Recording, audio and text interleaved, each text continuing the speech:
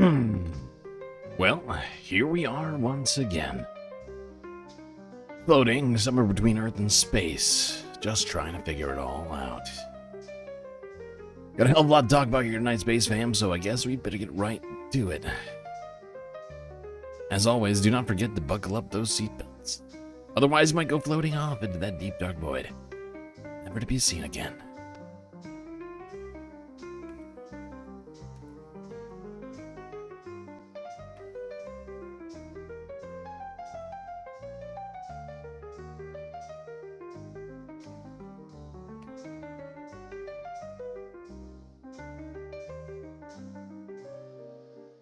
Alright, Space Fams. Good to see you all here on this Wednesday. Got a hell of a lot to talk about here tonight, as I mentioned, but first some shout-outs. Frizzla, Mowin, Nowip, Hermit, Horologist 123 in the YouTube chat. Look, Bovine, he closed forth. Icebreaker Gaming here as well. Schmegley. Joe 47771, Brandy Nuance, Manda the Pivot, Christy. Who else is around here? Omega Star on Twitch, Kaname-kun.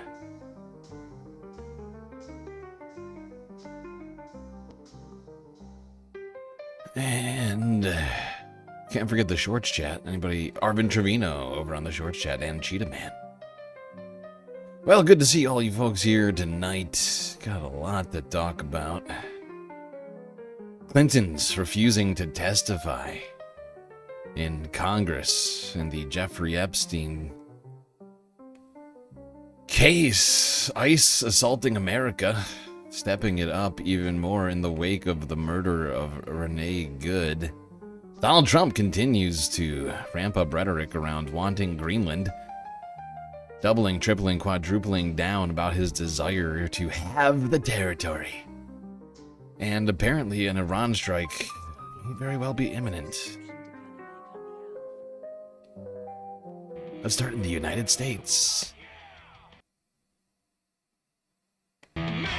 America. Omega Star with the gifted sub over on Twitch. Immediately breaking the ice on the Galactic content goal before the stream really starts. Incredible. Enjoy the gifted sub, Kaname-kun. Alright, now, you may or may not be familiar with this. We did this last stream Monday. We're going to start it off the exact same way. Felt fitting because I have a story this is leading into, but we're going to quickly hit this up. End of PBS News Weekend. It's all over. Finally tonight, some news about us. As you may know, this is the last broadcast of PBS News Weekend, at least for the foreseeable future. PBS canceled the show due to the loss of federal funding for public media. We're grateful that you've chosen us over the years as the place to get news on Saturdays and Sundays.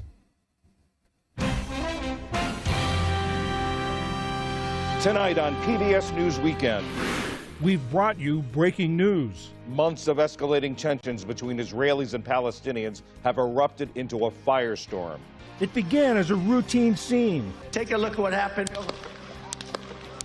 President Biden says he's dropping out of the presidential race and endorsing Vice President Kamala Harris to be his party's nominee. On the scene reports from around the world. This series. Okay, I'm just going to skip ahead here.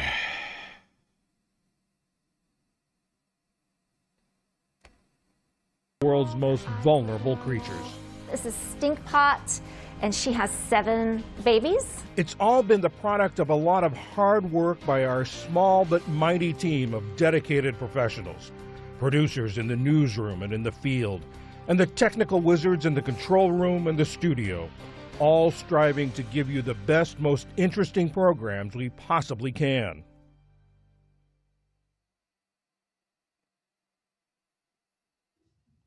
Starting next week, new programs will be in this time slot. Horizons from PBS News, hosted by William Brangham and focusing on science, health, and technology, and Compass Points from PBS News, hosted by Nick Schifrin with a focus on foreign affairs. But For now, I wanted you to meet all the folks who have worked so hard week in and week out to bring you PBS News Weekend. They're usually behind the scenes, and also I hope you can stick around to see all their names on the on-screen credits. And it has been a privilege to work with each and every one of you. And on behalf of all of them, thanks for joining us over the years, and good night. Major funding for PBS News Weekend has been provided by...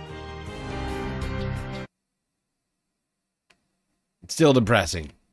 Even the second time, I'm still depressed. Oh, it's terrible. Oh, God. All right, let me put my glasses on here, so what do we got next?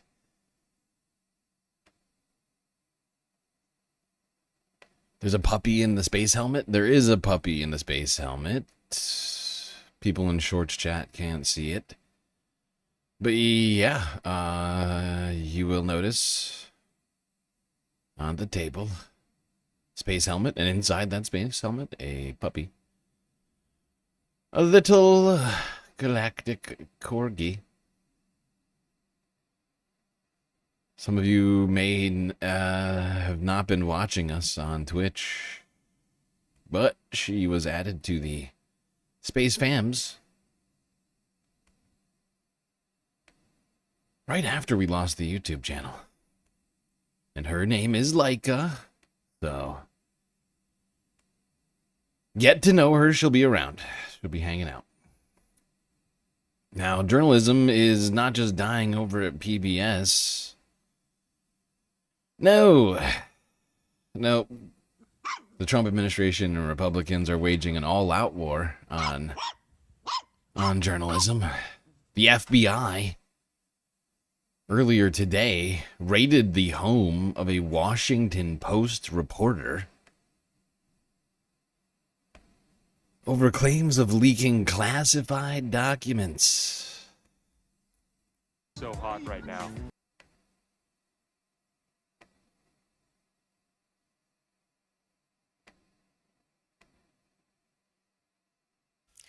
The Washington Post says federal agents searched the home of one of its reporters looking for classified documents.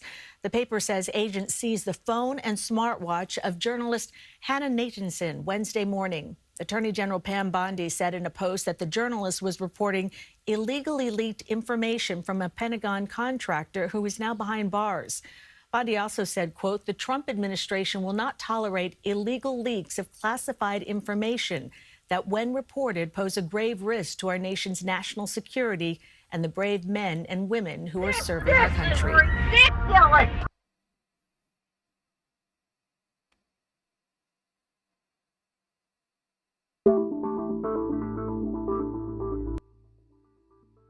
FBI searching the home of Washington Post reporter. The FBI conducted a search of Washington Post reporter Hannah Nathanson's home Wednesday, with Attorney General Pam Bondi claiming that the journalist was in possession of classified Pentagon documents, though the move was criticized as an attack on the independent press. According to the Washington Post, Nathanson is not the focus of the FBI investigation. Sorry.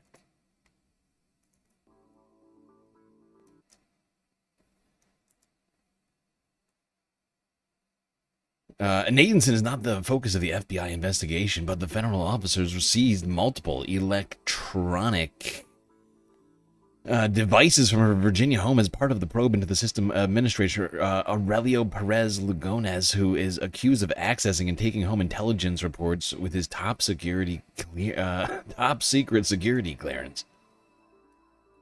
Perez Lugones is in custody, according to Bondi, who said Nathanson's home was searched on the request of the Department of Defense, Department of Justice, and the FBI. Quote, "It's a clear and appalling sign that this administration will set no limits on its acts of aggression against an independent press." Marty Barron, the newspaper's former executive. Yeah, that's exactly what this is. It's an attack on the free press. I mean, there's a long tradition of reporters reporting leaked information from within the government. it's kind of their job to do this, right? We rely on reporters to be unbiased and to be seeking the truth, especially as it relates to what's happening in our government, to make that information available to us, essentially, right? When there's wrongdoing in the government, you know, so this is the best you can hope for, is for there to be a whistleblower within the government to go to somebody in the press and to leak that information so that we can all find out what the hell our government is up to. Otherwise, we're in the dark, paying for who knows what crimes, corruption.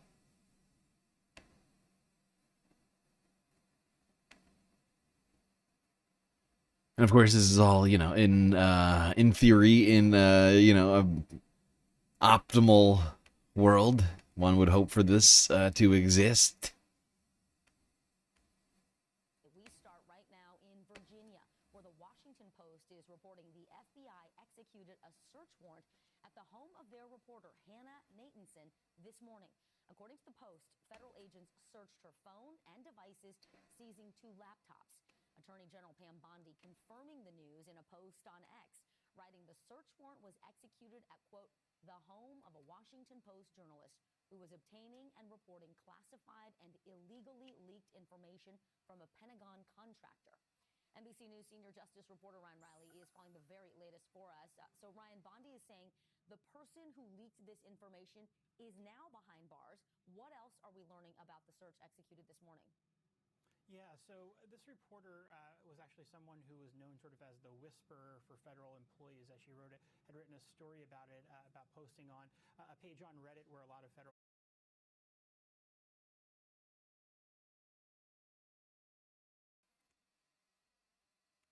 Sorry, I just realized I had the volume really low for you we people. Start right That's now my bad. in Virginia, where the Washington Post is reporting the FBI executed a search warrant at the home of their reporter, Hannah Nathanson, this morning. According to the Post, federal agents searched her phone and devices, seizing 2 laptops. Attorney General Pam Bondi confirming the news in a post on X, writing the search warrant was executed at, quote, the home of a Washington Post journalist who was obtaining and reporting classified and illegally leaked information from a Pentagon contractor. NBC News senior justice reporter Ryan Riley is following the very latest for us. So Ryan, Bondi is saying the person who leaked this information is now behind bars. What else are we learning about the search executed this morning?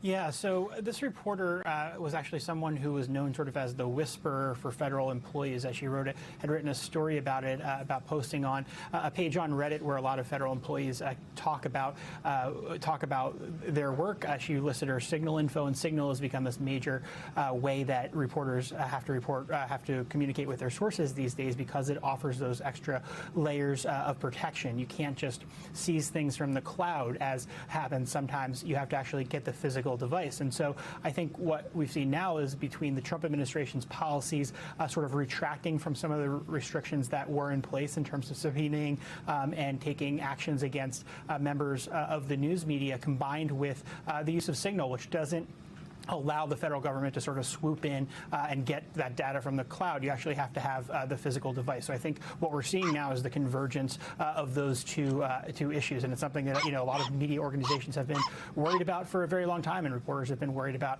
for a long time, with those restrictions being put out of place, and now with these actual physical searches happening of reporters' homes, Vicki. You know, Ryan, according to the Post, this reporter, Nathanson, she was part of the paper's most high-profile and sensitive coverage of the Trump administration during the first year of President Trump's second term. What are some of the stories that she reported, and what are we hearing from the White House on this search? Yeah, she wrote a really compelling piece, I thought, about this, about, you know, having to deal with all of these federal employees who are going through some real trauma. And so I think that, you know, the next step of this, looking ahead, is going to be what becomes of those sources, because then it just becomes a question of, okay, did she have disappearing messages on for individuals? How long was the retention in her Signal chats with a lot of these individuals who are communicating with her? And, you know, it's over 1,000 people that she said she was communicating with, so there's some real potential exposure here. Yeah, and that's probably the most concerning aspect of all of this. You had at least 1,000 different communiques this woman was, had in the past on this device, and now the government's just gonna go on a fishing expedition and just start going through her phone, and there's really no justification for it. For doing her job. For doing her job, the government's gonna go through her phone. This is Orwell. This is 1984. Okay. You were just. The fact is a lot of this stuff. I mean, from what I can tell, a lot of this stuff wasn't even published. So really, it's thought crime. It's just thinking about potentially leaking government information. For just engaging in journalism. The potential of journalism happening is now a crime. Illegal.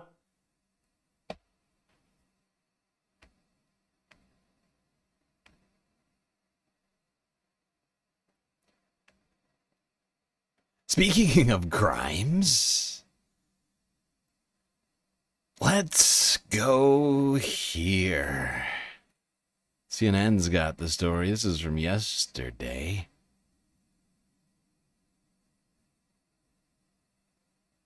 Let's talk about the Clintons. Bill Clinton, Hillary Clinton were subpoenaed by Congress to testify regarding the Jeffrey Epstein congressional probe.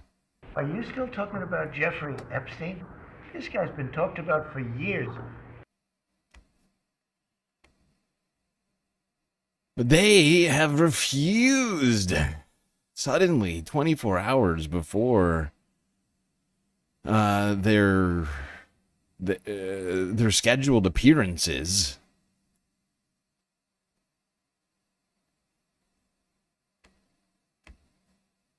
Now, Hillary Clinton's supposed to show up tomorrow. We'll see what happens there. But with respect to the former president, he did not show up today. We will move next week in the House Oversight Committee markup to hold former President Clinton in contempt of Congress.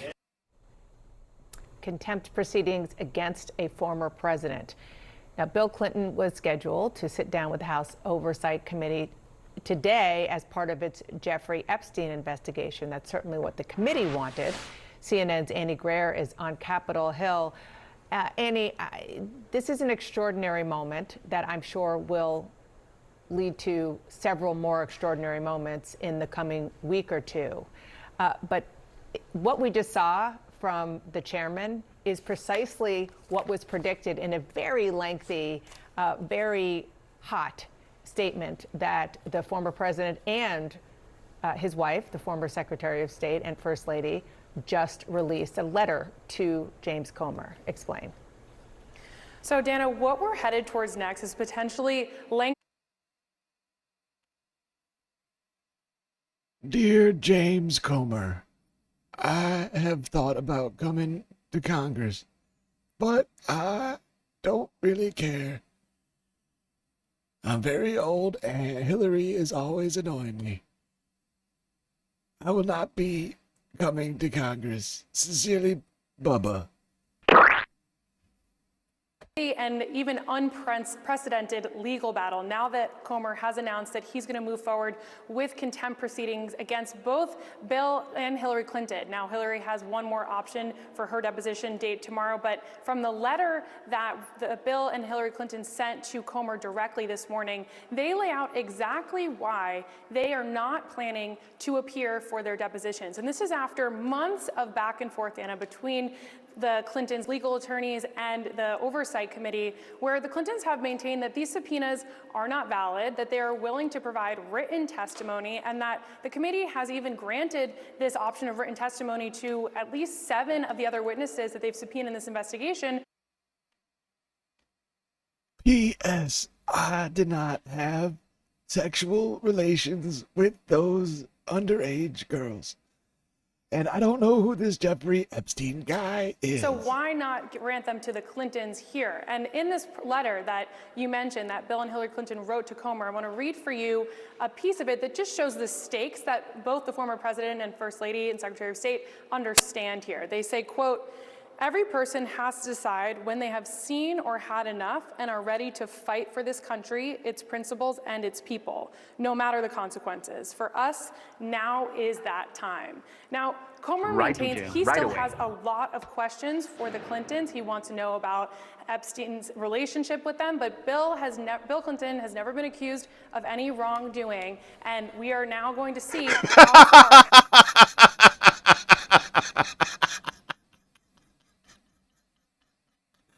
Okay, that's the that's the funniest one yet. No, you can't. You can't. You cannot deny that that's not the funniest one yet. Oh god, that's good. That's a good one. That's funny. Oh god. I mean, they've been saying it every single time, you know, in the latest releases, the photos, you know, the latest batches of photos that have come out and things like that. CNN, MSNBC, all these people come out every time. They're like, look, everybody in the files, no one's been accused of any wrongdoing, but when it comes to Clinton, it's the funniest. I mean, I don't know why, but I mean, really? Never? He's never been accused of any wrongdoing? Are you sure? You sure about that? Republicans are going to take this. Yeah, we sure will. Thank you so much, Annie. And back here at the table, Bill Clinton, the former president, and the former First Lady and Secretary of State, also, in addition to that letter, sent declarations of what they do and do not know to the chairman. So much in this letter because it's pretty long. You accepted the least from those who know the most, but demand the most from those who know the least. To stay, you can't complete your work without speaking to us is simply bizarre. And then, just as Annie was saying, the rallying cry that they have written in this to Democrats and to Americans who they know want to see their leaders fight, they're clearly providing a roadmap and what? Place to What the hell is Dana trying to say right what now? What are you saying, Dana? It's like she can't even. she's like struggling to come up with a sentence. Dana, it's your job to run this puppy here. You know, it's kind of your job to make this conversation relevant, and you're struggling to finish a sentence. Not great. It's not great. Well, here's the problem, Brianna. The Clintons have taken a risk in the way they've gone about this.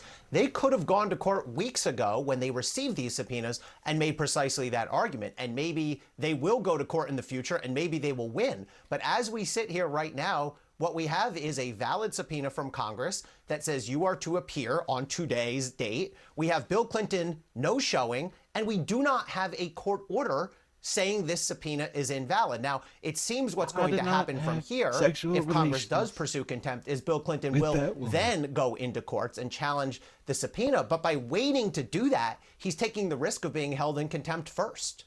So they also say they're willing to certify their draft declarations. That is what the statement from the lawyer says. They say that there are other subpoenaed witnesses who have not had to appear in person. What do you make of that? I mean, are those witnesses facing different circumstances than the Clintons? Yeah, all of those are fair points. And the Clintons' core argument is that this subpoena does not have a valid legislative purpose. Congress is saying, well, we need to hear from the Clintons because we're considering new legislation having to do with sex trafficking. And the Clintons are arguing that that's not a valid purpose. There's no connection. Jesus Christ. God. Honestly, this should be fascinating moving forward. And in fact, right before I started the stream, I should look this up. Right before I started the stream, I thought I saw I think I got a notification from like BBC or somebody like that saying that James Comer had like the Congress had declared the Clintons in contempt, I think.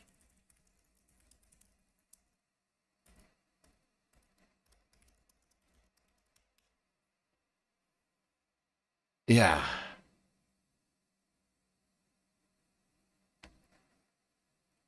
Actually, this is from way earlier today. It's from like 10 hours ago. House Republicans say that they will hold Hillary Clinton in contempt of Congress in Epstein inquiry. House Oversight Committee Chairman James Comer said on Wednesday the panel plans to move forward with contempt of Congress proceedings against former Secretary of State Hillary Clinton after she defied a subpoena for a deposition as part of the panel's probe into convicted Are you sex still talking offender about Jeffrey Epstein? It comes a day after Comer, a Republican, said that the committee plans to hold former President Bill Clinton in contempt of Congress as well after he refused to appear for a scheduled deposition.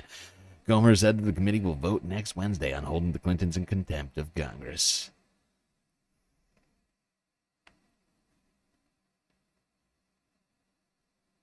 I think technically, I'm trying to remember, contempt of Congress, I think you can go to jail for that. Can you go to jail for contempt of Congress?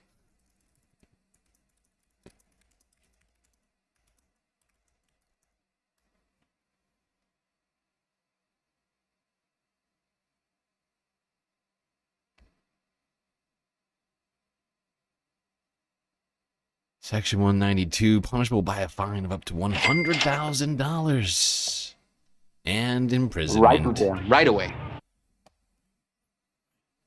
Right to jail right away. Do not pass go. Do not collect $100. In fact, give us $100,000. Depends who you are friends with. Yeah. I mean, it just depends on how Congress is feeling that day, really, I think, when it comes down to it.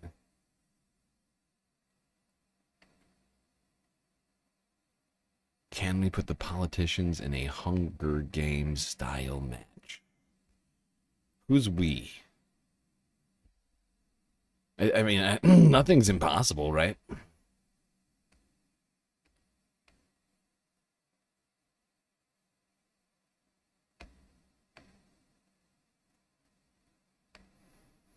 Nothing's impossible.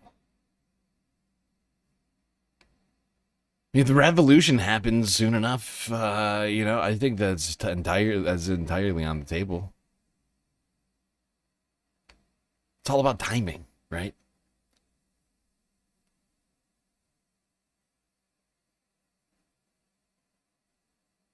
Let's dream big. Yep, exactly, chat. It's just, just dream big. Anything could happen.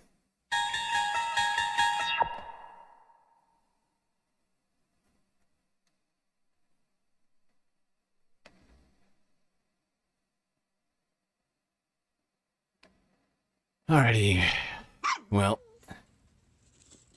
we will see what happens here with this Clinton situation. Whether they will actually be held in contempt for not appearing. They are making the argument that their testimony is not at all relevant to any congressional legislation in consideration or on the table. And to be fair, they might be right about that. I don't know what legislation they're planning to pass, and what exactly are they? What is the legislation that Congress is planning to pass? I mean, but here's another question.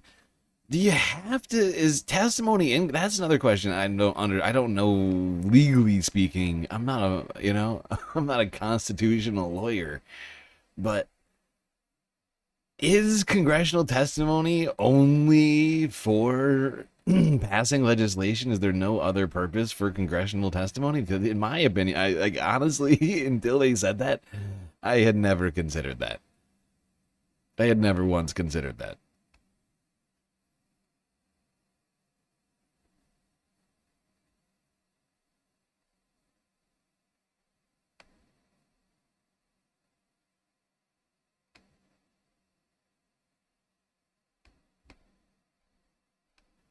I feel like we need a constitutional lawyer to unpack that one. I honestly don't know who to ask to get clarity on that situation. I'm sure we'll hear more about it in the future. I don't think Congress is gonna let up on this. And with Republicans in control, I mean, the Clintons are #1 on the list. And I mean, there's plenty of people on that Epstein files list. But for Republicans, oh my God. They're all just like, you see their looks on their faces. I feel like they're all kind of daydreaming a little bit. Like, just like thinking about it to themselves. Like Jim Comer thinking, I cannot possibly wait for Clinton to be in Congress. I want to ask Hillary Clinton why she is such a criminal.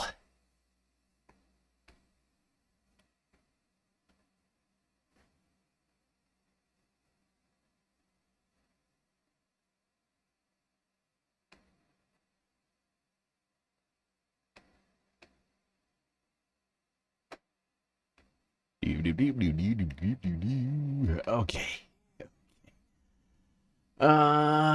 Moving on from the Clinton's situation. Other things to talk about here.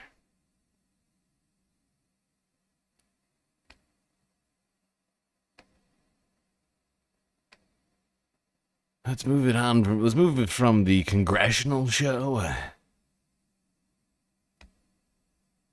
to the award show. That's right, the Golden Globes. They happened over the weekend, and some people were wearing politically themed accessories. Well, some celebrities donned anti-immigration and customs enforcement pins at the Golden Globes on Sunday in tribute to Renee Good. The black and white pins displayed slogans like "Be Good" and "Ice Out." Mark Ruffalo and Wanda Sykes donned the pins on the red carpet, while Jean Smart wore one as she accepted the award for Best Performance by a female actor in a musical or comedy series.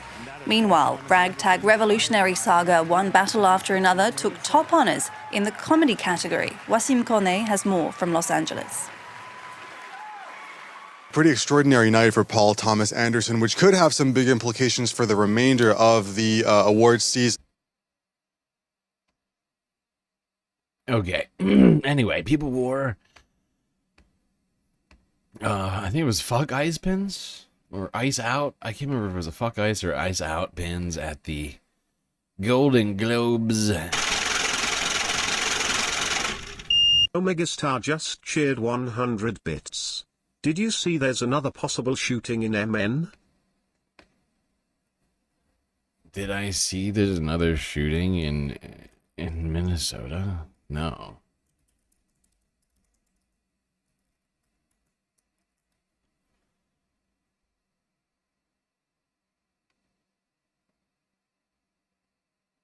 Another one?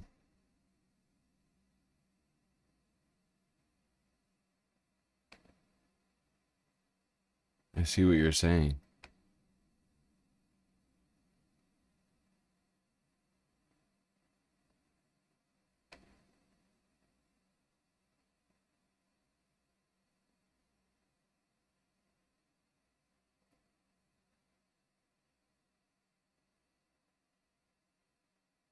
Breaking. Fox 9. A man was shot by ICE in North Minneapolis Wednesday night after federal officials said that they attacked an officer following a traffic stop.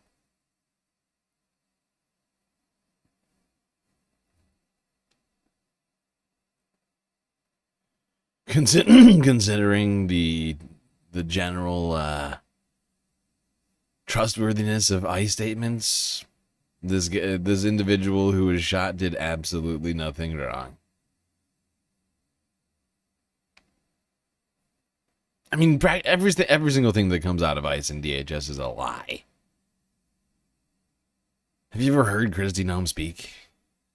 Or Tom Homan? Come on. All right, we'll maybe come back. We'll maybe come back to that in a little bit.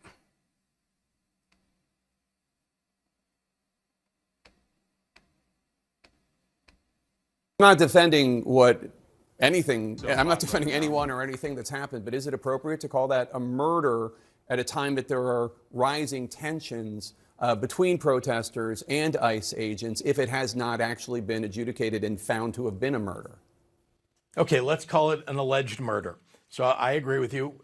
Let's call it an alleged murder. Let me just say, though, that when you have video, as you do in Minneapolis, when you have eyewitness testimony from people, it seems like there's a whole lot of evidence, and it should be adjudicated. You're 100% right. There should, in fact, be due process. That's not something. You know, I love how Jake Tapper comes out and he's like, should you call it a murder? I mean, isn't that inflammatory rhetoric? It doesn't seem very responsible. Simultaneously, of course, the Trump administration came out, like, within minutes of the shooting. They were out... Literally every single one of them was releasing a statement about how this woman was like a domestic terrorist and that she brutally assaulted this officer and all these other things without adjudicating anything. But, oh, J.B. Pritzker, please, would you be more calculating with your words? Would you be more thoughtful? Thanks, Jake. That the Great Trump journalism, administration buddy. believes in. And indeed, they are throwing people out of the country. They're arresting U.S. citizens and people who are here legally without any due process. And in many cases, they're claiming that they're domestic terrorists, claiming that they're doing something wrong when there's zero evidence on their side. I want to play something that Michael Fanone, who was a police officer at the Capitol on January 6th and was attacked by rioters. He used to be a contributor to CNN. Something that Michael Fanone said on Friday. It's time for the American people to organize and to utilize their Second Amendment right to protect themselves from what has clearly become an unaccountable and lawless agency that's killing Americans. What's your response? Because we're starting to hear, and again, I'm not defending ICE, I'm not defending anyone, but what is your response to that kind of rhetoric? Well, violence is inappropriate in all of these situations. And indeed, I've told the protesters, who are, in fact, a vast majority are peaceful protesters, keep the violence out of it. Make sure you're peacefully protesting. Be loud for America. But make sure you're not providing any excuse for the administration to try to send in National Guard. We've won in our cases, but it's in part because we haven't created any situations in which an insurrection or a rebellion looks like it's taking place. Our protesters are doing the right thing, and we shouldn't have any talk of people bringing guns and, matching force by civilians with law enforcement. What we need is for law enforcement at the federal level to back off. Yeah, but since they're not doing that, this is what I would like to say to J.B. Pritzker. Not that he's listening right now. JB, you are the governor of Illinois. You can mobilize the Illinois National Guard. You can direct the state police. You can do all sorts of things to protect the people so that they don't have to protect themselves. You know,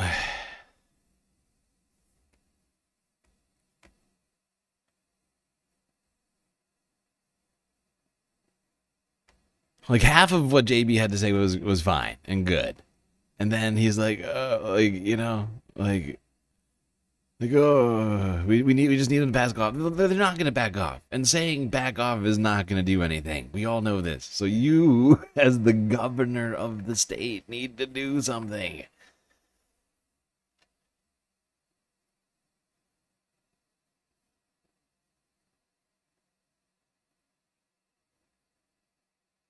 All right. Let's go to this disturbing. That's a lot of numbers you just remember. Good job. Actually, I think I might skip this one. We watched this one last stream. I don't know why this is still in here. Let's go to this one. This is from 2 days ago, if you didn't hear. Minnesota and the Twin Cities sued the Trump administration earlier this week over its federal invasion of the state.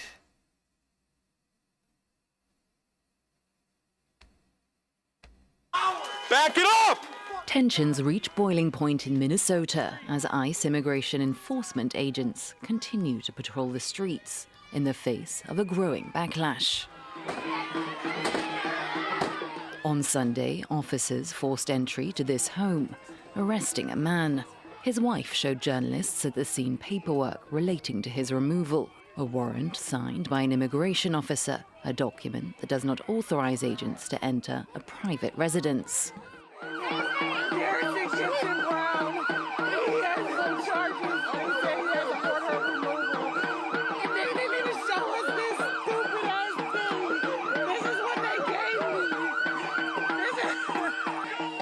Protesters banged drums and blew whistles. Some were met with chemical spray. More than 2,000 immigration arrests have been made since the Department of Homeland Security began its operation in December. These latest raids come in the wake of the fatal shooting of Renee Good in Minneapolis by an ICE officer last Wednesday. Many residents are anxious about the situation. Public schools in their area are offering remote learning. I'm a teacher, and I think that the fact that ICE has been targeting schools around here, making it difficult for children to just get a public. Yep, they're terrorizing the kids. They're terrorizing America. We allege that These are the real obvious targeting terrorists. of Minnesota for our diversity, for our democracy, and our differences of opinion with the federal government is a violation of the Constitution and of federal law. We allege that the surge's reckless impact on our schools, on our local law enforcement, is a violation of the 10th Amendment and the sovereign laws and powers of the Constitution grants to states. We allege that DHS's use of excessive and lethal force, their warrantless, racist arrests, their targeting of our courts, our churches, houses of worship, and schools are a violation of the Administrative Procedures Act on arbitrary and capricious federal actions. And we ask that the courts will end the surge of thousands of DHS agents into Minnesota. We ask the courts to end the DHS unlawful behavior in our state, the intimidation, the threats, the violence. We ask the courts to end the tactics on our places of worship, our schools, our courts, our marketplaces, our hospitals, and even funeral homes. The deployment of thousands of armed, mass DHS agents to Minnesota has done our state serious harm. This is, in essence, a federal invasion of the Twin Cities and Minnesota, and it must stop. DHS agents have sown chaos and terror across the metropolitan area and in cities across the state of Minnesota. Schools have gone onto lockdown. Entire districts have had to cancel school for tens of thousands of students to ensure safety and offer online education because of the students and the parents' fear of coming into the school. Local businesses are struggling. Revenues are down. And some retail stores, daycares, and restaurants have actually closed because people are afraid to go out and to do their shopping, whether they're immigrants or whether they are citizens of many generations. This surge has made us less safe. Thousands of poorly trained, aggressive, and armed agents of the state, of the federal government, have rolled into our communities, overwhelmed our local police departments, and law enforcement agencies should be focused on our public safety, but instead, many are dealing with the aftermath of DHS agents' chaos and violence. I want to thank our law enforcement officers for doing a tremendous job under very difficult circumstances. Not the people, but the federal government. Minneapolis police have had to respond to more than 20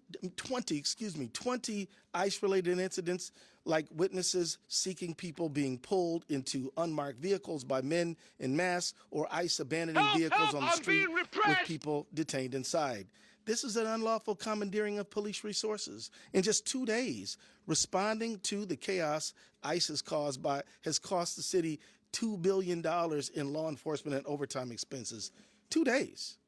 And I wish I could stop there, but I can't, because these poorly trained, aggressive, and armed agents of the federal state have terrorized Minnesota with widespread unlawful conduct. They're making Illegal. unconstitutional arrests and using excessive force.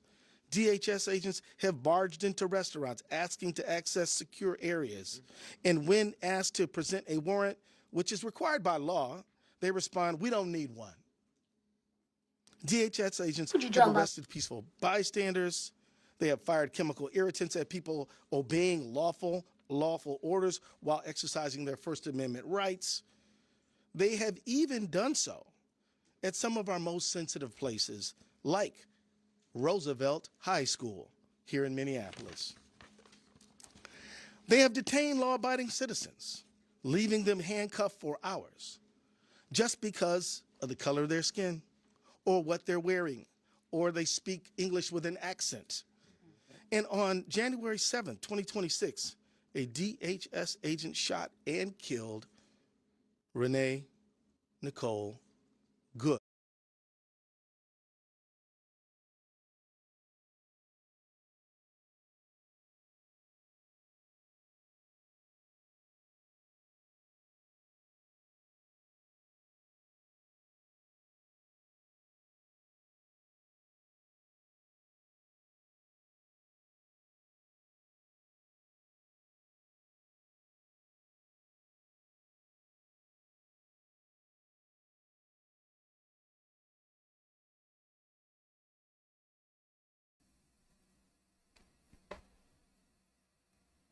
I'm sorry, I was muted there.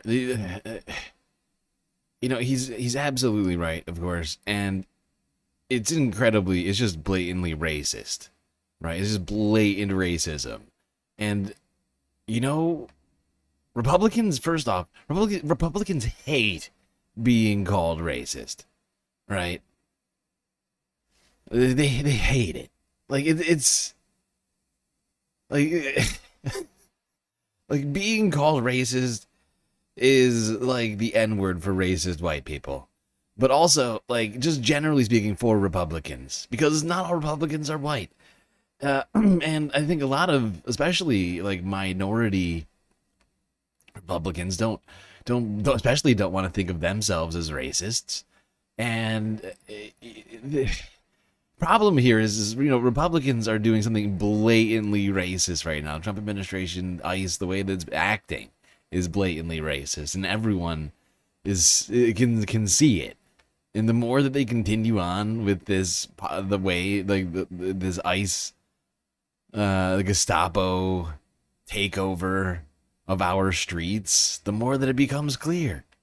And all of that supposed ground that they made up during the 2024 election, all that ground that they redistricted over in Texas and have been redistricting in other red states, saying to themselves, we will never lose any of those voters that voted for us in 2024. This is the sort of thing. Sure, the Groypers, the Fuenteses of the world, your Asmengolds. Yeah, those Republicans, those MAGA voters, they're fine. They're fine with this. They love it. But they don't represent everybody on the Republican in the Republican Party. I know that much. And there's definitely some number of them out there. And even honestly, especially the people who didn't vote for Trump before but voted for him in 2024, this is certainly the sort of thing to get people right back off of that bandwagon. Leaving her children without a mother. I'm all for it. And her 6-year-old son without either parent. This has to stop. So let's be clear. It never should have started. Again, when I say I'm all for it, I'm all for them, people waking up and getting not what's actually going on, but the resulting disdain. I mean, honestly, I feel like people should have been more cognizant, should have been more aware that this was exactly what was going to happen this year, in the last year, but. Perhaps that's asking for too These much. agents have no good reason to be here. Minnesota's non-citizen immigrant population is just 1.5%, which is half the national average. Our state's percentage is lower than Utah, Texas, and Florida's, but none of those states have thousands of federal agents swarming their streets or harming their people. The administration says that they're focused on finding criminals. Worst of the worst, they say. But many of the people the DHS is arresting in Minnesota have no criminal history. That fits a pattern. In 2025, 93% of the people arrested by ICE had no violent criminal history, 65% had no criminal convictions at all, and randomly stopping people in the street because their skin color isn't the one that they expect or want isn't doing a thing to help public safety. And you've been listening to authorities in Minnesota launching a law. Yes, indeed. Authorities in Minnesota launching a lawsuit earlier this week. That was Minnesota Attorney General Keith Ellison speaking to that fact. All right, we're an hour into the stream. 3 hours over. We're going to start the Galactic content goal here on YouTube. Now, of course, you can contribute to the Galactic content goal in all sorts of ways. Super chats, super stickers, memberships, gifted memberships. Whatever the hell rubies are over there on the vertical. I've never seen one. Twitch, also, bits, power-up subs, gifted subs. You could also, Cash App, PayPal, Patreon. These are also good ways to contribute.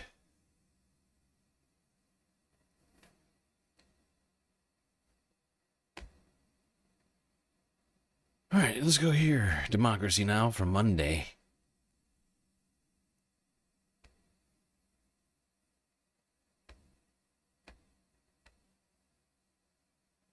This is Democracy Now!, democracynow.org. I'm Amy Goodman. Newly released footage shows Renee Good, the 37-year-old mother of 3, shot dead by an ICE agent in Minneapolis last week, calmly told the agent, quote, "I'm not mad at you," right before he shot her. In footage ICE claims was recorded by ICE agent Jonathan Ross on his cell phone, Good is seen sitting in her car as Ross circles around her vehicle in the middle of the road. Good's wife, Becca, also speaks to Ross in the roughly 40-second encounter. The video begins shortly before Ross fired his gun, while also recording on his phone, and continues for a few minutes afterwards.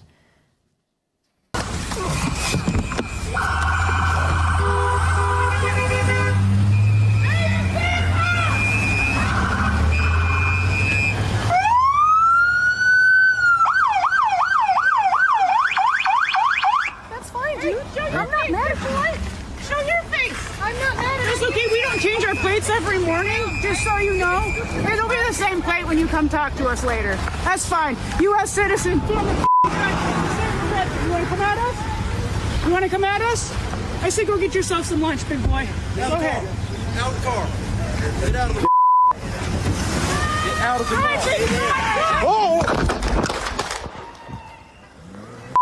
Good.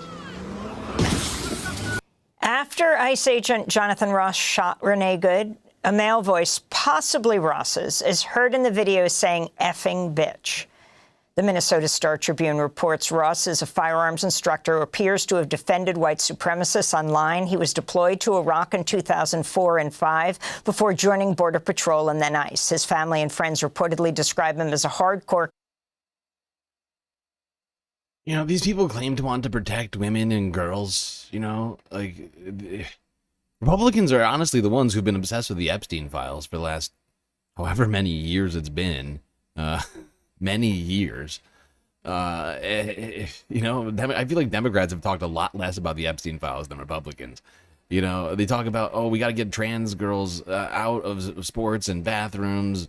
We got to protect the women. And then this man murders a woman in broad daylight on the street for just existing and hurting his feelings, right? And Republicans come out and cheer over it, and it's wild. Granted, not all of them have been cheering over it, but most, a lot of I've seen a lot of ridiculous and disgusting takes on this. I won't say everybody, but it's just fascinating where they draw the line. We must protect the locker rooms. We must protect the girls' sports. We must protect, can't muster any empathy for a woman that just got murdered in broad daylight for doing nothing wrong. She it's insane. The hypocrisy is just so wild.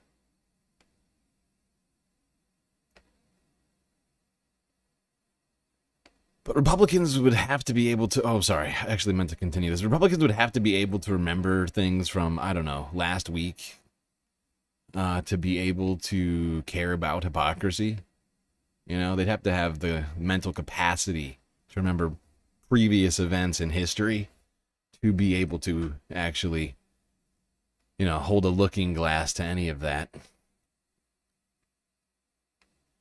Frizzla gifting 5 sweet galactic memberships over on YouTube. Wait a second, I can't see it. What's happening? I can't see it on the screen. Oh, I forgot to do this. There we go. Frizzla gifted 5 memberships. Count 'em.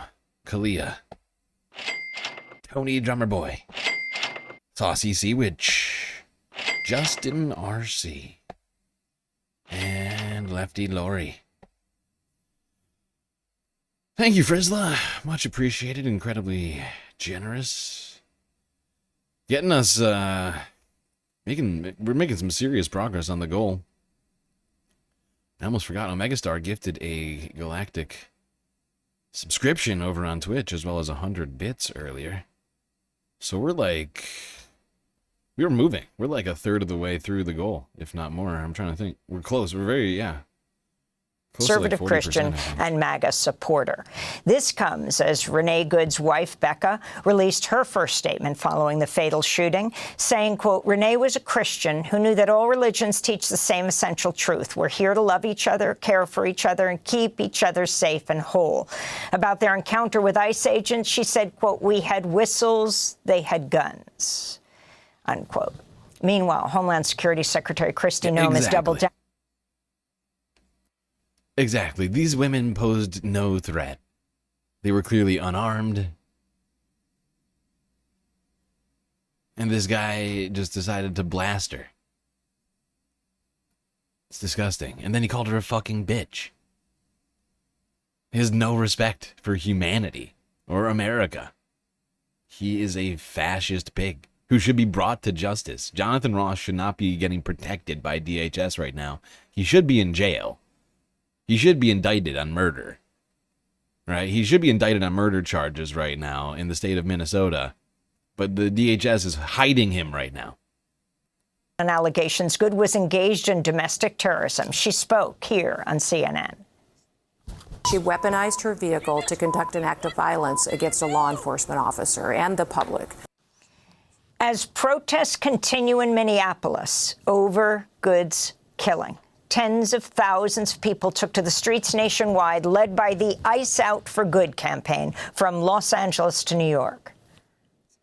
What happened there completely inexcusable, and what makes it even worse is the administration's reaction to it, from Kristi Noem, President Trump, Vice President Vance, all of them slandering her as a domestic terrorist. And if they can call her a domestic terrorist, then we're all domestic terrorists, For more, we go to Minneapolis to speak with civil rights attorney and activist Nekima Levy-Armstrong, as hundreds more federal agents are expected to deploy this week to Minneapolis.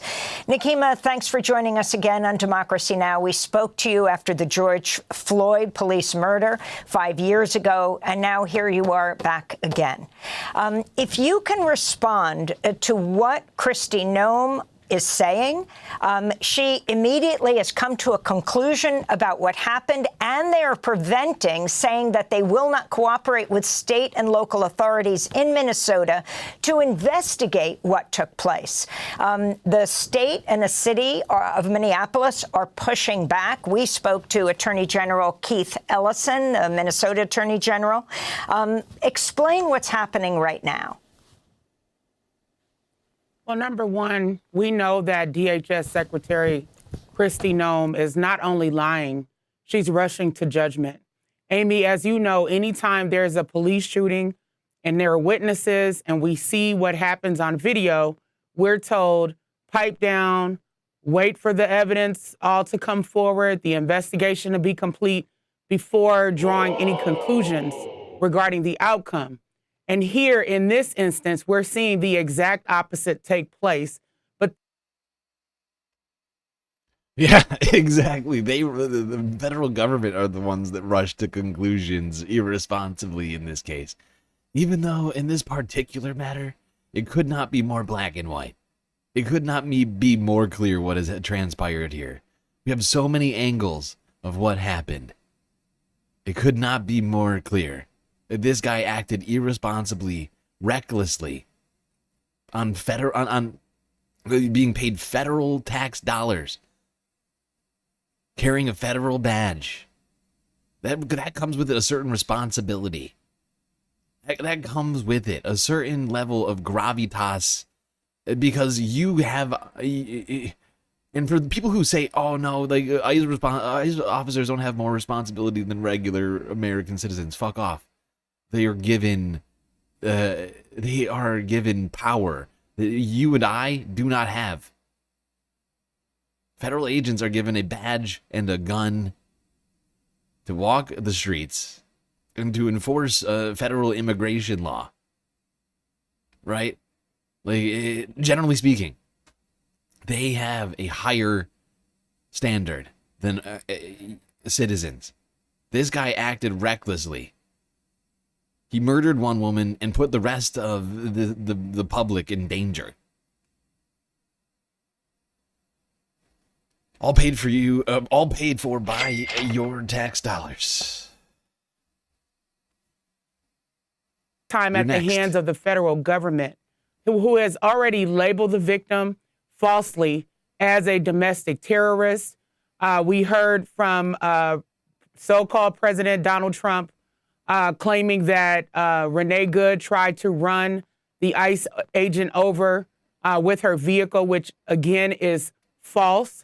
We heard J.D. Vance, the Vice President of the United States, claiming that federal agents have complete immunity, which is a lie. And so those folks at the highest levels of government. Actually, the term that has been bandied about in the wake of this is absolute immunity, which is the sort of term you would expect out of like the monarchy, right? It's pure and utter tyranny. It's the antithesis of supposed American democracy and freedom. Absolute immunity, nobody has it. Nobody should in the United States of America. And if you believe it, you are not an American that I want here in this country. I think you should be deported. Okay? Because you are a freedom hater. Okay? I'm a great patriot. Okay? You hate freedom. Are perpetuating falsehoods, narratives that are nonsensical, and working overtime to justify the brutal murder of Renee Good, a mother of 3, which is unconscionable and unacceptable. And so the people of the state of Minnesota, as well, of course, as the city of Minneapolis, have consistently taken to the streets to call for justice for Renee Good. As a matter of fact, the day after Renee Good was killed, the FBI made it clear that they were disinviting the Bureau of Criminal Apprehension, which is one of our state agencies primarily responsible for investigating the use of deadly force in the state of Minnesota. They said that they could no longer participate in the investigation, that Yeah, the federal government has done everything they can to avoid them and or Jonathan Ross to face any accountability and have placed the blame entirely on the victim in an epic victim blaming episode for the last week. Really disgusting. Also, thank you, Frizzla, for the gifted galactic membership to Alfredo Gonzalez. Frizzla's gifting galactic memberships over here like crazy, making it rain. Galactic membies all over the place. Also, thank you, Vizora, for the raid over on YouTube. Much appreciated. Welcome in, Vizorians. I hope your day's going well. I hope the stream went well.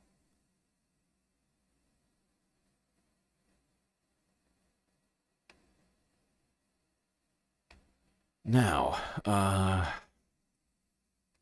we still got a hell of a lot more to talk about when it comes to the activities of ICE in this first half of the week, I'm afraid. Oh boy, do we have a lot to talk about. It's been a fascinating first half of the week.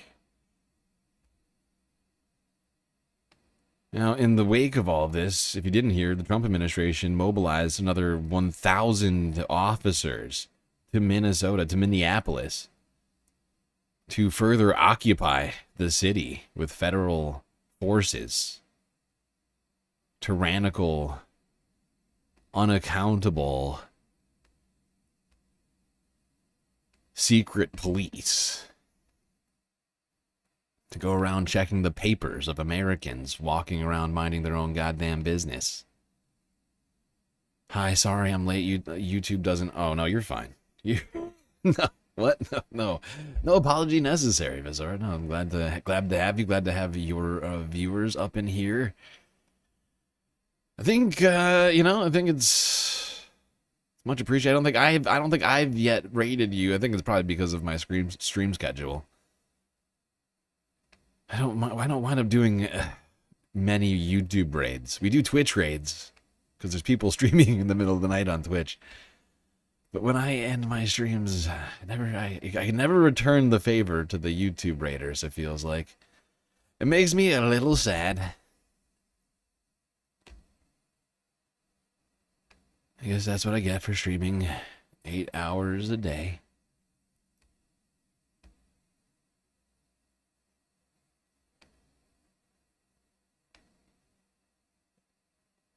All right, let's go here now. Associated Press to Minneapolis, where those stepped up secret police forces continue to take out their repressed rage on American citizens.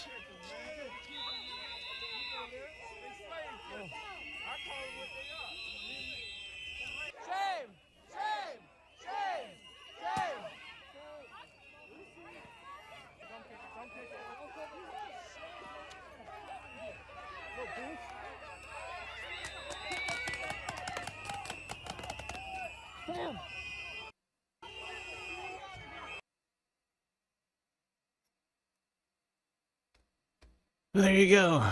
Rather than, I don't know, take a step back, the gentlewoman is, like maybe a reasonable human being might do in this situation, like a reasonable administration might choose to do, like, oh, geez, this really horrible thing just happened. Maybe we should chill the fuck out. Rather than doing that, they decide to double down, send another 1,000 fucking troops to occupy Minneapolis further.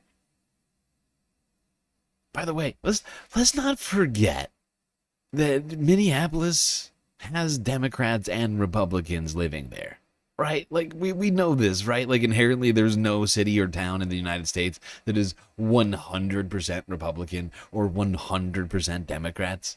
So there's some number of Republicans who are having to live under this oppressive regime.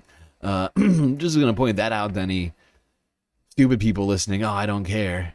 It's just Democrats. No, technically, it's just Minnesotans in this particular case, of all walks.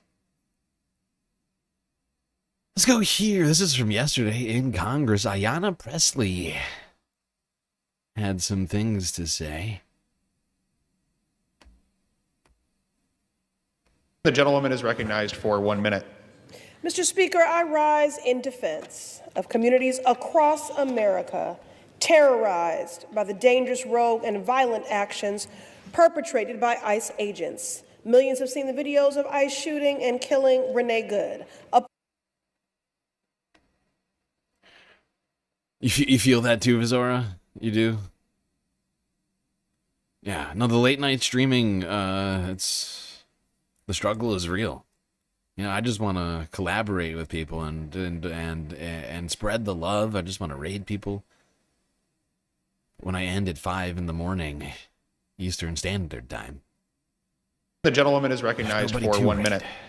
Mr. Speaker, I rise in defense of communities across America terrorized by the dangerous, rogue, and violent actions perpetrated by ICE agents. Millions have seen the videos of ICE shooting and killing Renee Good, a poet and mother who was unarmed and trying to drive away.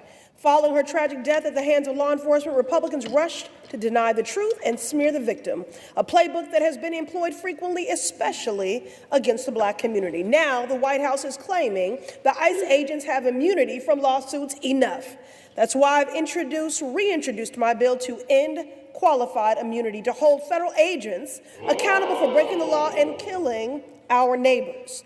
This bill is for Renee Good and so many others, like Keith Porter, a proud girl dad who was killed by an ICE agent in Los Angeles, and Ninko Ganchev from Chicago, who died in ICE custody after living in the United States for 30 years. This bill is for every person in America, citizen or not, to know that when ICE agents break the law, they should be held accountable. For the families of these victims, Congress must end qualified immunity.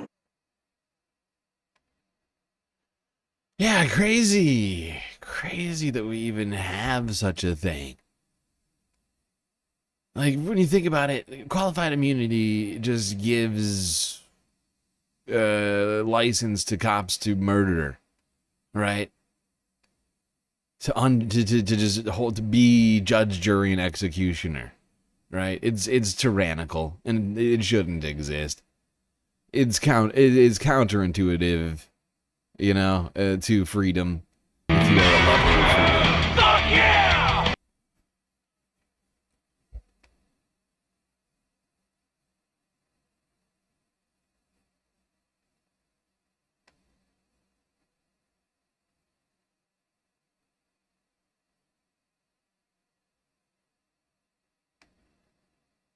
Now, one woman you might be familiar with, by the name of Kristi Noem, DHS secretary, aka puppy killer. R.I.P. Cricket. She went on to CNN with one Jake Tapper, try and explain why it was actually a good thing that an ICE agent murdered an American citizen in broad daylight. Kristi Noem's going on TV. She's just like blatantly lying in a way that, you know, you're starting to hear reports like people are a little concerned. Like, oh yeah. We don't know in the administration, like this sort of makes us look bad. We haven't quite figured it out yet. But Stephen Miller is the president for all intents and purposes 100%. On these issues. Trump's busy with the ballroom stuff, and everything else he hands off to Stephen Miller.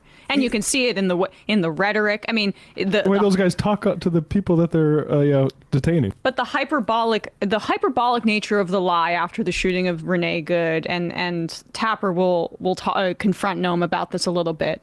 But that sounds like directly from the mouth of Stephen Miller, and the idea that you don't give an inch and that you escalate, that we increase ICE agents in response to this. This is all Roy Cohn shit. I mean, deny. Haven't I been making this case to you that Trump sees, like, if Roy Cohn was his mentor, Stephen Miller is very much in that vein, and that's where I think you can see the most insane gaslighting elements of this response. Yeah, I think, Stephen Miller, Roy Cohn, both a couple of sadistic demons who probably, it would have been best for humanity and for America that they never get anywhere close to government. Thank you, Vizor. Thank you. I will try to have a lovely stream. Hit you up on Discord? Are we friends on Discord?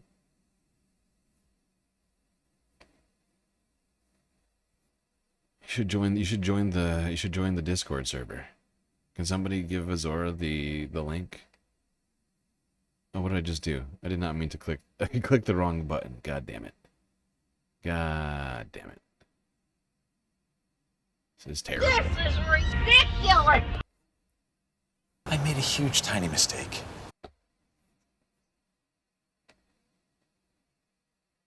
And that you escalate, that we increase ICE agents in response to this. This is all Roy Cohn shit. I mean, deny.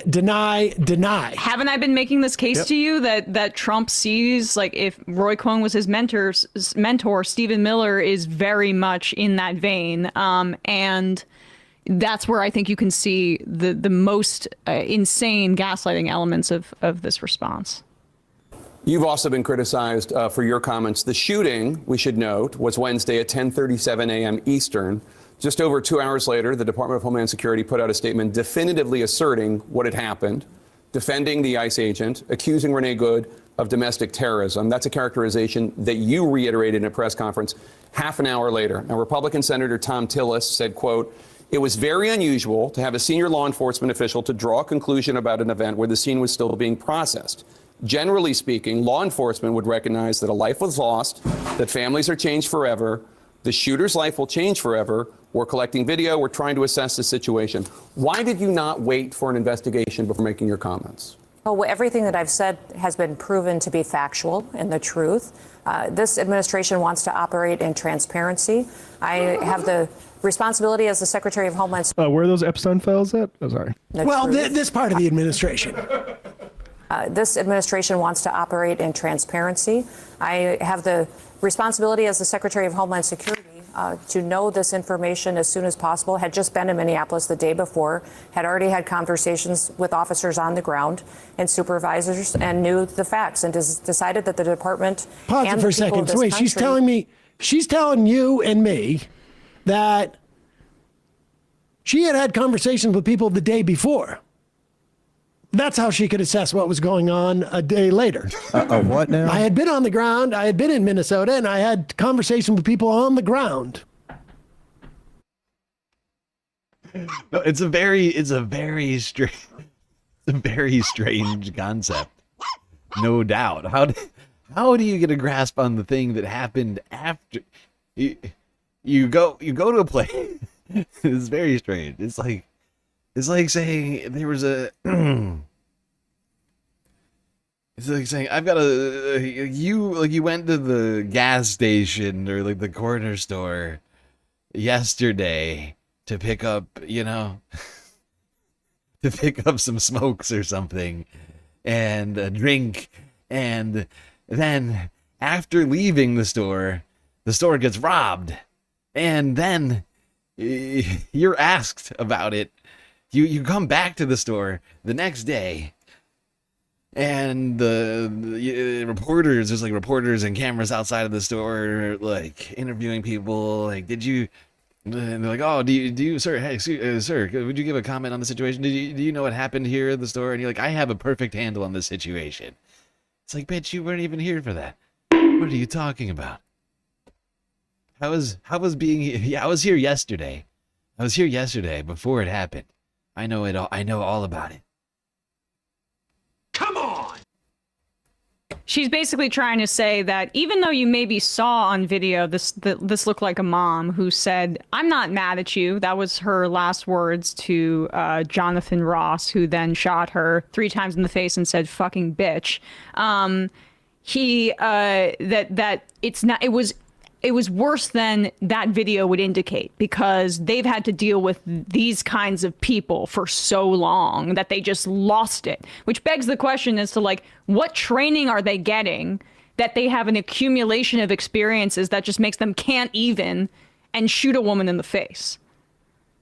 Responsibility as the Secretary of Homeland Security to know this information as soon as possible. Had just been in Minneapolis the day before, had already had conversations with officers on the ground and supervisors, and knew the facts, and decided that the department and the people of this country deserve to know the truth of the situation of what had unfolded in Minneapolis. Well, with all due respect, Secretary, the first thing you said was, quote, what happened was our ICE officers were out in an enforcement action. They got stuck in the snow.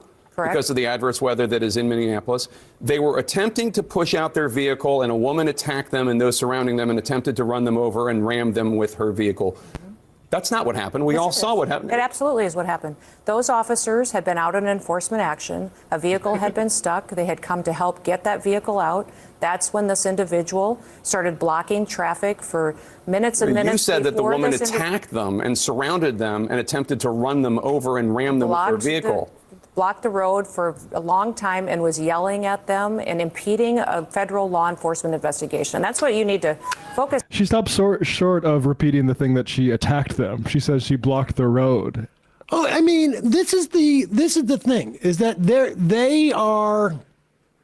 they know now that they don't need to do anything other than to continue to lie to people's faces. Not gonna do it. Because this is just a war of attrition when it comes to this information.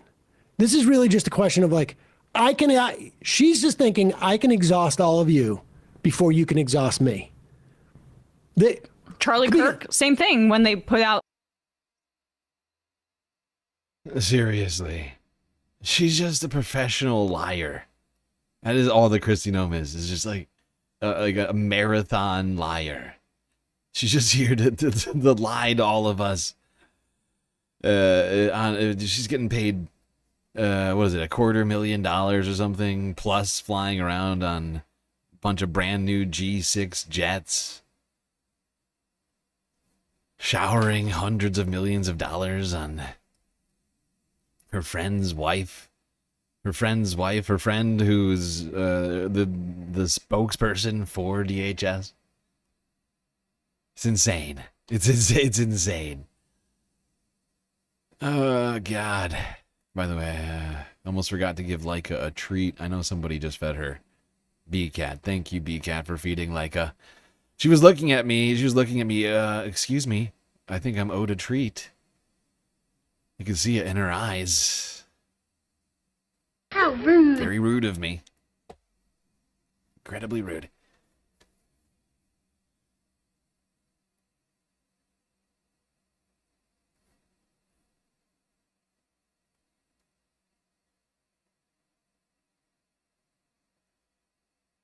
Okay.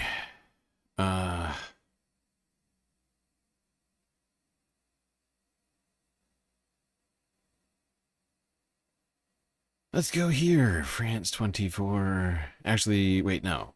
What am I talking about? That was way back. Let's go here.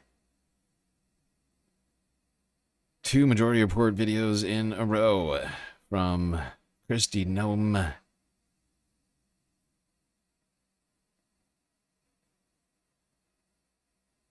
I actually didn't mean to put these back to back, but I just realized that I had duplicates of a video of the Larry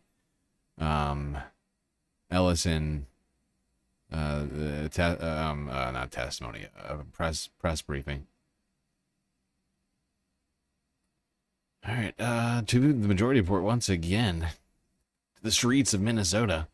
Fox News on the streets. Oh my God. Looney Tunes on a 7-stream streak. But Mo and Noep over there on an incredible 60-stream streak. Truly incredible. 60 streams in a row. The Galactic Dedication. I almost called it the Galactic Defecation. The Galactic Dedication. Truly incredible.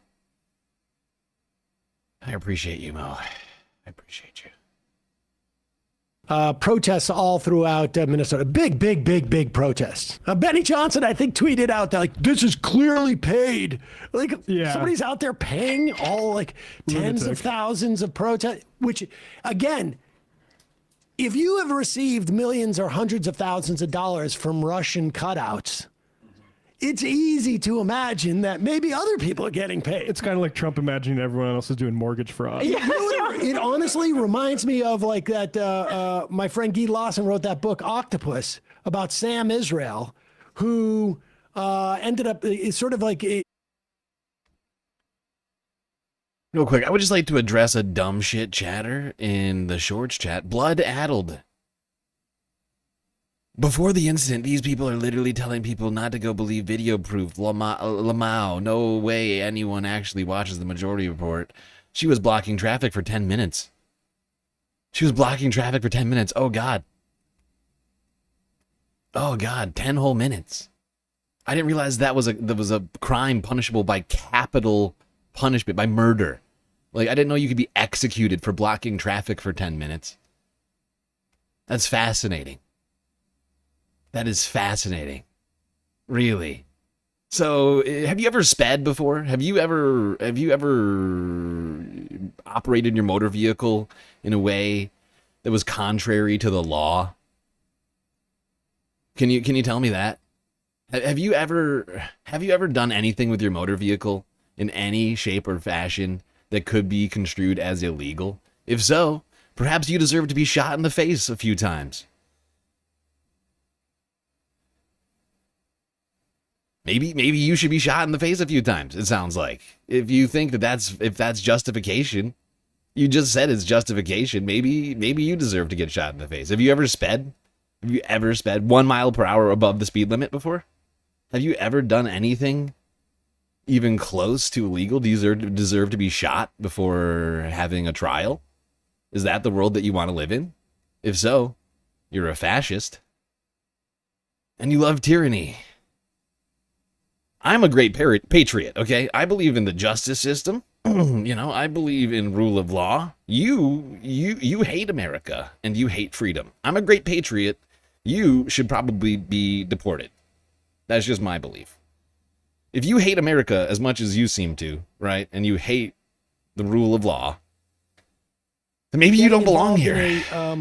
A scam that was, like a Madoff type of situation. But the reason why he got into that situation where he had to get the Madoff thing is that he got scammed because he grew up on Wall Street. It's like everybody front runs, and so when somebody.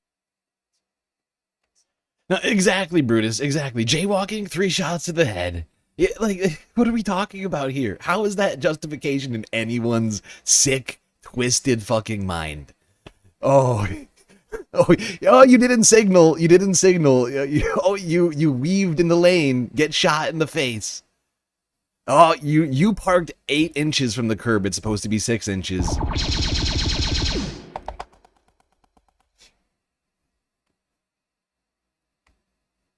And said, there's a secret Federal Reserve that rich people get free money from, but it's an international Federal Reserve type of thing. He was like, of course there is. Because he had been so marinated in this world of fraud. But you had thousands of people on the streets in Minneapolis over the weekend. As far as I could tell, very largely peaceful. And here is Sean Hannity sending out his one of his stringers out there to try and find some rando who's going to that Sean Hannity can show. I just got distracted by this deranged chatter.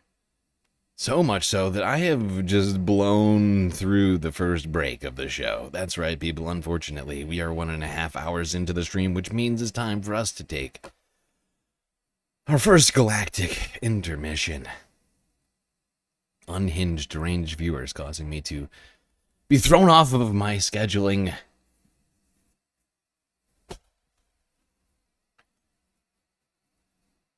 Okay. All right, everybody, quick break. We'll be right back after these brief messages.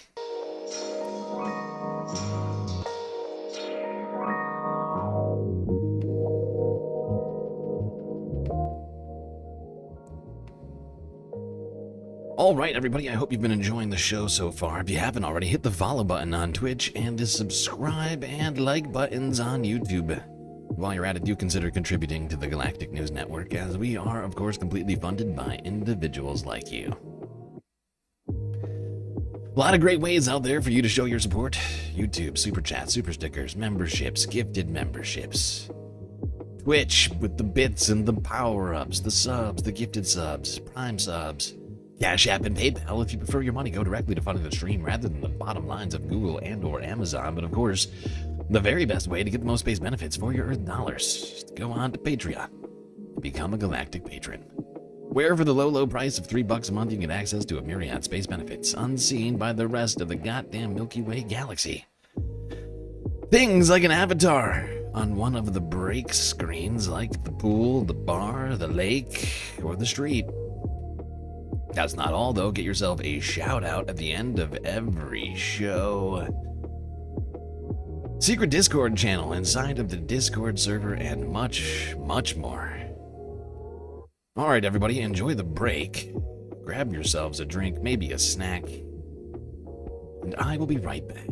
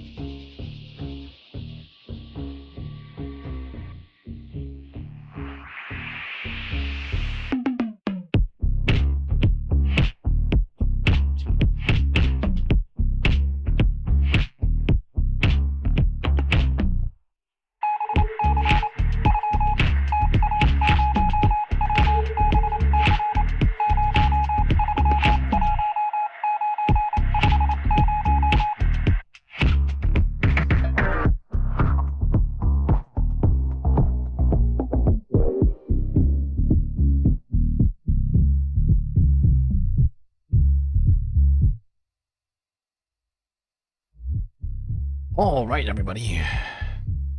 It is time. Time for the break to end and the second half of the stream to begin. So, you ought to get yourselves back in your seats. Otherwise, you might miss it.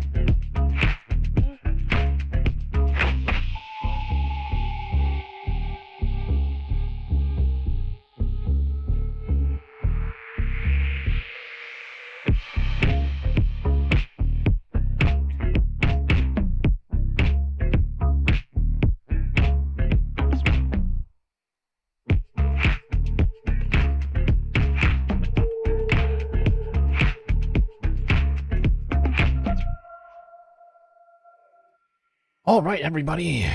We are back. We are back. Hopefully you got done whatever you needed to get done during the break because the galactic content's about to begin once again.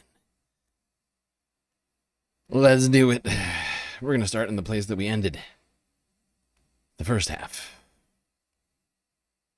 As at the Majority Report in Minneapolis.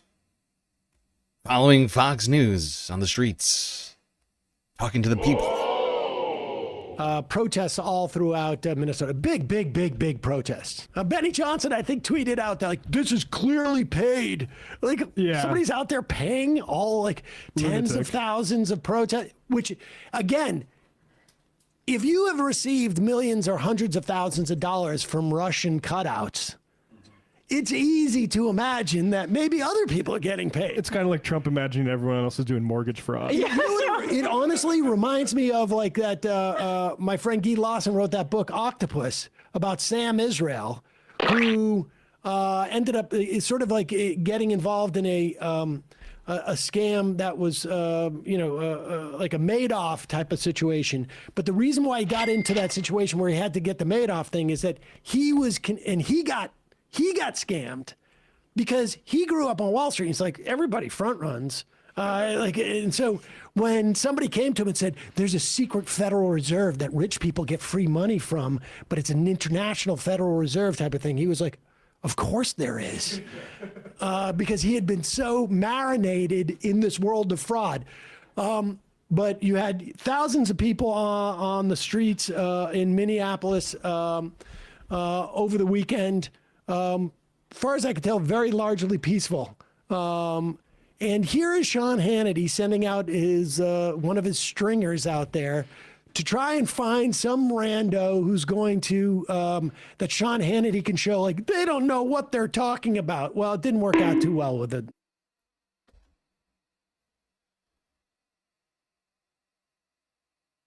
Sam got ahead of me there. I was going to say, there's no way that this doesn't go well.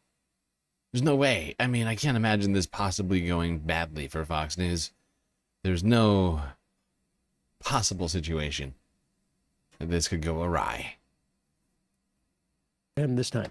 Let me ask you, have you spoken to any people, or can you speak to anybody that's marching right now and ask them what it is that they're marching about? It's pretty clear. Yeah. Excuse me. Can you tell us, what are you here marching for? Yeah, absolutely. Sorry, my ears are ringing a lot, so I don't know if I'll hear perfectly. But, yeah, I'm just here because I think it's absolutely disgusting what ICE is doing here. I think it's absolutely important that they're kidnapping people. I'm disgusted that... This kid in the... this kid in the overcoat and scarf seems like a terrorist. Disgusting what ICE is doing here. I think it's absolutely important that they're kidnapping people. I'm disgusted that they murdered an innocent human being. And yeah, the entire thing just absolutely abhors me. This has to stop immediately. What we're seeing right now is frankly an ethnic cleansing. It's disgusting. Hey, Garrett. And it needs to stop.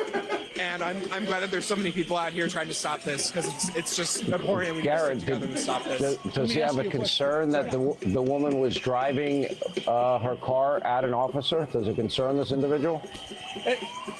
When you saw this video that is out, did you have any concern that it looked like this woman may have been driving her vehicle at the officer?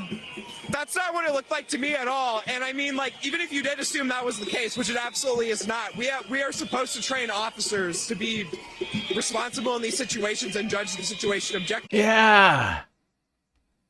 That's what I was saying earlier. Officers are supposed to have a certain level of training and responsibility to act with, general concern for the public, right? And it goes double on this situation. Not only did he show complete and utter disregard for the woman in the car, who he directly murdered, he also endangered the rest of the public. Can you imagine? I mean, I've mentioned this before, but I'm going to keep bringing it up. What if there was a woman walking a baby in a carriage in between the vehicle, her vehicle, and the white vehicle that got crumpled, right?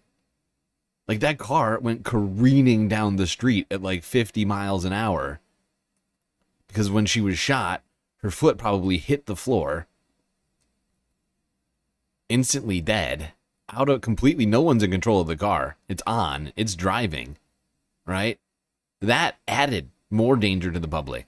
Or say there's like an old grandma or a grandpa just walking down the street. Oh, it's snowy out here. What the fuck? Could anybody could have been there. Kids playing in the snow. Look at it reasonably. There's just absolutely no justification. Pause it. I can tell you right now what Sean Hannity is doing. He's saying under his breath or inside his head, God damn it. God damn it. We got the wrong guy. Garrett, you picked the wrong guy. Couldn't they have found someone with pink hair? I mean, give me a break. Yeah. Seriously, Emma, why do they gotta pick this guy in the overcoat and scarf and glasses? It seems to be well kempt and doesn't paint the right picture. Fox News, why couldn't they found a radical trans feminist Marxist of some sort? He looks too much like he could be a Fox News. Stop letting him talk about this stuff. And so Hannity's gonna lose his patience again with Gareth.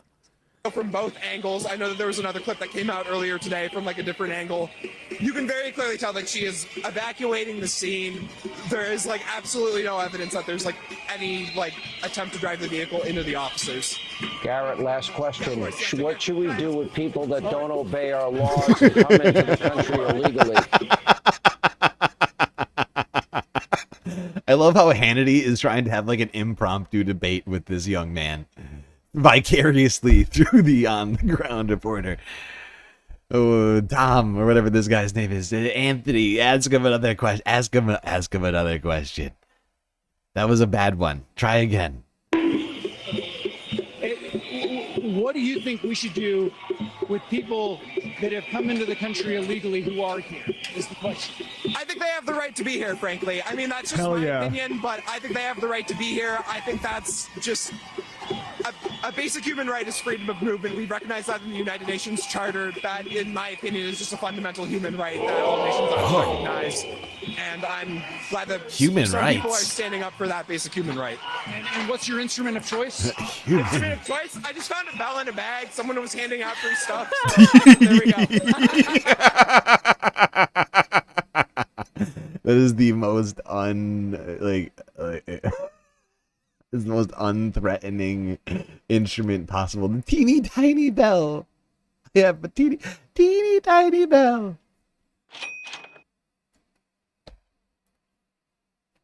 I just found a bell in a bag. Someone was handing out free stuff. So there we go.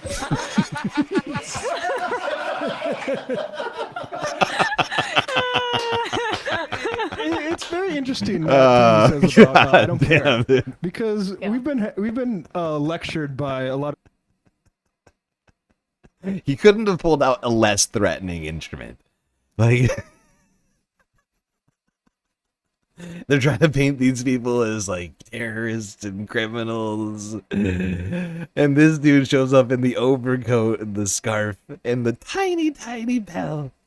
And he's just like, I just want human rights to be respected in the United States. You know, those international ones. You may have heard of them.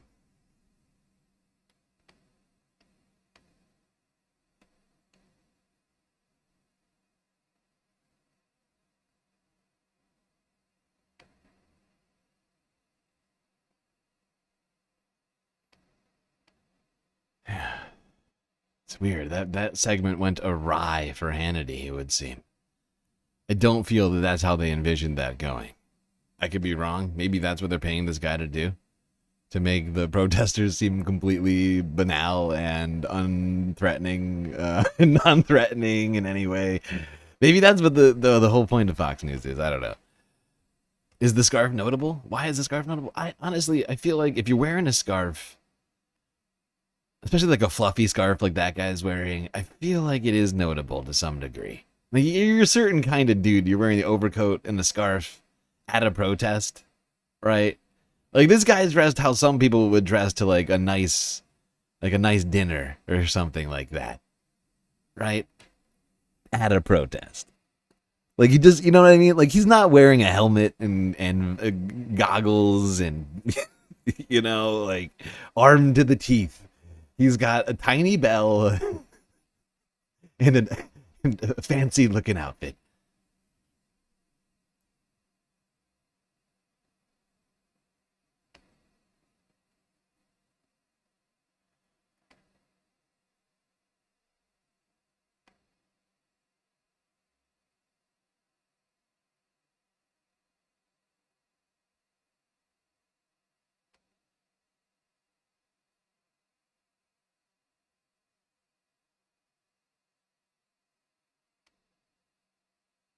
All right, let's keep this puppy moving. Did you see Keep this? the It's great show strength in going, numbers. son. A Somali mob rushed ICE agents in St. Cloud, Minnesota. These guys are way outnumbered. They need National Guard support. The terrorists cannot win.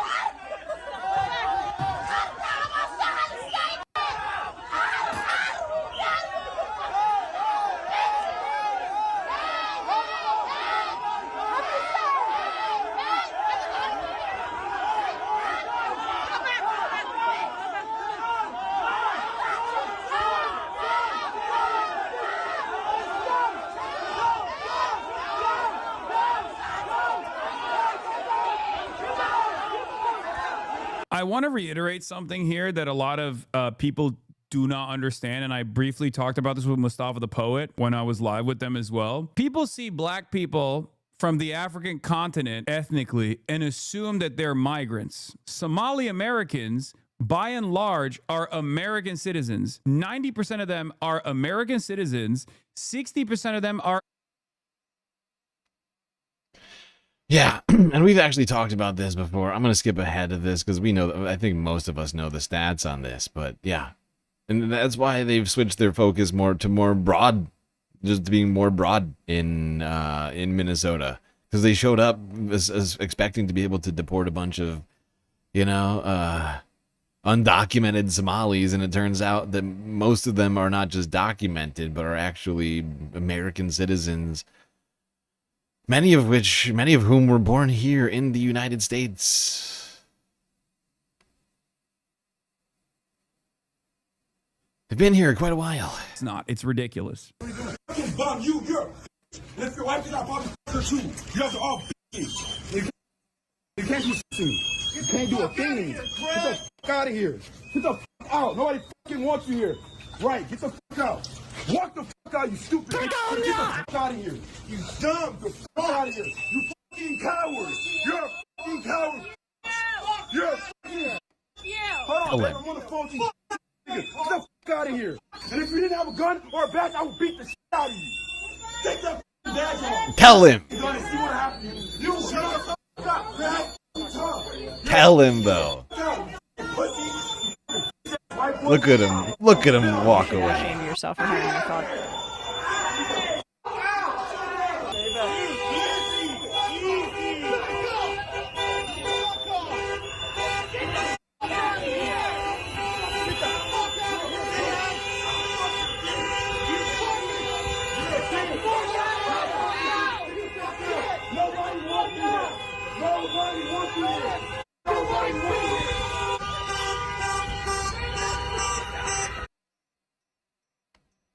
Honestly, though, I do feel like more people should be challenging ICE to fights on the street.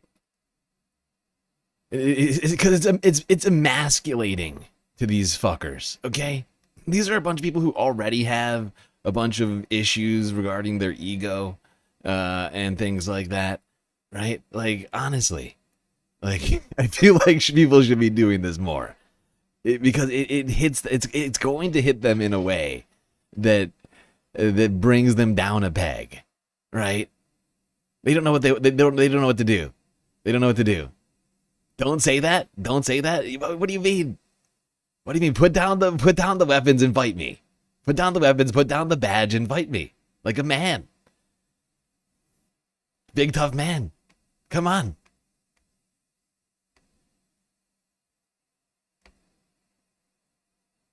Honestly, these guys had no idea what to do with that. They just walked away.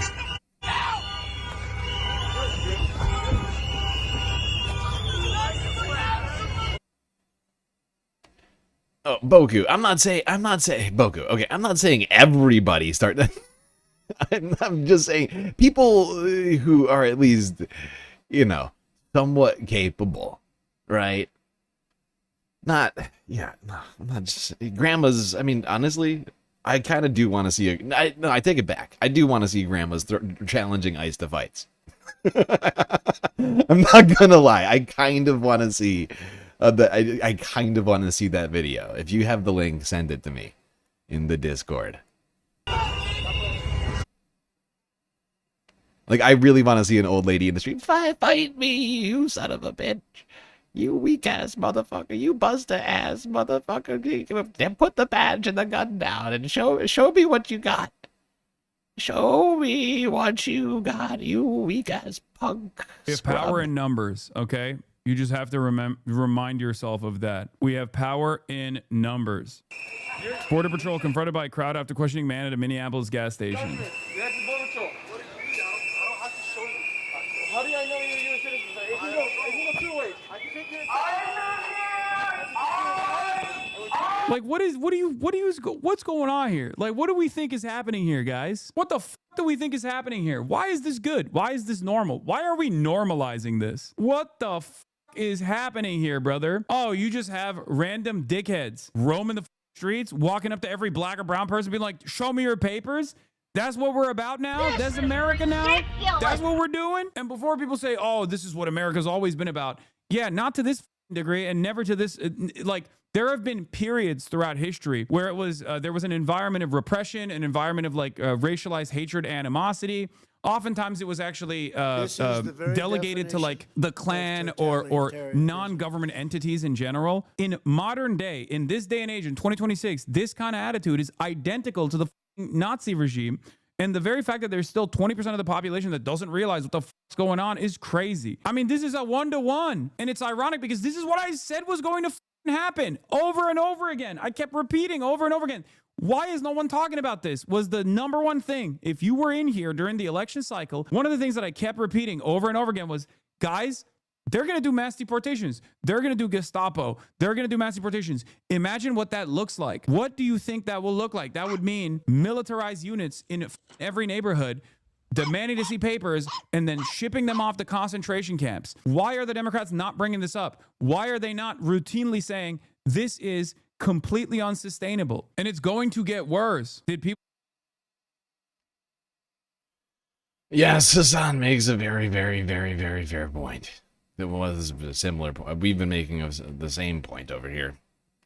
Its weakness is because the Democrats have enabled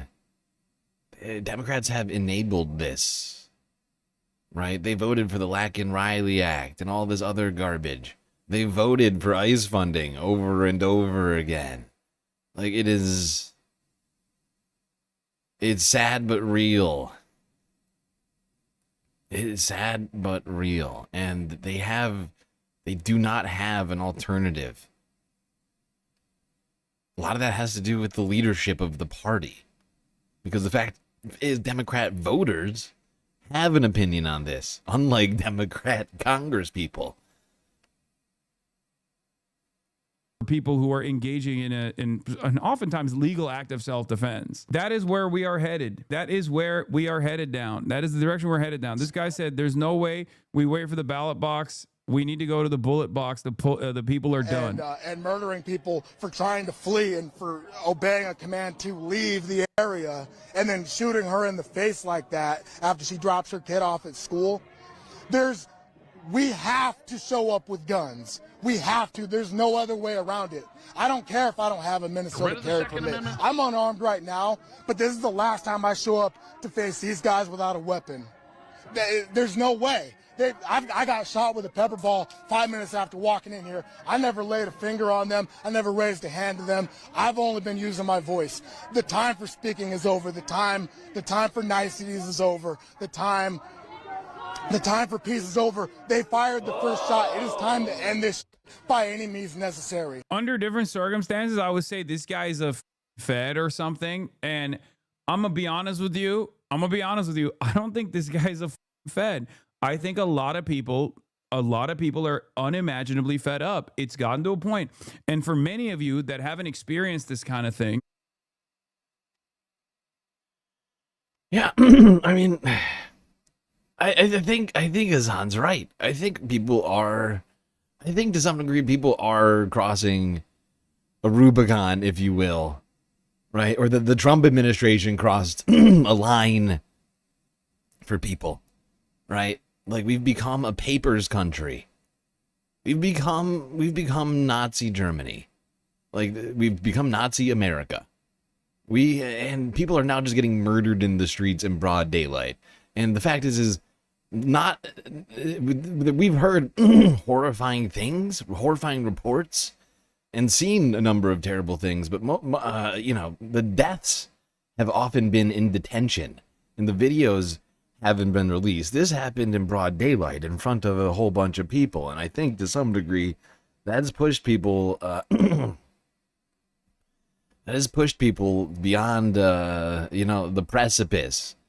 And the Trump administration is doing fuck all to rein it in. They are just doubling down on it. They're coming out and calling her a domestic terrorist. They don't give a fuck.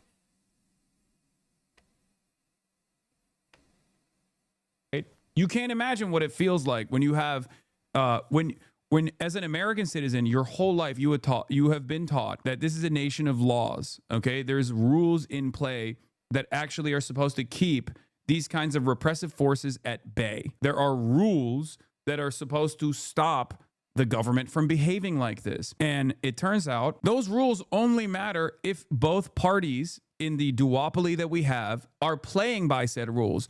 And if one party decides, yeah, there's nothing you can do about it, I have unchecked power, I can do whatever the fuck I want, and the other party just keels over and says, go ahead, there's nothing we can do about it, then people inevitably come to terms with this new reality. The reality that is very different than what they've learned about American existence. And I think that's where a lot of people are right now, especially a lot of people who experience this kind of violence, experience this kind of suppression. People that actually see it in their neighborhoods eventually say, I'm fed up. It's bullshit. You're talking about, potentially going to a dark place in this country. Do you foresee... We're there. This is the dark place. This is the dark time. We had people being sent to Salvadorian concentration camps. We got other countries being raided for their oil. We're in the dark time. There's no way out of this. There's no voting our way out of this. We can't wait till November. There's no waiting to the ballot box. We need to get to the bullet box. That's the only way. If there was another way, this dude's out of control. For it. I've spoken peacefully. This dude's out of control. I've marched peacefully. I marched without Sharpton. I marched on Washington. I've been peaceful. I've acted peacefully. The time for peace is over. The time for any means necessary is right now. Yeah, he needs to be arrested and thrown in prison. The tree of liberty must be refreshed with the blood of patriots and tyrants from time to time. That Thomas Jefferson quote right there from Tom McGilligan or whatever. Yeah, that's definitely a Thomas Jefferson quote. Founding father, a great patriot. Also a slave owner. Awful, awful, awful. But he was right about this one. But of course, will the tyranny break before it comes to this sort of thing has to come to pass? I don't know. I don't know. Honestly, they're pushing people. Honestly, I feel like they know what they're doing. They're hoping to push people to the point where they start arming themselves.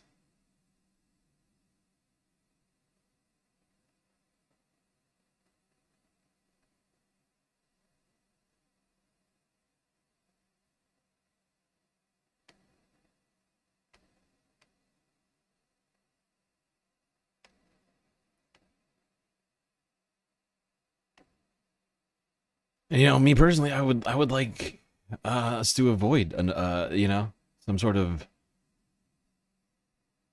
armed conflict inside of the United States. I prefer democracy and regular old freedom.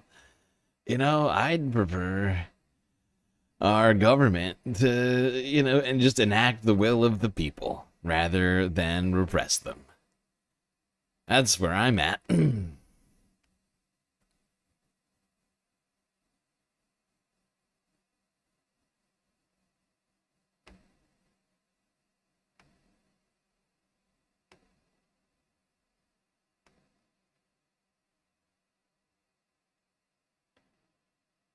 All right, speaking of tyrannical repression, let's go here.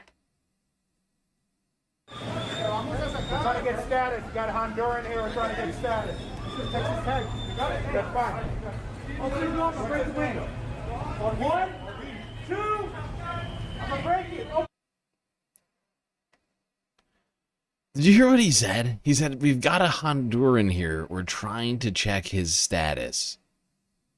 How do you know he's Honduran if you don't know his status? Think about that for 1 second. How does he know that this guy is Honduran if they don't know his status? If they don't know who he is, how the fuck, how would they know that?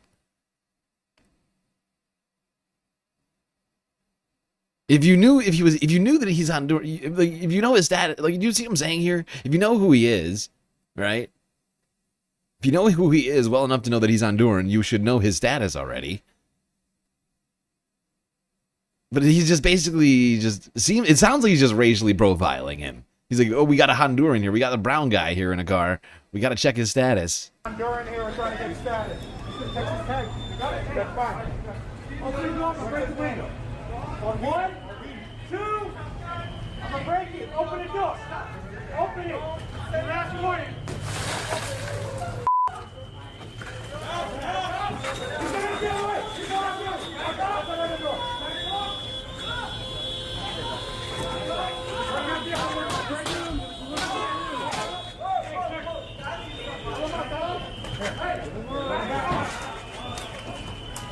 Hey, go one way or the other. Don't go both ways.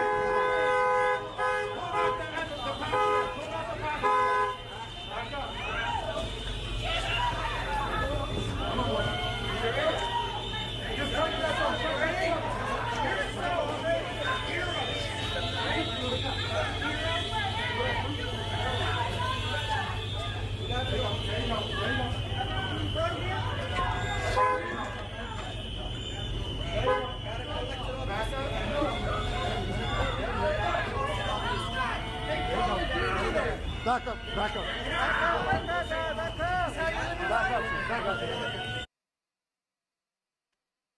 Yeah, I'd like everybody who's watching this right now to count the number of pigs that you have out here at this gas station for this one guy. Like, assuming these guys are getting paid what, $50,000 bonuses each, right? So they're already getting paid over minimum wage. All right, you got before the regular salary. You got a bunch of dudes who are all making six figures here. A bunch of dudes, each one of these guys in the gear, in the military gear here on American soil, each one of these guys is getting paid $100,000. Count the money for me, would you? Tax dollars, American tax dollars, taxpayer-funded tyranny.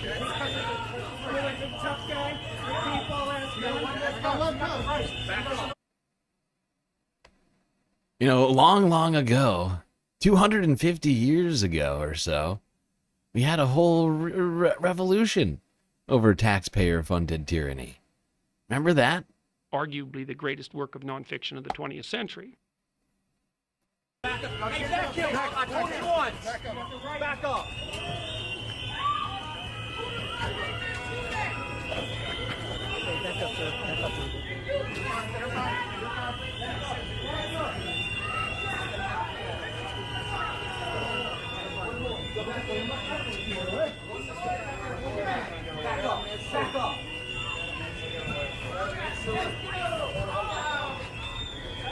Give him your hand! Give him your hand! Now! Give him your hand! Give him your hand! We're not going anywhere! Just don't go any farther.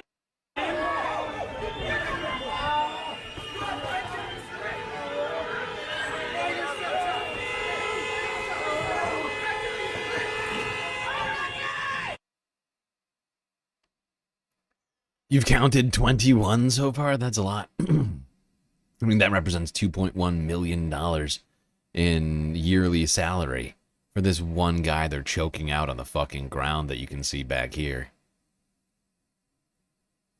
This guy who's just at the gas station, you know, participating in and contributing to the American economy. Let's not forget that car needs insurance. That car, you mean he probably pays for that car, right? You know, paying for the gas. It's all contributing to GDP. But get choked out on the ground for being the wrong ethnicity.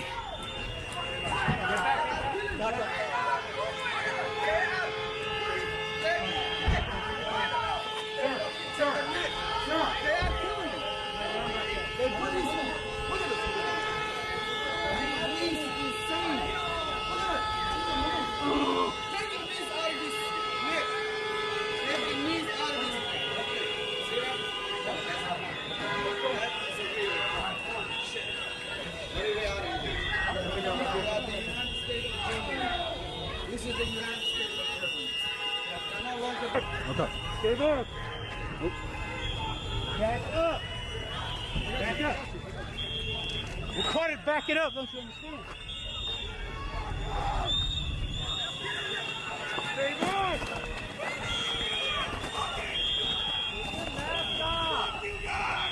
Take your mask off.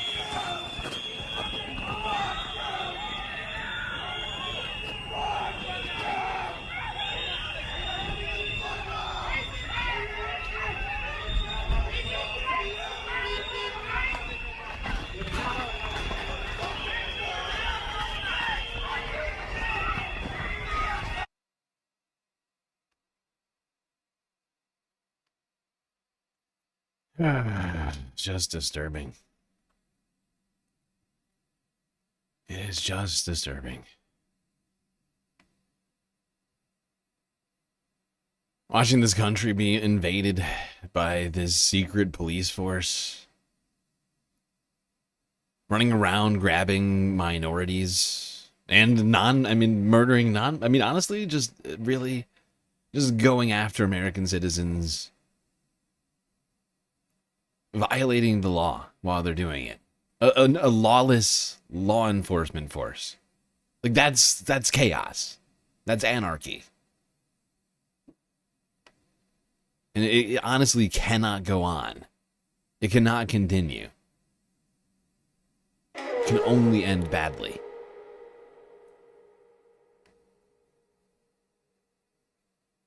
Shame on thee for real. Thank you for the follow on Twitch. We are really close to getting 1,000 followers on Twitch, people. We're 5 away. Only 5 followers away from 1,000 over there. Pretty crazy.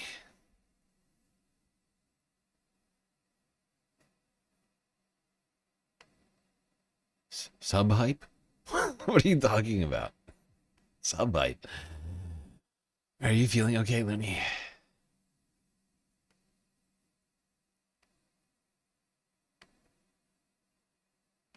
think you're confusing platforms right now.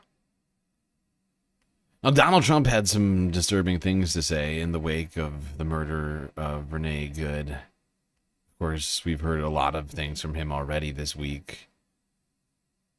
Most of which has been untrue.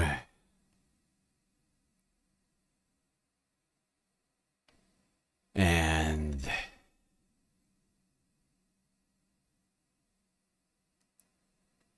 problematic.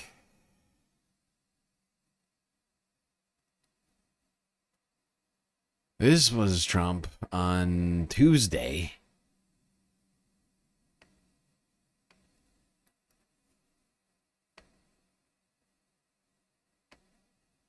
Do the people of Minnesota really want to live in a community in which there are thousands of already convicted murderers? Drug dealers and addicts, rapists, violent, released and escaped prisoners, dangerous people from foreign mental institutions and insane asylums, and other deadly criminals and dangerous to even mention. Too dangerous to even mention, I say. All the patriots of ICE. All they want to do is to remove them. Fear not. Great people of Minnesota, the day of reckoning and retribution is coming.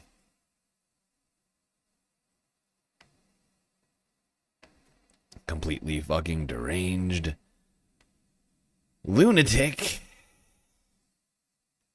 There's the president saying a day of reckoning and retribution is coming. Yeah, I think there is, in fact, a day of retribution and reckoning coming. But I think it's coming for the Trump administration. But let's be real. That is an incredibly... inflammatory is beyond. Is not even. It doesn't even go far enough. Like him saying a day of reckoning and retribution is coming after ICE just got done murdering somebody in broad daylight, somebody that basically everybody in the country and the planet has heard about now. Like him to come out and say that, like as if something bad had happened to Trump or the Trump administration, right? Like it's insane. It is wildly unhinged. Like it is lacking any and all human empathy and like remorse, but also like just like logic and reason, right? Like this man is truly deranged. Like it really, you have to be a sick fuck to come out and say that. After your administration just got done murdering somebody, to come out and say reckoning and retribution is coming, like as if you're the one who was wronged by this woman getting like it's insane. It is insane. All right, back to Minneapolis. This also from Tuesday.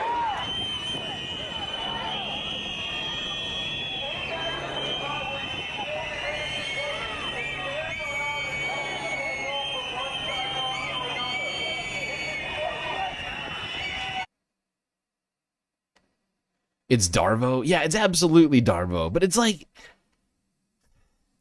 It's the most blatant form of gaslighting I can imagine. Right? Like, truly. It's... it's so blatant and out in the open. Like, that he can come out and say this. To think that anybody in their right minds is buying that. That somehow Trump is the victim of the murder of Renee Good. Think about that. Trump is the victim of the murder of Renee Good. That's effectively what is being said in that message. Like it is so heinously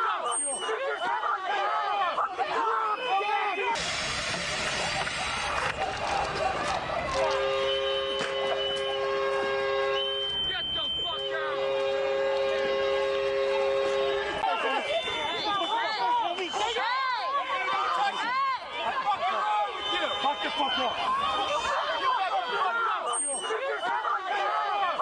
Look at this guy, almost fell over. Idiot.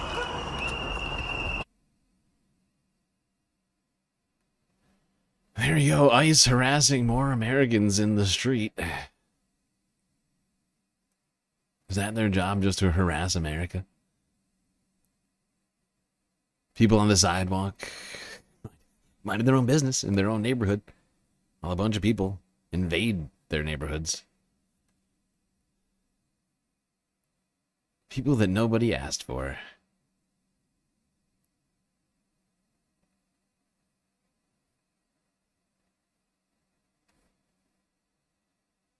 I'm afraid we have more horrifying footage for us to go through here now. No, it is ridiculous, I agree. From Forbes breaking news now to status coup on the ground.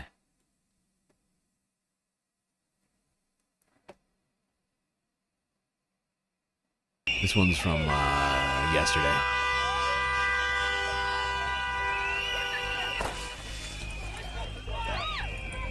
Fucking hell, This dude. is the very definition of totalitarianism. This is so unnecessary. He just look at him. We paused at the perfect spot. They just sort of drive up and blithely drop a fucking chemical weapon in the middle of the street with another chemical weapon pointed at people with cameras, who I assume are press. I guess the press is posing some sort of threat to law enforcement by just doing their jobs.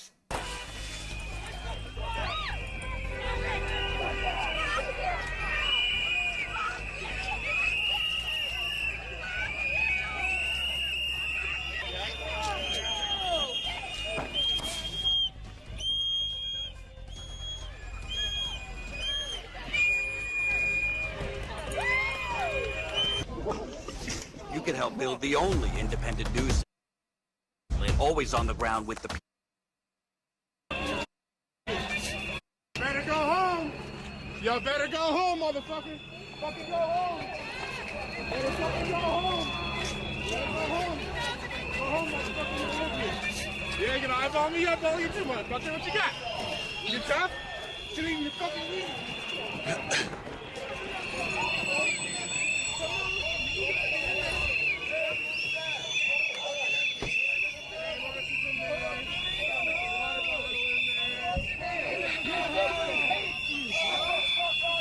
Your family hates you. Your family hates you, he says.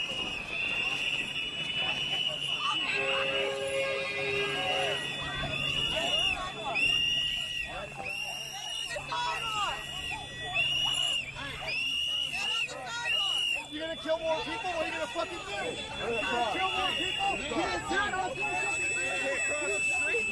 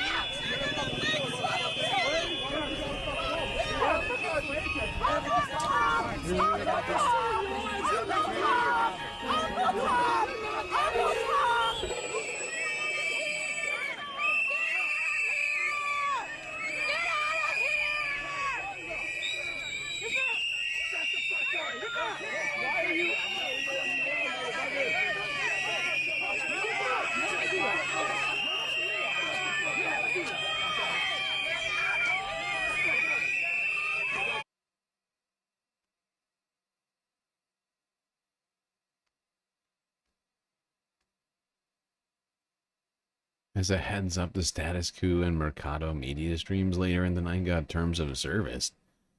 They got terms of service. For real? Is that a real thing? For putting just for what? What even happened? What the hell happened on this stream to get them terms of service?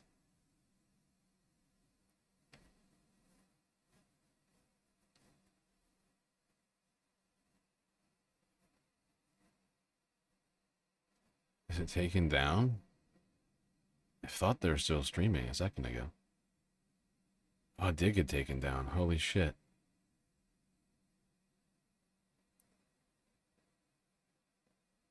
That's wild. Did get taken down. I was actually planning on watching the stream. There was like 20,000 people watching the stream. They took them down? That's wild. That's wild, dude. That's wild. They're doing a service to society. Status quo. They get taken down. At least the channel's not down. It's just the stream. That's fucked up though. That is fucked up. Everybody's being repressed, apparently. Even the media. Even the media. We started the stream off talking about the suppression of the media. Just a continuation.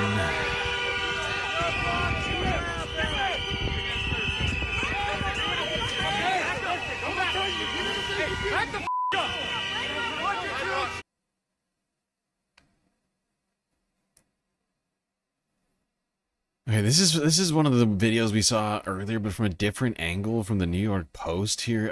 I just felt we should watch this because this woman, like,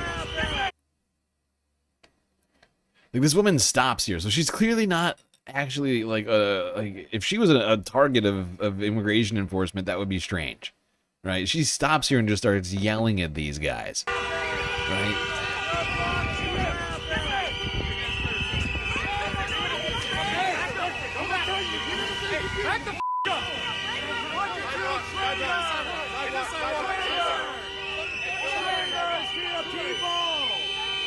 Shame on you! Force is not law! Force is not law! You are not... Does that mean copyright struck, Frizzla? Not necessarily. It could be, but most likely, it's almost a guarantee, but I could be wrong. It's most likely due to violence. That would be my assumption. Considering what I've heard about and what I've seen from the protests tonight. Not of these ones, but of the ones we're talking about. The stream the Status Quo was just doing.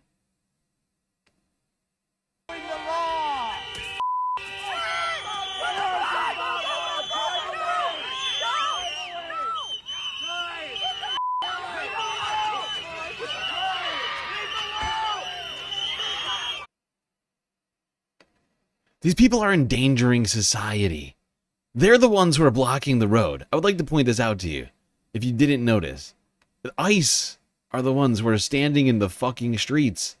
They're in the middle of the street. There's a traffic jam over here because these fucking douchebags are in the middle of the street walking around. And we're being told that that's also justification for getting shot in the head. Blocking traffic is justification for getting shot in the head. That's what we've been told by the Trump administration. These guys are currently blocking traffic. Is the law applied equally?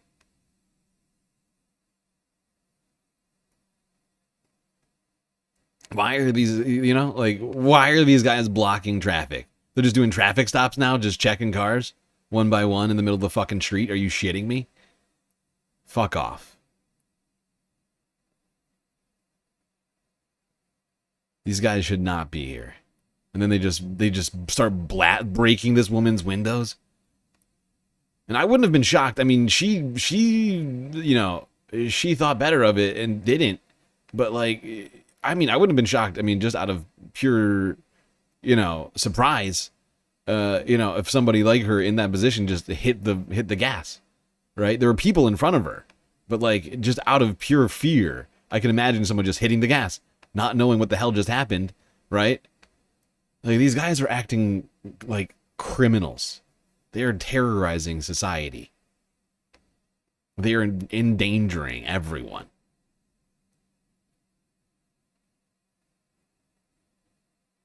Like, you know what I mean? Like, everybody here knows at least a few skittish people. They hear a loud noise and they jump, right? Like, that woman's car is on and in drive, and they just suddenly smash her window. I would not be shocked if somebody, you know, she didn't, but if, you know, that happened and somebody just suddenly gunned it just out of pure reaction. Wound up taking out like a, you know, a photographer or something unintentionally, just out of fear. It would be horrifying, but I mean, I would not be shocked in the exact same circumstances. But they haven't just been standing in the middle of traffic, breaking people's windows like a bunch of goons. They've also been arresting patriotic musicians, street musicians, if you will. I love partying with the frog. It's the new woke stock. All right, they're not ready for primetime players. You got your super soakers. You got your fucking baloney. Where are we going? We want us over here? Oh, we got the power march. What are we doing here? What? Oh,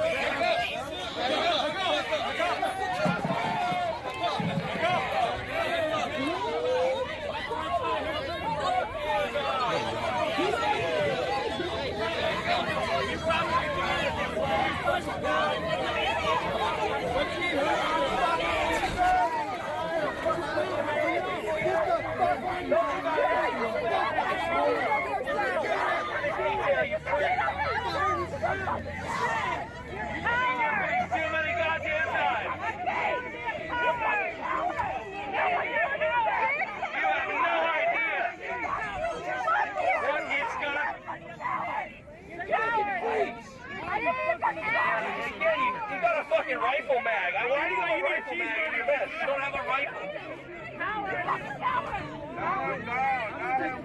Leave the giraffe alone. Let him go. Free Robbie. Leave the giraffe alone.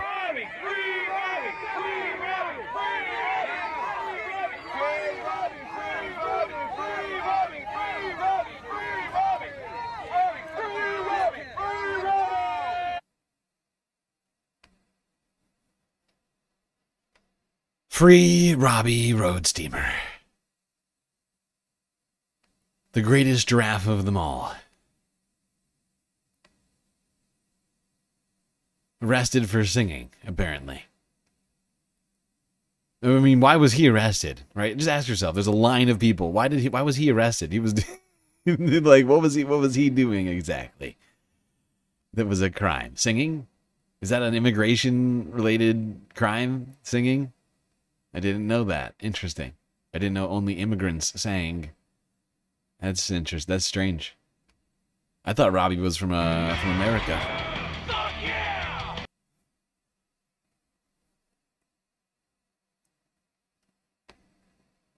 Yep. Once again, Robbie Road Steamer was arrested by ICE. I think he's back out of detention now, but I'm actually not sure. That was from 2 days. That was actually from, I think, 3 days ago, but it was posted to his channel 2 days ago. I don't know. I think he's out. Because, of course, they have no justification for holding him. That's the thing. They can't, they can't charge him with a crime. First off, no crime was committed. But they're also, I mean, a sham police force. They're not police. They're immigration enforcement. That's it. They don't get to enforce the rest of the laws. It's not their jurisdiction.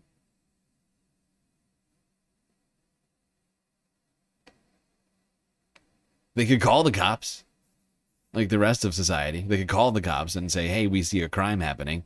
If in fact a crime is happening, the police could arrest you. But they do not have the jurisdiction to just arrest you for any crime. Only immigration enforcement and crimes. That's it.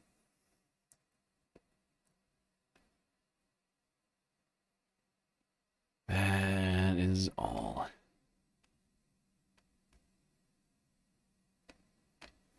Now, let's go back to the New York Post. Who's got some more disturbing fucking footage here from yesterday? More masked secret police assaulting Minnesotans.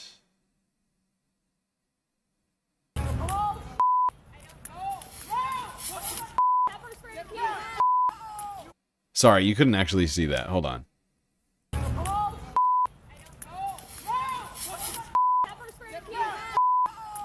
This woman is minding her own fucking business on a public sidewalk. This woman is on a goddamn public sidewalk. This dude's not even in the car. There's nobody even in the fucking car.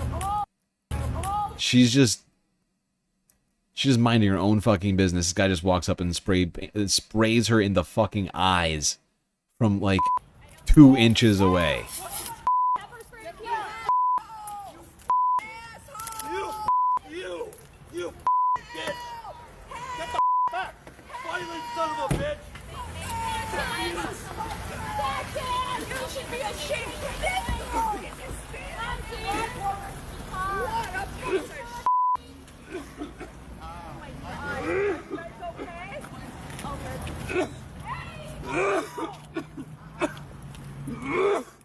Fucking call 911. Is that more of them? I got water. Slugs and water. I got water. You just maced someone for no reason. I got blacked out plates. I got 30 on my hand and there was you have a warrant.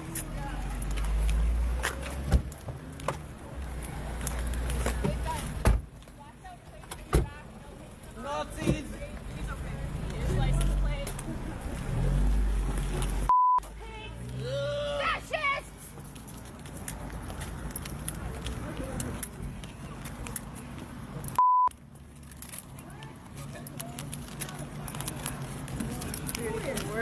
I got it. Do you need water? No, I'm fine. Okay. Did she don't. That was in Minnesota. I'm not sure what city. Probably Minneapolis, but it could have been anywhere. I don't know exactly what city it was in. But Minnesota. I know that much. That's in the title. Just woman minding her own business, essentially. Just being an American citizen on a public sidewalk, getting spray painted in the eyes from 2 inches away. Is that justified? I mean, it's incredible what people are capable of justifying. These guys do not have the authority to do like 90% of the things that they do. Americans are either too stupid or like something. Too too indoctrinated or too stupid. It's one of the two. Now, amidst all of this, of course, there should be people, fighting back against these sorts of things. You would expect there to be people out there fighting. People like in the government.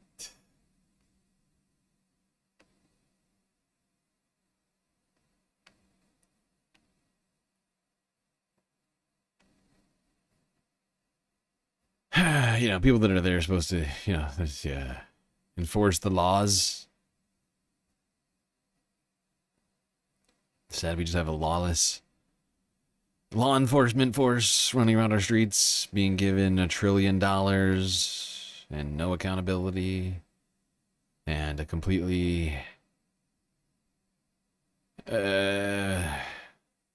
what's the word? Placate? I don't know if placated is quite the right word, but a completely complicit and useless, utterly of totalitarianism. Worthless Congress sitting around right now doing fuck all. Sadly. Speaking of Congress and the law, let's go here to WCCO, CBS Minnesota from yesterday. Talk about the law. Like, I don't know, is it legal? Is it legal to follow ICE? Orb is posting live streams. Okay. Yeah, no, I thank you. We'll look into that. We're not anywhere near finished talking about this, I'm afraid to say. This is going to invade the third half. All right. WCCO, CBS, Minnesota. Let's talk about whether or not it's legal to follow ICE.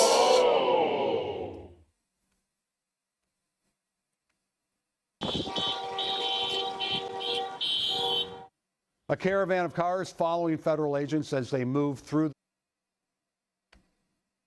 And one thing, before we even get here, I would like to point out to everybody, this is CBS Minnesota. Okay? CBS. It's a CBS affiliate.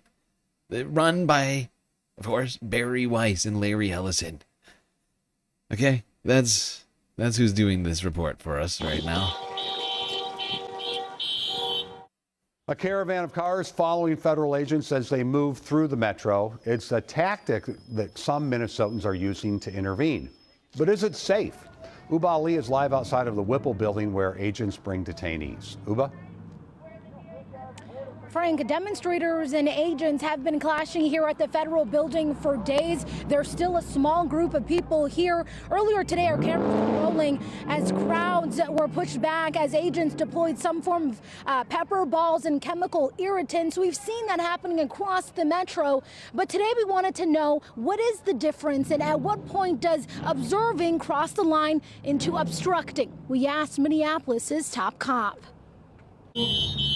Whistles and car horns echo through the streets of Minneapolis. A known sign, federal agents are on the ground right behind them. People following agents through the city. Inside vehicles and outside, demonstrators documenting everything.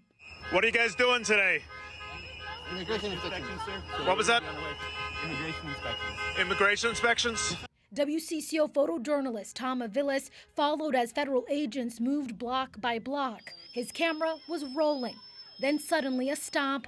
Agents jumped out and took a man into custody. Not far behind them, observers, phones in hand, recording. I got civil rights. When you assert, you touch me, I'll shoot you. Angel Castillo Saldana is an observer. Oh, now you got your blinker on. Who says he's exercising a legal right to record and document. They are moving like cartel members. They're moving very corruptly. I'm not following. I patrol my streets. I grew up in these neighborhoods. Would following an ICE agent for several miles be considered obstructing?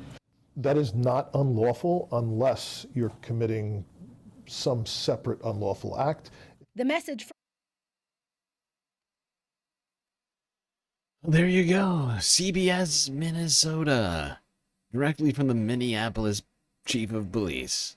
Following ICE for however long, completely lawful. So long as you don't commit some separate crime. And once again, even if you do commit a separate crime, unless it's a crime relating to ICE enforcement, specifically, right? Unless you're, you're committing some crime against officers, essentially. I mean, once again, still not in the purview of ICE. It would be, in this case, in Minneapolis, the responsibility of the Minneapolis police to enforce the law in the state. The only law ICE is allowed to enforce is federal immigration law. And you can follow them as long as you want. Because they're your government, America. You pay for them. They're your government. You pay for them. You vote for them. Well, you don't vote for ICE officers, but you vote for the people who pay for ICE officers' salaries. And therefore, it is your right, and some say, perhaps your duty, to follow ICE officers. And document what our government is doing with our tax dollars in our own country.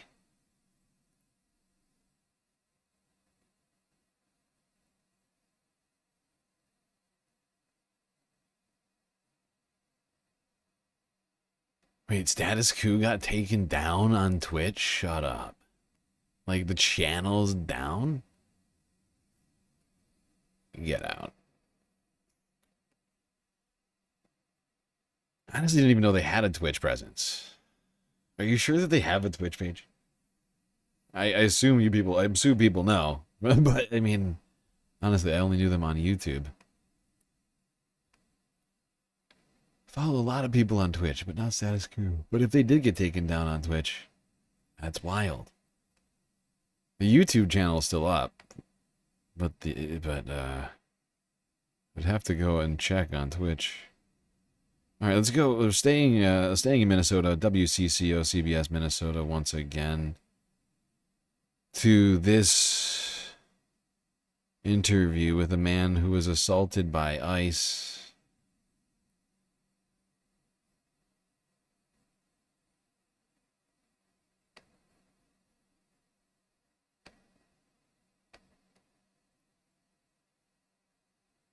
We're also hearing tonight from a Minnesotan who says he was detained for following and recording ICE agents in Woodbury.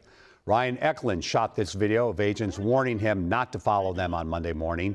He did keep following them, and they eventually boxed him in and removed him from his vehicle. I talked to him tonight about the experience. About 5 ICE agents descended on my vehicle, opened my door from the outside. An additional ICE agent went into the back seat behind me, put an arm around the headrest and around my neck in an effort to detain me, and clicked my seatbelt, at which point all of the officers pulled me out of the vehicle and put me to the ground. Before that, no, hey, get out of the car, you're under arrest. They didn't say any of that to you? None, no. At no point did they ask me to open the door, get out of the vehicle, tell me that I was being detained or arrested for any reason. It was opening of the vehicle, removing my seatbelt and pulling me out of the car to the ground. Is that where these scrapes and bruises? Yeah. I mean, does anybody care about the Constitution anymore?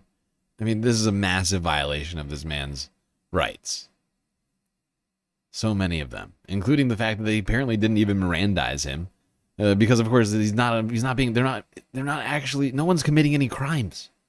The people that are being arrested, detained by ICE, are not actually under arrest because they haven't committed any crimes, and ICE does not intend on filing any charges because they know that no crimes have been committed. It's disturbing. Being detained or arrested for any reason. It was opening of the vehicle, removing my seatbelt and pulling me out of the car to the ground. Is that where these scrapes and bruises come from? That's right. So this is all Monday morning, then they take you where? They take me to the Whipple Detention Center, through the crowd of protesters in the front of the building, back into what I assume is the back area of the building, a large loading dock area, where they asked me some basic information. I trade my handcuffs for leg cuffs, and I'm marched through the facility into a khaki-colored detention room with a large concrete bench, where I sit until approximately 30 minutes later when another individual enters the room who's another detainee. Do you think this will make you an activist? You said you really weren't one before. I mean, how's this whole experience made you feel? That's a good question. I think ultimately I'm still processing it.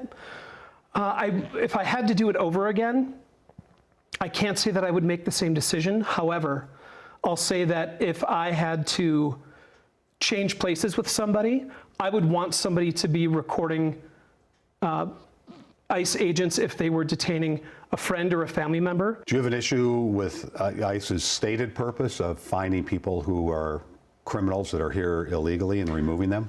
Not at all. And I wish that was. Okay, there we go. This guy detained for doing something completely protected under the law, recording an ICE agent, completely legal. Same. It's also incredibly and totally perfectly legal for you to follow ICE agents. They're operating in the United States on American streets. They don't get to, they don't get to pretend like they're not. This isn't Fallujah.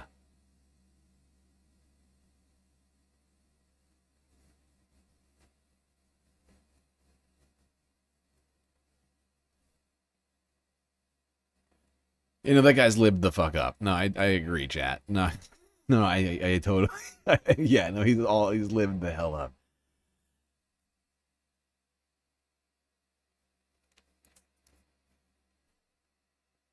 All right, people, we are 3 hours into the show. Which means we gotta take another quick galactic intermission here. And we've still got a hell of a lot to get through here tonight.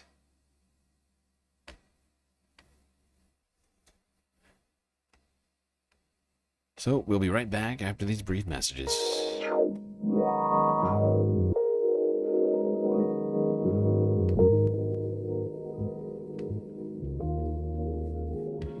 All right, everybody. Hope you've been enjoying the show so far. If you haven't already, please hit the follow button on Twitch and the subscribe button on YouTube. Really helps us out.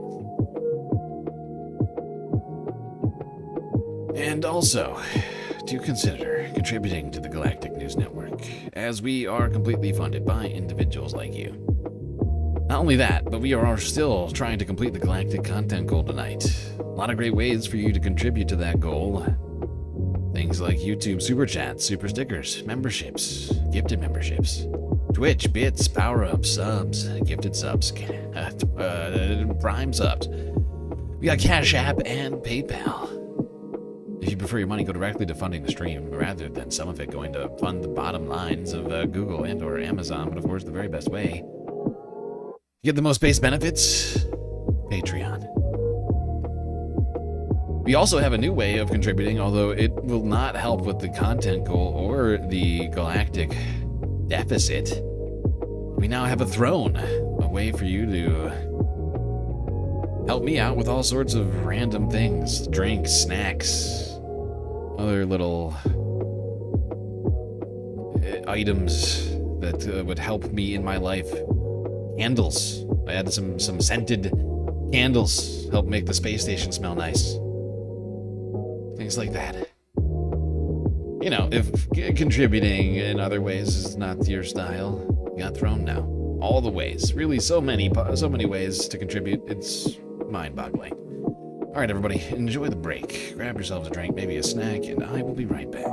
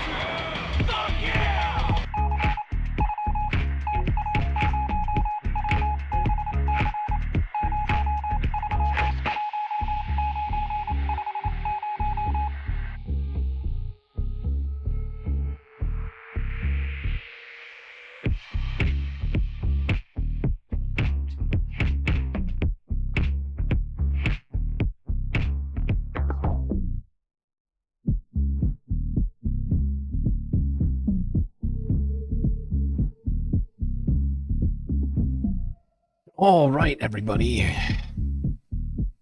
You know what that sound means. That's right. The beeping in your ears is intended to alert you to the fact that the stream is about to begin once again. So, get back in those seats. Otherwise, you're gonna miss it.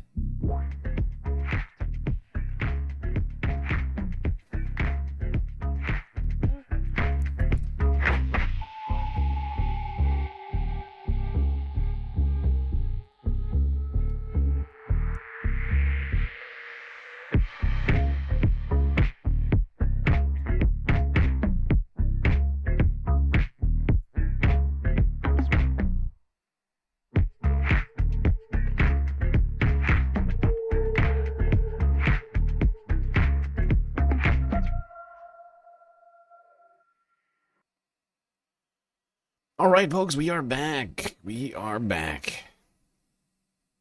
Break is over. Third half is about to begin. Also, thank you to Columbia Rican, before we even get started, for the super chat on YouTube. Here's a quick dono to answer your earlier question. Robbie Roadsteamer was released. Posted a video recently. All right, good to know. Yes, once again, ICE didn't actually have any charges to file against people that they unlawfully arrested. Shock of shocks. Thank you for the update, Columbia Rican. And thank you for the chat. The dono, much appreciated as well. That gets us closer to completing the galactic content goal. I was counting over the break. I think after that we are about 60% of the way through the goal. 4-ish super chats, super stickers over on YouTube. But get it done, or like $20 or something like that on Cash App or PayPal, or any combination of the myriad ways that we have available for you, the rainbow of galactic donation portals for you to use. You could help us get it done. Okay, third half, it's starting. No more stopping it. Let's go here, all the way to Los Angeles. We watched footage on Monday of protesters in Los Angeles at night being roughed up and seized by federal agents on the streets of LA. And apparently, one of those protesters was potentially permanently blinded by one of those federal agents. Help! Help! I'm being repressed! Yes, indeed. I hate to say it. But another action taken by federal agents may have caused irreparable harm to another American citizen. A 21-year-old victim attended a rally Friday night in Santa Ana to protest the deadly shooting of Renee Good in Minneapolis. During the protests, they were shot point-blank range with a less than lethal rubber bullet, resulting in life-changing injuries. KTLA's Mary Beth McDade is live in Orange County, where the victim's family and friends are demanding a stop to the violence and justice. MB. Hi there, you guys. Yes, I spoke with Kay's father, who tells me that Kay has been released from the hospital and was out to dinner with friends when he and I were speaking. Now, he says that Kay will be permanently blinded in that eye and that there are still shards of glass, metal, and plastic lodged behind the eye because surgeons were unable to remove them.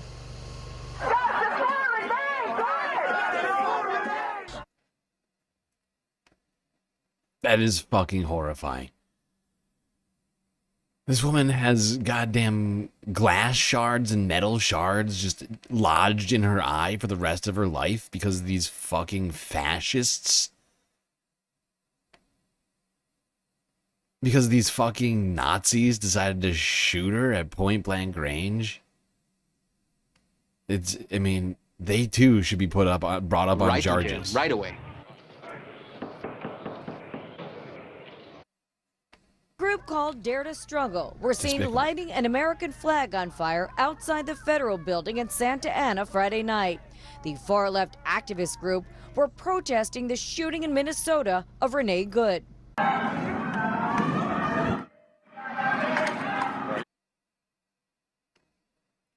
I love how KTLA5's got a pepper in far left activist group. Oh, the far left activist group. They deserved it. They deserved to get shot in the fucking eye. Come on! Come on. At some point, federal agents can be seen pulling a protester out of the crowd and dragging them away. With that, some fellow protesters go after them, including Kay, who was seen earlier near the flag burning. Kay's family and friends say Kay was hit in the eye by an agent's less than lethal round. You can clearly see the blood on Kay's face. Members of Dare to Struggle held a press conference Tuesday to discuss the violent incident and read a letter Kay wrote about their injuries. I had to get surgery on my eye. I was told that my tear duct was destroyed. My lower eyelid was so messed up that they needed to take skin from my temples to repair it. My eye had sunken, the globe ruptured, and flaps of my eye barely holding on. Jesus fucking Christ. That is a disturbing description. Can you imagine? Yeah, we watched this the other night. We watched that footage the other night. This is the update to that fucking story. I'm so horrified. We saw her bleeding. We saw it on the footage last time. I had no idea how bad it was. I had no idea. It's hard to tell from that distance. I think it could have been a bloody nose. Hard to tell, but oh my god. Had her eye ripped apart by these fucking fascists. Are you shitting me? Nothing justifies this. Nothing justifies this. These are American citizens. And the fact is, the same people who are justifying this, have like a yearly memorial for Ashley Babbitt. You know what I mean?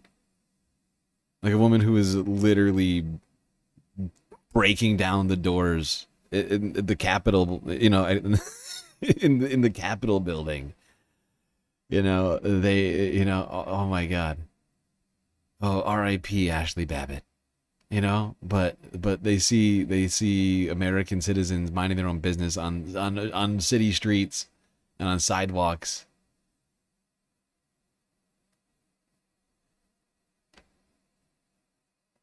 Getting brutalized, murdered, harmed irreparably. And yet some people are cheering it on. I cannot fathom it. And it's honestly the same people, from what I can tell. Mostly the same people. I've got an important question about the situation in Minnesota, the death of Renee Nicole Good. I've been speaking to her father, who is a big supporter of military. By the way, sorry, the volume's kind of low on this. I'm going to turn it up. It was really, it's really bad.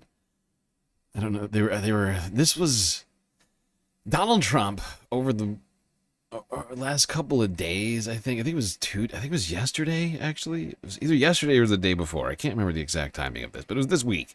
Donald Trump took a trip to Detroit I think it must have been yesterday.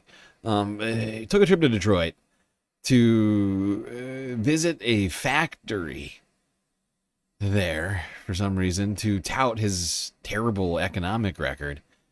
This guy, I can't remember this guy's name. It's not Kucinich. What is this guy's name? I can't think of it right now. It's like a K. Culpepper? I know that's not either. I just can't think of his name. God. The CBS anchor tries to ask the president to have basically attempts to get the president to exhibit some amount of empathy.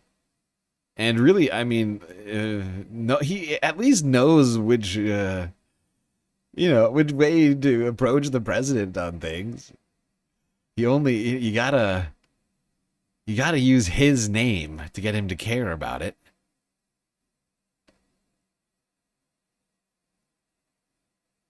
I've got an important question about the situation in Minnesota, the death of Renee Nicole Good.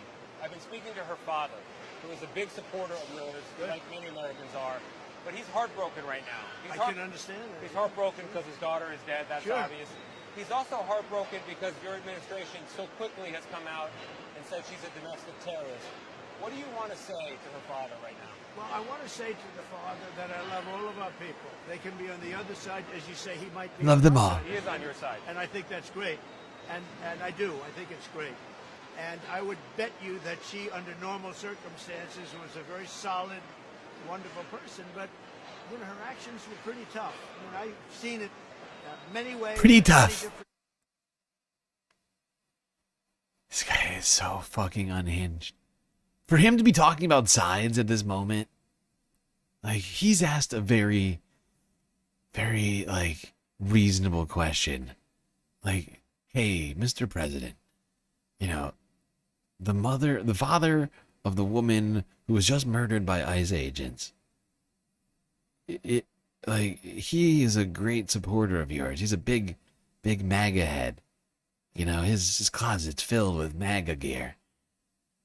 But, like, he's upset that you're calling his daughter a terrorist. And Trump's like, actually, he's wrong. She is a terrorist. She did some very nasty things. Very nasty, tough thing she did. But the bottom line is, look, we have hundreds of thousands of murderers in our countries, killers. ICE is trying to get them out. They were let in through an open border policy of sleepy.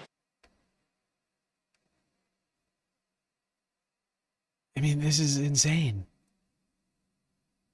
As I'm not a father, but like I am fairly certain that this father probably did not get any sort of solace from these comments. His daughter wasn't a criminal or an immigrant or a criminal undocumented immigrant. She was none of those things, right? Like, and for Donald Trump to, you know, to go straight to that, like as if that justifies it. Like, you know what? Look, buddy, all right? Because that's the only thing you can take from this, is that Donald Trump is basically saying to this grieving father, look, pal, all right, I get it. You're sad, but guess what? It's a necessary evil, okay? Your daughter died for greatness, okay? America will be greater because your daughter died. Because she can't stop ICE agents from doing their duty. I mean, that's basically what he's saying, right? Like, that's what he's saying. Like, he's asked, what would you like to say to this grieving father? He's like, look, your daughter dying is good for America. Like, now ICE agents will do their jobs without being impeded. That's basically what he's saying to this poor man. I can't even imagine. And for him to go, like, going back to the first point I was making, for him to bring up sides, for Donald Trump in this moment, like, in this terrible tragedy, for him to bring up sides is disturbing. Let's not forget, this is the same man who, like, you know, like, declared that anybody who says anything mean about Charlie Kirk in the wake of his death was a terrorist, right? But this is in the wake of someone else's death. And sure, they're not on Trump's side. They are on America's side, though. She was an American, and Donald Trump had the responsibility to look past politics and govern for everyone in this country. But he's incapable of fucking doing that. He's incapable of empathy. He's incapable of dignity and respect. He's a terrible human being. He's a bad guy. You know, I try not to devolve to just like declarative statements of good and bad. He just is. Like, and the things that he's been doing are, and I just struggle, like I try to come up with better words for it, but he's just bad. He's just a bad human being.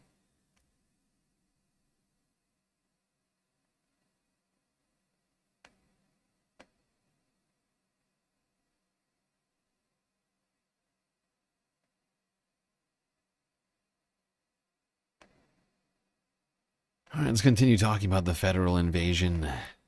Democracy Now! From 14 hours ago.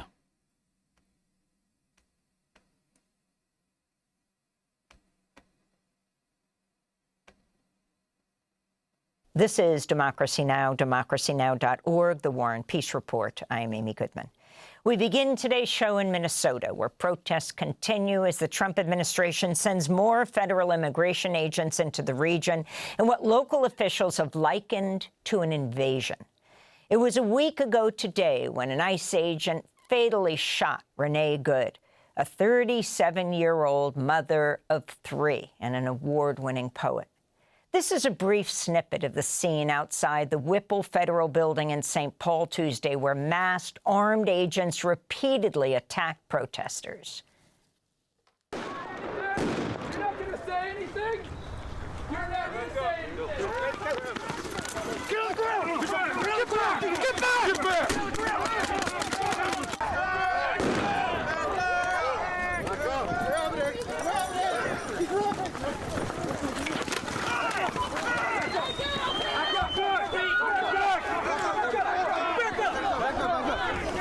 Back up. More. Back up. Who are you going to kill today? Who are you going to shoot? Take off your mask if you're so tough. Take off your mask. The Minnesota Star-Tribune reports the number of federal agents now in the Twin Cities dwarfs the size of local police. The size of the federal force is expected to soon reach 3,000 officers. That's bigger than the 10 largest metro police departments combined in the Twin Cities. On Monday, the state of Minnesota and the cities of Minneapolis and St. Paul sued the federal government. This is Minnesota Attorney General Keith Ellison. Deployment of thousands of armed, masked DHS agents to Minnesota has done our state serious harm. This is, in essence, a federal invasion of the Twin Cities and Minnesota, and it must stop. DHS agents have sown chaos and terror across the metropolitan area and in cities across the state of Minnesota. To see our interview with Attorney General Ellison, go to democracynow.org.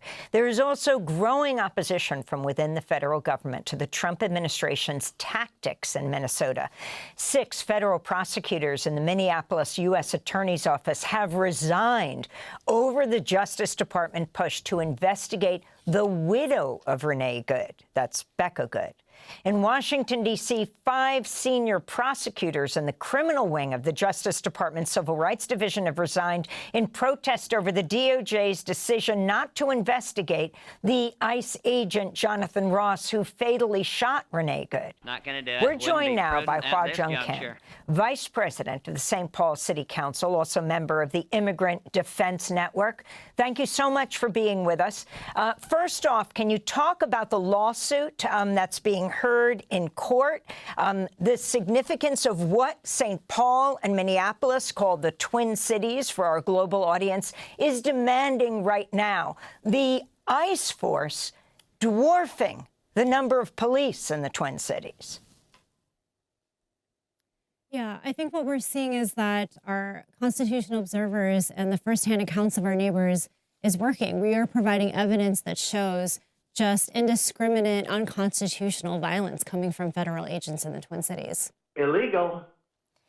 So what exactly, Hua Jung-Kim, is the St. Paul City Council calling for now? We just heard that last clip of protests when people are saying, take off your masks. I mean, the issue of everything from the Minneapolis mayor saying, get the F out of Minneapolis to ICE, to talking about what they're allowed to do in the city. And what is your sense of the level of cooperation or not of the local police departments, Minneapolis and St. Paul being sanctuary cities?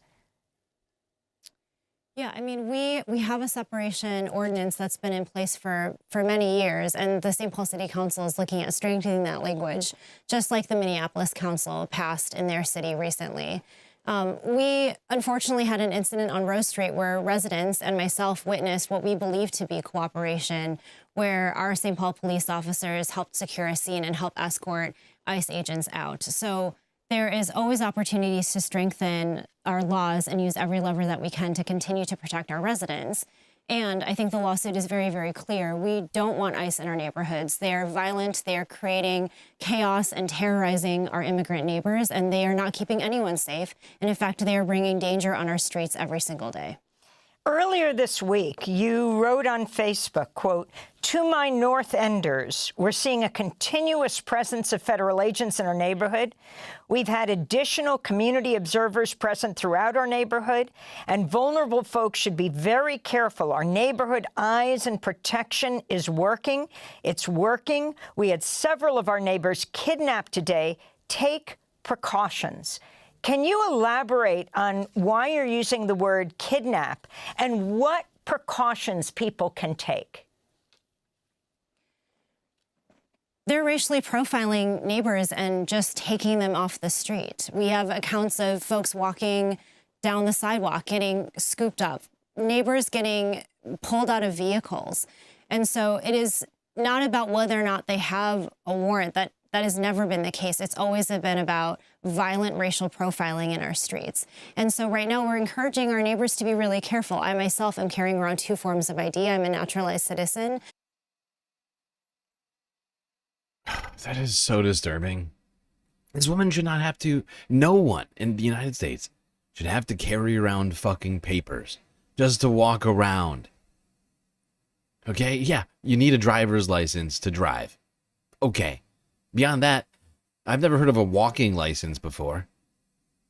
You know, it's not a privilege to just exist in society. You shouldn't have to have identification proving your right to walk around your goddamn neighborhood. No Americans, naturalized or natural born, or anyone, honestly, on American soil should have to carry around papers, worrying that they're going to have to prove that they belong here. This is full-on authoritarian. It's just, oh, God.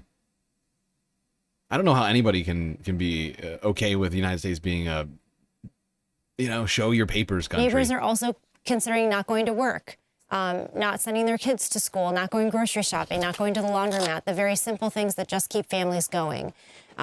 Lack of childcare is incredibly important right now for families. So we're really hoping to tap into those mutual aid networks to support families in this time. And it's difficult as someone that's watching and hearing and is very tapped into rapid response to hear the number of people that are taken every hour here in the Twin Cities, in good conscience to tell folks that it feels safe to walk out on your street today. In addition to the massive influx of ICE agents, you have now, President Trump said they're revoking TPS status for Somalis. You have a large Somali community in the Twin Cities, and that they will also... Shit.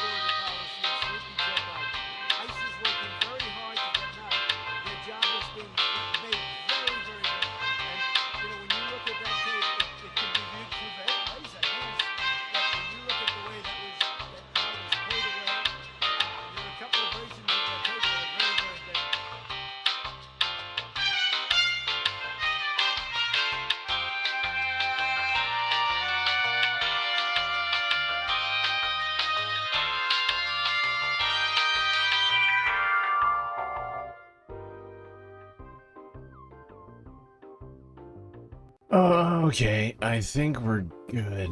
Sorry, give me 2 seconds. Just gonna aim a light over here. Let me see. I think we're good. Who had who had the Kalshi bet tonight on me knocking a drink over? It's one of those things that happens somewhat frequently, too frequently on this goddamn street. Why can't I be trusted with drinks? What's my deal? Okay. Okay, I think we're good. I avoided the keyboard and the external hard drives. I think we're good.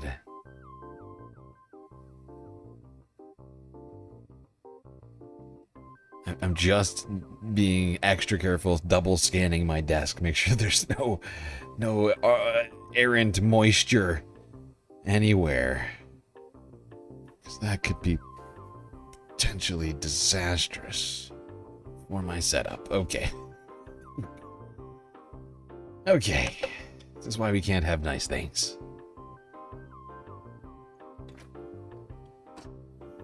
Does the drink not float in space? What? We have artificial gravity on the Galactic Space Station. Okay.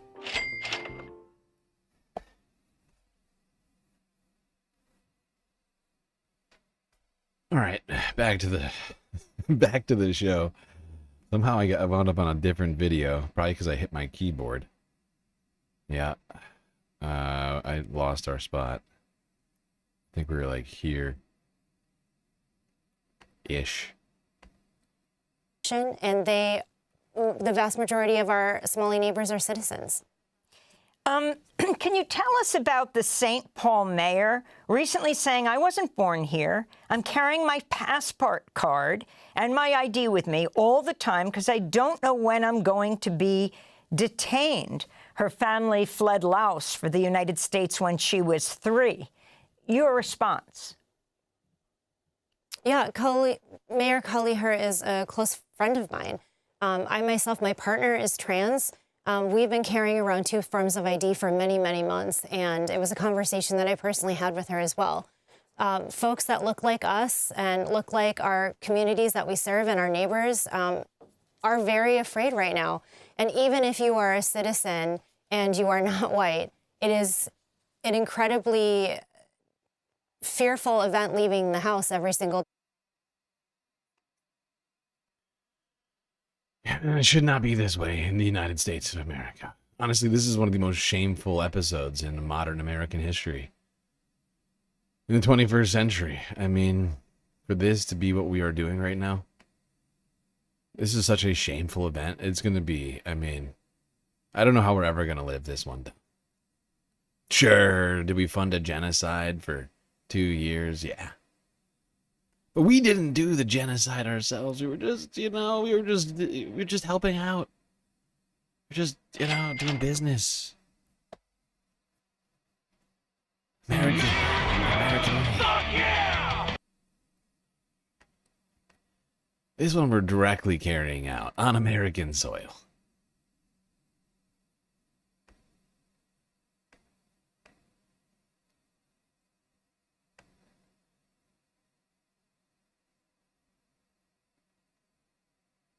Not that I'm trying to quantify American atrocities, but I do fear that this is something, if it goes on, it's just undoable. Especially because, I mean, here's the thing. And the reason that I'm talking about it in this way, I think is because, like, in terms of who's going to hold us accountable for this one, right, versus the genocide, none of our allies were rushing to hold us, the United States, accountable for anything that we've done vis-a-vis Israel, right? But this whole ICE, this Gestapo force in the United States is not just hitting American citizens, too, right? All of this is, I mean, like, if we weren't alienating the rest of the world already with our trade policies and other sorts of things, this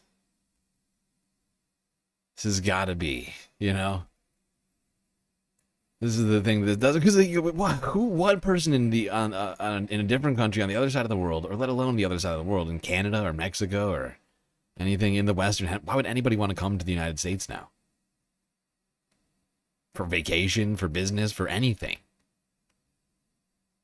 You're going to come to the United States where you might get shot?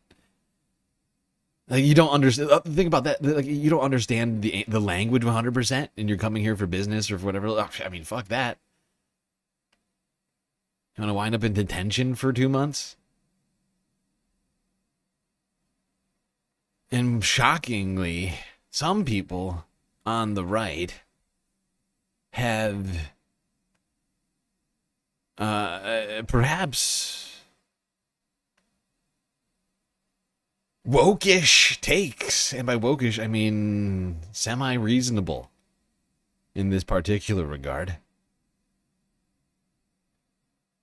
I am talking about the one and only Joseph D. Rogan. I don't know what his middle name is. I assume it's Dumbfuck. Joseph Dumbfuck Rogan. Joseph Dumbfuck Rogan had on Senator Poopy Pants Rand Paul. We talked about a bunch of different things during this ridiculously long podcast. I still haven't had a chance to watch the whole thing, so we're just going to watch a clip, courtesy of NBC News.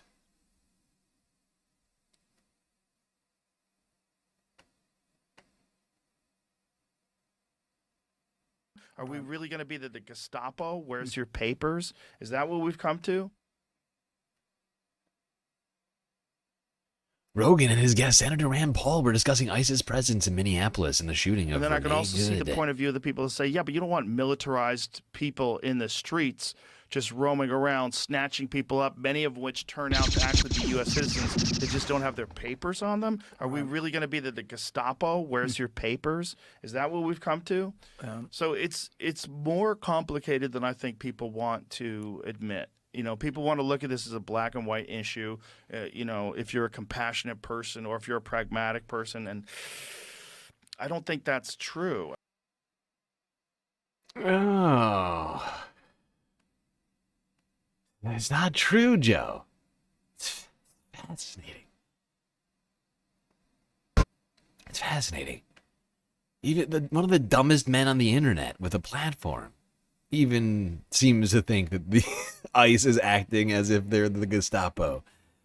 I mean, he is one of the most incurious men on the planet who has one of the biggest audiences on the internet.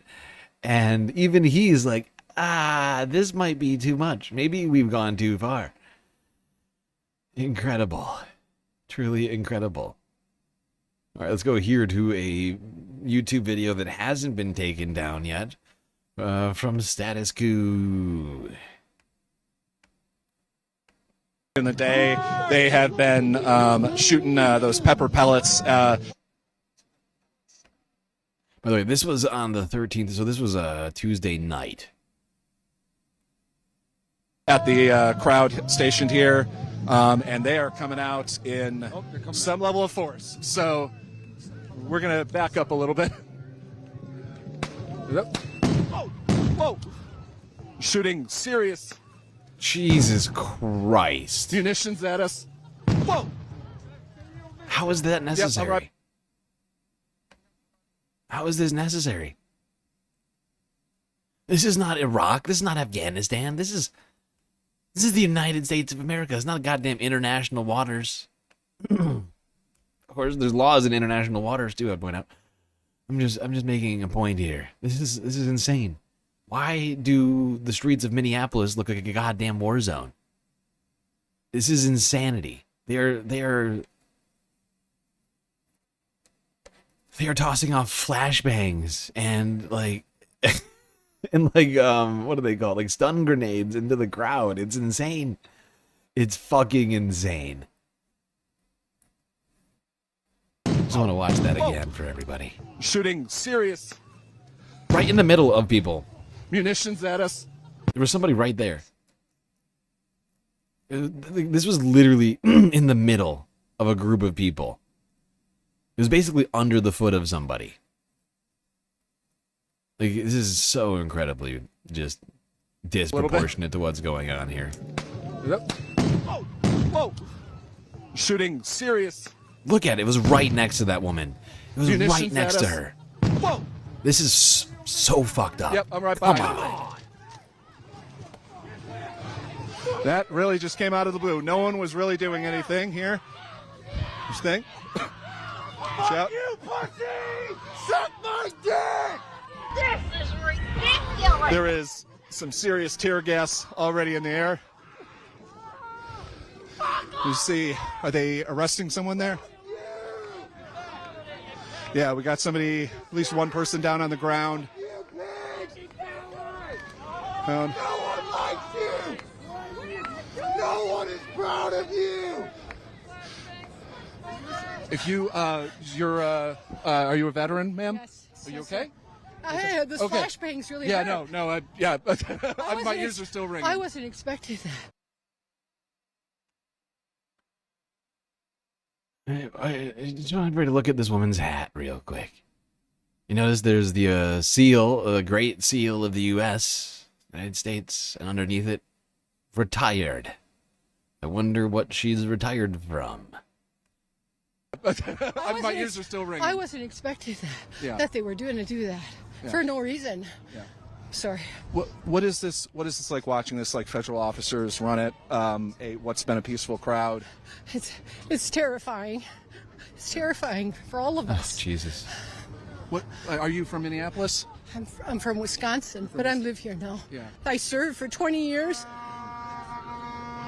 in the U.S. Navy. Oh.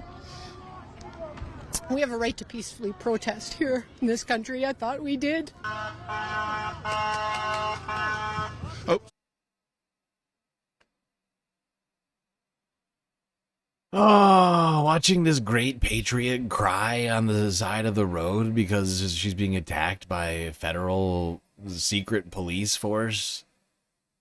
An unlawful agency, essentially.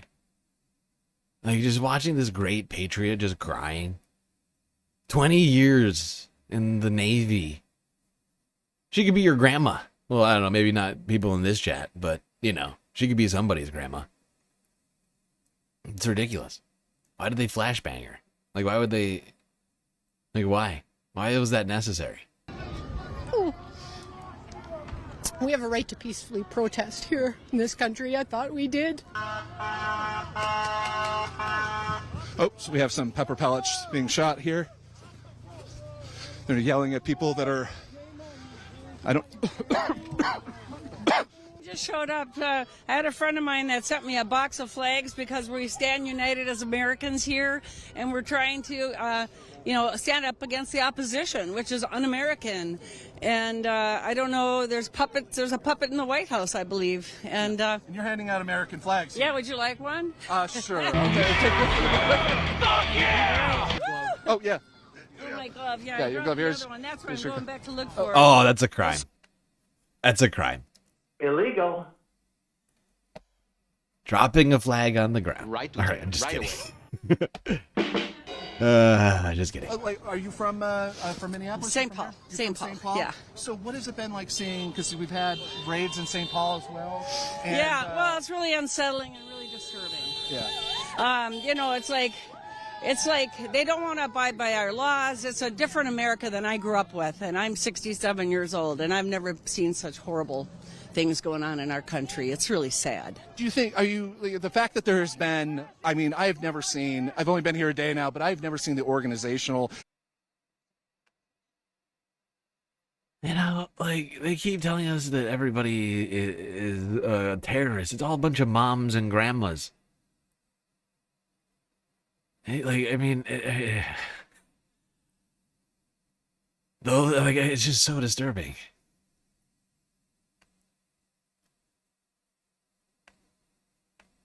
Moms and grandmas and veterans. Apparently those are the threat to America.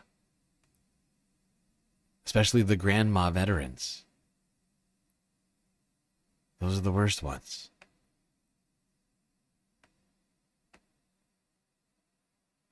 You know, and what's incredible is, of course, we have the same people telling us we need to, what's it called? We need to be proud of our heritage or something like that. Are veteran grandmas not part of our heritage or something? It's just a question I'm asking myself right now. Gnarly one right to the knee. I was right up front. We hadn't really been doing much but yelling, and they came out and, yeah, just like went crazy. Wow, with so that it. was shrapnel from the flashbangs. Yeah, and I found the shrapnel like attached to my leggings here. You can Oh wow, yeah, you can see right here. There's a hole from the shrapnel. I've been out here for a couple hours. Have you seen any reason for this sort of response? No, not one bit. We were just protesting peacefully, yelling nothing but, fuck ICE, because they're violating the law. We're not. We're protesting. Illegal. It's been just devastating to see. I've lived here my whole life. I grew up surrounded by a lot of immigrants. I went to a Spanish immersion school, so all of my teachers were Hispanic, most of them immigrants, and just seeing this kind of terrorism on our streets is horrifying. Yeah, she's right. It is horrifying. It really is. This is not America. You do not have to prove that you belong here. The government has to prove that you don't belong here. The burden of proof is on the government, always, when it comes to any violation of the law. You never have to prove you're innocent. Okay? Never forget that. I don't care how many crimes you're accused of. Unless you're convicted in a court of law, you're still innocent until proven guilty. That's America. Write that down for later.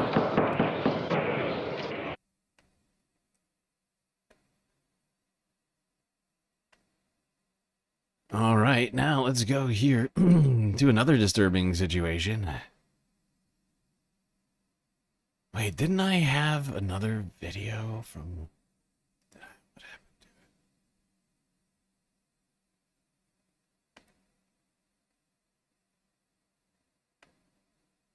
it? Oh, god damn it. Where is it? Hold on. Sorry. I gotta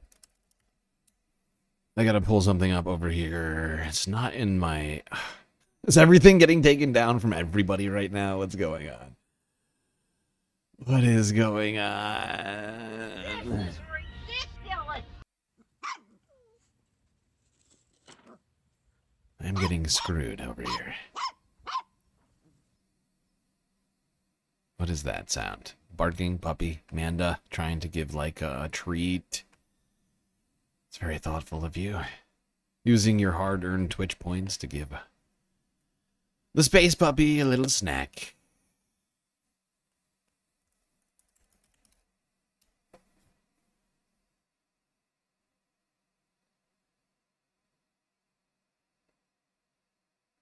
Is this the one?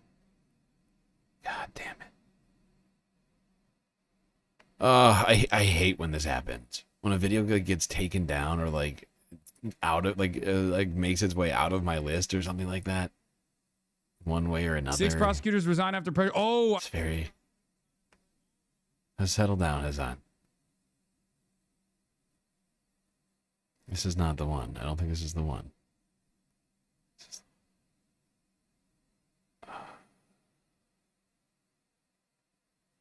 No, this... Wait, is it? No, this is not the one. God damn it. Damn you, Hazan. Your favorites are the ones that get hidden by user. the privated. Yes, those are always fun. Because then you know it's there. You're like, you still have the link. You click it, and yet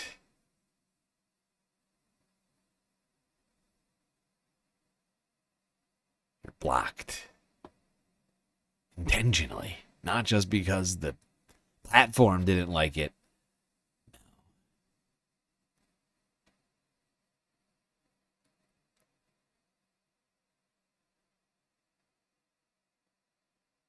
Sorry, everybody. This video is necessary for the next video that's technically here in front of my list. So I gotta find it. I'm sure many people have already seen this, but just for posterity. And for anybody who hasn't seen this yet.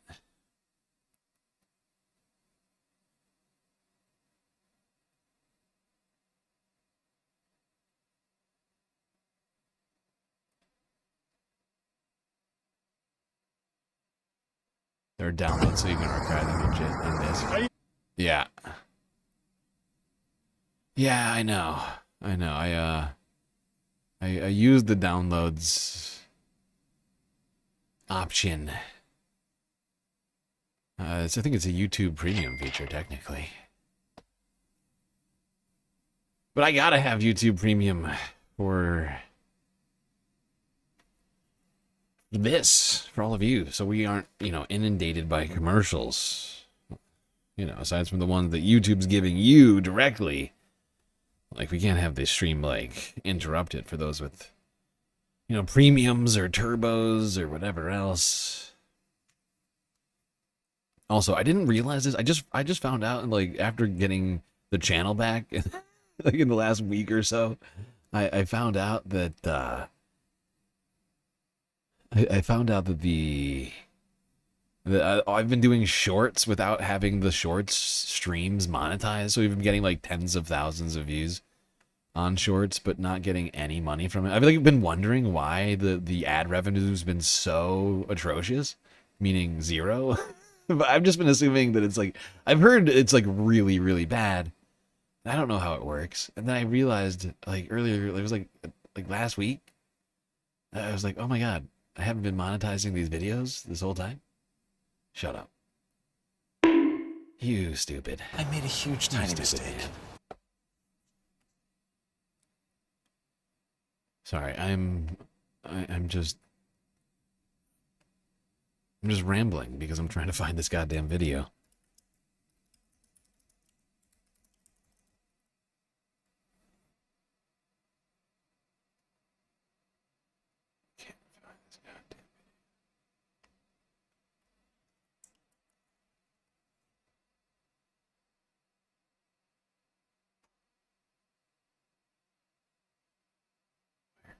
Did this get taken down? Where is it? Dude, this is wild. Everything's getting taken down. Alright, then we'll go here. Is this the one? Does this have the footage in it? God damn it. Kind of. Dude. How did this happen? How is this a thing?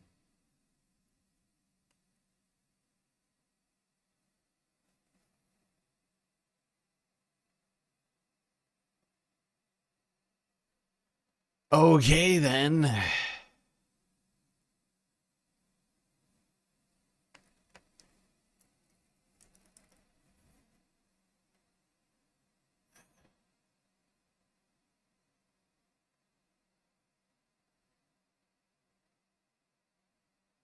Yeah, I think it got taken down. I have no idea why. It was a Hassan stream. There was a Hassan clip. I think it was on Hassan's own channel, but it could have been on a different channel. But it's gone. Anyway, ICE violated the constitutional rights of some people in Minneapolis. Here's Fox 9, Minneapolis, St. Paul. Part of the footage. Honestly, I can't find the full clip. I don't know why. Immigration attorneys and I are also can't find demanding the ICE Hassan release stream. a That might be man connected. who was arrested after agents used a battering ram to get inside his home in Minneapolis.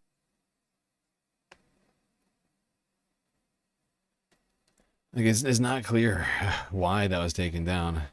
Immigration attorneys are demanding ICE release a man who was arrested after agents used a battering ram to get inside his home in Minneapolis. And as Fox 9 investigator Paul Bloom tells us tonight, the man's legal team says ICE did not have a judicial warrant when they broke down his door. Sunday morning, North Minneapolis. An agitated crowd gathered as federal agents battered their way into the home of Garrison Gibson. While an Associated Press photographer captured the scenes outside. Where is the warrant? Where is it? Can you put the guns down, though? Gibson's family was documenting the unfolding immigration enforcement operation live on Facebook, demanding to see a signed judicial warrant to justify the arrest of the 38-year-old. To see a battering ram coming to the front door of your house with a 9-year-old inside is just terrifying. Armed agents eventually handcuffed Gibson and escorted him out with a hoodie over his head. The only paperwork loved ones were shown. Hey, baby, look at the warrant.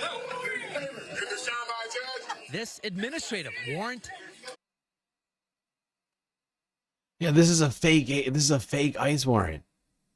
For anybody who does not know, ICE has been just they got like clipboards full of these fake warrants that are meaningless and have no legal authority, right? Like, if, in order for a warrant to have authority, it has to be signed by a judge in the jurisdiction where it's to be served, whether it's a county, a town, or a federal warrant, wherever it is. The court that presides over that particular area has to be the one to sign off on it, essentially. And unless they do that, it's just a piece of paper. It's only useful to them to try and trick people into thinking that these are legal operations when they are in fact not.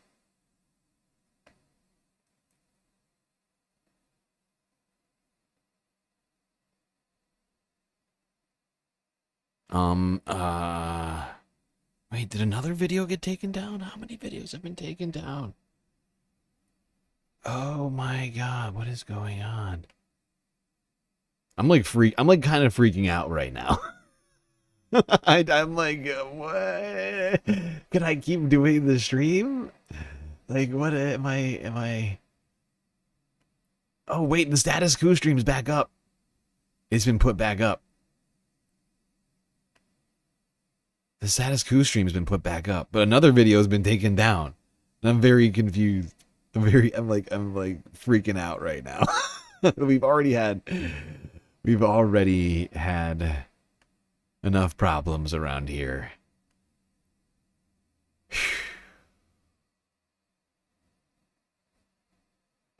Anyways.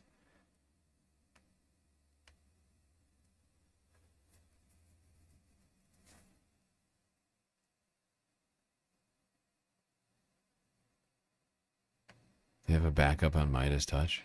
That's not the problem. That's not the problem that I'm talking about. I'm talking about us running afoul, you know, of any sort of, yeah, like I just want to avoid any problems.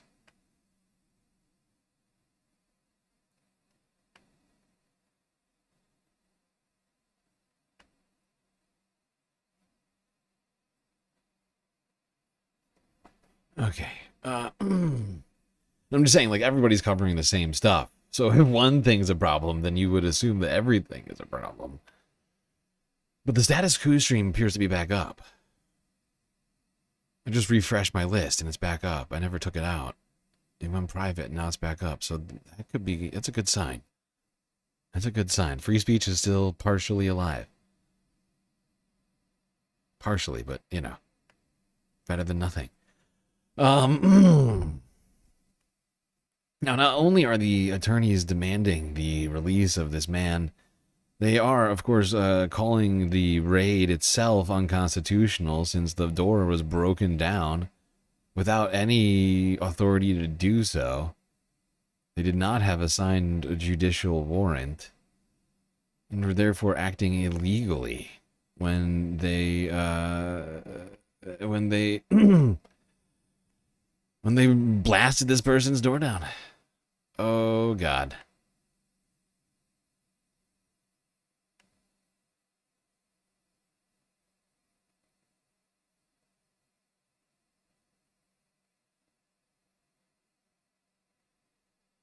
My screen just went gray over on YouTube. I just like freaked out a little bit. But we're not in, you don't think we're in any, that's good. Hopefully not. Yeah, it's got very quiet over here on YouTube all of a sudden. We had like 55 viewers just on the horizontal stream alone at one point. Although I suppose it is getting later. Speaking of getting later. Oh, God. Oh, no. The goal has ended. It just ended moments ago. Moments ago, the Galactic Content Gold Timer ended. What to do? We were making so much progress. We were like 60. We were like 2/3 of the way through the goal. We barely needed anything to get us across the finish line.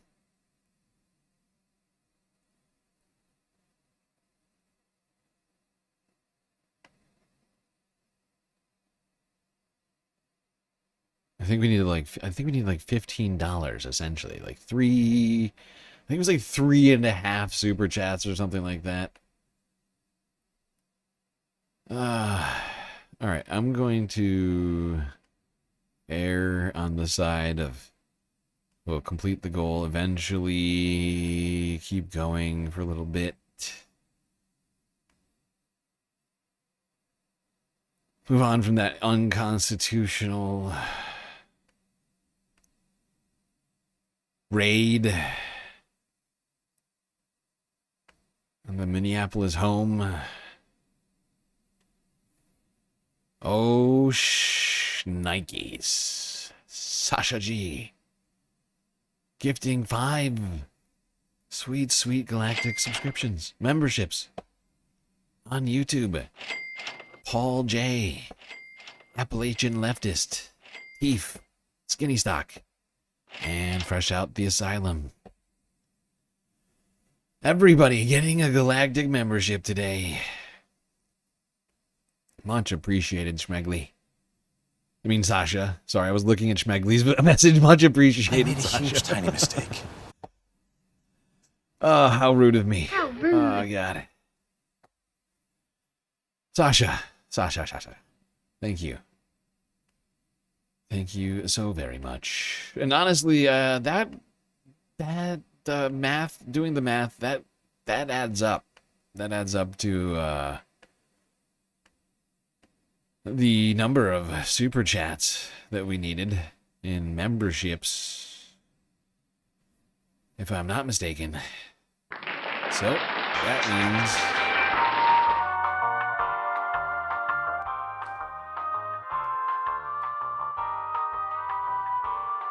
that means thanks to Sasha and everybody else who contributed tonight to the Galactic Content Goal, that we will get all of the clips that I have prepared for us. Thank God, stream was in danger of ending suddenly and abruptly. Now we don't have to worry about that. Can coast through to the end of the stream. Thanks to all of you who have helped, who have contributed, who have donated. And honestly, even if you didn't donate, you've still helped us out in one way or another. By being here, by watching, you help. Not just by adding to our views, but you put a smile on my face every time I see you. And your chats. And your follows. Space Turkey 33 over on Twitch. Thank you for the follow. I like that name, Space Turkey. Gobble gobble.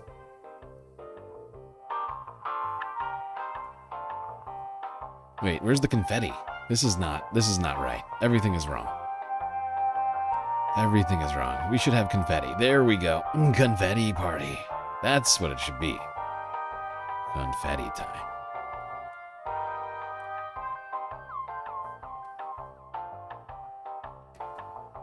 Bask in the glory, Space Fams. Take it all in. This confetti party is brought to you by Space Fams like you. Alright, everybody. I'm sorry. I have to end the confetti short. I have to do it quick because we're just sitting here. We're just sitting here basking in our own glory, which seems sort of, you know, masturbatory in a way. All right, everybody. It's beautiful, though. I appreciate all of you. I was worried. I was a little bit worried. I thought maybe we wouldn't complete the content goal, but the stream would just end. That would have been sad. I would have been sad. Fairly certain there would have been a lot of space fams who would have been sad. We also wouldn't have covered all the things that I'd planned for tonight. And Jesus Christ. Who made this list? This list is ridiculously long. This is ridiculous. Okay. One more clip here. Actually, I think I'm going to do it in this order. Let's do it in this order. Yeah. All right. 2 more clips here before we get to trying to watch the Status Coup live stream that just ended.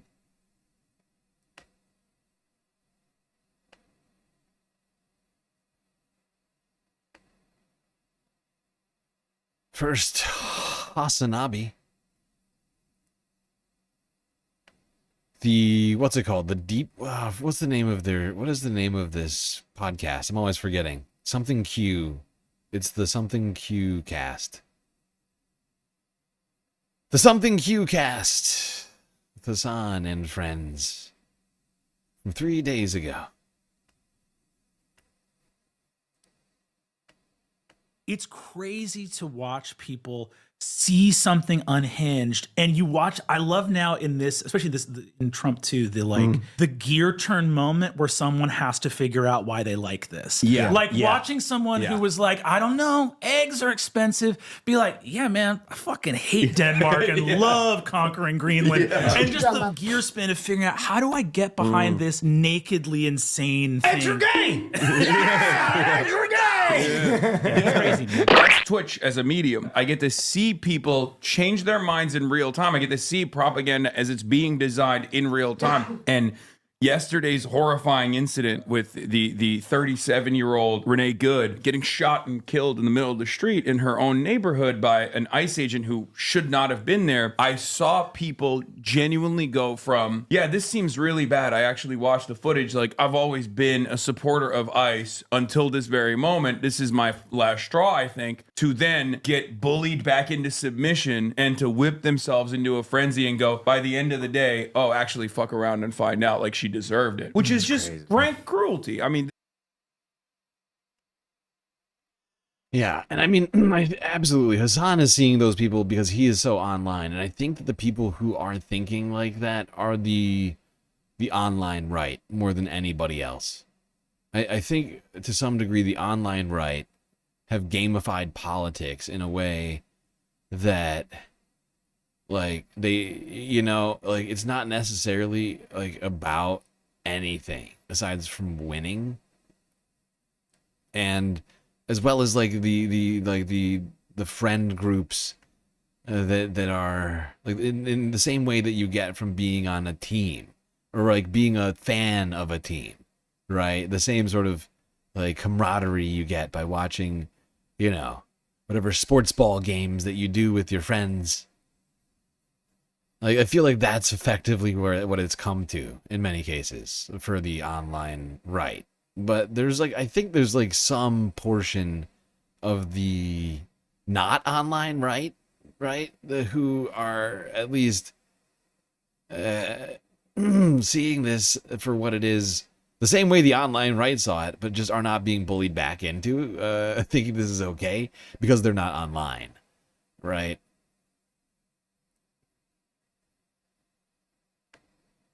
Or they're at least not like online in the same way. At least the people I'm thinking of, like groypers, like things like that, the incel adjacent communities and such.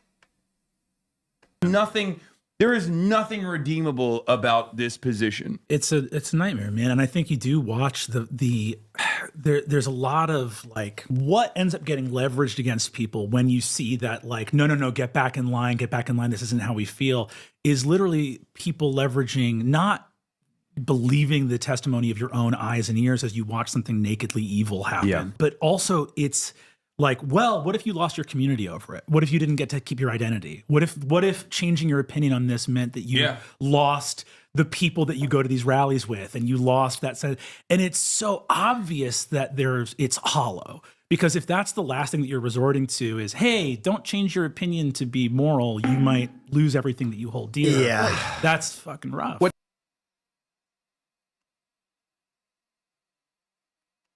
Okay.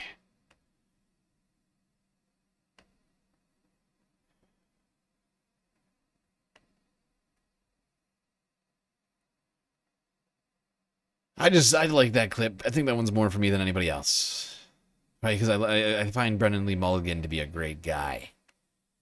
I know him because he used to be on College Humor, which is now Dropout, which he's still on. But he's also like a big D&D guy. And I'm not gonna lie, I'm a fan. I'm a fan of the D&D stuff. And he's sort of like the internet's dungeon master, if you will.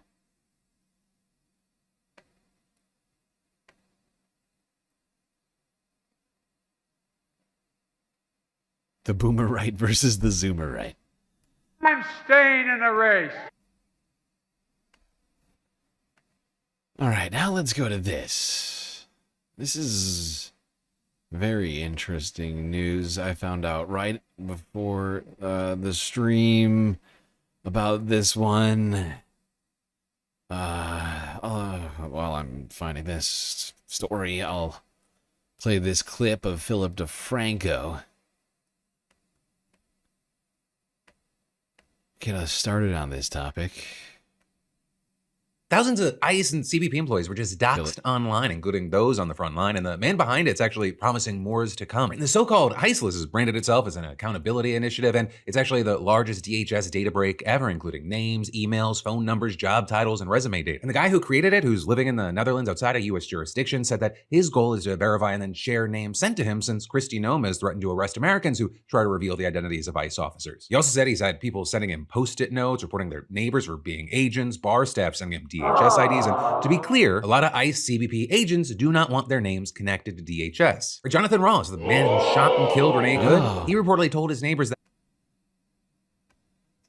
they don't want their names connected to the jobs that they have? That's weird. That's interesting. It's almost like they're ashamed of what they're doing. was a botanist despite working for ICE since 2015. And understand, this was only the first round of leaks. Reportedly, around 4,500 names are on the list, with 1,800 of those being on-the-ground agents. But also, ICE lists claims to have thousands of names that they still haven't released. With that, they said that they wouldn't publish every name. So, for example, omitting names of people who work in childcare within the agency, as well as nurses. Well, that's thoughtful. Seems like these leakers have more of a conscience than the ICE agents themselves. All right, hold on. Let's go here, straight to News Nation. Leak exposes identities of thousands of ICE Border Patrol agents. Justin Walker from January 14th. This would have been Wednesday, 2:52 p.m. Central Standard Time. News Nation, the identities of thousands of federal employees working with Immigration and Customs Enforcement and Border Patrol have been leaked online, raising safety concerns. According to a report from The Independent, the leak includes the identities of about 4,500 federal employees working with ICE, including 2,000 agents.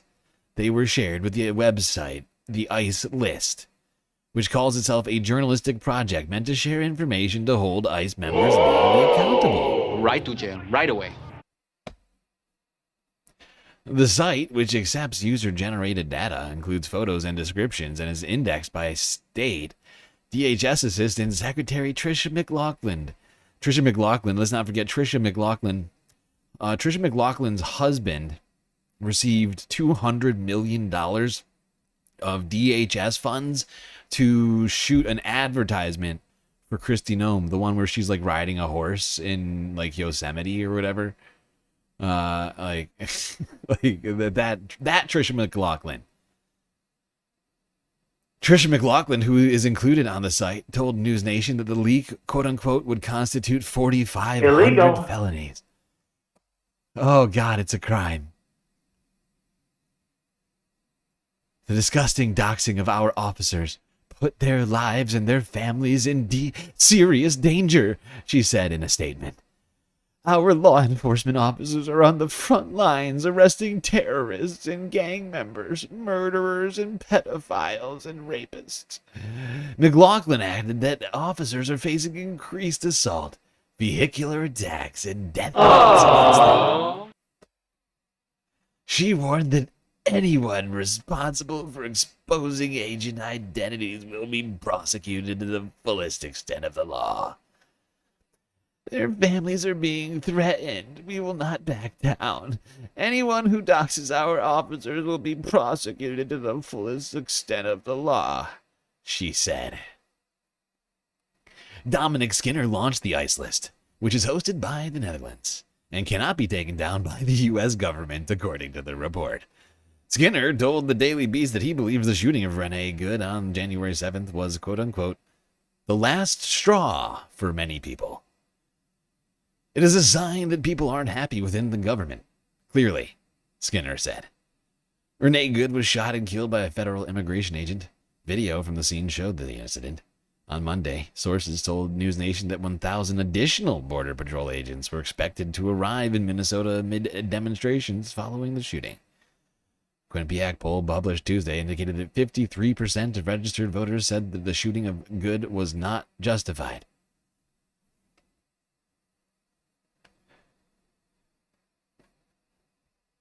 Well, there you go. Shocking. Some accountability. Some unwanted accountability, DHS says. Trisha McLaughlin's having a real tizzy fit over there. How dare they? How dare they reveal the identities of people operating in the United States, being paid by the United States? How rude. Incredibly rude.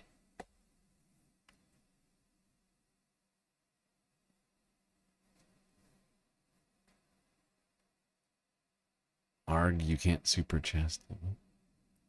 What does that mean? I don't know what that means.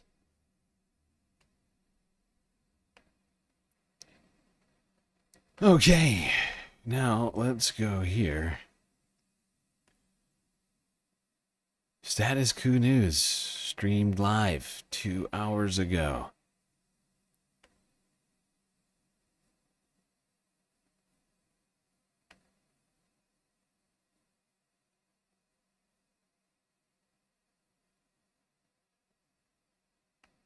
Look at these guys. This is insanity. Why does every street corner look like it's goddamn Baghdad? I don't understand. Why are we occupying American streets with military vehicles? People dressed in camo. Also, how does the camo help? Can anybody explain to me how wearing camo in an urban setting such as this? Clearly camo meant for the forest. Why would you wear it in the middle of, like, unless you were LARPing as a soldier? Like, explain to me that. Why do they need camo? Why? Why do they look like this? I don't understand.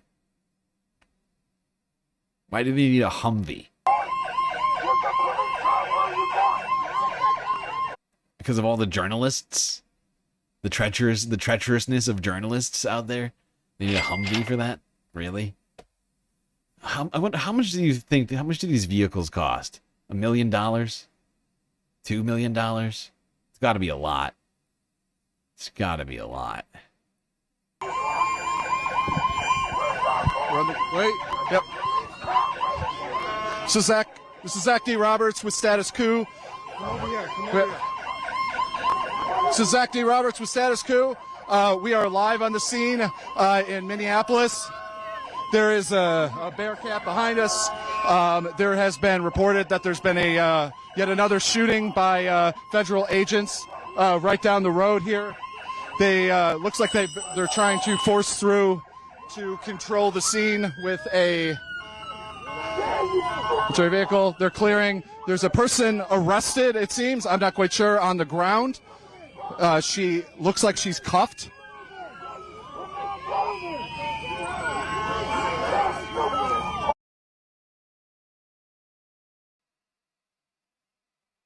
Okay, apparently I overshot it just slightly. It's just a $500,000 vehicle, not $2 million. $500,000. Okay. Yep. There's Border Patrol officers in full camo. They're armed with a couple of them have night vision. You can put the microphone Yes. to what they're saying. Dude, what are you doing? What made you sign your oath and do this to us? Is your dick that small? Is it? Did your uncle touch you at Christmas? You fucking bitch! Illegal.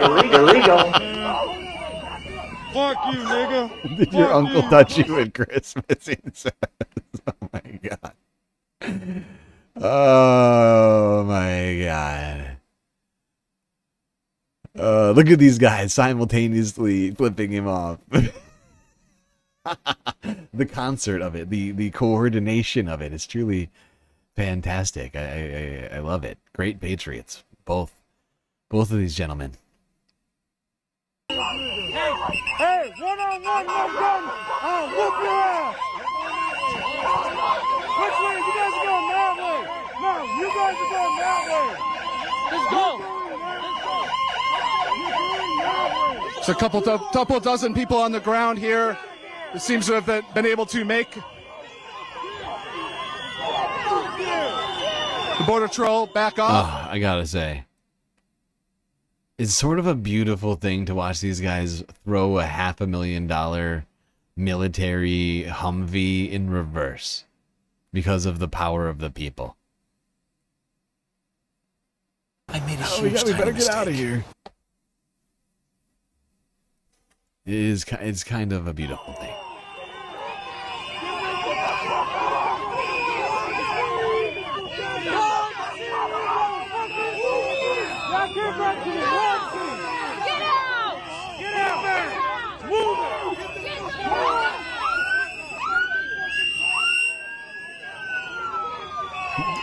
Hey, what? Wait a second. This guy is blocking the roadway.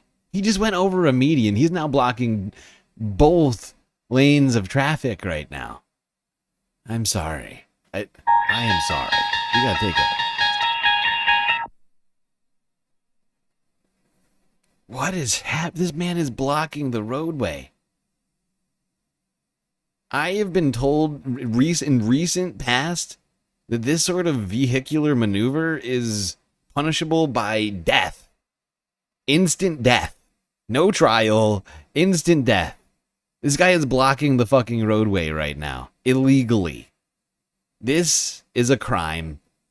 Where is the police to murder this guy?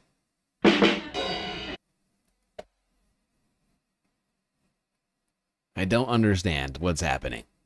Where are the police? Where are the police? I don't understand. This is incredibly illegal. I don't understand. My brain is broken right now. I can't move past this. I can't move past. This is terrorism. Exactly. This is terrorism. This guy is blocking the roadway, both sides. He's straddling a median. How can we live with this? Is anarchy. This is anarchy. How can any American live with this? This is anarchy and terrorism. This guy is blocking the roads. How is he not getting blasted by law enforcement right now?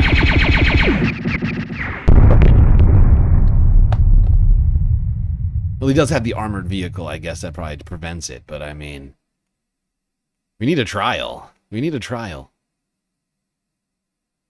Lethal injection.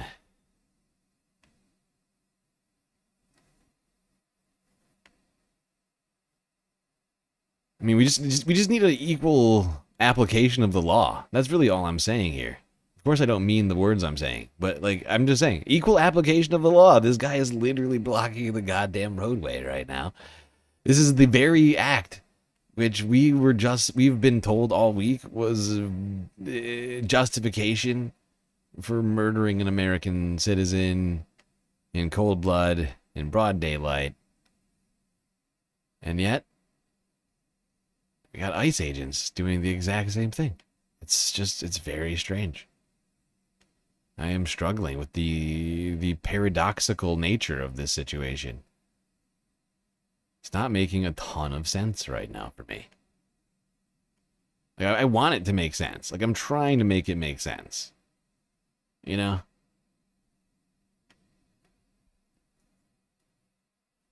Like, I'm just a guy who wants things to make a little bit of sense in this world. That's really all. That's really all I'm asking. Just, you know, for us to not be living in some sort of, like, dystopic, Orwellian reality. That would be good. That'd be preferable. Now, unfortunately, while ICE agents backed up that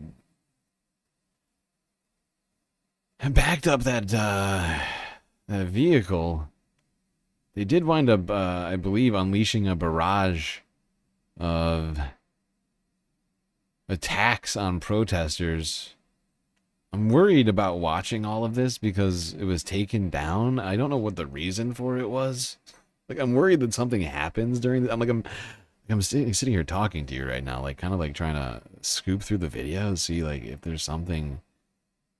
It's hard. It's a 3-hour-long video, so it's kind of hard to tell what is going on. I haven't been able to watch it. It was live streaming through, like, they ended the live stream while we were streaming, so I haven't had an opportunity to watch all of this yet. But since it still remains on YouTube, I'm going to assume we're good.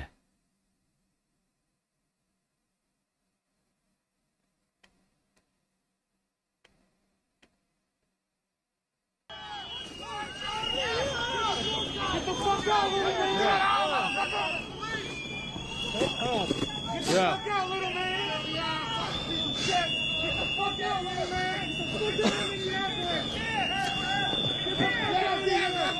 Officers carrying a long arm.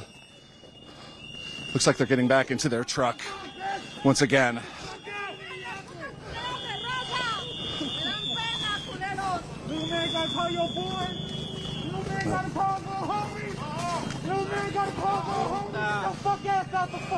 Oh, you need some backup, motherfucker! Get little man!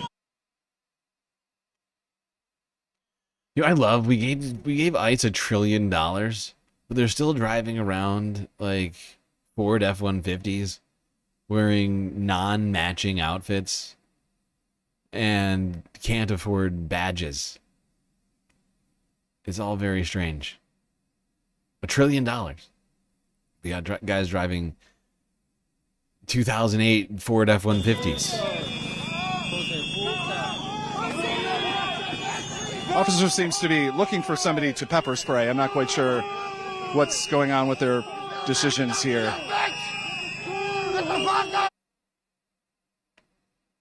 Apparently all the money is going to the bonuses and to Trisha McLaughlin's husband for advertisements and things like that. Christy, no, of course the G6s. Can't forget the G6s. So planes, marketing, ad buys, and bonuses, I guess, is where all the money's going. And guns. Can't forget guns.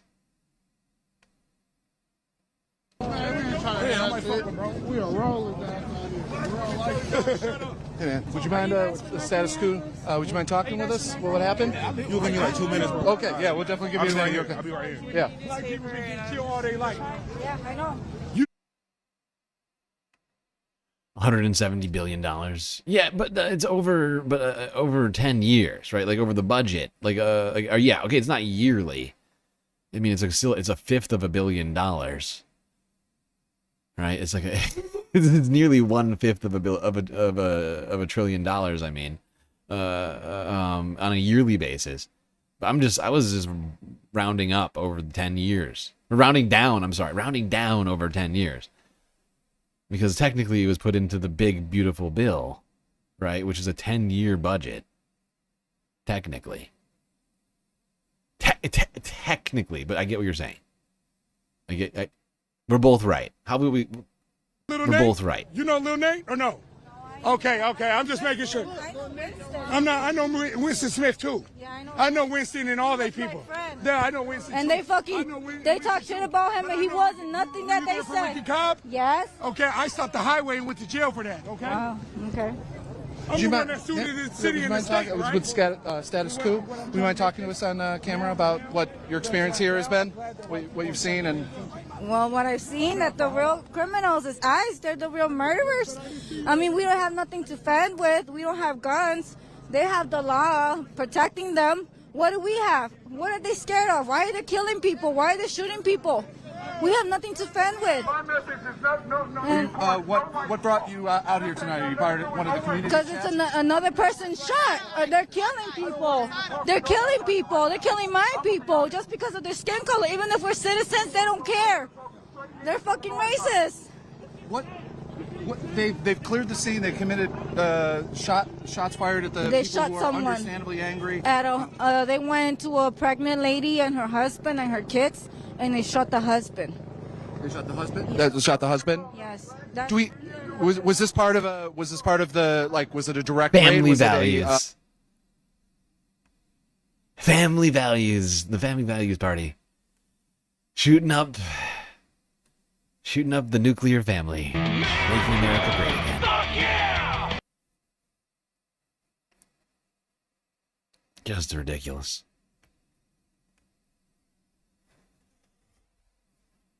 They love families so much they decided to blast them.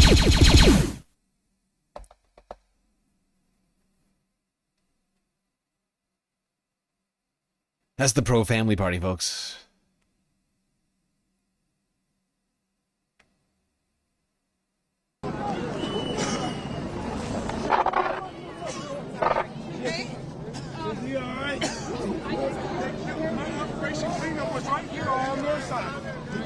Do you mind talking to Status Quo on camera for a moment? Do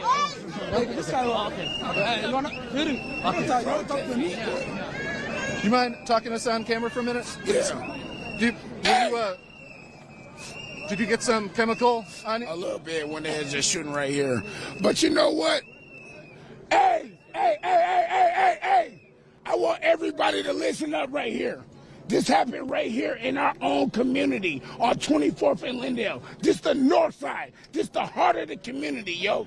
Everybody screaming out, this ain't our fucking problem. This is our fucking problem. This is our fucking fight. They're coming in our neighborhoods, going door to door, and they're shooting, and they're killing us.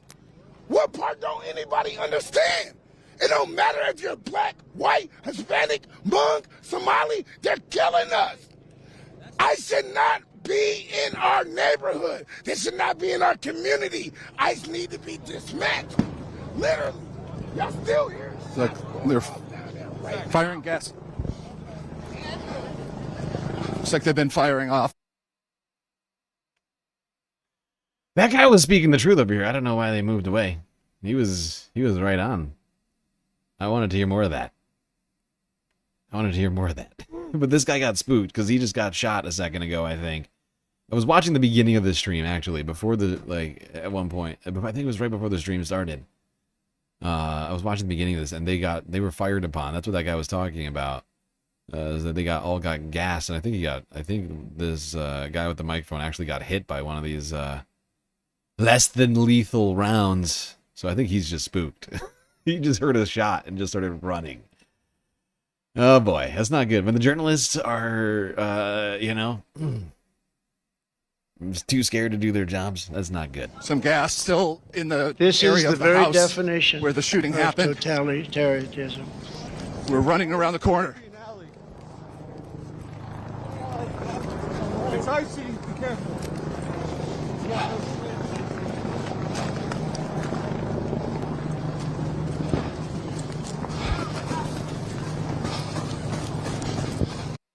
Okay, I guess what he was saying is that they're rushing towards them, so I guess they're not actually too scared to do their jobs.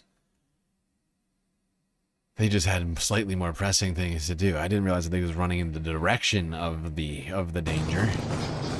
Running along an alley along the back road, trying to get to the house. It's extremely icy. This is why I was saying earlier today, status quo, and I've said it multiple occasions.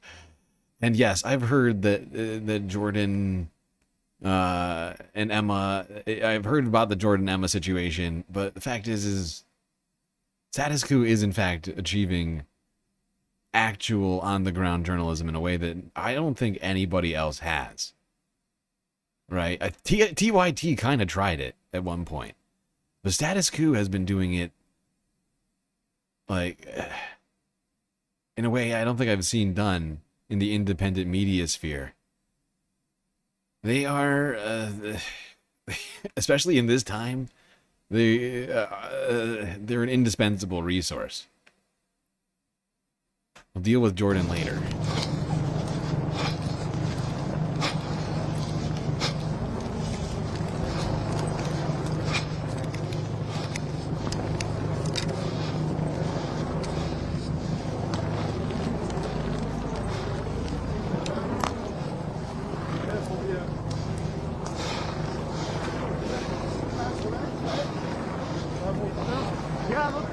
Look at the formation.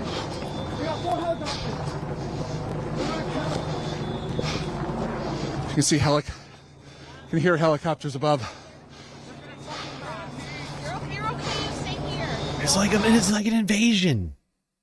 It's like an actual invasion. You have troops on the streets, people in literal military fatigues with assault rifles, armed to the teeth, helicopters flying over. It's fucking insane. It is so disturbing. Nothing prompted any of this.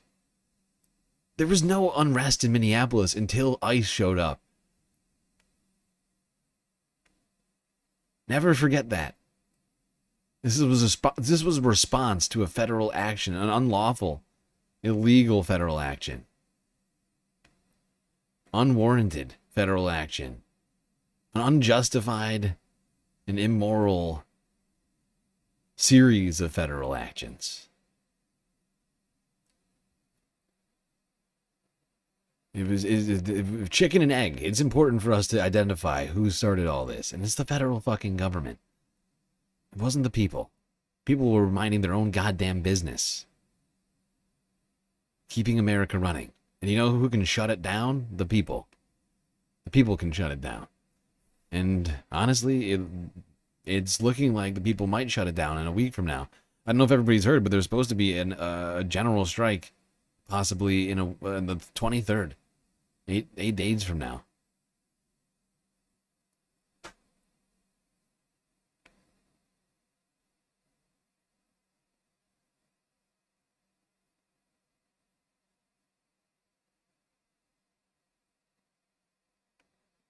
Sorry, I'm just gonna try and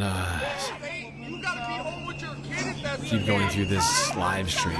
Looks like this ended only 2 hours ago. Most of what I would. This represents as recent of an update as I have on this situation, essentially.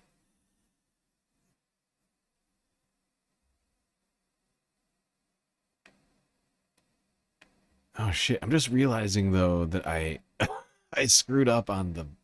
How did I do this? How did this happen? I fucked up the list real bad today. God damn it. You dummy. I was saying this, I'm like looking at my list, I'm like, wait a second, this is the latest update, but I have 2 more videos to talk about. Son of a bitch. Why am I should be better at my job. You know, just Zoom our police lights thing.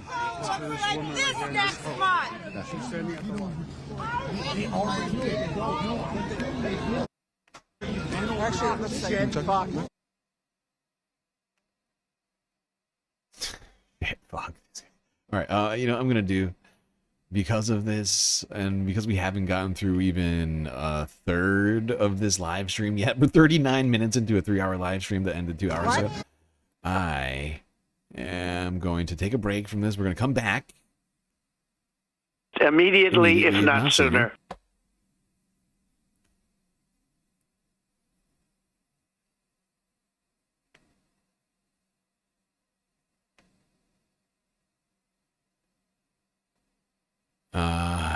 Yeah, and let's just do this. Go back in time. Oh.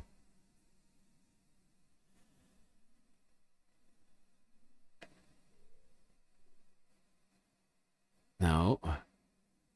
Wrong. Son of a bitch.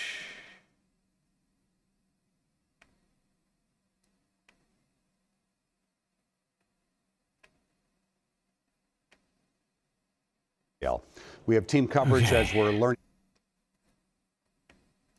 This was CBS News Minnesota's live stream of the same protest that was going on down in the streets of Minneapolis. Or at least I believe it was the same one. It looks... This is a live look at North Minneapolis. For the second time in a week, a shooting by a federal agent is leading to unrest in the city. We've been watching the situation unfold here near 24th and Lyndale. We have team coverage as we're learning more as the evening progresses. We want to get right to senior investigative reporter Jennifer Merrily. What do we know at this point, Jen? Well, Frank, at this hour, we're told one person and one ICE officer is being treated at the hospital. We're told that ICE officer opened fire, shooting a man in the leg after being attacked with a shovel. Let's back up and let's get to how all of this started. We know this all unfolded around just before 7 o'clock tonight, starting with a traffic stop in North Minneapolis. The Department of Homeland Security says they were stopping someone from Venezuela who's undocumented. They say the person fled the scene and then crashed into a parked car, then ran. Now, according to DHS, when officers caught up with the person, there was a struggle. They say two people came out of an apartment and attacked the officer with a shovel and broom handle. They say then the original person started attacking the officer with a shovel or broom. Now, DHS says the officer feared for his life and fired shots to defend himself. The person that they had tried to pull over for that traffic stop was struck in the leg. Now, Homeland Security says all three people barricaded themselves inside an apartment. We know two are now in custody. The original person, the undocumented Venezuelan they say they tried to pull over, is in the hospital. So is the officer. And I do want to share that we have been talking with sources all night. We are. Okay. Now, we don't need the WCCO footage, honestly. It's just not necessary. Status Quo is just doing such a better job than they are. I mean, not that they're doing a completely horrible job, but I do think they could do a better job.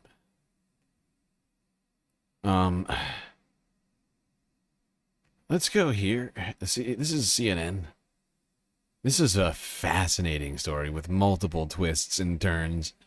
But in the wake of this shooting, the DOJ requested federal prosecutors to basically indict Renee Nicole Good.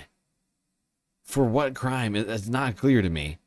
But 6 Minnesota prosecutors who are technically in the DOJ have resigned over this investigation that the DOJ is trying to launch into Renee Good. And yes, there's a couple of twists in this thing. At least 6 top prosecutors in Minnesota are resigning in protest of how the Trump administration is handling last week's ICE-involved shooting in which an ICE agent killed 37-year-old Renee Nicole Good. This includes Joe Thompson, who served as acting U.S. attorney in Minnesota. A source says this follows days of pressure to focus the DOJ investigation not on the actions of the ICE agent who shot and killed Renee Good, but to focus the investigation on Good and others around her. The New York Times reporting this includes Good's widow. And indeed, Deputy Attorney General Todd Blanche today released a statement saying that the Justice Department does not believe there's evidence to back a criminal investigation into the ICE officer. Minnesota Governor Tim Walz called the resignations a huge loss, writing on X, quote, "It's also the latest sign that Trump is pushing nonpartisan career professionals out of the Justice Department, replacing them with his stance," unquote. Thompson, by the way, the acting U.S. attorney, previously led the office's effort to tackle social services fraud in the state. That's an issue that's high on the Trump administration's priority list. Yeah, it's insane.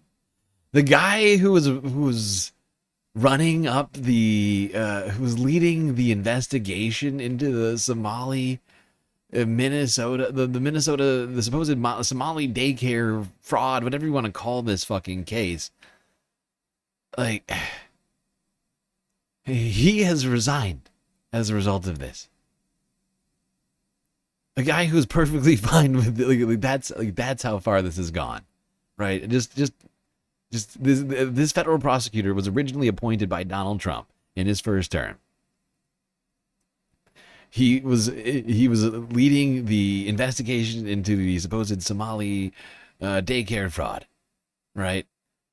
And yet he was presented with leading this prosecution and said, "Actually, I quit." A career prosecutor says, "Actually, fuck that. I'm out of here." Here's Fox News. Top federal prosecutor who exposed massive $250 million Minnesota fraud case steps down from position. Joe Thompson served as the acting U.S. Attorney of Minnesota after being appointed by President Donald Trump. Oh, I guess it was second term. I guess it was second term he was appointed. For some reason, I thought it was first term. Sorry. By President Donald Trump in May 2025. He led the office until Daniel Rosen took over as U.S. Attorney in October. "It has been an honor and a privilege to represent the United States and this office," Thompson, 47, wrote in an email obtained by the Minnesota Star Tribune. A New York Times report said that Thompson and other prosecutors resigned over the Justice Department's approach to the investigation of the fatal shooting of Good. The DOJ official told Fox News Digital that the prosecutors had submitted early retirement paperwork months earlier, which preceded the shooting death of Good. But not with Thompson. Not with Thompson, though. Some of them quit from other shit. Well, earlier, it's not clear if it was for other reasons, right? It could have been for what's happening with ICE. It's not clear. I mean, obviously, it couldn't have been with Renee Good specifically, but it could have something to do with ICE. It's not 100% clear. But there you go. But the guy who, I mean, it's wild. MAGA prosecutors resigning over the DOJ's directing them to investigate and prosecute Renee Good.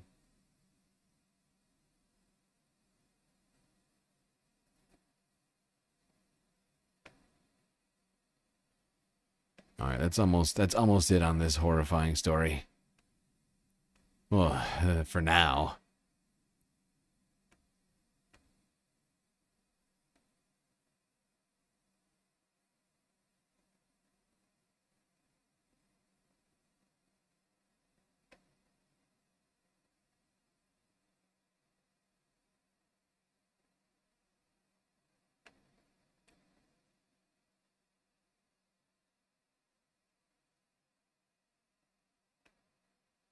I got an Aussie in chat. Good Aussie afternoon to you. At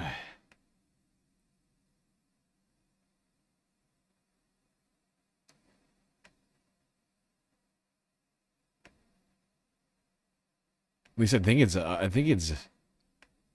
afternoon. Okay, we're gonna. I think it's really dark right now. Oh, there we go. Hi. Let me move you a little bit closer so you can get a bit more into the light. Oh, you okay? Yeah. Okay, yeah, got hit with a stick. We're we're hiding in the bushes right now. I'll survive. But what is a very thing? Why are you out here tonight? Okay, so I'm in a memberhood watch group, and there was a call put out. There is a pregnant woman who was in her house, surrounded by ICE. She was afraid that she was going to go into labor, and so the community gathered to try and protect her. And by the time we got here, I mean, I was 8 minutes away, and the Minneapolis Police Department had, I don't know, the whole I mean, it was completely taped off. We couldn't get through. Heard a shot, heard some flashbangs. People were trying to figure out what was going on. Some ambulances went in. I don't think she was injured, and I think she had a child with her, but I heard someone got shot in the leg. It's like, what is going on? What, I mean, this is... I mean, all they would have to do is go. They don't have to be here. And we would go home. I want to go home. It's kind of cold out. What, I mean, this has been going on, like, it's a constant drumbeat. We've been chasing around these officers all day, and they would randomly stop, harass somebody, pull somebody out of the car, leave the car empty. What is this like in your community, happening on a daily basis? I have neighbors who I haven't seen outside their house. I left them letters and say, hey, if you need something, please text me. I've joined some community members with packing up food for one of the local churches, and they do deliveries on Monday, Wednesday, Fridays. DHH Church on Cedar, if you want to volunteer or donate money. And then also Northside Blessing. They're also collecting food and supplies and are going to deliver to people in the community. I think that it's. I mean, there's munitions fired at us, Bearcats run through a crowd, and I have a whistle. And you have a whistle. And you have a whistle. I have a whistle. Weapon of mass destruction. Whistle. Very dangerous. Oh, God.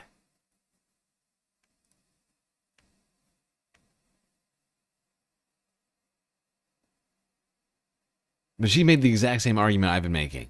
People wouldn't be out in the streets if ICE wasn't here. The egg. The chicken, I mean, well, I guess there's really a debate between all this. But the point is that chicken and egg, right? The egg is the protesters that was given birth to by the existence of ICE on the streets. They're the ones who have caused people to come out and protest. It wasn't, protesters went out there first before ICE started cracking down in their neighborhoods. Nope, they were minding their own business, just sort of living their lives. Now regular ass people are just sort of filling the streets, objecting to what the federal government's doing. Our streets! Our streets! Our streets! Our streets!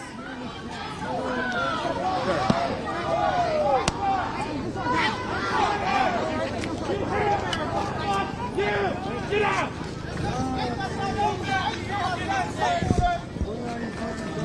You're pointing your gun at people in their own fucking neighborhood. Point that gun! Think about what you're doing. Think about what you're doing. I fought for this country. I fought for this country. Your neighborhood. I gotta say, if the Trump administration was looking for a way to create like radical race solidarity, I can't imagine a better thing to do than to broadly just be going after Americans in the street.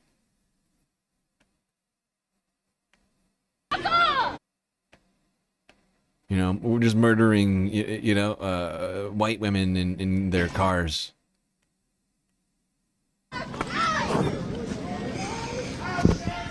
Have we talked to you, status quo? I don't think so. Okay. You haven't. Oh, I'm sorry. We're good. So what are you wearing? What are you wearing here? I don't even know. This is just something I had in my house. I don't want to get shot and have bruises and stuff, but I want to be out here. I don't know if you can hear me through this. Good on audio? Yeah, this is my neighborhood. I live here, not far from here, and we heard it was going down, and we're just here to protect our neighbors. They need to go home. What is this? What has this been like, seeing this happen time after time, day after day, multiple times a day? I hate hearing it. Somebody came up to me the other day and they said, I fucking love this lady. I love that. I love that she came out with a goddamn oven. What do you call these things? I can't remember what you call this. It's like the thing you put it on top. It's like a 2-piece thing. Like you put it on top of another of a dish. It's for baking. It's like a tray. It's like the top to a baking tray. She's using a baking tray top as body armor. I mean, this woman is dangerous, ladies and gentlemen. I hate hearing it. You know, somebody came up to me the other day and they said, hey, do you know any illegal immigrants? Is that why you're so upset? I'm like, fuck no, these are my neighbors. I don't ask people. Broiling pan, yes. Broiling pan, thank you, Amanda. We got there. Status, it's none of my business. These are my neighbors. I don't give a shit. Like, they need to get the fuck out of here. This is our home. We don't come to their fucking home and rip their neighborhood apart and gas people. Some of these people, they just live here. They're getting fucking gassed. What do you think that the president is directing these guys to come to your town? What does he have out for Minneapolis? Oh, for everything. He hates us for our progressive values. We're a pawn in his game. We're a pawn in all of their ultimate game. We're being used as pawns, and all I know is that this fucking federal administration hates anybody who isn't white. And I don't know, I just feel like as white people we gotta get stuck the fuck up. Yesterday, 10 years ago, 10 years before that, 10 years before that, 10 years before that. Step it up, white people. The woman with the broiler pan body armor is calling you.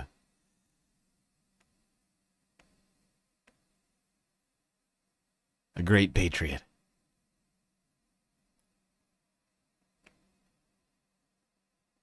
A lot of great patriots out here.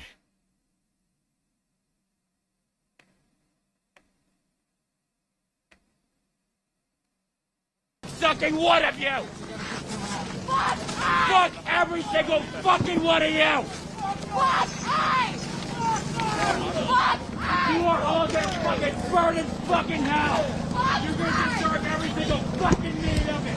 You sorry ass son of fucking bitches! Fuck you!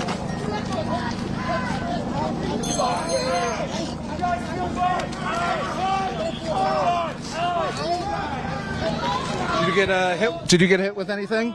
Been hit with a few things. Like what? Some fucking pop right down here while I was running away, you know what I mean? Like a fucking flashbang went off right here, right beside me, and then somebody fucking dropped there. I had to pick them up as we're all running away. Fuck this. Sorry about the swear words. That's okay. Oh, status scoop. All right. What has it been like out on the scene here for you? Other than what you just described happening. I don't know, man. Like, if I'm gonna be editorialized, man, these motherfuckers are pathetic. Hell yeah. The streets are filled with great patriots right now. Hold on, I'll be right back.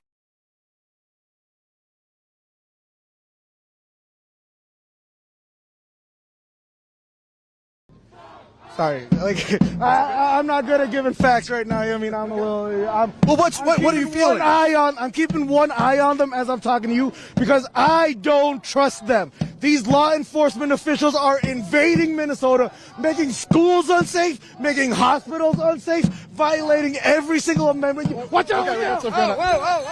Okay, we're running. Yep. Okay. Right here, behind the car,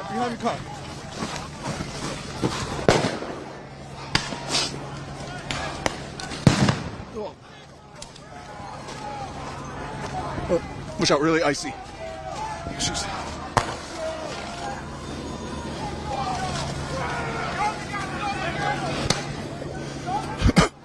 It's again instigated by nothing. There's only a handful of people standing around talking to each other, maybe sharing some words to the Border Patrol officers. And munitions were, sorry.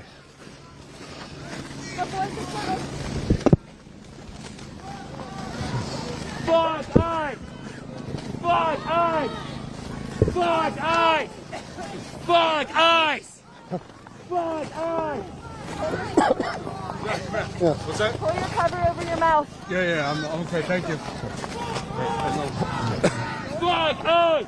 All right, it's coming this way. Go back this way. Go back this way. Fuck ice! Did I go wait for 2 seconds and it turns to World War II all of a sudden? Jesus Christ. Looks like a war zone. Yeah, it does, Sylvie. It certainly does. I can walk away from the computer for 2 seconds. Everything's on fire.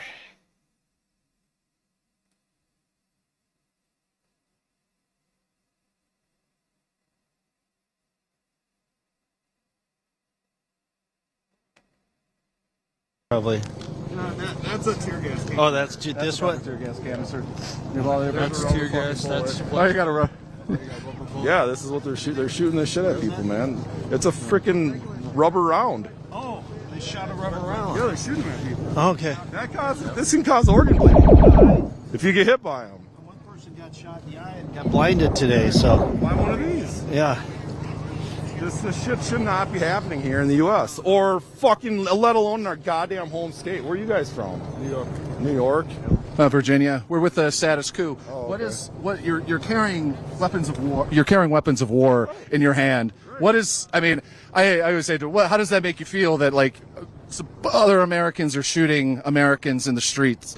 Dude, it's fucking crazy. I don't know. I live in a fucking cushy house in the suburbs, 45 minutes from here, but I was sitting at home every day pissed off looking at social media, and I went to see the Renee Good thing, and I felt moved to come and fucking be part of this. This is nuts. This is fucking, yeah, and you're right in the middle of this shit. What the fuck is going on? Another great patriot. They're all over the place. The streets are filled with great patriots. Fighting to get back against the unlawful federal takeover. Martial law. Honestly, we're past martial law at this point. This is full on Nazi this is Germany insane. shit.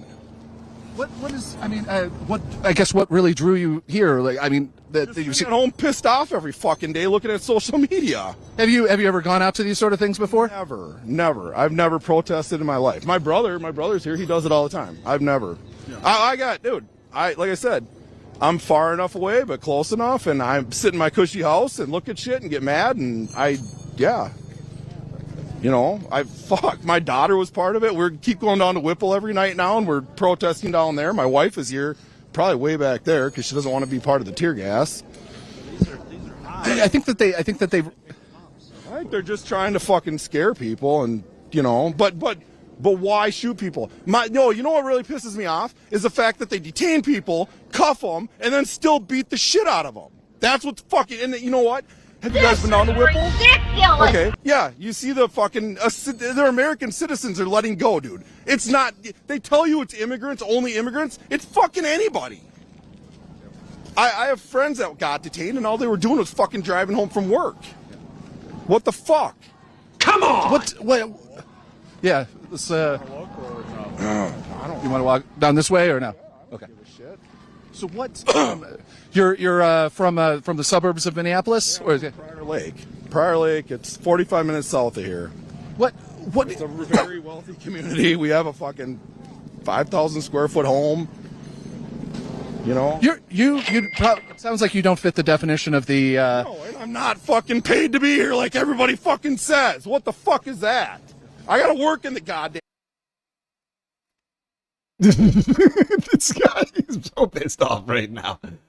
Oh, the patriotism is seething out of this seemingly affluent white American here. 5,000 square foot home, Jesus Christ. My Earth apartment is like 100 square feet. This dude is like, wow. Even the wealthy are just now like everybody else. What? Yeah, you don't fit the definition of the anti-fascist terrorist that that we're labeled. That I'm labeled now. Yeah, exactly. What the fuck is that? I'm just here trying to stand up for community, dude. We're all human beings here. I don't give a shit who you are, where you came from, what color you are. It doesn't fucking matter. This is wrong.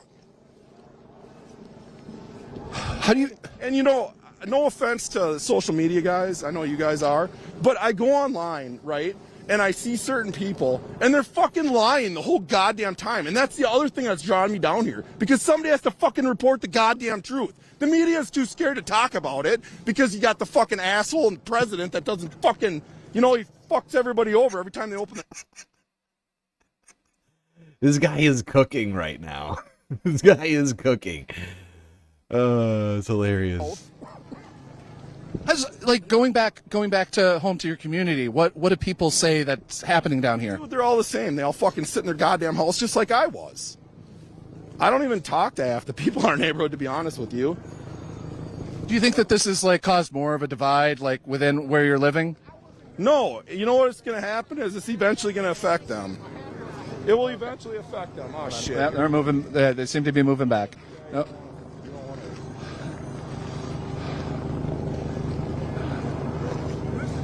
No, to be honest with you, so I know why they're down here, because this is where, you know, it's not super wealthy, it's poor. Actually, this area here where you guys are standing right now, that fucking building right there is all Crips. The one back there is all Crips. This is a bad area. So I'm surprised when gunshots didn't go off that these guys didn't come out of their house and start shooting. This is not the area I would normally be in. But do you feel as though that like this is that the what's happening here? What did I say earlier about radical racial solidarity? Oh my god. Affluent white dude suddenly in the hood screaming at the government. Exhibit A. By the way, I looked up this jacket. This jacket costs like $600 or something ridiculous. In Minneapolis, also in St. Paul, I mean, we were tracking ICE throughout the city earlier today. And do you feel as though that, I mean, do you think that there's ever going to be a point where people like amongst your community realize what's happening or turn? They know what's happening, but here's the thing. Where I live, it's the majority conservatives, so they approve of this shit. You know, that's the problem. I don't approve of this. I grew up different. My parents fucking raised me to care about people. I don't give a fucking shit. Dude, why would I put myself in harm's way when I can just sit in my fucking house and watch a big screen TV all night? You know, it's so stupid. What do you think the seeming, like, I mean, it calls for a great retribution against the Minneapolis and Minnesota. He's cutting government funding, cutting government loans to small. It's because that little fucker Nick and all those other bitches come down here and lie. That's why. The daycare shit was taken care of fucking years ago. That didn't happen right now because the goddamn Republican Party in Minnesota had that little fucker come down here. They paid him to come down here and make a fuck. Oh my god, this guy's educating me now. What? This is an old thing that they're just dragging up. My god. They are so, like, they know no low. Like, the lows to which they will go know no bounds. They'll do whatever they can to justify their shit and to, like drum up support from their base. It is so pathetic and shameful. That's what happened. And Donald Trump fucking hates this state because we're fucking blue. That's why. And he figures if we remove all the Somalis and all the immigrants, that this state will turn red. But that's not true. The state has a history of being maybe not blue, you know, labor and like working class. Right, exactly. Well, now though, there's more Fortune 500 companies, and it's there's a lot of really, really, really wealthy neighborhoods. I think one of the most wealthy neighborhoods in the whole country is what is it? Wyzetta, right on Lake Minnetonka. Yeah. So if you, I don't want to come back on this, but as you're holding. Yeah. Show my daughter. That's it. So if you showed that to members, do you have members of the family in your family that are still thinking that like this is okay or that don't care? Other daughter. and she lives in the northern suburbs where it's primarily red. So yeah, I just had. Okay, well, I'm just gonna move on from that, but that guy was cooking for a minute. Multiple minutes in a row, honestly.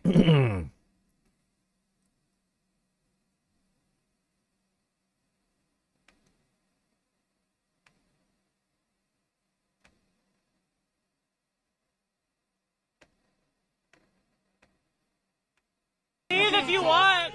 Shut up, It's cold here. Be here in jail. I can be right here. You in my face. You coming to me. You coming to me. Get the fuck out. Get out. You guys ever read this? I'll give it to you. It's the Constitution. Constitution. Do you know how to read? Oh, we need a job application. I got lots of copies. Got somebody's house. I got copies. You want a copy? Something about that in there. You're good? You have one? Do you read it? Big trouble. You're in Is this trouble. in line with it? Get out of here. No comment. No comment whatsoever. No, I haven't gotten a single word out of this one. Not even an order to tell us when he's going to start tear gassing. I haven't even got. Constitution. Yeah, I'm fairly certain ICE agents don't care about the Constitution. They certainly haven't exhibited any concern over the Constitution that I've seen. Oh my god. You know what I just realized? We just went like way over the regular break time. That's wild. We're like 5 hours into the stream. Over 5 hours. 5 hours and 15 minutes into the stream. Icy Crossy? Exing? I don't know. Icy? I don't know how to pronounce this. Either way, thank you for the super chat. 2 Aussie dollars. Greatly appreciated. Another proletarian classic. All right, people. Well, since I think that's probably all I'm gonna get out of this one here today, I'm a little bit worried about like watching the very end of this video, like that something bad happens during this. I'm gonna have to watch this again myself later. There's only like 30-40 minutes left in the video. I think I'm gonna wrap it there. Because I know technically the stream got taken down at one point. I just don't want to get ourselves into this like hot water here. I have no idea what's gonna happen. All right. So we are gonna take a quick break. We'll be right back.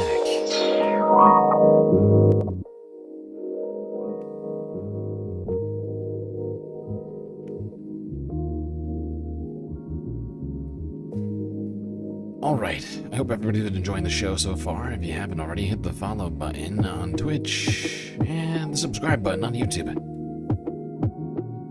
While you're at it, do consider contributing to the Galactic News Network, as we are completely funded by individuals like you. A lot of great ways out there. A whole lot of great ways for you to show your support. Help contribute to the funding of the production of the stream.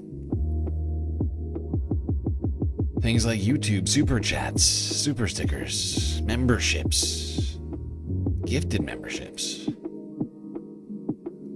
Did you know that if you become a member on YouTube or subscribe on Twitch, that you get yourself a whole bunch of emotes? Exclusive galactic emotes. I think it's 18 on YouTube and 30 something on Twitch. Great ways, of course, for you to contribute to the stream. We got Cash App, we got PayPal, and of course, the very best way to get the most base benefits for your dollars, Patreon. All right, everybody, enjoy the break.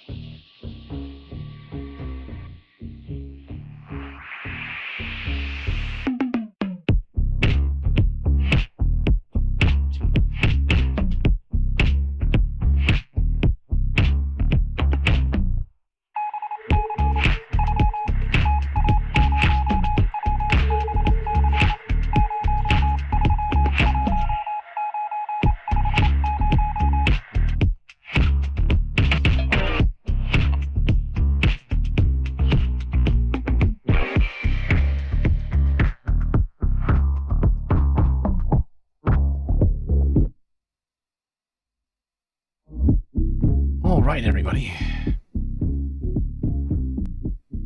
It is that time once again. Time for us to get back to the show. So, get back in those seats. Otherwise, you are going to miss it.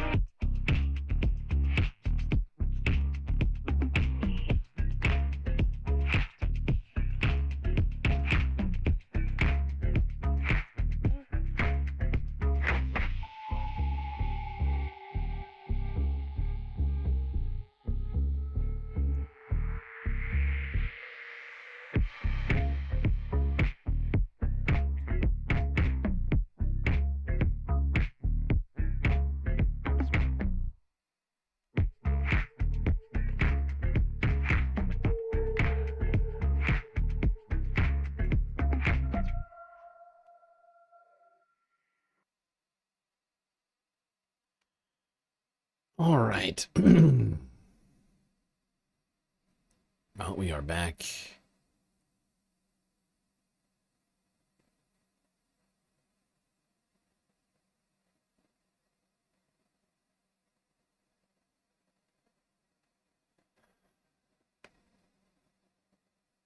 We are back. We ended the previous half discussing, watching the footage from status quo of the protests that have been going on in Minneapolis and the crackdown from ICE.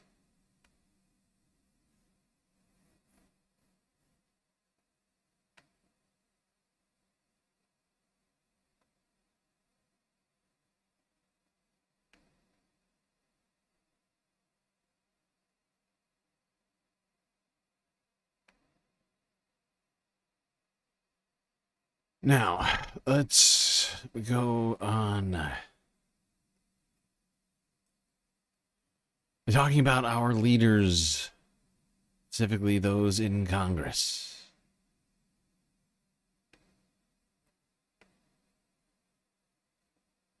Wow, it got really quiet over on the YouTube horizontal chat. Well, not the chat. The chat's actually still going strong. It looks like a lot of people went to sleep. Chuck Schumer is in his classic mode, which is, I want there to be enough problems with Trump, but not so much that it actually comes to me. Yeah. Chuck Schumer is like the guy or the kid who's playing baseball and is sitting out in the field, and he is just sitting there going, please don't hit the ball to me. Please don't hit the ball to me. Please don't hit the ball to me. Please don't hit the ball to me. That's what Chuck Schumer's doing. The problem is that, like, you're the only person in the field.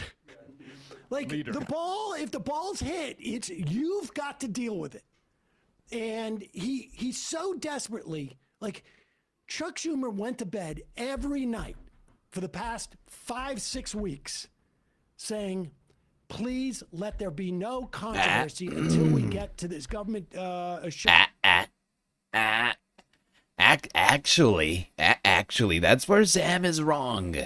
That is where Sam is wrong. And not once did I rest. Not one time. No resting did I do. Chuck Schumer, not one time did I rest. Sam Cedar was accusing me of having rested. And I never did such a thing. Let there be no controversy until we get to this government shutdown vote. Please let there be no controversy until we get there.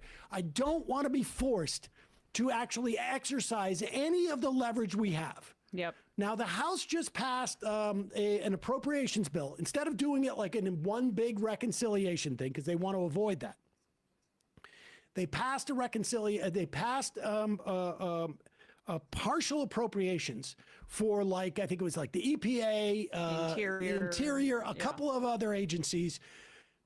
More or less, there's definitely some cuts, but more or less, the equivalent of a continuing resolution. Rejecting Trump's calls for more steep cuts. But there still remains all the tricky things where the Democrats might have some disagreement with the Republicans.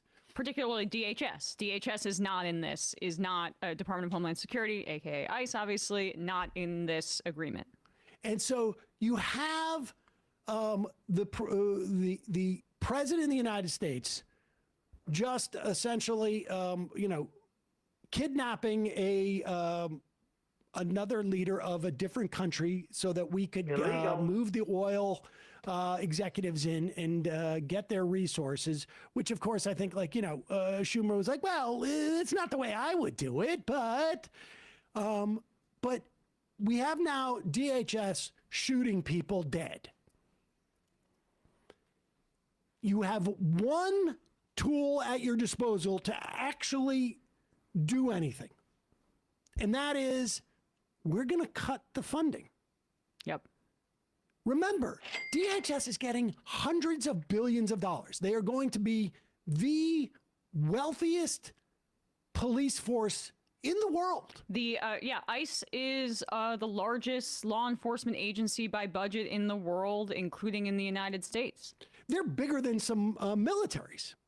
And he has the opportunity. And what does he do? We have now seen this video over and over again, right?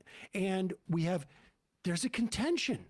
On one hand, the Trump administration has told a total pack of lies based upon video that we can see. And on the other hand, Chuck Schumer says... Senator Schumer, do you have any comment on the shooting in Minnesota, the ICE-involved shooting? Well, I saw the video. It just turns your stomach. We need a quick and full investigation to get to the bottom of this. But when you have these ICE agents all over the streets of our cities without any cooperation with local law enforcement, local communities, tragedies, horrible tragedies, killings occur. Wait. Not enough collaboration. Not Where's enough. the We mystery? need more. What's the mystery here? What is the mystery that we need to get to the bottom of? And what is he talking about? Tragedies when you don't have cooperation. So wait, he has a problem with New York City being a sanctuary city? Like what is the law? Is this a problem of a lack of cooperation? Wow. From Minneapolis people? That is effectively what he's saying, isn't it? I think Sam is 100% right. Because New York City is a sanctuary city, and therefore, its law enforcement officers are not supposed to collaborate with ICE in any way. It's not their job. It's the antithesis of their job. Because that has been legislated out of, it's supposed to be legislated out of existence. By being a sanctuary city. And yet Chuck is saying there's not enough collaboration, which seems to suggest that he thinks that New York City shouldn't be a sanctuary city. Because any amount of collaboration basically makes you not a sanctuary city.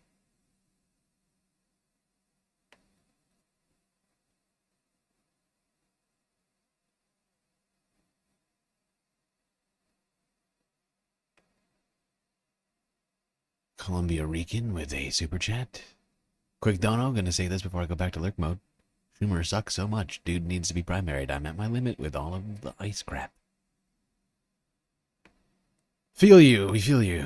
We all feel you, Columbia Rican.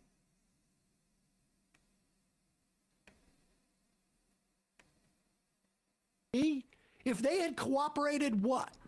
Like, what the hell is he saying?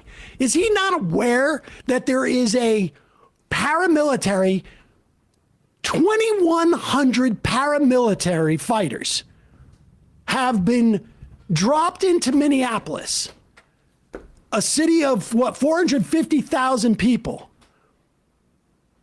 who are masked, and seemingly have no accountability to anyone. And the problem is there's a lack of cooperation from what? Come on! Can we play it again, actually? I'm sorry. I just want to get the passive language down here. Do you have any comment on the shooting in Minnesota, the ICE-involved shooting? Well, I saw the video. It just turns your stomach. We need a quick and full investigation to get to the bottom of this. But when you have these ICE agents all over the streets of our cities without any cooperation with local law enforcement, local communities, tragedies, horrible tragedies, killings occur. You know what? You know, it's not a coincidence that he sounds exactly like some sort of Israeli official describing a child being killed in the West Bank or something like that. It took no time for this to come back to us. I mean, Ta-Nehisi Coates put this up, Brian. Ta-Nehisi Coates' statement at the start of this, we are at a moment right now where people are asking themselves, why can't the Democratic Party defend against this assault on democracy? And I would submit that if you can't draw the line at genocide, you probably can't draw the line at democracy. You can't. You can't. And Chuck Schumer will never be able to. And I mean, that's unbelievable. Lack of cooperation with local law enforcement. He's basically criticizing the city of Minneapolis and leadership there as well for essentially saying that cops should be more coordinating with ICE. That's the problem here, not the fact that they are functionally, as AOC said, we played this in the fun half yesterday. They are a paramilitary force, to your point, that is an anti-civilian force at this point. They shouldn't be cooperating with local law enforcement. Schumer should be empowering, through his rhetoric, local law enforcement to go after ICE. Arrest them now. Seriously. Yeah, and any sort of interactions they have with the civilian population, it should not be, should not have. They are running around interacting with the civilian population in the same way that they're interacting with the immigrant population. They're not making any fucking distinctions whatsoever. They're just waging an indiscriminate war at this point against America.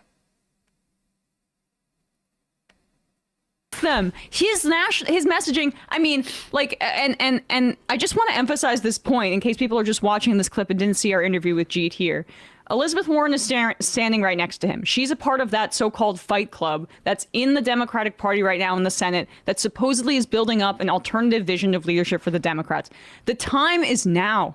The time is now to call for his ouster. I know they're probably still building up the power that they need. They're still trying to get other senators on board. But my God, Republicans make a spectacle about their internal disagreement, and it has affected them nada electorally. Nothing. In fact, it looks like democracy. In fact, it looks like democracy. It's a performance of it. You get your... Yeah, exactly. Fuck yeah! In the news cycle, Trump sparring with other Republicans, they've rode that to success. Air this disagreement out publicly because it looks like you're responding to the overwhelming base that wants you to rein in these lawless thugs. The numbers on this are staggering. An over 20-point increase in abolishing ICE in less than a year. And that's what the leader of the Democrats saying. The problem is that local law enforcement isn't collaborating with ICE. So change.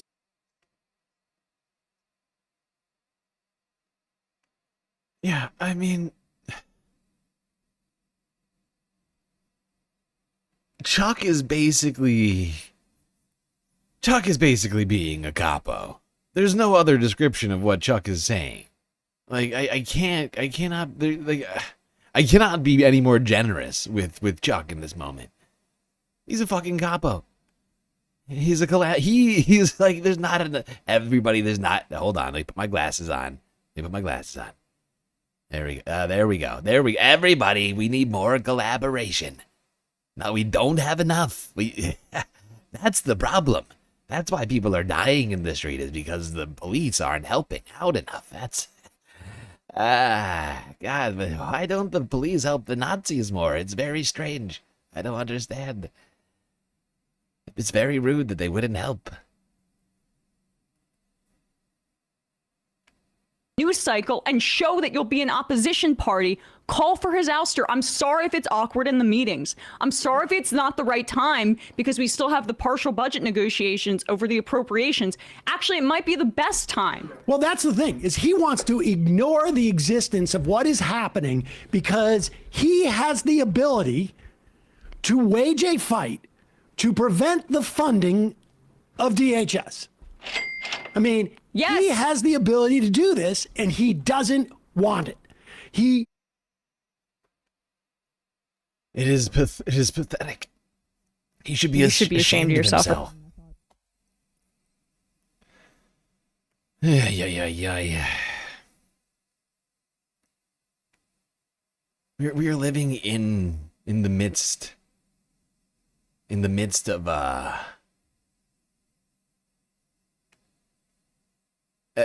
like an actual like fascist state, and Chuck Schumer's main problem with it all is that there's not enough collaboration with the fascists. I want to find another word. I see people, I see Columbia Rican say I can't call him. Okay, well, guess what? There's not a better word for it. If I had a better word for it, I'd call him that. That's just the best. That's just the best word that exists for this particular situation. It's a very, very specific situation.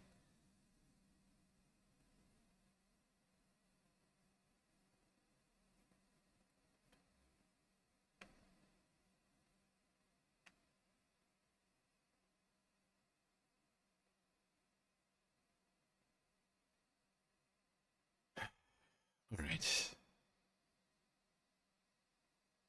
Let's go here.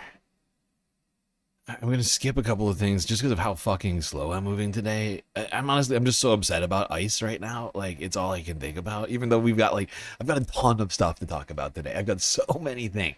We're at least going to cover the stuff in the title. I'm going to try and cover a bunch of other stuff in between between then and now. But we've already done 6 hours. I've already done 6 hours, and I'm only 1/3 of the way through the list. By that math, if I were to try and do all of the stuff I've got right now, it would take us 18 hours to complete it. And no, I don't have the energy or time to get that done. I'm still planning on doing a Thursday night stream and the other streams that I do this week. So, you know, I gotta pick. I gotta pick and choose here somewhere.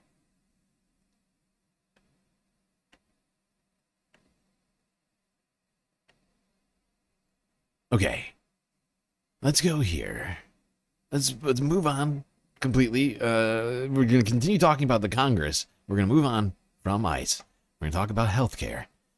And earlier this week, if you didn't hear, actually it was technically not earlier this week. This was actually last week, Friday. The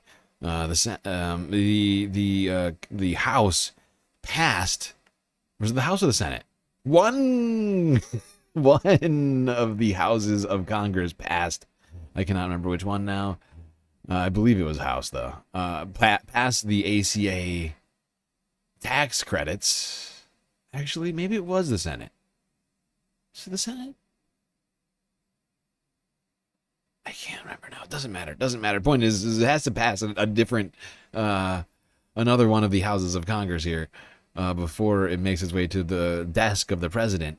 However, even though that's passed, and may very well pass Congress and make its way to Trump's desk, he still has to sign that legislation. That legislation which would save Americans many hundreds of billions of dollars in healthcare costs.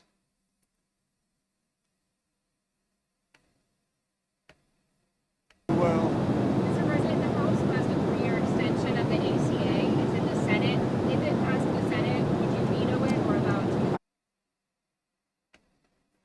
Did I play Homan's I Am Not a Crook interview? I didn't get to watch the whole thing. It's in my watch later. I saw his interview, but I didn't have time to watch the whole thing. I just didn't have time. I wish I could say that I had time to do the whole to have watched it. I've just had so much stuff on my plate. I didn't even get to update the patron list.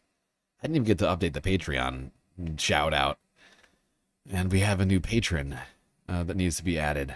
Sorry to you, Glitchmaster, if you're listening right now. I haven't added you yet. I feel bad. I really do. Thursday stream. Columbia Rican with another sweet super chat. Is it hilarious, Joe? I'll look into it when I get a chance. I got the whole world of news to cover every single night, okay? I do my best. I feel I do a fairly good job, you know, in terms of variety, diversity, if you will. Columbia Rican with a sweet super chat over on YouTube. Schumer always touts he keeps fighting for anti-Semitism against Nazis. However, there's a Holocaust happening right now. And he's ignoring it. Because my peeps aren't from Israel. What the fuck? Tired of it. Yep. Yep. Totally unacceptable. The House passed a 3-year extension of the ACA. It's in the Senate. If it passed the Senate, would you veto it or allow it to? I might, yeah. Sir, do you have any information about the suspicious object that was found at Palm Beach International Airport before takeoff? I know nothing about it. Okay, and back on Iran, the Ayatollah said that he thinks that the protesters are trying to, quote, please you. Do you see it that way? What's your message to the Iranian people? I don't know that they're trying to please me. They named a boulevard after me, but that's pretty pleasing. But I don't think they're trying to please. I think they just want peace. They want to have freedom. The protesters are after freedom. Iran has not allowed freedom for a long time. And the protesters, I don't think they're trying to freedom please protesters. me. They're trying to get somebody to help them. They're under siege. And now it looks like they're being shot.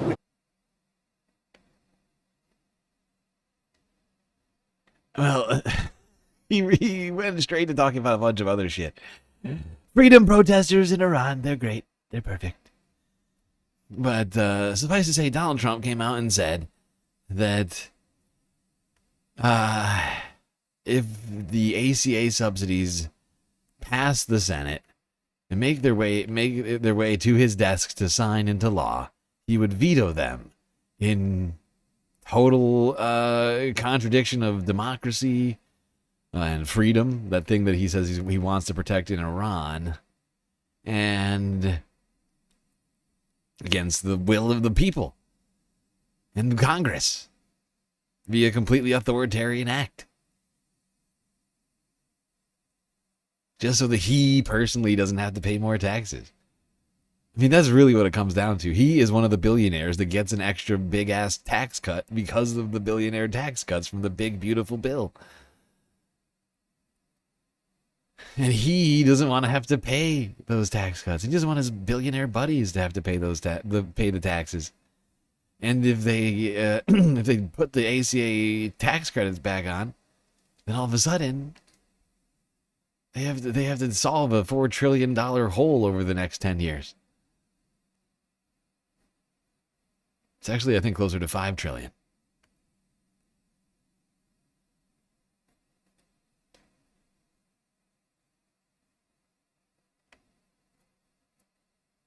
Well, while we're talking about healthcare, let's talk about access to healthcare. And women's access to healthcare is continuing to be repressed in the Trump administration, to the point that the state of Louisiana has filed another lawsuit against a doctor for providing healthcare.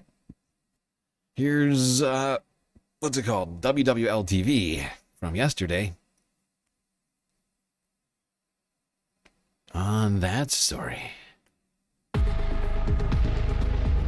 In your breakdown, another out-of-state doctor has been charged for prescribing abortion pills to a Louisiana resident. Dr. Remy Coito is a doctor with a PhD and a prestigious academic pedigree who is now charged in St. Tammany Parish with criminal abortion by means of abortion-inducing drugs. We have some of the legal documents which allege Coito received $150 on Venmo to mail abortion-inducing drugs to a pregnant woman in October of 2023. The Center for Reproductive Rights, which represents Dr. Coito in a civil matter but not this criminal case, says nothing has been proven, writing in a statement in part, quote, "These allegations are just that, allegations." And the state of Louisiana is going after doctors for allegedly harming women. Oh my they're God. enforcing an abortion ban that puts women's lives at risk every day. Yes, indeed. An out-of-state doctor being sued, subpoenaed by the state of Louisiana for providing health care to a woman. Illegal. Allegedly. I love how providing health care to women is now a crime. Do you know what I just got? I just got another one of these commercials. I'm so glad. I'm so glad it happened. Look at it. Look at it in all of its glory. Look, it's like looking into a mirror chat. You can see your own chats right now on the stream. You're famous. I got a Melania documentary. It's in theaters so soon. I can't wait to watch this thing. I cannot wait. It's going to be hilarious. We got to find a way to get a copy of this thing and without paying for it. Because there's no way. There's no way that I'm giving Amazon however much money. Actually, it'll probably be, now that I think about it, it's going to be on Amazon, right? Yes, it's going to be on Amazon. It'll, oh, yeah, we'll be able to find a copy of this thing. Oh, yeah. Amazon. Oh, how much did they spend for this documentary? $50 million. It's ridiculous. But I love that they're advertising on my stream. It lets me know that we're at least, you know, we're in the right algo. They're starting to get us in the right algorithm. You know, getting Melania documentary recommendations. At least they know our audience. I kind of want to watch it. I'm not gonna lie. I really do. Even if it's just to make fun of it, I just gotta watch it.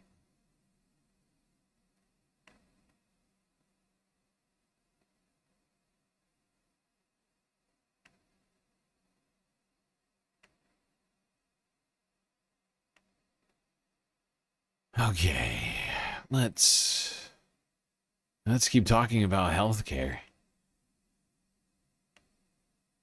At the most ground level of healthcare that you can possibly get to. The picket line for nurses in New York City. Manhattan, Mount Sinai Hospital. Mount Sinai Hospital nurses are on strike.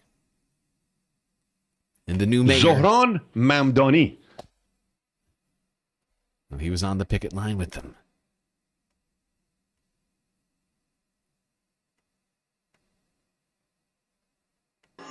At every one of our city's darkest periods, nurses showed up to work. Their value is not negotiable, and their worth is not up for debate. This strike is not just a question of how much nurses earn per hour or what health benefits they receive, although both of those issues matter deeply. It is also a question of who deserves to benefit from this system. There is no shortage of wealth in the healthcare industry, especially so at the 3 privately operated hospital groups at which nurses are striking, the wealthiest in the entire city. They are not asking for a multi-million-dollar salary. What they are asking for is for their pensions to be safeguarded, to be protected in their own workplace, to receive the pay and the health benefits that they deserve. New Yorkers have a right to quality health care, as do the nurses who provide that care. There you go. There's the mayor showing solidarity with workers on the picket line. A truly beautiful sight. Truly beautiful sight. Give the nurses what they deserve, which is whatever they're asking for right now. They are heroes. Let's not forget, we were calling nurses heroes during the pandemic. And now you got, people like Mount Sinai trying to replace them and to threaten them and their livelihoods. Wait, how did you know I was on Top Chat? I didn't even know I was on Top Chat. That's weird. That's super weird, dude. What's your deal?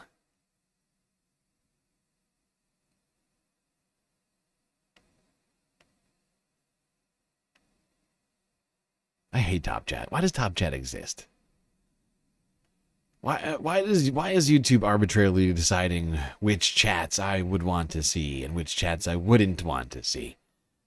How would they know that I would want to see, you know, like, well, how are they even making that distinction? That's something that I've wondered for quite some time. What distinction, what is the criteria for a top chat? You know, like, what do you gotta do exactly to be a top chatter? It seems like this hierarchical system of top chatters and what do you want to call them? The lower chat? The lower chat? It's like the upper class and the lower class or something.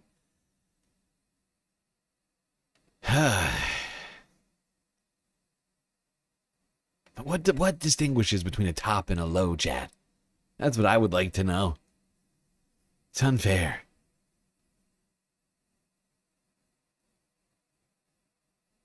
Stop these arbitrary distinctions, YouTube. I demand it.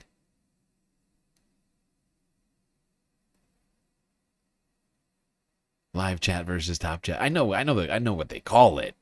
I'm just saying.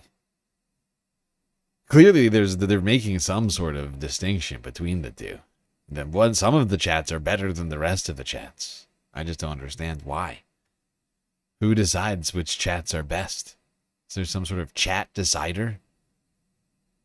I mean, clearly there must be.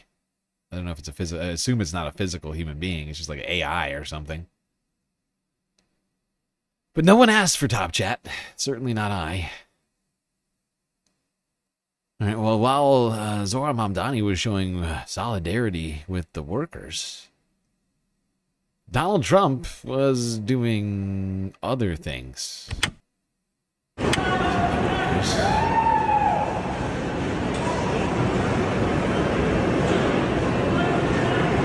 Donald Trump gave the finger to a Ford auto worker for calling him out.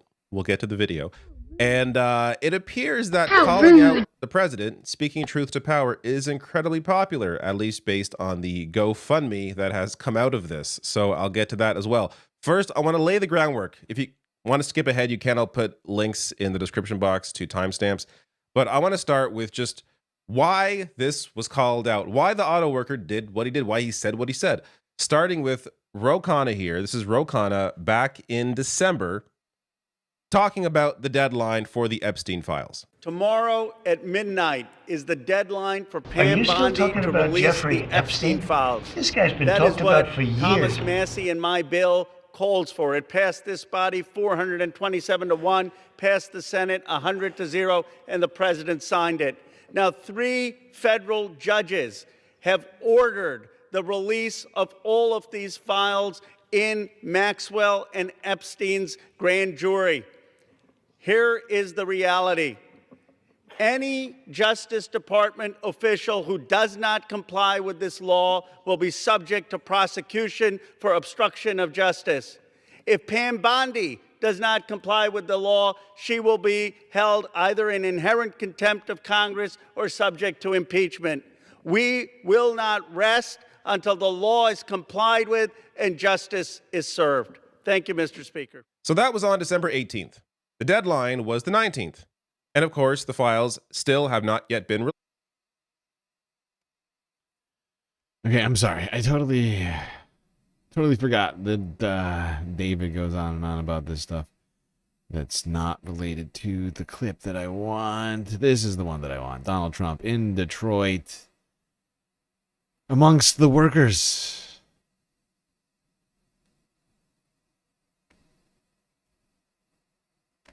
That gets us to this clip from the Ford auto plant where an auto worker heckled Trump as he walked by, calling him a pedo protector. And here is Trump's reaction.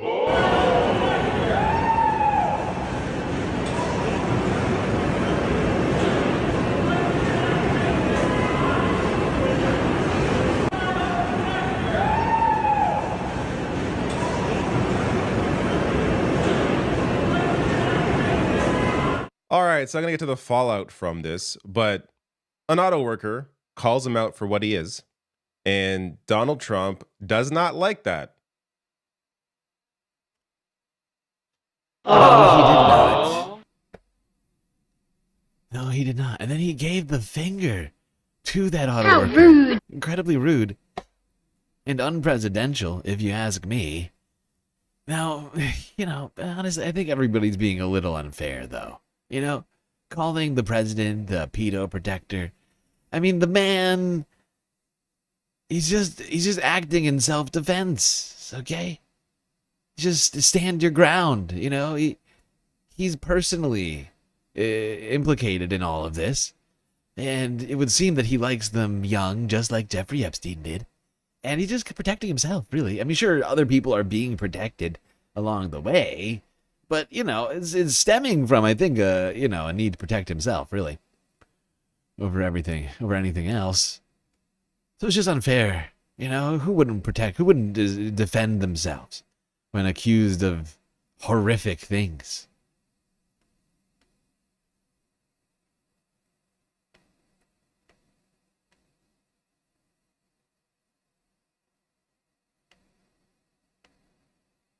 I mean, Donald Trump himself said that Jeffrey Epstein likes him young just like he does. That's the president. He said that, not me. I'm just repeating it for you, so you don't forget that he said that. Those are his words.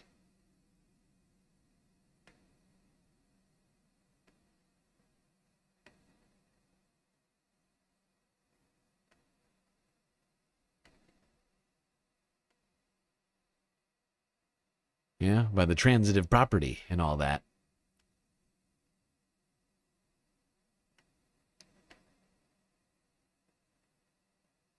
It would seem that maybe they shared a lot in common.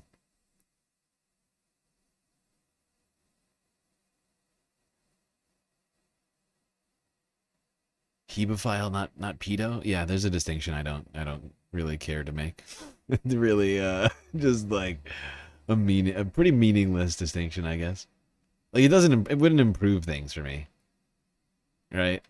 Like one way or the other, it doesn't make it better.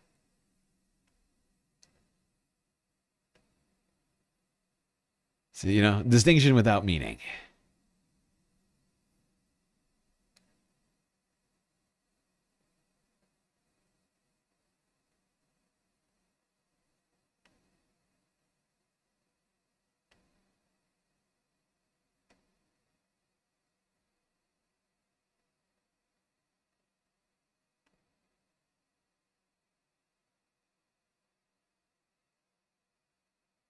I'm trying to remember where I was at. I've lost my place.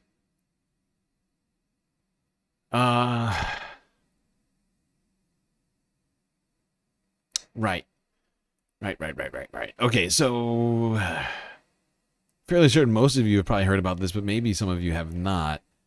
The DOJ, the Trump DOJ, has launched an investigation into the Federal Reserve and Jerome Powell over supposedly expensive renovations being done at the Federal Reserve. Which is fascinating considering what the Trump administration's been up to lately. You know? I don't know if anybody can think of any examples of renovation work being expensive as it relates to government buildings. But it's a fascinating sort of glass houses type situation. Federal Reserve Chair Jerome Powell said Sunday the Department of Justice has served the central bank with subpoenas and threatened it with a criminal indictment over his testimony this summer about the Fed's building renovations. But this unprecedented action should be seen in the broader context of the administration's threats and ongoing pressure.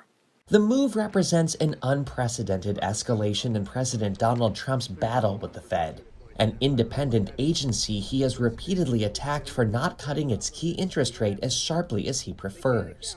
Now we have a man that just refuses to lower the Fed rate, just refuses to do it. And, this is not even he's true. not a smart person. I mean, this was way back. This was months ago. That was like in the spring or something. But let's not forget that Jerome Powell he doesn't. The Federal Reserve chair. Even though Donald Trump talks about it like it's all Jerome Powell's decision, it's not. There's 12 people on the Fed Board of Governors. they all, I mean, there has to be a majority decision. It's done democratically, you know, by vote. And they've lowered the interest rate, the federal funds rate specifically, three times in a row? 2 or 3 times in a row. In the last like few meetings, essentially, if I'm not mistaken. Close to that. So it's a ridiculous fucking claim that they're not moving fast enough. Like, the man has like no patience and no like attention span. Because he's just like a spoiled brat that's gotten absolutely everything handed to him at every point in life and has never had to like work for anything. And so like when people just don't like do things, he just has tantrums. He just has childish tantrums over it. But with this particular tantrum, it affects the US economy, the global economy, and all sorts of stuff. Markets, you know, like the bond markets, the stock market. Calls into question whether or not the Fed can be independent under Donald Trump. And the stability of the U.S. government in general. And our monetary system. And apparently one man in the Trump administration has some issues with what's going on there. A top official, if you will. One of Donald Trump's top picks for Fed Reserve chair. Of course, Jerome Powell is supposed to step down in May of this year. And one of Donald Trump's, he's made it known in the past who he wants to be Fed chair. Although he has, the man who Donald Trump wants to be Fed chair has not, has actually vehemently said he does not want the job. And that is, of course, former hedge fund manager, now Secretary of the Treasury, Scott Bessent. Kristen Holmes is out front. She's live outside the White House. And Kristen, you know, just extraordinary amid so many extraordinary events that are happening, both large and seemingly small. What are you hearing about Scott Bessent, the Treasury Secretary, and how unhappy he is about what Trump's doing here? Yeah, and just to touch on your point, I will get to Scott Bessent in 1 second, but to touch on your point on the extraordinary here, while it is a stunning development, it is not all that surprising. This seems to have been in the works for quite some time. If you look back in July, we saw Russ Vought, the head of Office of Management and Budget, essentially writing an open letter to Powell accusing him of lying to Congress. We also saw President Trump instilling a number of his loyalists on the National Planning Committee that has since helped when it comes to the ballroom, but initially that was in part to look into this matter, to look into what was going on with the Federal Reserve building, and to ask a lot of pointed and public questions, which seem to be leaning towards some kind of criminal investigation. Now, Carolyn Levitt has said that President Trump at no time directed the Department of Justice to open this investigation, but President Trump has made his feelings on Powell incredibly clear. Now, when it comes to Scott Bessent, this itself. Yes, he has made them incredibly abundantly clear. He does not want Jerome Powell, the man who he nominated to be in that position in his first term.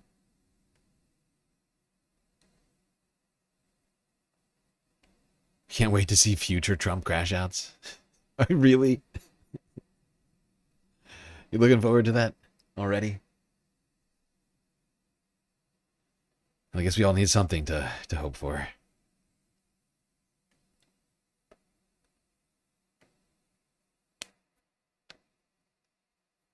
Now, of course, while Donald Trump is investigating the DOJ and Jerome Powell over supposed fraud or whatever it is, misappropriation of funds for the Federal Reserve renovations, all of this is still going on at the White House. There's still a giant mud pit where the East Wing and the Jackie Kennedy Rose Garden and a bunch of other like historic trees and other things, the East Wing. What did I say that already? All that's gone. Replaced by a crane and a pit of mud.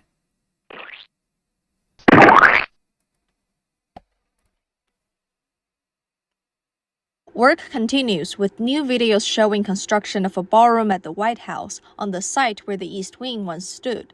The project was announced in July and construction began in September 2025. 4 months in, crews have begun excavation, with a shallow pit visible at the site and several cranes operating nearby.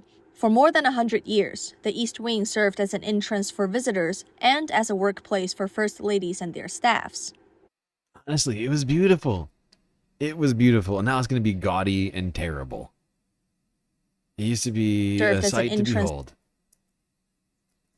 You know, it was serene. And now it's this. This. Now this. You got that instead of this. That's great. That's great. Only $500 million, you say? Wow.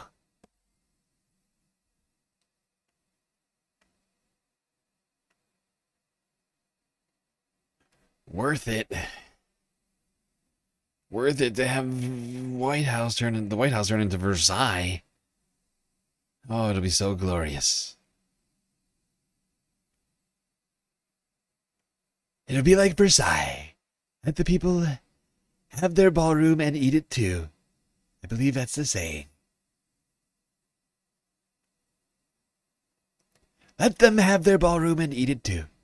That's the words of the great Marie Antoinette. I don't know what she meant by that. I don't know why you would eat a ballroom. It's very strange.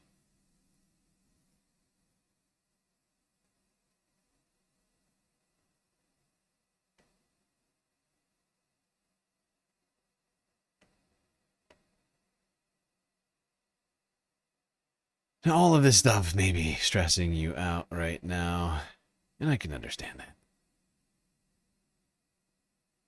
I can understand that, Space Fams.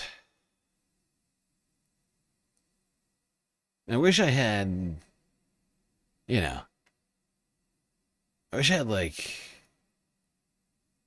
good news for you right now. I don't have any good news right now. I'm afraid. Although, I guess if you're in Canada, this might be good news for you. Because apparently Mark Carney is making a it's certainly a historic in terms of, I think, in terms of 21st century diplomacy. He's making a personal visit to China. China. That's right, China. Canada's Prime Minister Mark Carney is visiting Beijing this week for meetings with Xi Jinping and other Chinese leaders. It's a particularly important visit for several reasons. One, a Canadian Prime Minister has not visited China in 8 years. That's because Canada's relations with China have soured since 2018 over a range of issues. Carney hopes to begin putting that relationship back on track. The visit is also interesting because of US President Donald Trump's tariffs on both Canada and China. The tariffs have hit Canada particularly hard, as America is Canada's most important market. Yeah, Canada deciding that maybe being friends with China better than being friends with the United States. It says a lot. It says a lot. In 1 year, Donald Trump has pushed Mark Carney into the arms of Xi Jinping. I have to have my China.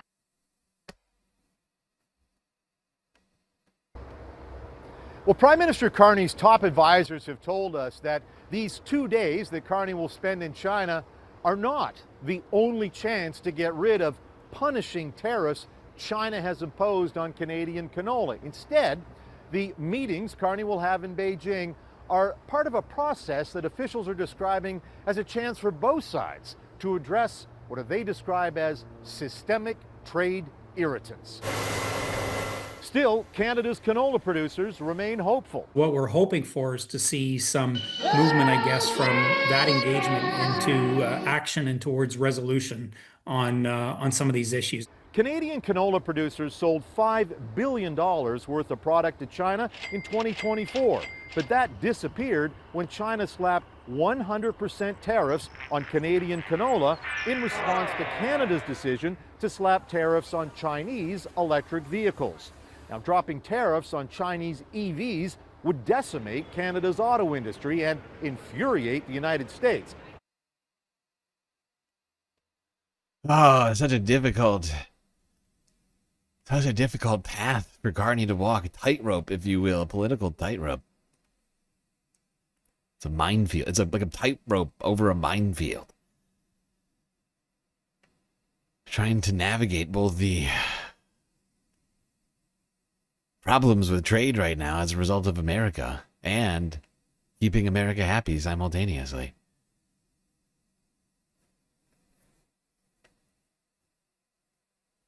But it would seem that, Mark Carney is really looking for any and all possible options to solve Canada's economic woes at this time.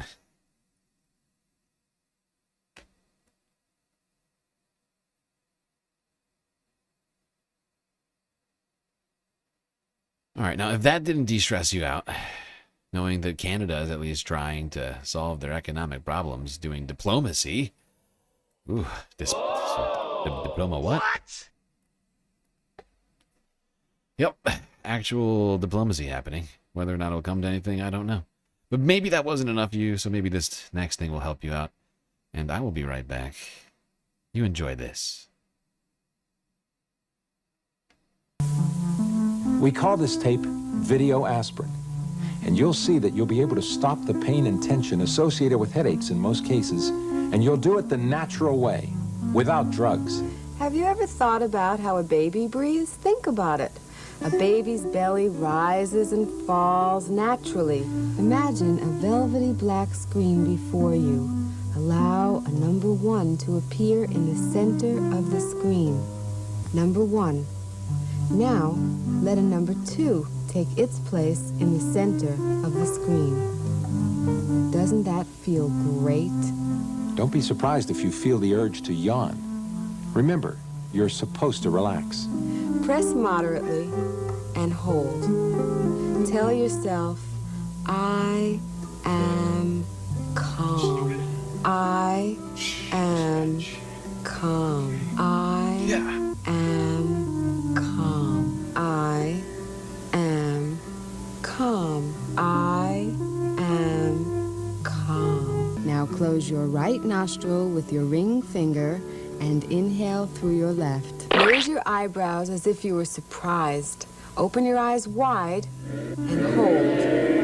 1, 2, 3, 4. 1, 2, 3, 4.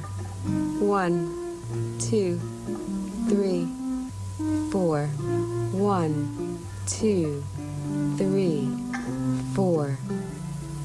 So there you have it, the video aspirin. Take one and call us in the morning. Enjoy feeling calm. There you have it.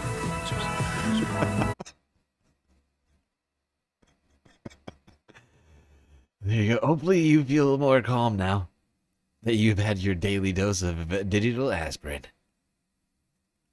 You're welcome, America. Make America healthy again.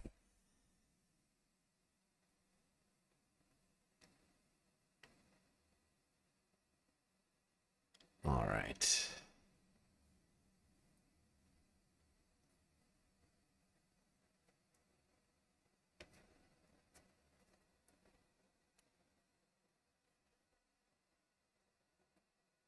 I gotta update something here. Actually, I have to update this in 2 places, but I'm gonna skip past these. We'll do this tomorrow's stream. Let's go here to the Democracy Now! From 2 days ago. Now, earlier this week was the 1-year anniversary of the LA fires, the Altadena and Pasadena, the Parrot. Oh my God, my brain just, my brain just broke. You know what fires I'm talking about. The only fire that decimated the Palisades, God damn it. I could not think of the word. Jesus Christ. And with that, people like Democracy Now! Did sort of like a 1-year look back and update on how things are with the rebuild and all of that stuff. Wait, this is the wrong one. I'm skipping past this one.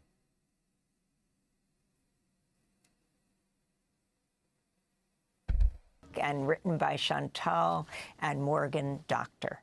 This is Democracy Now!, democracynow.org. I'm Amy Goodman. We end today's show continuing our look back at last year's devastating fires in Los Angeles. 1 year ago, the historic Palisades Fire and Eaton Fire ripped through the region. More than 30 people died, over 100,000 displaced, some 16,000 buildings and homes were destroyed.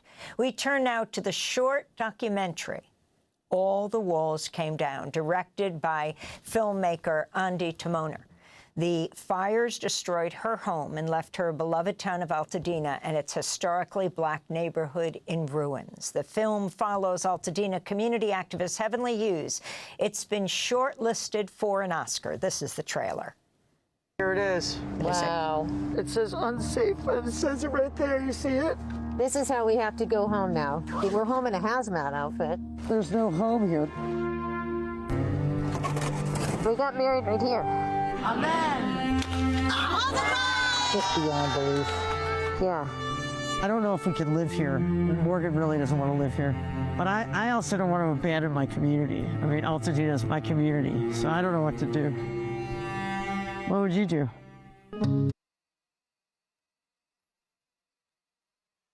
She needs to dye her hair. What do you mean? What? Amy Goodman is an old lady who's aging gracefully. And I don't know why she would need to dye her hair. That's a weird comment, not gonna lie. I know you're new to the chat, but don't be creepy. Weird. We were actually trapped and had to break through my glass doors to even get out the house. Welcome home, Andy. Randy's my across the street neighbor. I said, there's no way the fire was going to make it all the way to our house. That's downtown Altadena. And it did. This was our family legacy. You moved into a black community where we are not on the priority list to save our lives. They've been wanting to get us out of there for a very long time. Altadena is not for sale. Altadena is not for sale. We want to make sure that Supervisor Barger know that we want to be a part of the conversation. Hi. Sorry. How are you? Not today. No, I know. There's a lot of community members who are saying we might have to start sleeping at the park because we are unhoused. What's happening with the house? They're saying that we're going to do foreclosures. What? Yeah. I come back here just to remember how to get here and just to know the way back home. That's my bedroom wall right there. My safest space in the world. Altadena, this is the largest debris mission in the 250 years that the Corps of Engineers and the Army has been in existence. And I have 100% confidence that it will rise up again.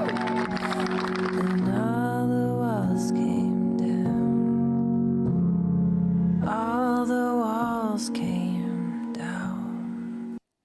The trailer for All the Walls Came Down. Let's go to another clip featuring community activist Heavenly Hughes, founder of the group My Tribe Rise.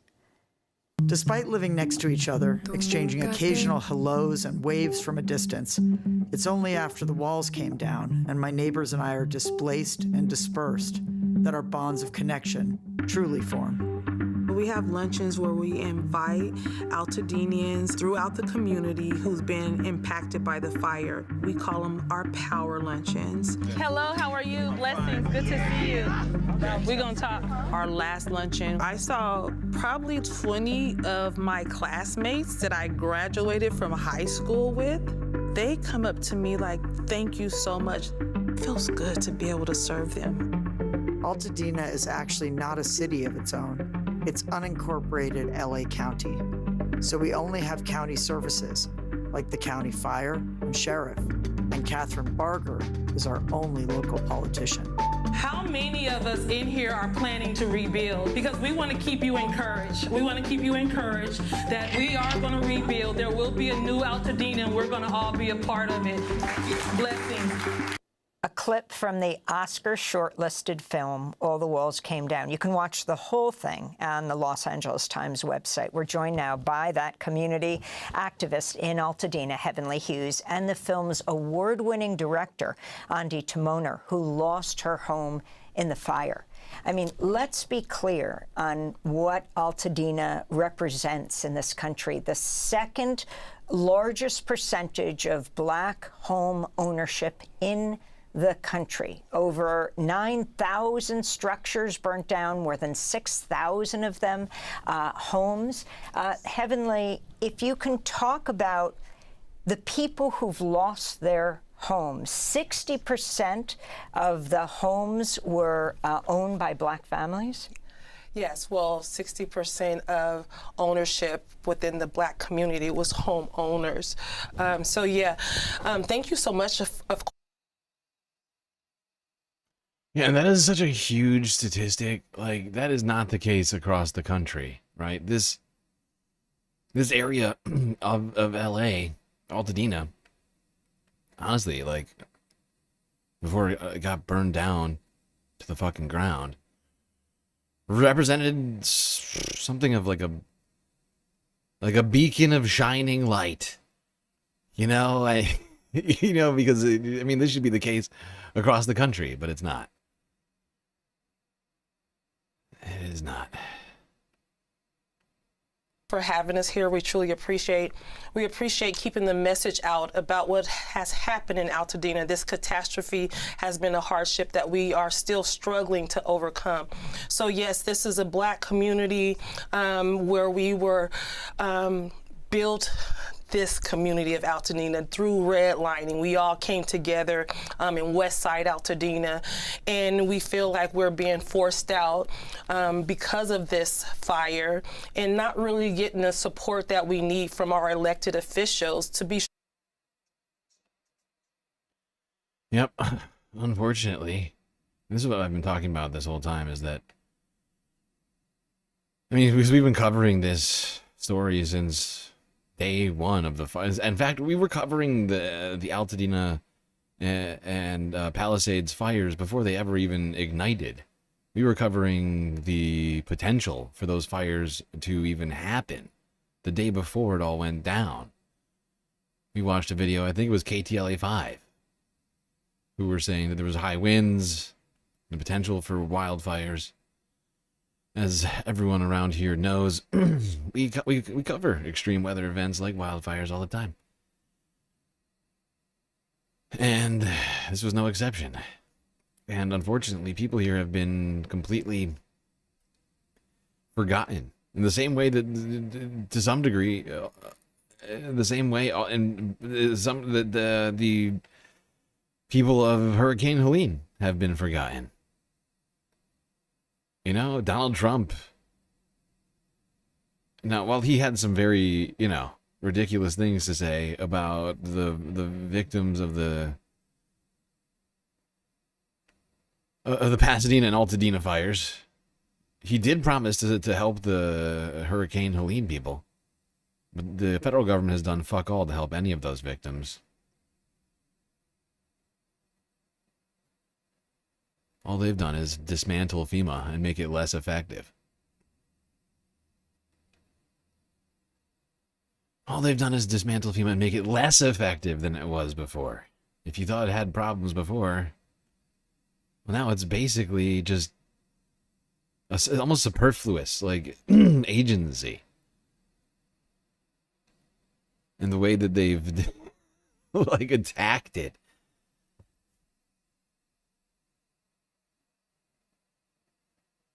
Hairstylist here. No, she doesn't. That's devastating on so many levels. Oh, is that in reference to the comment about Amy Goodman? Yeah, I found that to be kind of distasteful.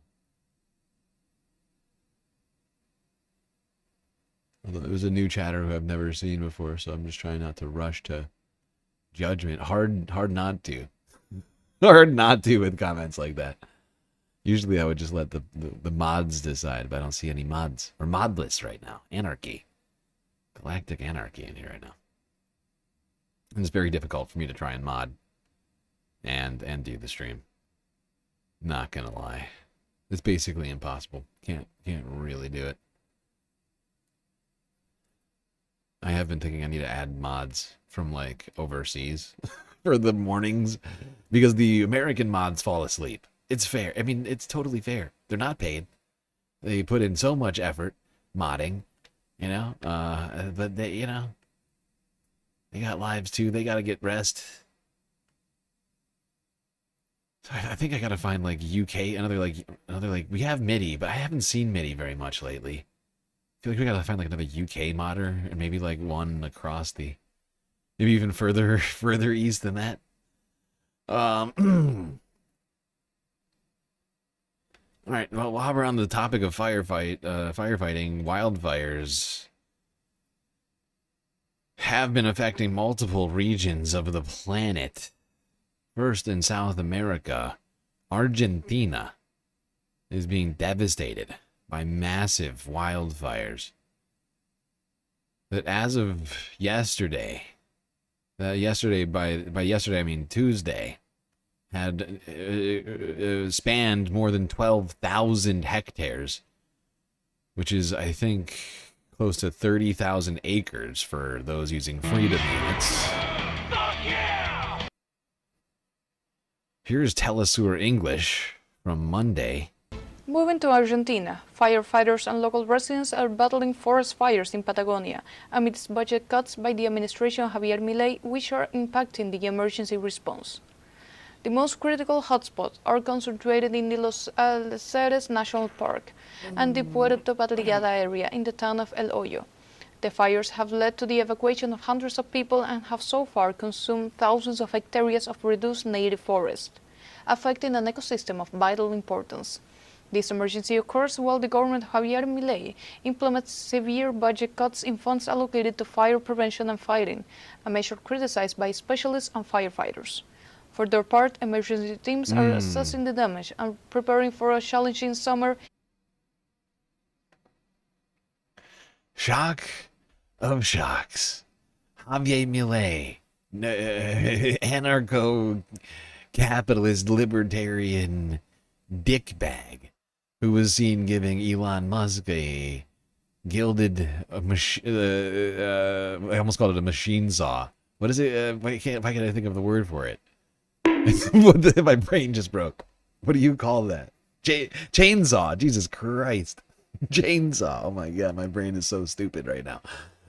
He cut funds for firefighters in Argentina, and then they get hit by something like this. And shockingly, people have questions about that decision. I too have, I mean, I have comments. Not questions, I have comments. Bad call.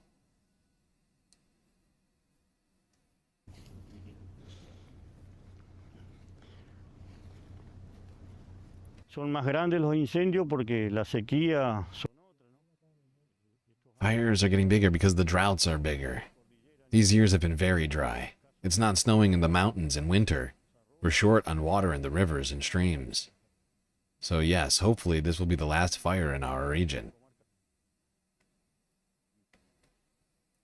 Yeah, I guess if you get rid of all of the trees and vegetation, you can't really have a forest fire anymore. I mean, Jesus Christ, look at it. It's completely barren. Practically everything just burnt to the ground. So disturbing.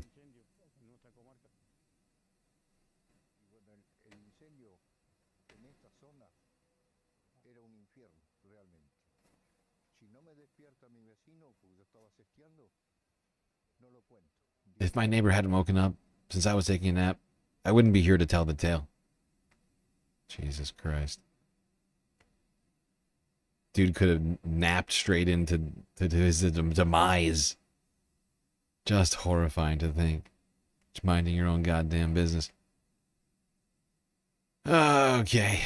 Well, South America is not the only place experiencing severe drought. Africa, we've been talking about, Africa has been having some serious drought problems in multiple countries. We've been talking about it over the last year or so. Kenya is one of them, and they have declared a state of emergency as droughts are devastating the certain regions of the country. Mohammed Hussein has lost another goat to the drought.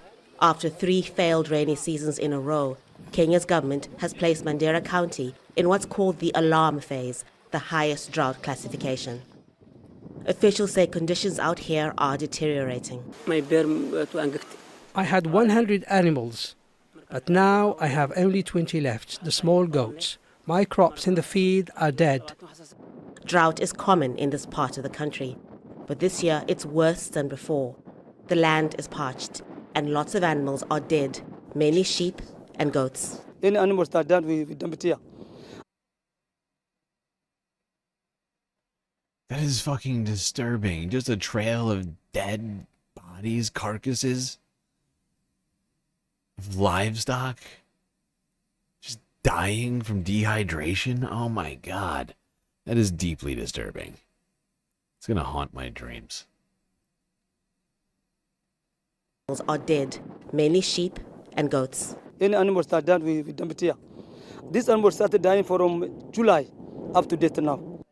Animals are trekking longer distances to find water and food. These ones did not survive. Animals are a source of wealth for people in this community. This is a graveyard, a burial ground for livestock that died during the drought. These are mainly goats, and goats are usually resilient animals. When you see them dying, it just shows you how bad the situation is.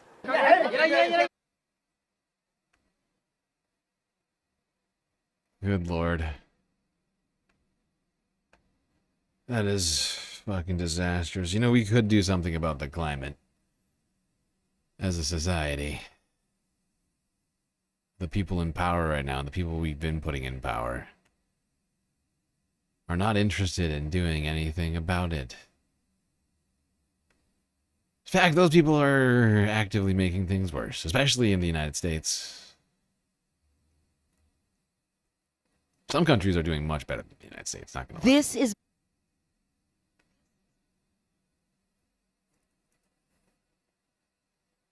Alright, so we've got an update now on another story that we've been tracking all week, another fucking tragedy. This time in Asia, the Philippines. An utter fucking tragedy. I mean, it's one after the other. This is like the last, it feels like the last year. Every time I turn my phone on, it's another tragedy. Am I the only person? Am I the only person that just feels like we've had too many tragedies? I could do with a few less. Like a couple of good, like pieces of good news. I would like that. That would be nice. That would be nice. Unfortunately, I do not have that for you right now. I only have this. This landfill avalanche. A garbage dump collapse. A hillside made of trash. Falling on top of a rural village. Dozens are still missing, according to Al Jazeera English.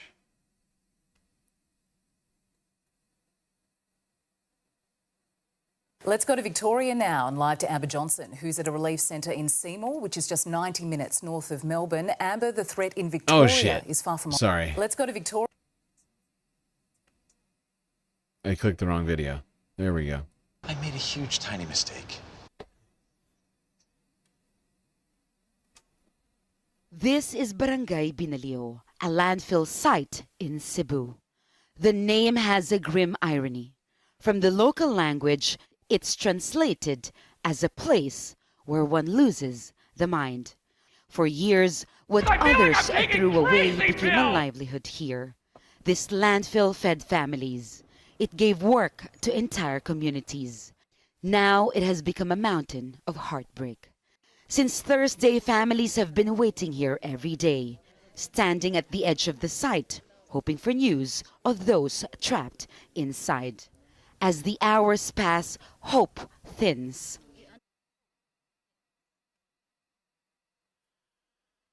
Yeah, it's been like 4 or 5 days since this thing happened. Like, hopes for people to still be alive inside of this, like, are getting very, very slim. I can't imagine being one of these people waiting for any word on their loved ones.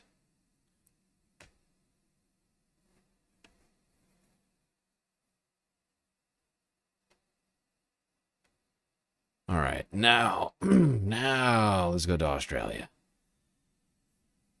9 News Australia from 4 days ago to get us caught up on this. For those of you who are not aware of the situation, we've been covering it. In fact, there's been bushfires across Victoria and New South Wales for the better part of the last, like, what, 2 or 3 months? I'm trying. My brain, I can't remember time.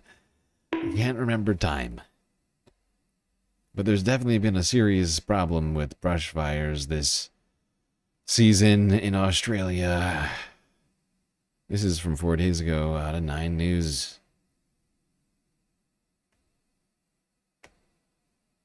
Let's go to Victoria now and live to Amber Johnson, who's at a relief centre in Seymour, which is just 90 minutes north of Melbourne. Amber, the threat in Victoria is far from over.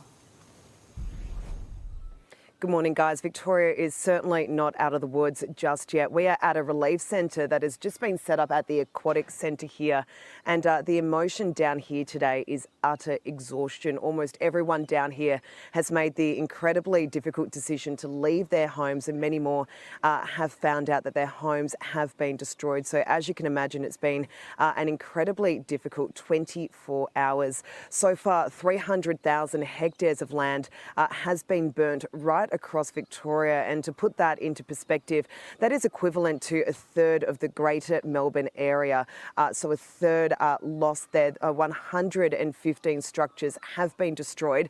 That includes dozens of homes, and many of those homes belong to volunteer firefighters who've been out there on the fire front, some of them spending almost 30 hours out there with no breaks, protecting other people's properties, all while their homes were burning. So the conditions are a whole lot calmer, a whole lot cooler today, but there are still 10 fire fronts at this stage, and they are expected to burn for weeks and weeks. I checked not too long ago, and there's still a number of emergency warnings in place right across Victoria, whether it's in the southwest, in the central part of the state, which is where we are now, or to the east. And some of those emergency warnings are at a point where people have been told that it is too late to leave. That's for towns such as Alexandra. They've been told that it is too dangerous to leave if they have not already done so. That's gotta be bad. You're on the ground. You're like, you know, trying to get yourself together. That's not the news you want. It's too late to leave. That's gotta be kind of terrifying news to get. Too late, you say? What is that? What's that mean? People still homeless from the 2019 Aussie fires and the 2022 floods? Yeah, and what about the floods last year? Those were something. We covered those. Those were insane. As well as, weren't there like 2023 floods too? Didn't you get hit back to back? It was mostly... And then like New South Wales got hit by that cyclone. I remember that. Honestly. You guys been getting some pretty bad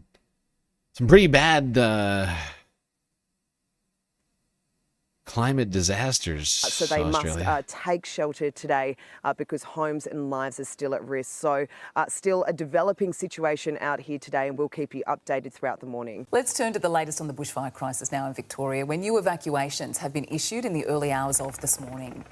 Victorian Premier Jacinta Allen joins us live in Melbourne. Premier, we're seeing a sharp drop in temperatures, but we know that the danger is far from over. What's the latest on the situation?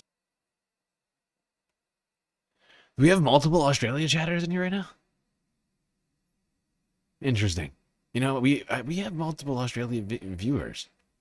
It's fascinating. Galactic News Network is not the biggest channel, but we seem to have people from all over the planet watching the show.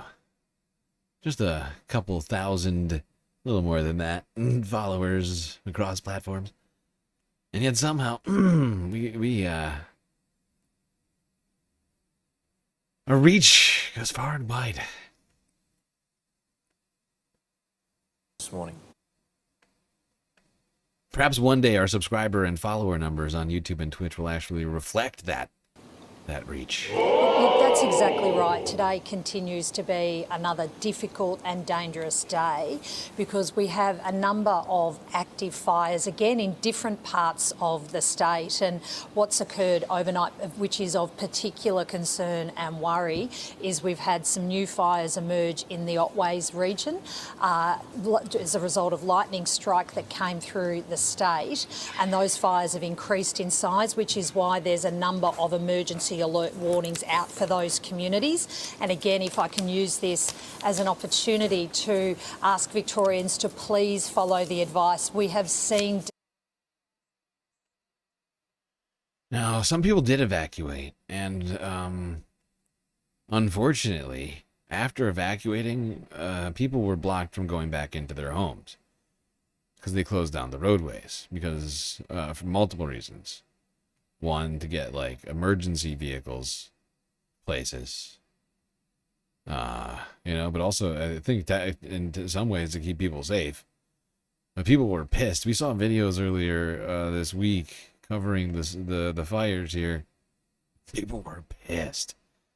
They have like livestock back at home without water and food, in danger. People were upset. Not shockingly. Honestly, this thing has just gotten worse and worse. The last time we checked, and I'm fairly certain it's gotten much larger at this point. I don't have an updated number right now, actually. I haven't checked, but the last time we did check, it was at 250,000 hectares burned so far in the wildfires here in Victoria, which amounts to about 750,000 acres in Freedom Units. Fuck yeah!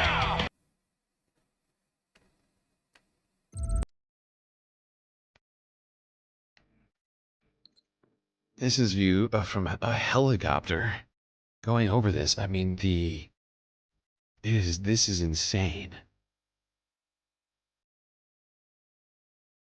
Like it just keeps going. It just keeps going and going and going.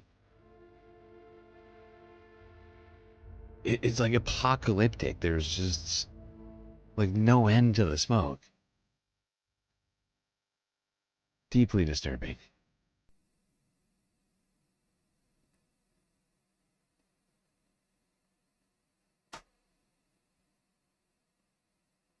Good evening. Jacinta Allen has been holed up inside a regional hospital as furious locals demanded answers about Victoria's bushfire disaster.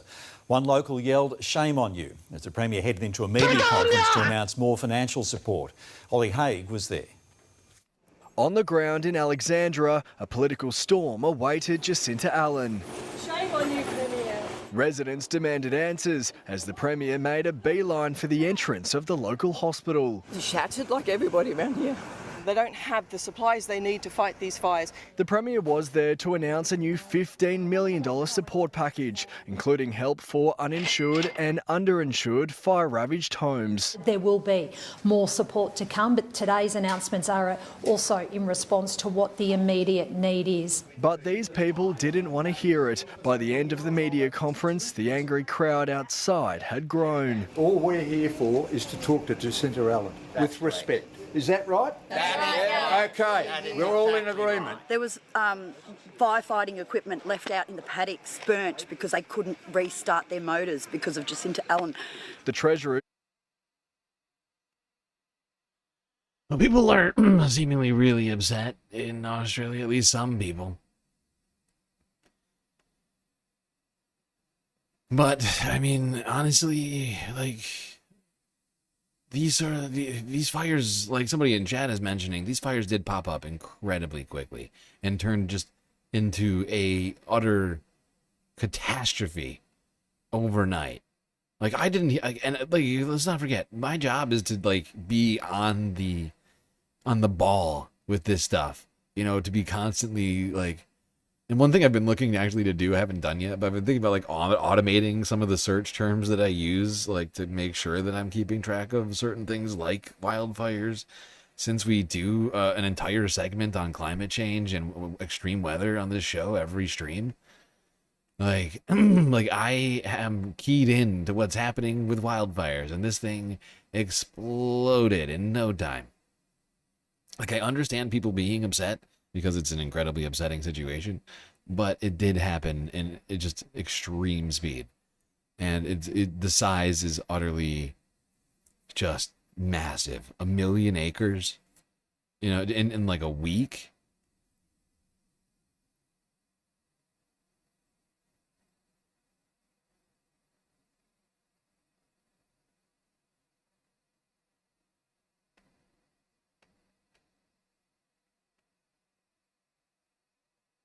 But the devastation, I mean, is continuing, and the numbers keep going up. Number of acres burned, number of homes burned, amount of money needed to rebuild, to fight the fires. Returning to Victoria's bushfires now, where authorities have provided an update on the state of play. 700 structures have now been destroyed in total. That's up from 500 yesterday, and that includes a total of 228 homes. There are right now 10 watch and acts in place and 19 advice level. The state and federal governments today responding with additional support for those affected, bringing the total relief funding to $128 million. Jordan Quinn reports from Castlemaine. Good afternoon. The Ravenswood South Harcourt fire is one of 12 still burning right across Victoria. We've just received an update from the Premier. It was like 6. It was like 6 like a week ago, or however long it was. I can't remember now, like when it first started. But there's like the fires just keep multiplying and getting bigger. It is out of control. We need to wake up collectively as human beings and start doing something before the entire world is burning before our eyes. So devastating. 700 structures lost. 12 fires still burning. $128 million in reconstruction costs. Untold number of animals, livestock, wild animals, dead.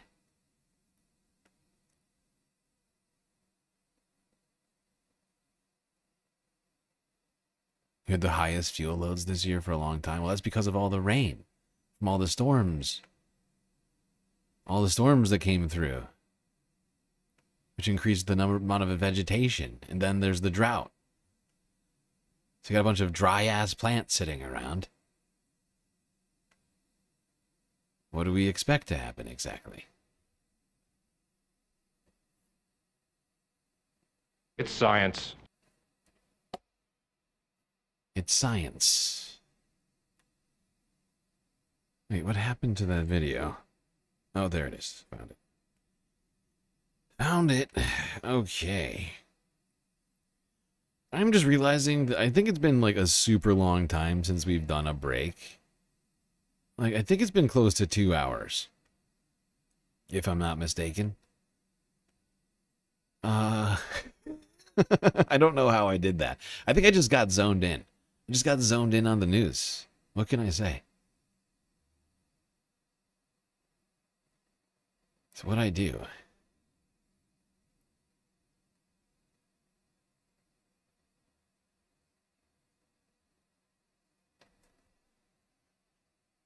Okay.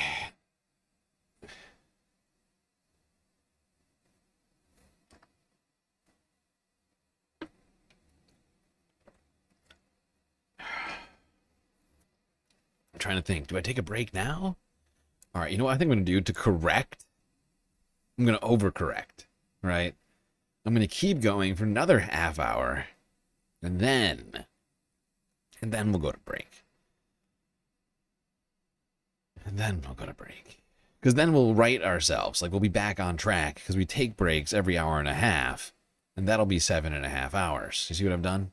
At that point, it'll be like the normal fifth half. And then we'll go to intermission. I figured it out. I think I did it. I think I did it.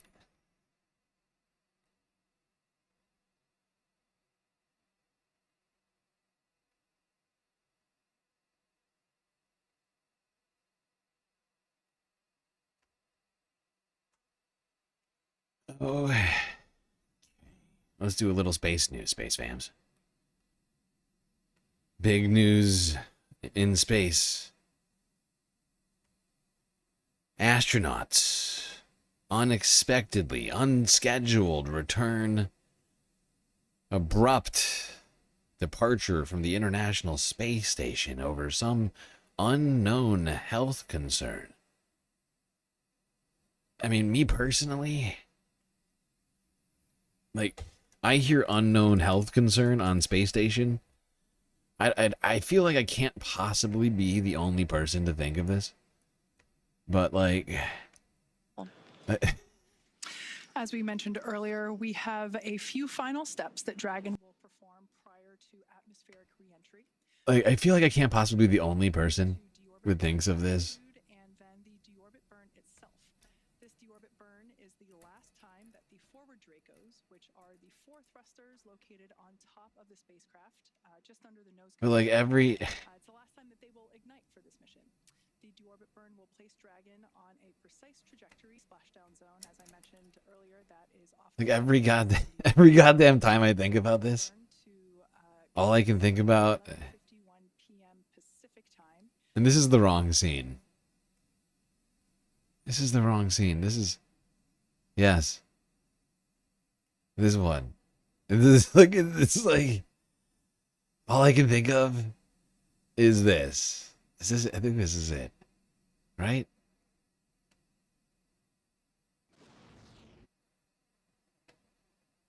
Oh, wait, no. This is good enough. This is good enough. We'll do this one. This is the same thing. It's the same thing.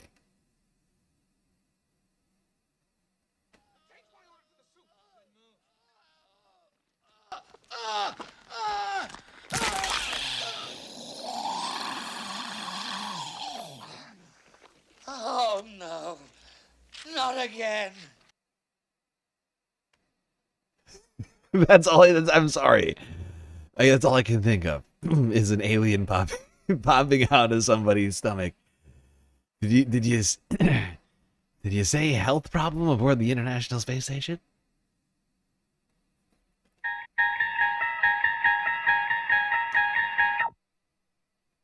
It will last about 13 and a half minutes or so. And this is essentially the transition point that... Okay, great. Hold on. I'm just going to go ahead to when they actually leave the space station. I think it's around here.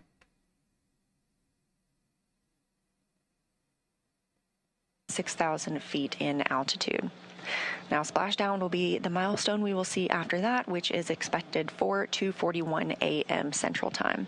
So again, we're standing by for acquisition of signal and continued communication with Crew 11, expecting that just a few minutes from now.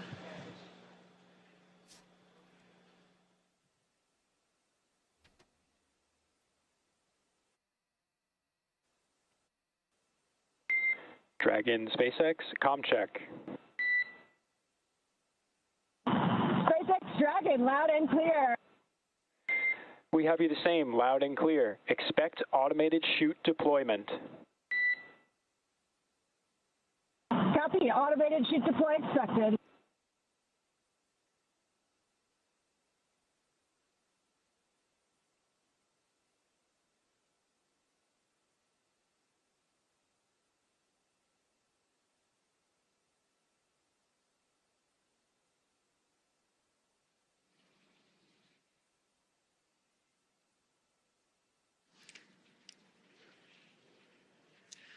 All right, so there we heard that we had confirmation of that acquisition of signal, or AOS. It actually came in a minute and decelerate the vehicle further prior to deployment of the main parachutes.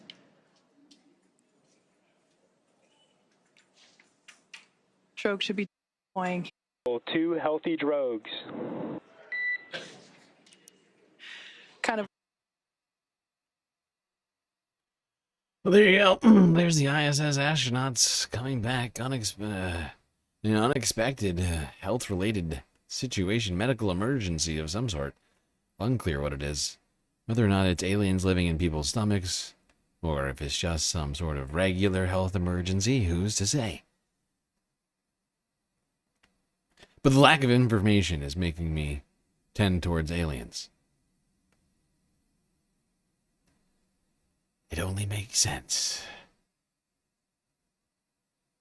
This is worse than the fake moon landing. Aww.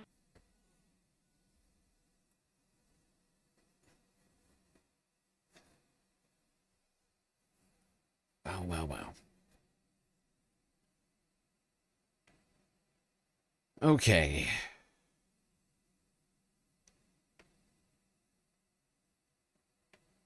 So like I was saying, I'm going to keep this going. We're going to go straight into the Earth segment of this stream. Start talking geopolitics and things of that nature. Now, one man who really, struggles with grasping geopolitics big time in the internet commentary space. It's a man who's been doing this for a very long time. Some say since the very beginning. I'm, of course, talking about, once again, Joe Spotify is a major corporation. Does anybody know what the net revenue is for Spotify? Like what kind, how big of a company is it? We must be talking, is it valued $1 billion? It's gotta be, right? It is that, am I seeing that $44 billion? For some reason, this is in euros, but it says Spotify's net revenue for the first quarter of 2025 is 4.2 billion euro. Well, I think Spotify could be a European country, but let's be like Swedish, right? You know, I don't know what the valuation of a company that's doing approximately $100 billion. Yeah, $100 billion valuation. And they've done that on the backs of like a lot of artists that they have completely they completely ripped off. Yeah, completely. They're just exploit, in part of destroying the music industry. They completely exploit musicians, and what they also do is they have a big show that is by a self-professed idiot that no one should be listening to, but also gets very mad when people say you're an idiot that no one should be listening to. And you're part of a conspiracy. Sort of both, right? He both says I'm an idiot, nobody should be listening to me and taking me seriously. But if anybody calls me an idiot, but if anybody says exactly, if anybody says I'm an idiot or that they shouldn't listen to me, they're jealous and they're assholes. Mm-hmm. Here he is, so desperate to, I don't know if it's just a question of both sides thing or just like believe that Trump is changing the world. This is a guy who believes that there were kids who were identified as cats, and that's why schools had to put kitty litter into their classrooms, as opposed to there could be a lockdown situation and kids may have to take a shit and won't be able to go to the bathroom because they're in lockdown. And he so believed it that he made up a friend who was married More to a direct teacher. source, yeah. Exactly. Like, I got to backfill this. And here he is, like, doing the same thing, just sort of like seeing one thing and then creating an entire imaginary backstory to justify the killing of supposedly drug-running Venezuelans in boats in the Caribbean. And to the extent that we know anything about them, there's a lot of reporting that a lot of these people are just fishermen. But also we know that there's no evidence whatsoever, zero evidence, that any of these boats were headed to the United States. Venezuela has a very, very small export of drugs to the United States market, and it's mostly Europeans. But here he is. He wants to create a backstory where Donald Trump has really helped the country. And here he is. Let's hear it. Aren't I a good guy? From the time Trump's been in office, deaths by overdose have dropped off a cliff. Look at that. Look at 2024. And leading into 2025. Look at these are all deaths from overdoses. Can you pause it? I'm sorry. I mean, that's Okay, look at that chart. Okay, when does the drop start to happen? Put your drum up. And you'll be in a world. 2024. There's no 2025 data at all in this. Okay. 2023 and 2024. Biden was president all of 2024. Wait, what? Yes. No. The election is in 2024. I got a And sticker therefore, on my Cybertruck that says Trump 24. Trump 2024. Oh, right. Okay, gotcha. Duh. It must have been what's the good equivalent of the George Floyd effect? Do you think somebody sent him, like, how do you think he comes across this graph? Do you think some idiot did the exact same mistake he did, probably dishonestly, and he just took it hook, line, and sinker. You don't think that that Rogan has like I'm interested in this. I'm going to spend 4 minutes finding the original source of this so that maybe I could see like, oh, wait a second. This doesn't cover the era. Like this, the entire story I'm about to make up about this is completely fictionalized based upon almost like a comically stupid misreading of this information. He must have seen it. Either somebody sent it to him or it was spoon-fed to him. Right? I mean, he's addicted to this was confirming Baby his Bird. biases. Baby It's Bird. unbelievable. And I'll just say, like, the real... I can almost guarantee it was like somebody on X or something like that. And none of these guys over there at the JRE podcast were skeptical, critical thinking enough to read it, I guess, ahead of time. I know reading is tough. Doing it twice, I mean, first once to ensure that the information is the thing that you you know, that fits your narrative or whatever. And then a second time live on stream, or like this is not, it's not live, right? It's pre-recorded, isn't it? So I guess just like on camera. Reason that this is falling, like people mention the proactive things which are good. Does anybody know this? Does Joe Rogan actually stream live, or is it? It's all pre-taped, isn't it? Or does he live stream to Spotify? About Narcan and that sort of stuff. The sad truth is that it, like a lot of drug epidemics, it burned through the population that was going to be the most susceptible for it, and now those people are gone to not here to die again. Yeah. Well, also let's look a little carefully at that graph. When does it pop up? Is that COVID? I mean, you see it at flatline, and that was when we started to see back in the teens, where you started to see doctors limiting how they were prescribing opiates because there was an increasing awareness of the problem that was being created by it. Now, very difficult for people doing pain management But that's a second story. But you started to see the graph. You started to see it plateau, and then we have COVID, and it creates a tremendous amount of stress on society. You start to see these huge spikes in crime, which of course come from a once in a lifetime pandemic. And you saw how either idiots or just people who wanted to weaponize it would talk about this as if it was some like sort of policy change as opposed to this rupture in society.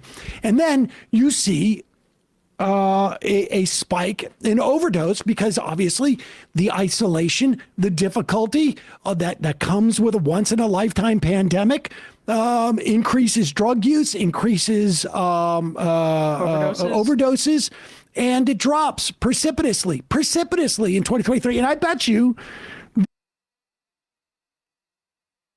It's funny. It's like they, it's like they don't do any actual research over there at the Joe Rogan podcast. It's very strange. I couldn't even be bothered to read the graph. What it wound up proving is that under Joe Biden, overdose deaths actually plummeted.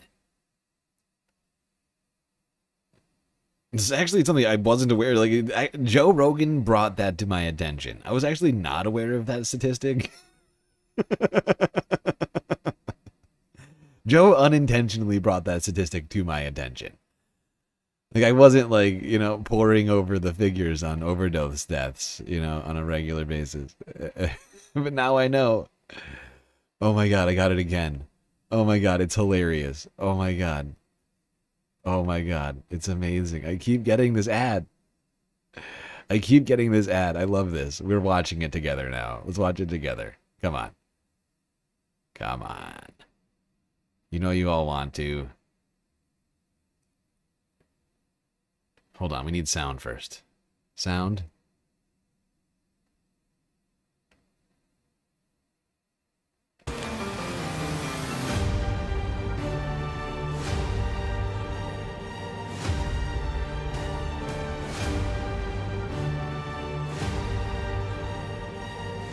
Everyone wants to know.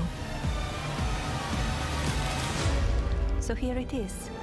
Melania, rated PG. Everybody. Theaters January 30th. Everybody be based.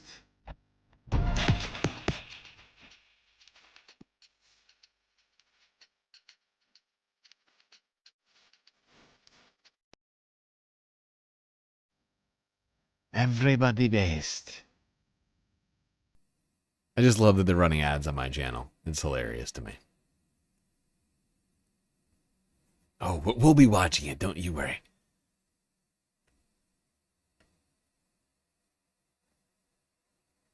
Cannot wait. Here we go again.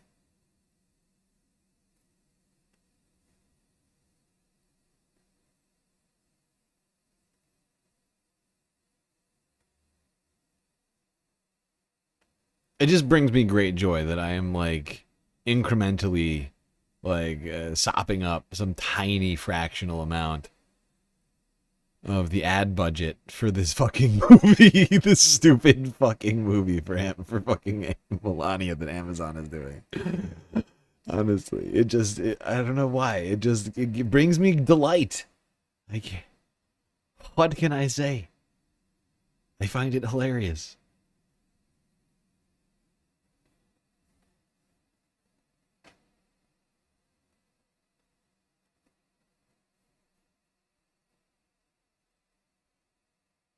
All right. To the Arctic, space fams. To the Arctic.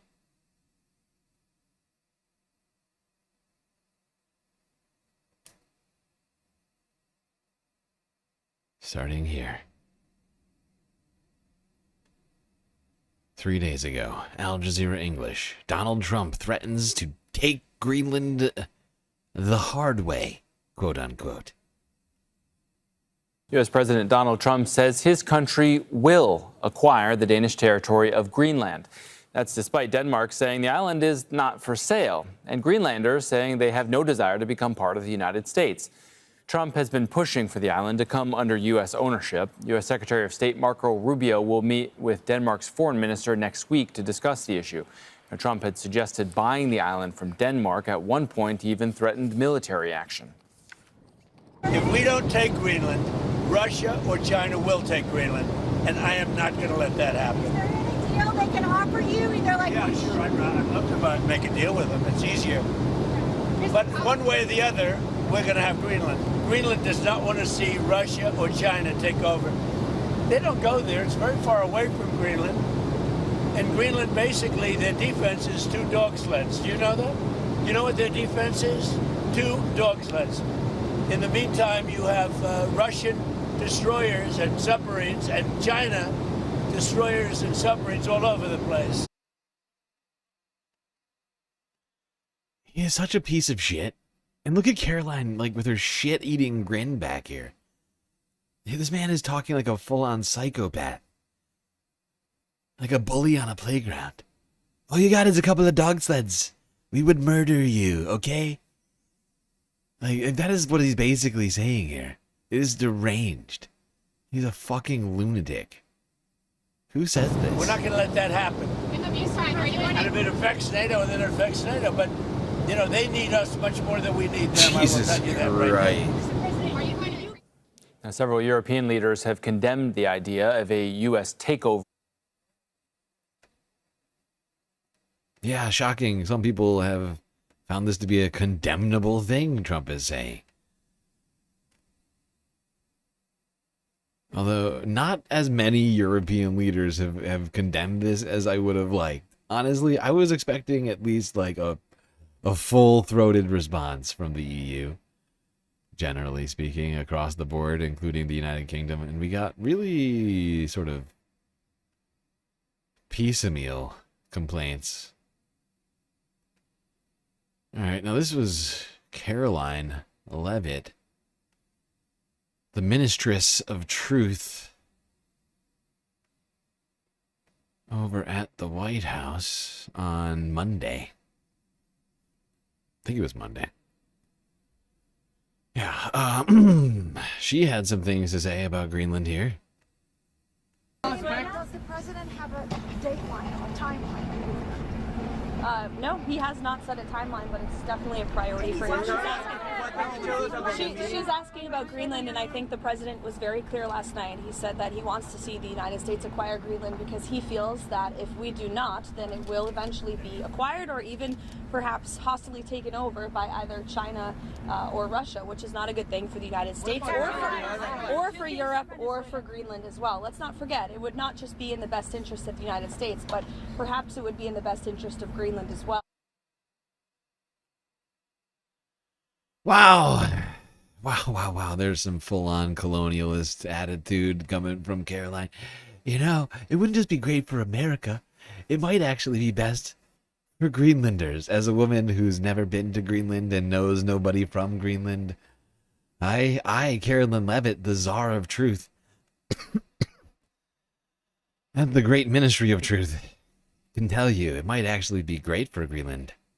They'll probably love it. Fascinating. Thank you, Caroline. Now, what's weird about that is within, I don't know, 36 hours, in something of a shocking display, the Prime Minister of Greenland came out to make a public statement pledging loyalty to Denmark. Oh! Here is that press conference now. Greenland does not want to be owned by the USA. Greenland does not want to be governed by the USA. Greenland will not be part of the USA. Vi vælger det Grønland, vi kender I dag, og som en del af kongeriget Danmark. We choose the Greenland we know today, which is part of the Kingdom of Denmark. Now we are faced with a geopolitical crisis, and if we have to choose between the USA and Denmark, here and now, we choose Denmark. We choose NATO. We choose the Kingdom of Denmark. We choose the EU. Tiden ikke inde til interne diskussioner og splittelse. This is not the time for internal discussions and division. This is the time to stand together and build on the community we know and we want. Vi kender, og til det, vi ønsker.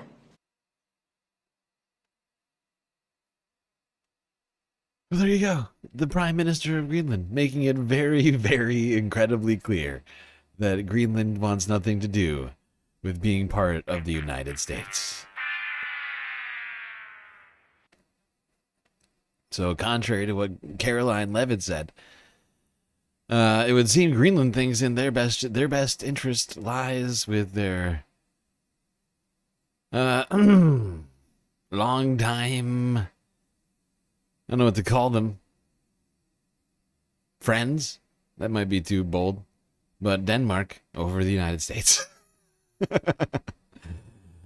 Okay, yeah, but like I was saying before, this is somewhat shocking because Greenland for quite some time, very long time, has been adamant about wanting their independence from Greenland, which is why I said I was probably being too bold with saying friends, because of course Denmark has sort of a problematic colonialist history in Denmark. But in the face of being forced into a relationship with the United States, if you can call that, really, what? You be forced into peonage? I mean, that's not sure that's quite the right word, but like servitude? There's a word for this. I can't think of what it is relating to empire. But like, you know, when presented with the choice, Greenland says Denmark, please. Not America. That was from 24 hours ago. So that's the latest on what Greenland has to say.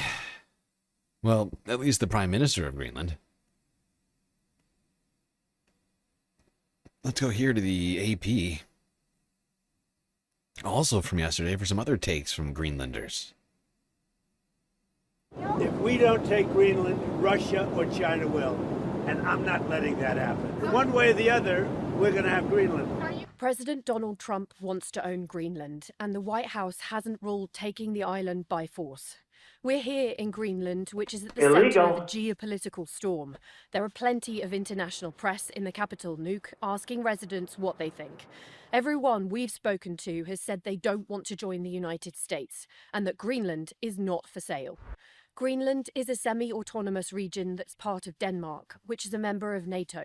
The Danish Prime Minister has warned if Trump takes it over, it would basically be the end of the alliance. Men jeg vil også gøre klart, at hvis USA vælger at angribe et andet NATO-land militært, så hører alting op. Altså inklusiv vores NATO og dermed den sikkerhed, som er blevet tilvejebragt siden afslutningen.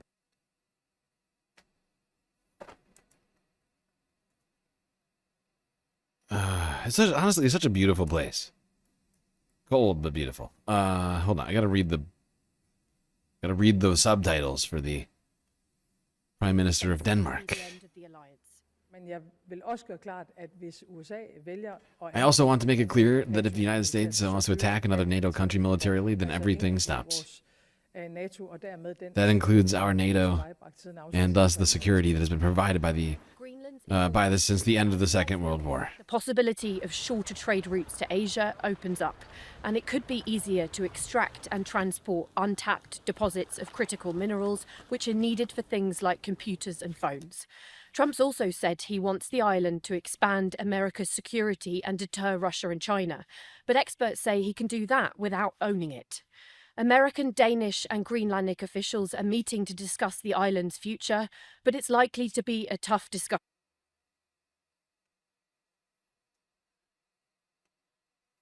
Well, Donald Trump continuing with his imperialist rhetoric against allies like Greenland.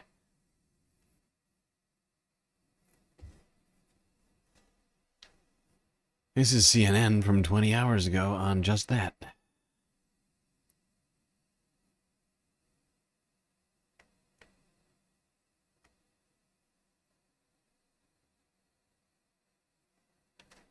New this morning, President Trump just said the United States needs Greenland and that anything less than total control is unacceptable. The question is, what is he willing to do about it? Given that the Prime Minister of Greenland says he does not want to be part of the United States, the people of Greenland do not want to be part of the United States, according to opinion polls. So the president just wrote that Greenland is, quote, vital for the Golden Dome that we are building, and that NATO would be... Yes, indeed. The president got tweeting. Oh, did he tweet? That's right. I tweeted and I tweeted and I tweeted again. I tweeted on Truth Social, my friend. The United States needs Greenland for the purpose of national security. It is vital for the Golden Dome that we are building. NATO should be leading the way for us to get it. If we don't, all caps, Russia or China will, and that is not going to happen. Militarily, without the vast power of the United States, much of which I built during my first term, and am now bringing to a new and even higher level, NATO would not be an effective force or deterrent. Not even close. They know that, and so do I. NATO becomes far more formidable and effective with Greenland in the hands of the United States. Anything less than that is unacceptable. Thank you for your attention to this matter. President DJT.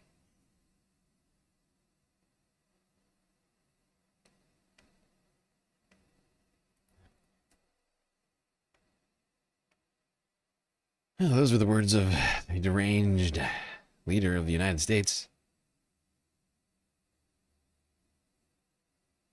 Anything less than United States possessing Greenland is unacceptable, according to Donald Trump.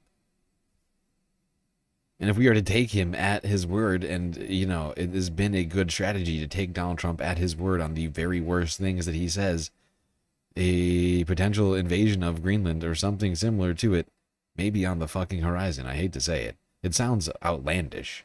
It sounds fictional. But this is the world that we live in right now. I don't want reality. This is reality. No, that's too bad. It's too bad because you've got it.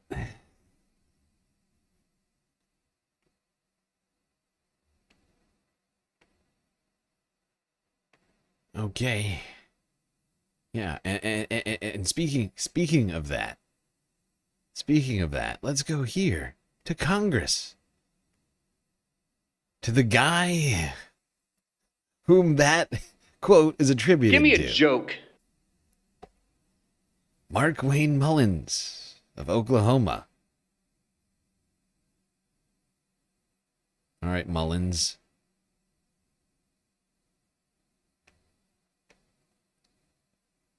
I think the murderous regime in Iran needs to pay attention to what the president said. The president made it very clear, if you're killing the innocent for simply protesting, that he'll come to the rescue. And the president doesn't bluff, but it's always on his timing when we're ready to go.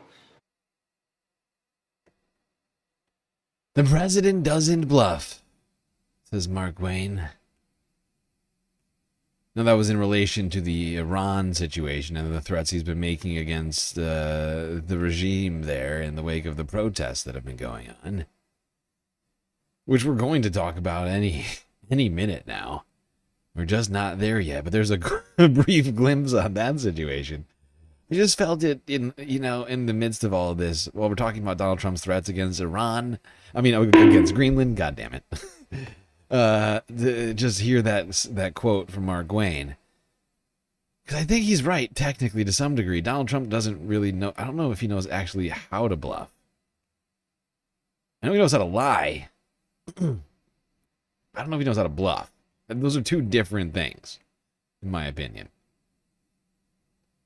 Like, I'm not sure Donald Trump understands game theory or anything like that. Anything even close to approximating that.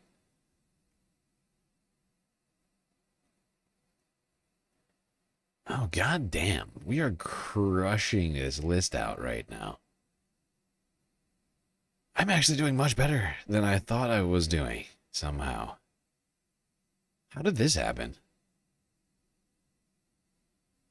It was not that long ago that I thought that I was just doing terrible. But now I think, honestly, I think I've gotten through 80, 90 clips. I've already gotten through. Is that possible? It looks like it. That's what, 120? That's what, it's like 75% of the clips. Perfect timing because we are at exactly 7.5 hours into the stream. Which means that we, yes, have to take another quick galactic intermission. Do not worry, though, everyone. We will be right back after these brief messages.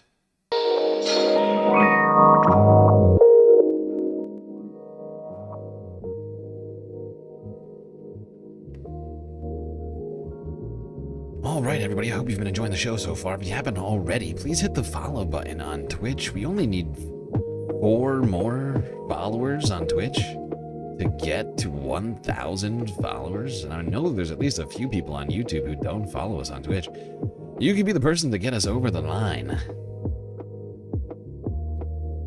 Also, do hit the subscribe button and the like button on YouTube. Hit that bell icon, too, so you get the latest notifications, so that you don't miss a single episode of this spacecast.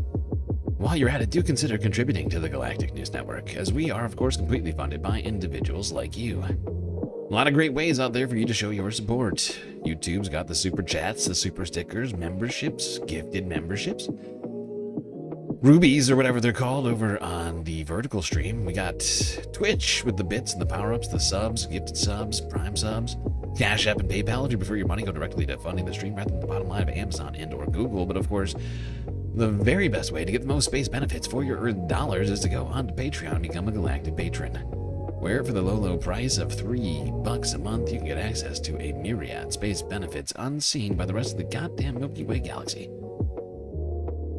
Alright, I won't bore you with the details of that. Just click the link in the chat or in my bio to find the Patreon and all of the space benefits that lies in store.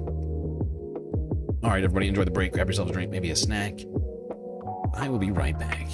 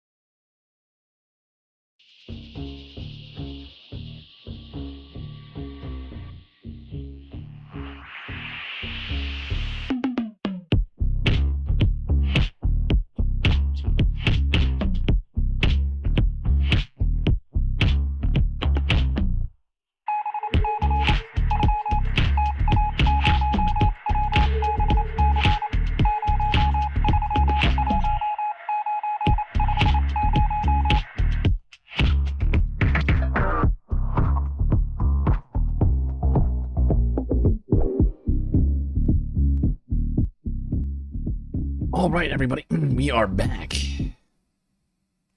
The break is over. The stream is about to begin once again. So get back in those seats, otherwise you are going to miss it.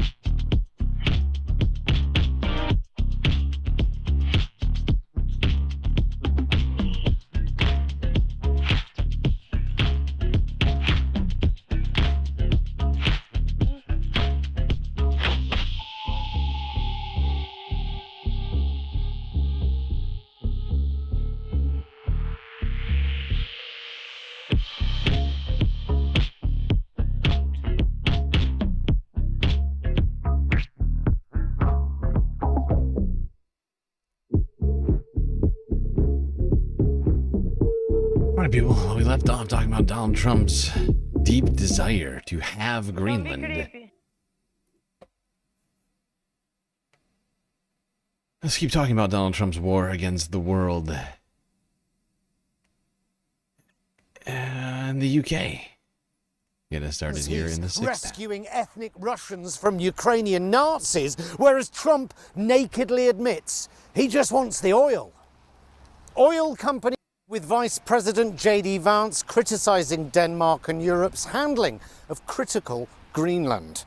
Let's take a look. Oh, what a week. What a week.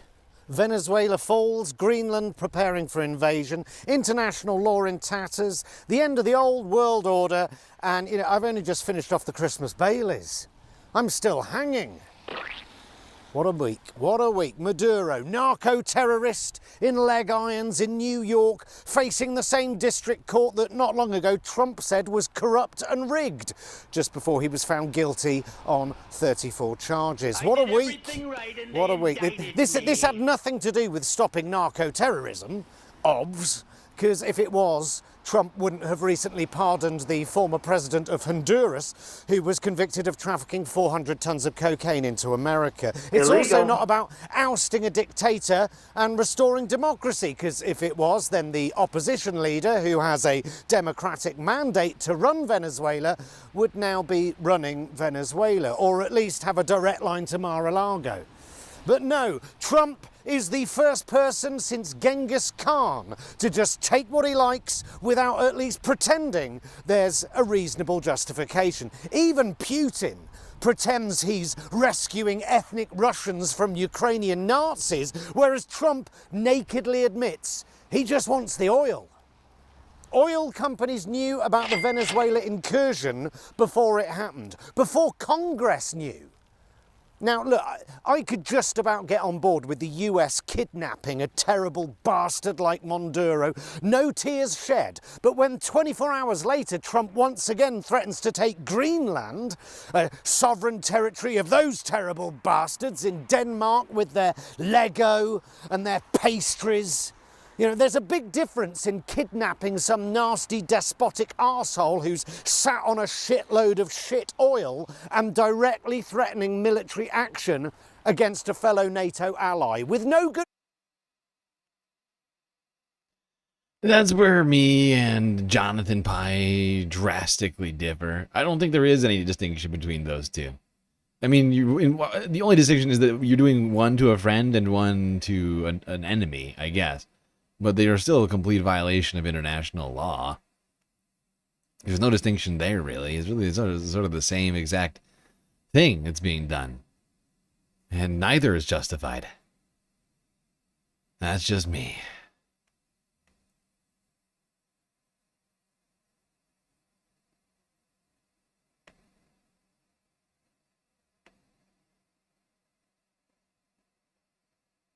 The oil company said they had no idea about Venezuela. Yeah, no kidding. Probably because I think there's like there's potential like ramifications to that. If they weren't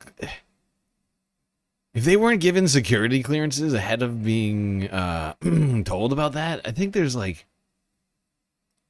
something, I don't know, there's like some criminal statute, I want to say, when it comes to like top secret information to non-journalists and just like random civilians.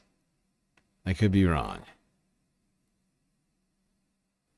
But of course they don't want to pretend, they don't want to tell everybody that they knew about this ahead of time. Makes it seem like they're incredibly complicit. Like they're tied up in the whole situation. From the jump. Not a great look.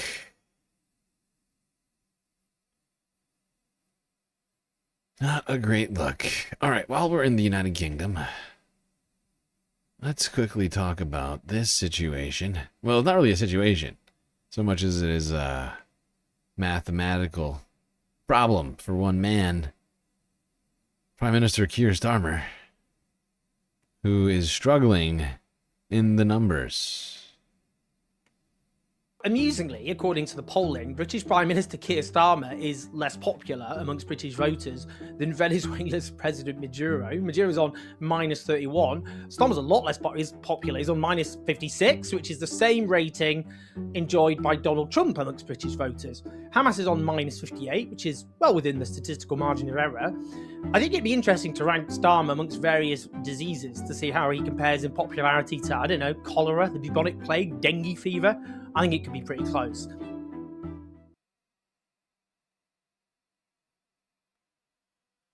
There you go. Keir Starmer less popular than cholera. And Nicolas Maduro.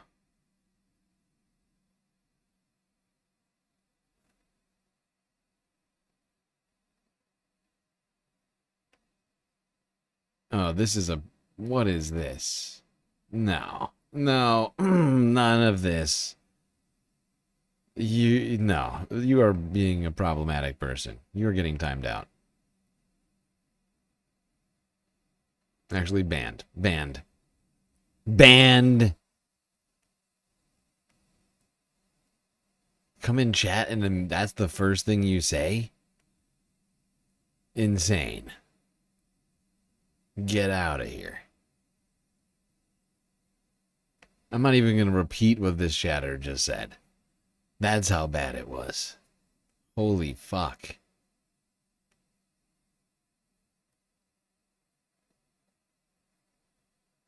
Wow, wow, wow, wow, wow.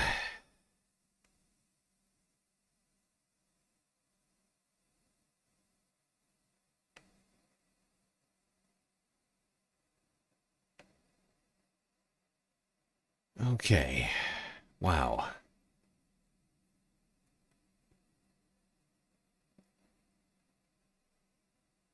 That was wild.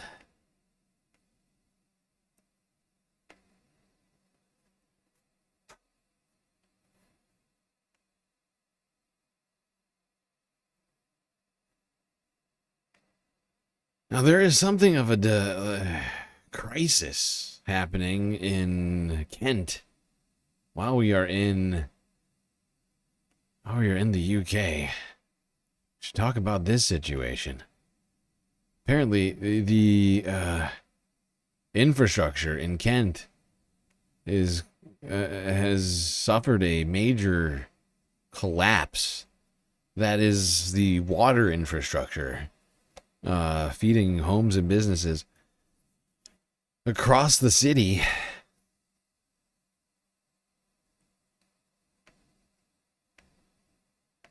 I had no coffee machine working because that relies on mains water. Dry January in its truest sense. Not a drop of water in the taps for the third day now. But as you can see, nothing. The stuff may have fallen from the skies last week thanks to Storm Goretti, but it's not reached the pipes supplying over 30,000 homes and businesses in Sussex and Kent. So we limped along a little bit on Saturday because we've got quite a big hot water tank and a big cold water tank. So we used all that up, and that's it. Once that was done, we couldn't serve any more customers. And what does that mean financially for you? About £1,000 loss a day. Yeah. So we're in the third day now, and they're saying possibly tomorrow, possibly Wednesday. Of all the homes and businesses that are affected, over half are here in East Grinstead. Soul Life, thank you for the resub over on Twitch. Much appreciated, pal. Modding, subscribing, doing it all.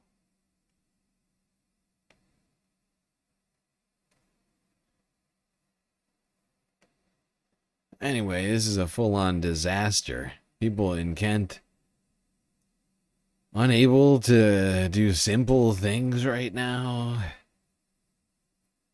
Horrifying situation. Supposedly the government, the local government's doing whatever they can to solve the situation. I guess we'll see what happens. And here are all of our British jet, or not all of them. We got a bunch of them. We got Quaximus in here. We got Chokey. We got Autumn Leaves.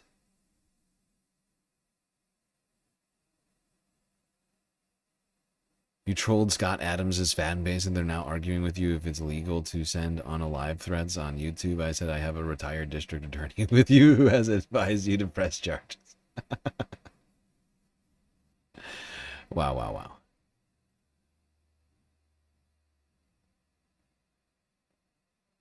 Wow, wow, wow. All right, we're going to move from Europe down to Africa briefly, to Uganda, a country we've been talking about recently, who are holding elections in the country. The 7-term president, looking for number 8, if I'm not mistaken. Political violence already happening on the ground in some places. And the government has decided to shut down the internet ahead of the election. Not at all suspicious.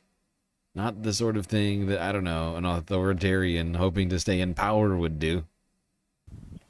Uganda's government cut off public internet access and limited mobile services across the country on Tuesday. That comes just 2 days before a presidential election that will see incumbent Yoweri Museveni stand for a contentious 7th term. The Uganda Communications Commission told mobile companies to block public internet starting at 6 p.m. local time.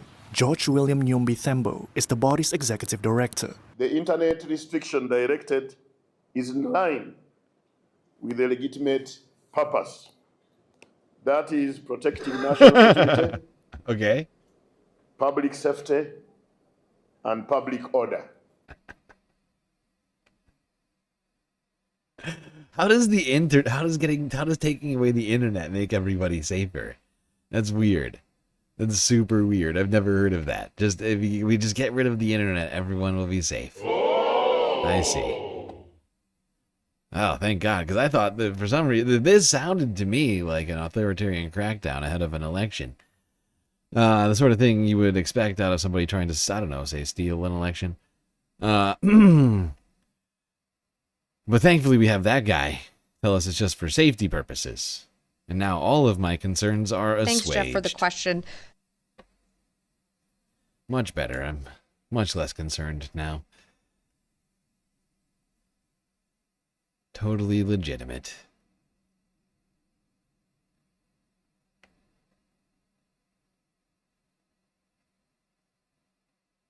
All right, now let's go off the east coast of Africa, where China, Russia, and Iran conducted joint naval drills off the coast of Cape Town. China!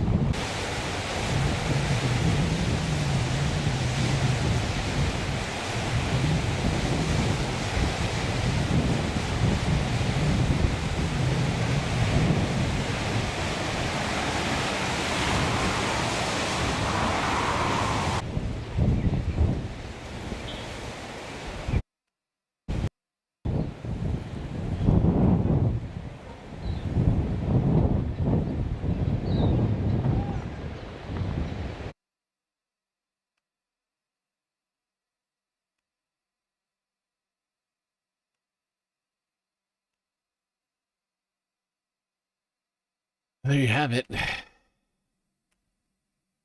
Drills being conducted off of the coast of South Africa.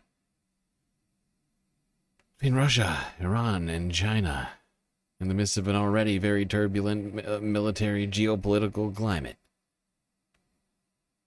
And I was told by one President Donald Trump that we would have no more wars. They were all going to end day one. We're on day 360. And none of the wars that really needed to end have ended. Somehow. Shockingly.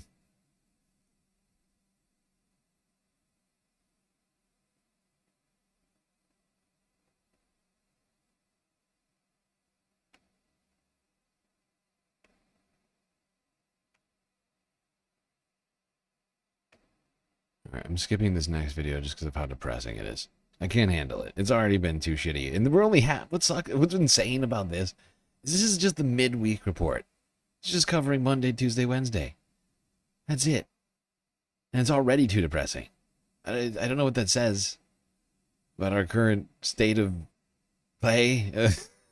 Whatever you want to call it. Current reality. It's not great.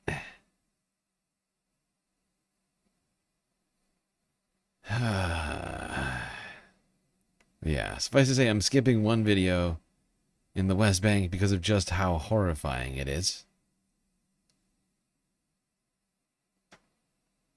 I know. Well, don't worry, we'll cover it like tomorrow, Thursday or Friday.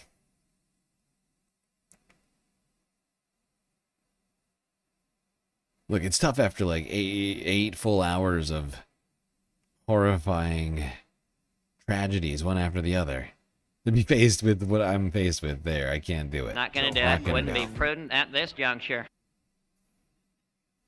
Not gonna do it. Not gonna. But I will talk about what else Israel's been up to. Say in Lebanon. A place they've been waging on and off war with for the last 2+ years. Two years and many months. Jesus Christ.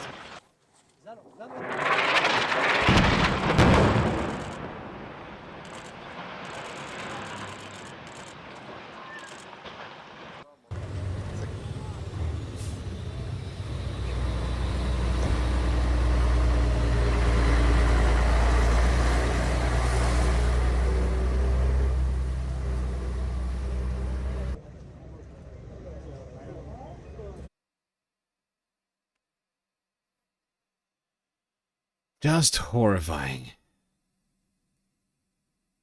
Israel going back. I mean, it's like every time Israel like runs out of like atrocities to wage upon Palestinians in the West Bank or in Gaza, they just go back to shelling Lebanon or Syria, or like it. Will it ever end? Will it ever end? It's insane. It's been like 28 months of this or something. I'm trying to do the math right now. It's been too long.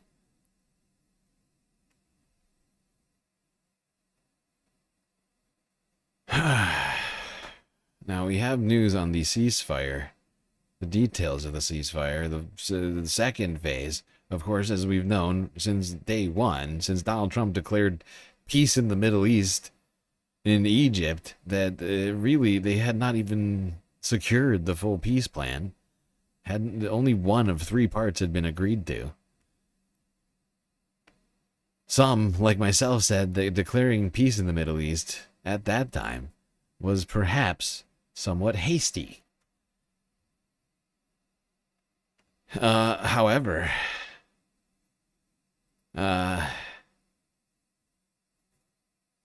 it would seem that at least some progress has been made. Hamas making a declaration of a conciliatory tone that they would in fact be willing to cease to exist, after a new Palestinian government takes over. Now, you might be thinking to yourself, Streamlord, this isn't really good because this is contrary to the initially set out plans in phase 2. And to that, I would say, stop making me look bad. Okay? How rude. It's very rude. And yeah, okay, smart guy and or gal? Or non-binary person of great intelligence? Yeah, I know. It's totally in contravention of the original desired phase 2 peace plan, which is, you know, that's one of those things I said that, you know, probably wouldn't go over super good and would have to be changed if, in fact, peace were to be achieved.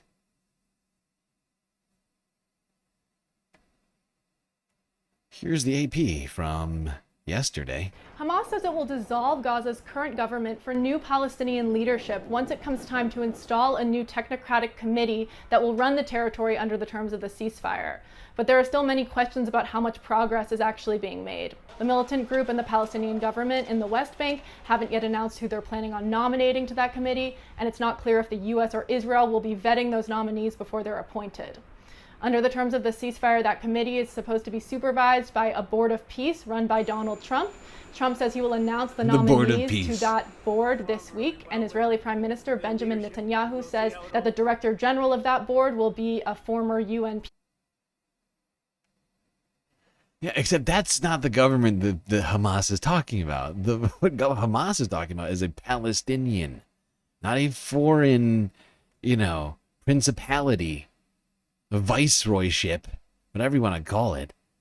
Like, Hamas says they will only dissolve when and if, only if a new Palestinian government is formed without foreign involvement. And that's something that Israel has been adamantly against time and time again.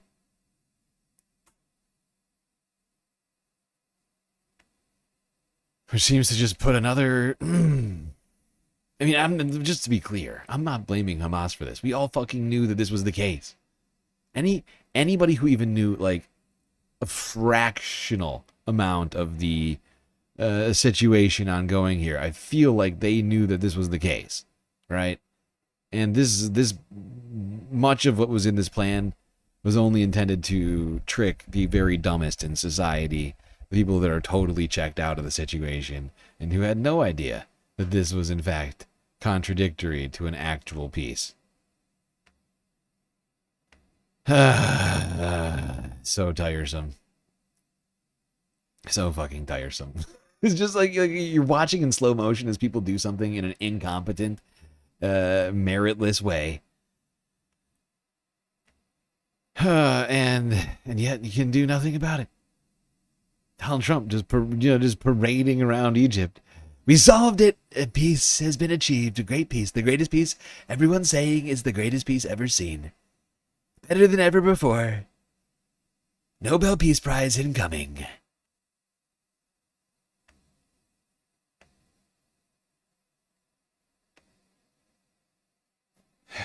Christ. Okay. We're gonna move on from Israel. Kind of. Kind of-ish. Quickly talk about Syria. Something that has been in the news rather frequently over the last year.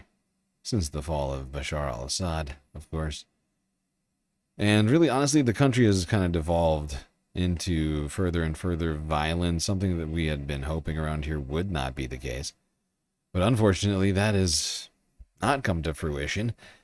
And in the wake of recent tumultuousness, the United States has conducted another large-scale airstrike operation, if you will, against ISIS, supposed alleged ISIS targets in Syria. This was from... Actually, this is from Sunday night, I think.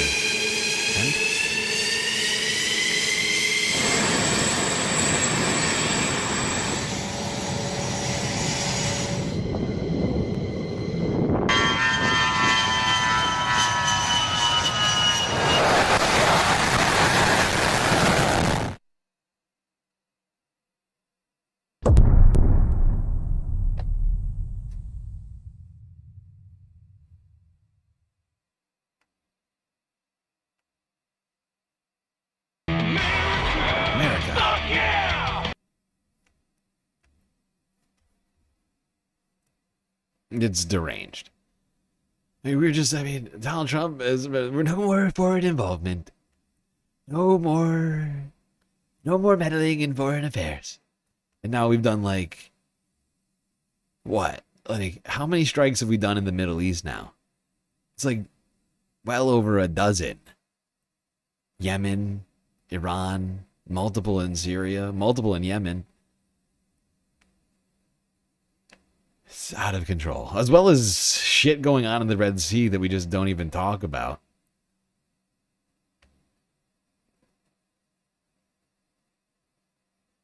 No more wars. Invade Venezuela.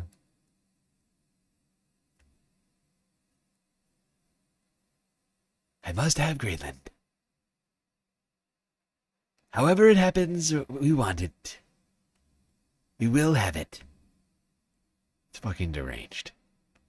Now, the U.S. striking Syria has not been the only problem as of late in Syria. Sectarian violence between the SDF and the HTS. HTS is now basically the ruling party, the new Syrian army, and they have been fighting with Kurdish forces in the north, which has caused a great number of people to be displaced.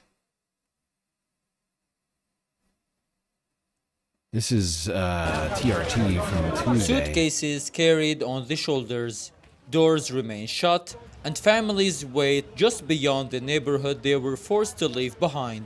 For residents of Aleppo's Sheikh Maqsoud, leaving was not a decision, it was survival. We were barely able to get out and we couldn't secure fuel or basic supplies. Thank God the neighborhood has now reopened and the situation is more comfortable. We are waiting to be allowed back into our homes. Security and safety have returned. Before, only a few roads were open, but now all routes are accessible. Years of control by YPG-PKK terrorists left deep scars on daily life here. Okay, I'm gonna stop it there. That's when things get real extra Turkish.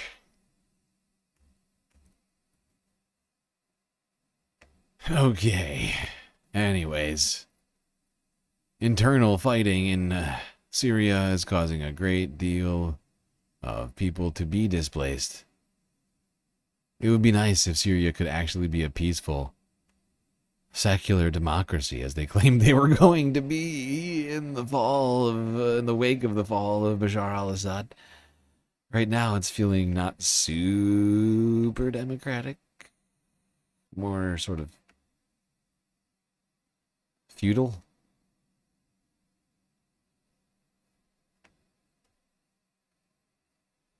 All right.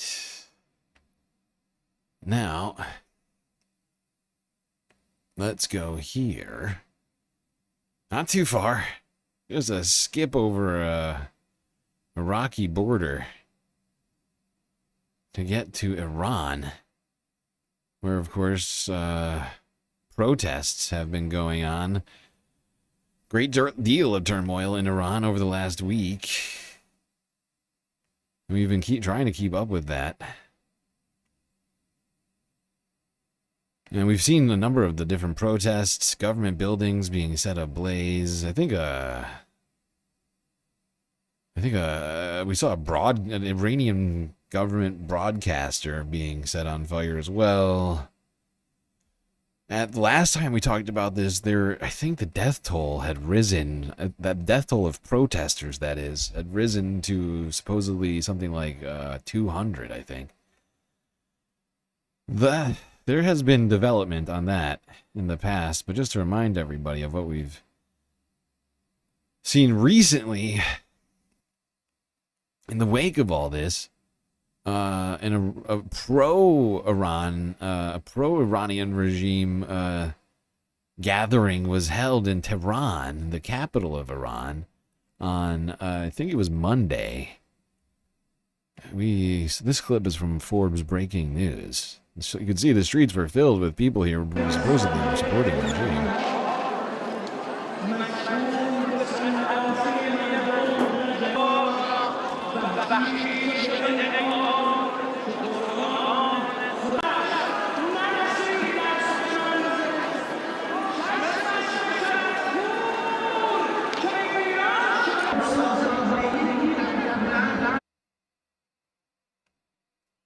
You can see people carrying photos all around. I can't tell if that's the Ayatollah or if that's a former leader of Iran.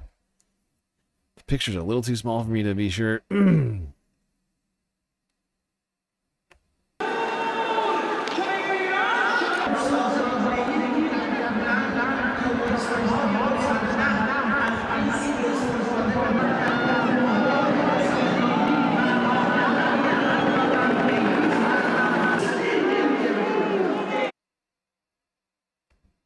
You can clearly hear helicopters flying over, giant Iranian flags all over the place. The leader, the Ayatollah, and the president, I think, both appeared at this event. Or maybe it was just the president. Maybe it was just Khashoggi. Not Khashoggi. What's his name? Pezeshkian? Honestly, I can't remember. And I don't have the clip in front of me. I already deleted it out of my list. But there was, suffice to say, there was a clip floating around of them at this rally. Actually, I do have the clip. I lied. Top Iranian officials attend pro-regime rallies in Tehran. Forbes Breaking News from 2 days ago. It was just Pezeshkian. Okay. I thought so. Yeah, when I said it, I thought that was maybe too bold a claim that the Ayatollah would walk the streets, the supreme leader. But you did have the President Pezeshkian here. Okay, now to Channel 4 News, to the other side of all this. This is from 2 days ago.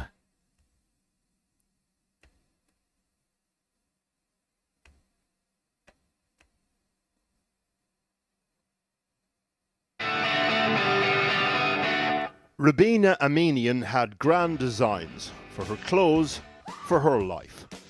She was studying fashion in Tehran, was planning to move to Milan to open a boutique, and going by her Instagram account, she was a Clash fan. On Thursday evening, the 23-year-old left college for home, but met a group of friends going to the anti-regime demonstrations that night and decided to accompany them. According to her family, at some point during the protests, the young woman was shot in the head from close range and died instantly. Today we spoke to Rabina's aunt, Hallie Nouri, and her husband from Norway, where they live.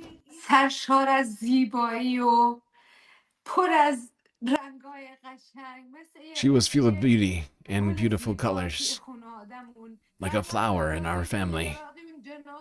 My heart burns when I remember the bodies, when I remember Rabina's tiny fingers, her tiny body with barely any blood left. Her blood spilled in the street. And I know this is not only our pain. It's the pain of everyone who lost their young, beautiful children. According to her family, Rabina is one of hundreds of demonstrators killed by security forces since the demonstrations began 2 weeks ago. An internet blackout has meant the world is only now being drip-fed the horror. Her shooting was just the start of the torture for the family. The regime refused them permission to bury her in their hometown of Kermanshah. They do this to try to stop funerals becoming platforms for protest. So the family were forced to bury her in a different town 4 hours drive away. اجازه نمیدن به خانواده‌اش که اونجا مراسم تدفین یا مراسم یادبود. They didn't allow the family to hold a burial or memorial ceremony. They were under heavy security pressure. Officers were stationed at their door to prevent people from offering condolences. Rabina's funeral, the funerals of security personnel are broadcast on state television, used as a stage for pro-regime support. The government has declared 3 days of national mourning. Also in Tehran today, demonstrations in support of Iran's leaders. The regime can still mobilize thousands. This round of protests... Many thousands. Hundreds of thousands, if not more. I mean, we looked more like we looked through that footage a little bit in more detail last stream. I mean, the streets were utterly filled in every direction. It was quite a show. It was quite a show of force or people, whatever you want to call it.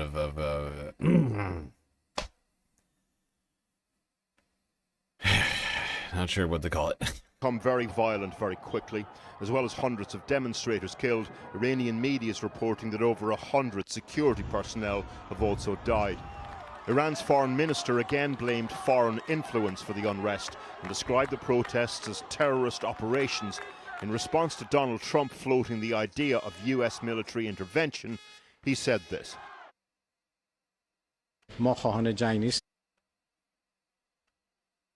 Okay,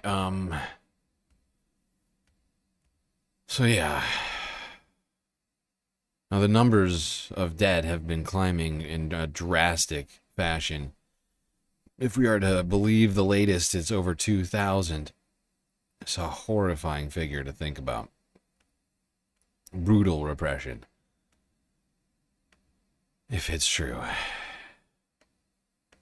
And, you know, wouldn't be the first time that the Ayatollah and the regime were accused of human rights atrocities.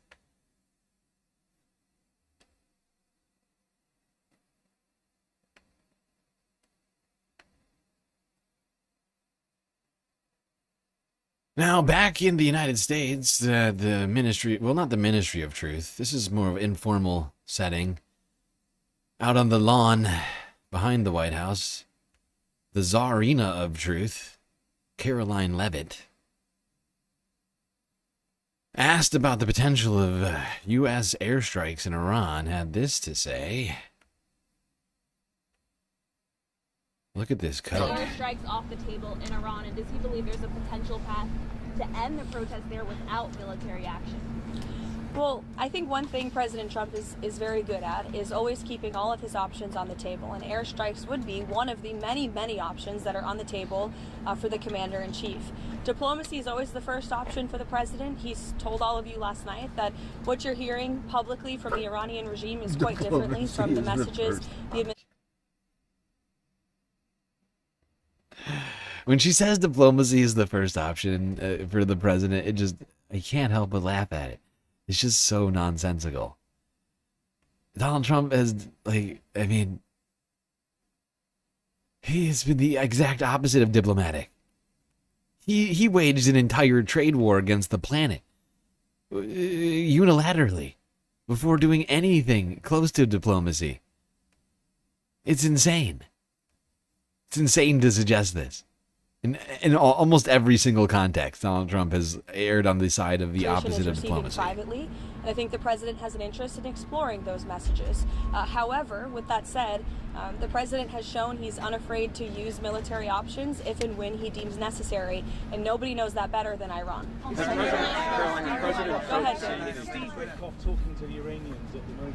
I understand that Steve Witkoff will continue to be a very important player in diplomacy with respect to Iran.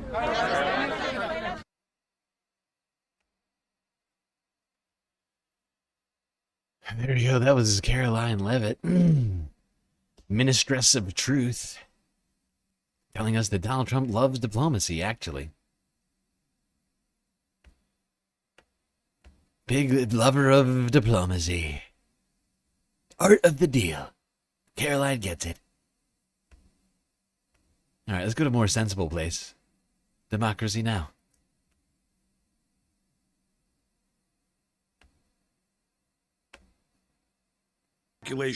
Otherwise, it will be too late to regret.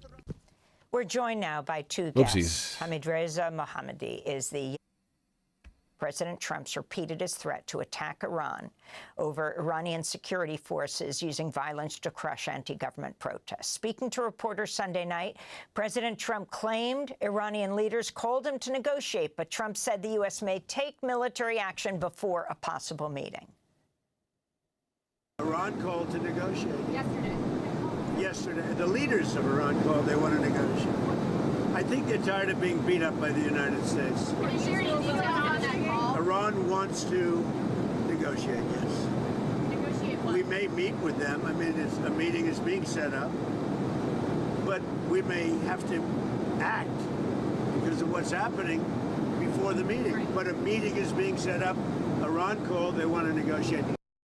According to the U.S.-based human rights activist news agency, over 500 Iranian protesters and 48 security officials have died in demonstrations that began over 2 weeks ago over Iran's economic crisis. The death toll has not been confirmed, in part because Iranian officials have shut off the internet and have limited phone calls inside Iran. Earlier today, tens of thousands of people took part in a pro-government rally in Tehran. Iran's Foreign Minister Abbas Araghchi blamed the U.S. and Israel for the anti-government protests, insisting the situation inside Iran is under control. On Sunday, Iran's parliament speaker warned the U.S. and Israel any military intervention will be met with retaliation. Know that in the case of an attack on Iran, the occupied lands as well as the U.S. military bases in the region will be our legitimate targets.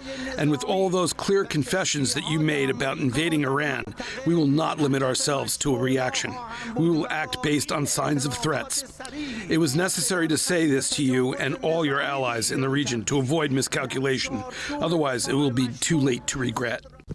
We're joined now by two guests. Hamidreza Mohammadi is the youngest brother of the Nobel. Particular detail in the rhetoric coming out of Iran I found to be incredibly interesting and like illuminating about where we're at in the situation right now. Like this guy, Mohammad Khalibaf, is saying that Iran is basically going to do preemptive strikes. I mean, he didn't say it like in so many words, but what he just described was a preemptive strike, which is essentially what Israel said that they were doing earlier, right? In the 10 days war or whatever it was, the 12 days war earlier this year, earlier this in 2025, between Iran and Israel and the United States. That was the claim of Israel, that they were doing preemptive strikes on Iran. And now we have the United States making actual threats on Iran, and Iran saying, well, if we deem these threats to be valid enough that they're becoming an impending threat, we will take action before the country is even ever struck. Tia Fireball, hey to you. Thank you for the... I almost said the follow on Twitch. You're clearly on YouTube vertical. Either way, welcome in.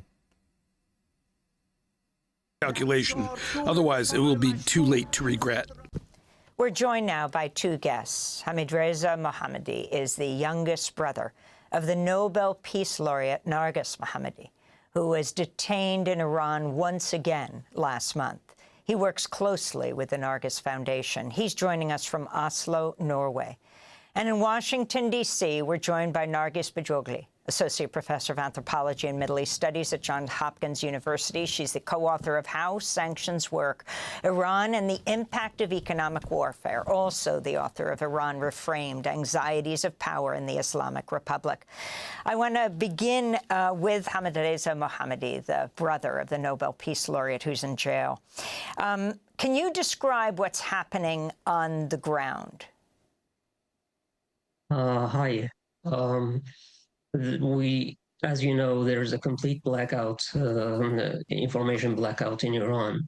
So we don't get a lot of news, but via Starlink, some people have been able to post videos of demonstrations, and unfortunately, videos of a lot of bodies piled on one another in the hospitals or in the morgues. So it is, as expected, the supreme leader of Iran made 2 speeches threatening the demonstrators. And it was a clear sign that it was a blank card for killing people, as many as they could, to frighten people. And it has happened.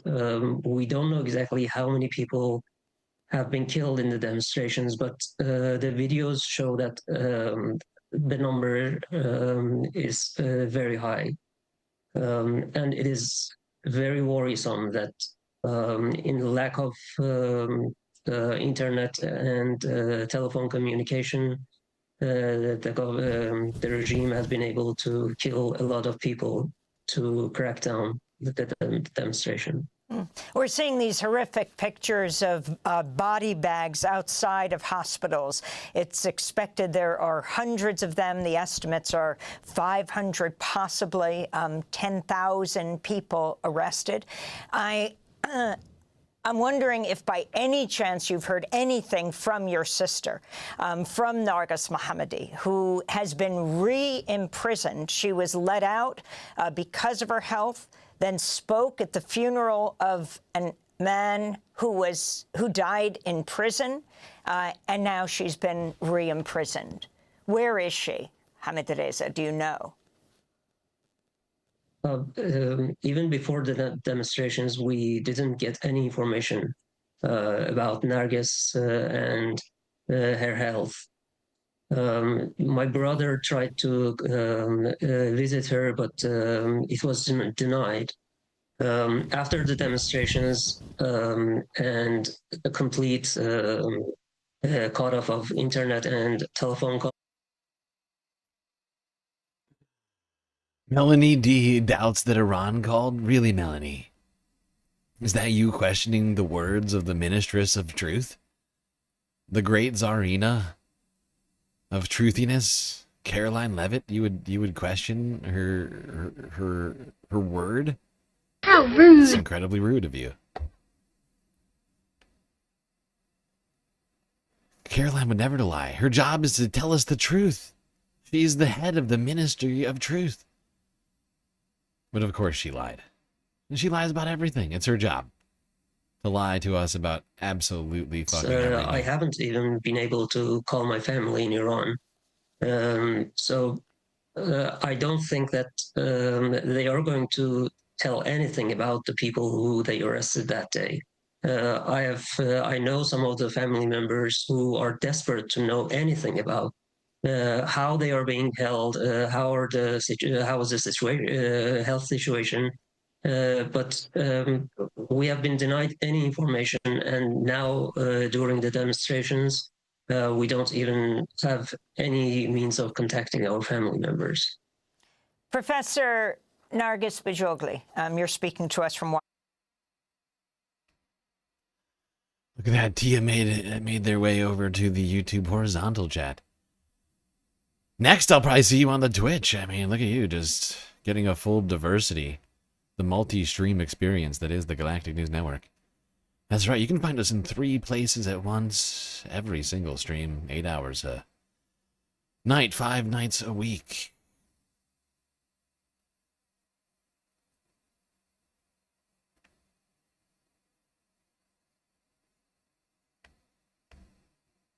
Washington, D.C., where President Trump has been making a number of threats. Considering a series of potential military options in Iran, Trump was briefed in recent days, apparently, on different plans for intervention. On Saturday, he posted on social media, quote, "Iran is looking at freedom perhaps like never before. The USA stands ready to help." This came after an overnight before she gets into this, answering this question from Amy, I also am considering doing a 4th stream lately. I've been considering upping it to 4 and going to like Twitch. Going to TikTok as well. But it would be complicated to make it happen. But I think I could. I think I could make it happen.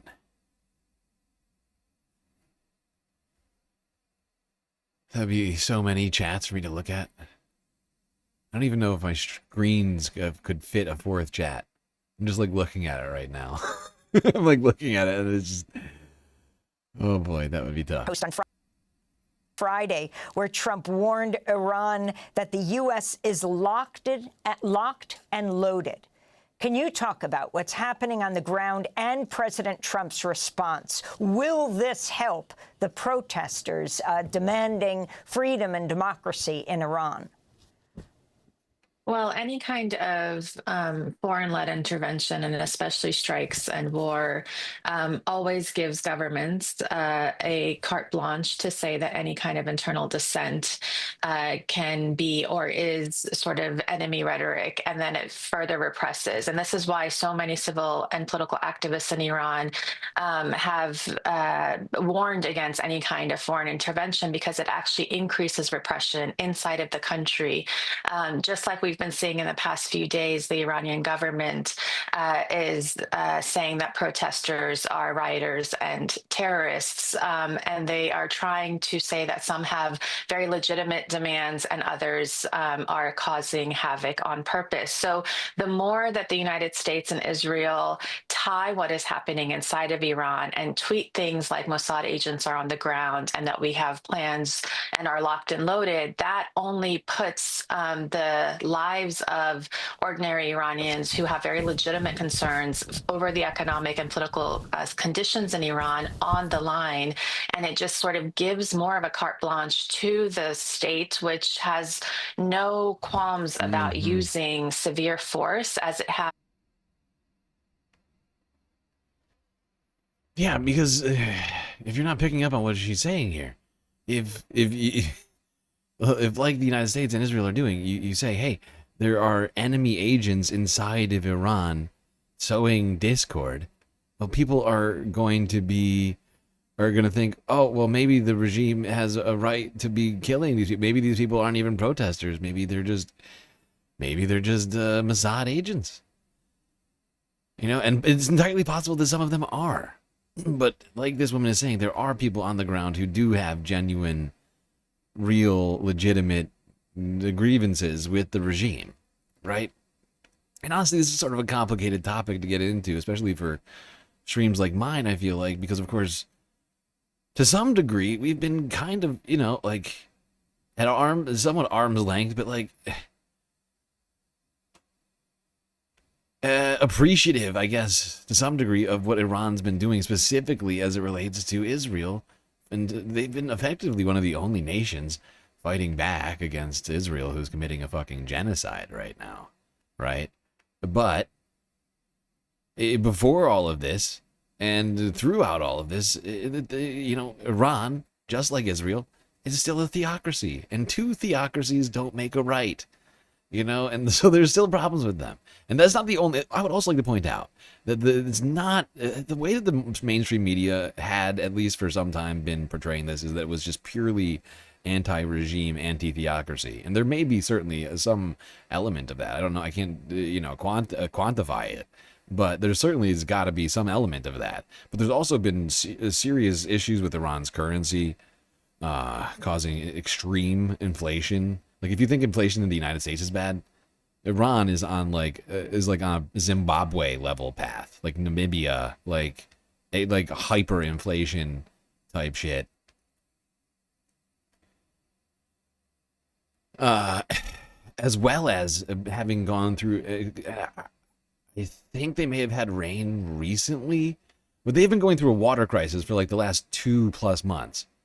Like, it started in November of last year, where there were rumorings of the potential of, you know, like Tehran, the capital city of 10+ million people, was going to run out of water. And all of this other shit is playing a factor into the situation. But regardless of what, Iran may be doing in relation to Israel and the genocide in Palestine, it doesn't justify murdering 2,000 people inside of their own country. And uprisings over the past many years, but to have the U.S. and Israel be so blunt about Mossad being on the streets and the potential of further intervention only makes situation on the ground for those much worse. On Saturday morning, Secretary of State Marco Rubio spoke by phone with Israeli Prime Minister. Don't worry about it, little Marco. Gentlemen. Another follow on Twitch, Valerie. Thank you for the follow. 999 followers on Twitch right now, people. We just need one person on Twitch to follow. We would hit 1,000 followers, which would be insane because we stopped streaming on Twitch until October of this year. When we came back after losing the YouTube channel, we only had 500 followers at the time. And now we've doubled that in like 3.5 months. It's wild. From 500 to 1,000. Immediately, if not sooner. Valerie, I'll get my husband to follow too. Nice. Nice. Much appreciated. Really. Netanyahu. They reportedly discussed the protests in Iran along with the situation in Syria and Gaza.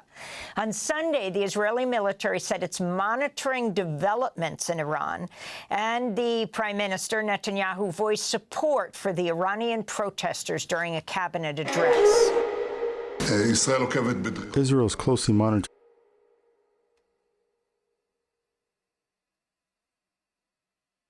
Dang Gucci.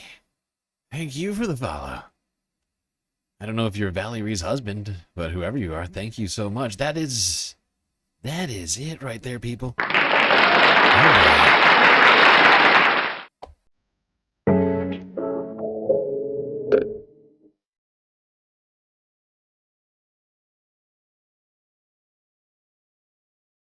Confetti time.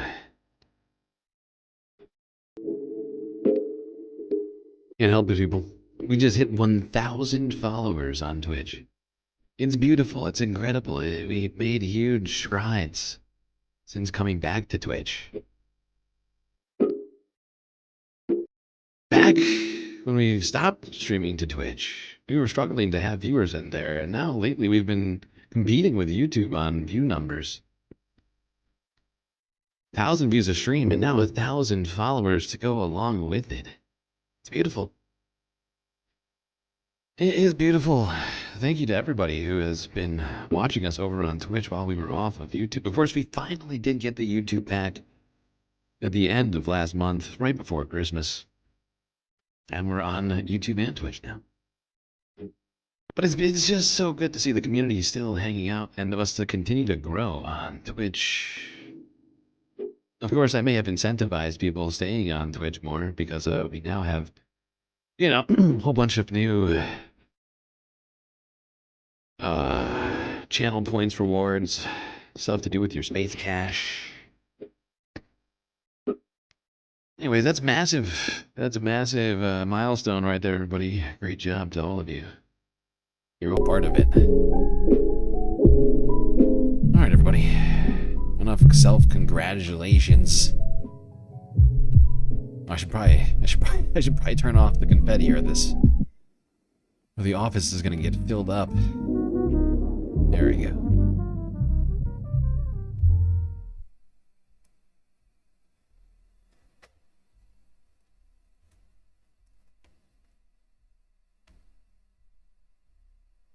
By the way, for anybody on Twitch who doesn't follow us on YouTube, go follow us, go subscribe to us on YouTube and vice versa, YouTube.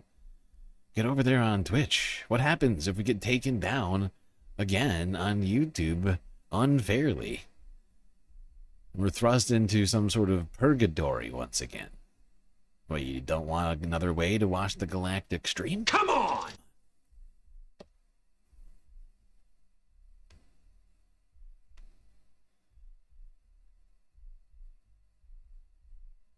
the confetti was messing with the source resolution. It does that. It's a different resolution. Okay.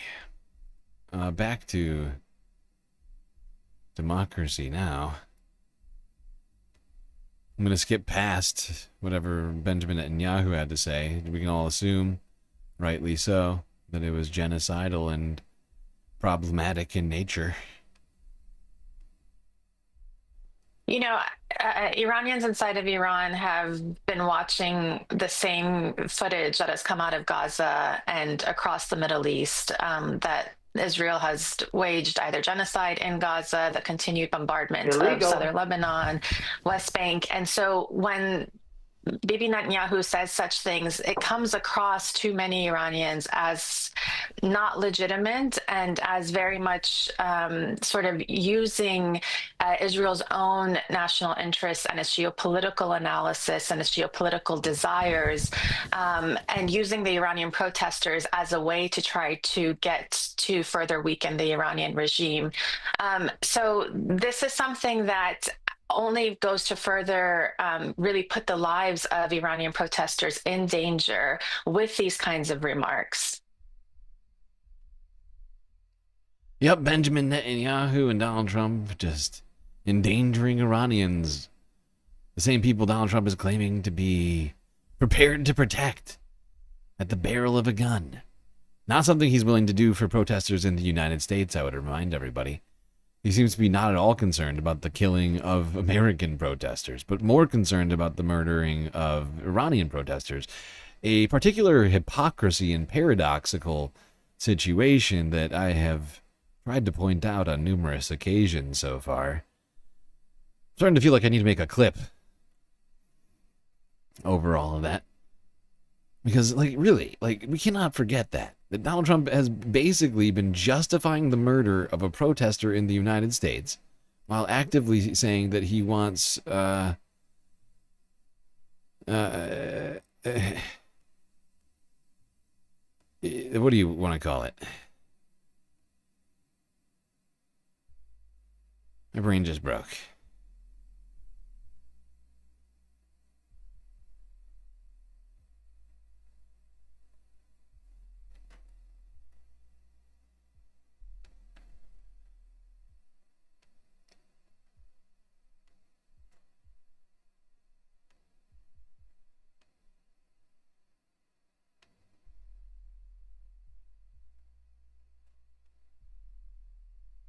Nothing.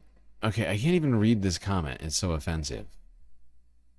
Valerie, I appreciate you following me, but this comment is unacceptable. You can't say that. That's racist as shit. That's racist as shit. I just deleted that, and honestly, no talk like that. Like, speaking in such generalities about any group of people, in my opinion, is wrong. And let's not do it.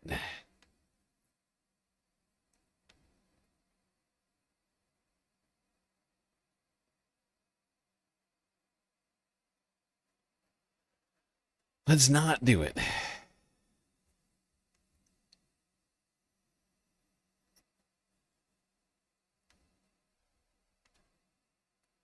Alright, I don't want to debate what kind of bigotry it is. Okay? I think that's an unnecessary thing to engage in. Dark Sparkle, thank you for feeding Leica more puppy treats. I know, we all know how much she loves those things. Look, I just preferred if we didn't do that, if we didn't engage in that, and if you're gonna continue doing that, you know, I'm fine with losing a follower. I'm not gonna lie. I'm fine if we go back and we go back, like we lose the 1,000 mark. Like I can live with that. It's not that important to me. If that's how you think, I disagree with you, and I don't want the rest of the chat subjected to that kind of talk. Okay.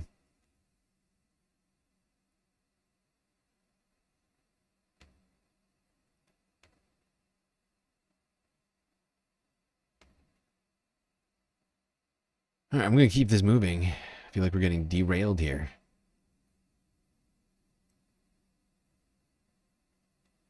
Here's CNN from yesterday. Inside Iran, more demonstrations now in the face of this harsh government crackdown.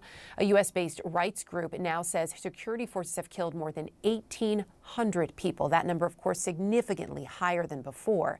CNN cannot independently confirm casualty figures, but we're closely monitoring what we can. Nada Bashir joining us now this hour from London. This internet blackout, of course, Nada, continues several days in at this point. It is so tough to get information in and out. What have we been able to learn, though? It has absolutely been very difficult to get any real-time updates on what is unfolding inside Iran. Some Iranians have been able to use some landline phones to make calls outside of the country to give updates on what. No, I'm not kidding. I objectively think that what you said was bigoted. Whether you want to call it racist, right, or Islamophobic, it was wrong. It was wrong to say. If somebody said the same thing about Jews, I would genuinely object to that. I'm like, you know, like, it's very frustrating to me. Like, that you think that this is acceptable talk. Ah, God.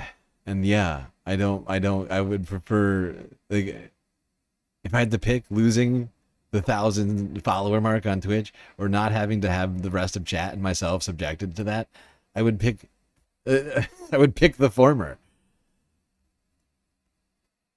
Happening. We've been hearing from some on the ground who have said that the protests have died down somewhat as of Monday in comparison to previous nights. I've been speaking to one contact who's told me that one relative was able to make a call out to the UK to give an update saying that they had heard warnings from their students that security forces were shooting relentlessly at protesters during these nightly demonstrations taking place in Tehran. So a very troubling picture coming from just these snippets of information that we have been able to receive as a result of this total internet and communications blackout that is still in place over Iran. And of course, we have seen some video emerging since that internet and communications blackout was in force. We have seen videos, distressing videos, showing body bags lined outside a medical complex.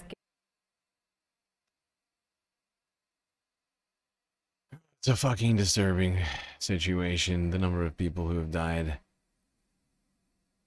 It's just unacceptable.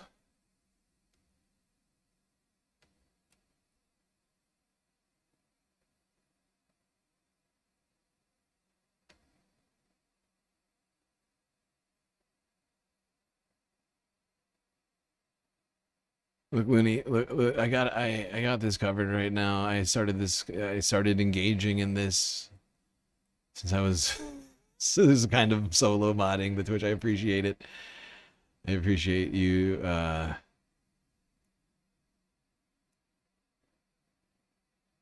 lost 100% of your respect is not bigoted or racist. What's bigoted is the news that I'm choosing to support. Wow. What? How is the news that I'm supporting racist?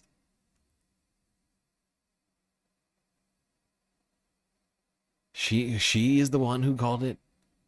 Who? What? Who is she? Who are you talking about? I don't know who you're talking about. And also, a bunch of messages have been deleted. Now I can't see what was said. I've been typing so much over here. Jesus Christ.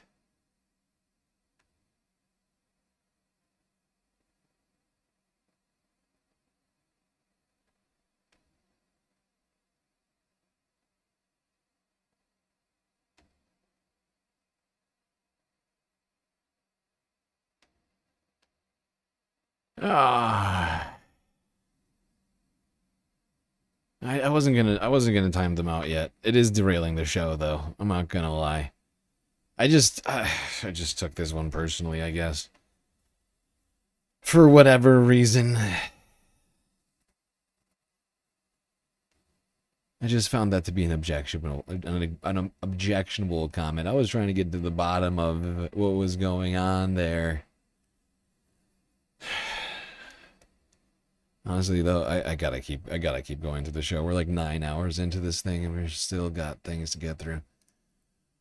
All right, this is from yesterday, CBS News. Donald Trump to meet with a national security team on what is going to happen in Iran. Today, President Trump's national security team is expected to hold a meeting at the White House. They'll discuss options for a response to Iran's deadly crackdown on anti-regime protests. Protesters continue to demonstrate in all of Iran's 31 provinces. You're looking at some of the footage from that. And over the past 2 weeks, hundreds of them have reportedly been killed by the government's crackdown. Speaking to CBS News, Iran's exiled crown prince called on the U.S. to take action sooner rather than later. The best way to ensure that there will be less people killed in Iran is to intervene sooner so this regime finally collapses and puts an end to all the problems that we are facing. Meanwhile, in this post to Truth Social, President Trump is warning any country doing business with Iran will face a 25% tariff on trade with the U.S. CBS News foreign correspondent Remy Inocencio continues his reporting on this story and joins us from our London bureau. Good morning. And the trade war is back on. Anybody who does trade with Iran? India, China, Russia. Those are your top three. India and China are huge trade partners of the United States. This is effectively just a new arm of the trade war. Donald Trump uses tariffs in every single diplomatic, if you can call it that, engagement. Guy is obsessed with the fucking tariffs.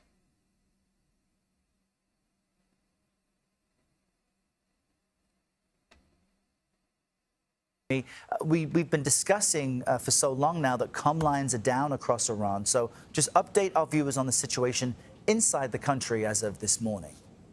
Errol, yes. Well, an Iranian official has just told the Reuters news agency that around 2,000 people have been killed in these protests since December 28th, about half a month ago. Now, if accurate, this would surpass any officially reported death toll in protests since the Islamic Republic was established back in 1979. So we're talking about 50 years here, nearly 50 years. Now, that official blamed what he called terrorists for the deaths of both protesters as well as security personnel. And I just spoke to the director of Iran Human Rights in Oslo about this and the internet blackout that's been in place since last Thursday. Take a listen. Well, the information that we are receiving shows that the violent crackdown of the protests has probably been much worse than we can even imagine. They shut off the internet. Basically, it's like solitary confinement. They put Iranian people into solitary confinement and start torturing and killing them. And he also shared with me something new we haven't heard in reports before. 75 people reported killed in a province 2 to 3 hours outside of Tehran, just to the north. You're looking at the Caspian Sea to the north there in the province of Mazandaran. He said that he received video last night, but he can't share it with us because it can be tracked. But again, this is more proof of how widespread these protests have been, again, across all 31 provinces. Now, the Iranian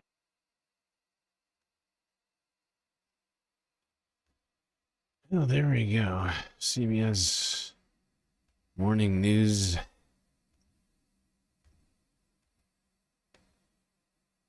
Regime-approved media. Donald Trump to meet with the national security team regarding what will transpire between the United States and Iran in the near future.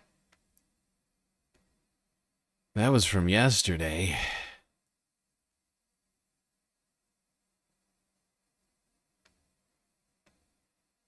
It honestly does look like things are about to devolve into a war between the United States and Iran. 2 in 1 year, it would seem. I mean, Donald Trump claimed that he ended the war, and now it's back on, apparently. Which is weird.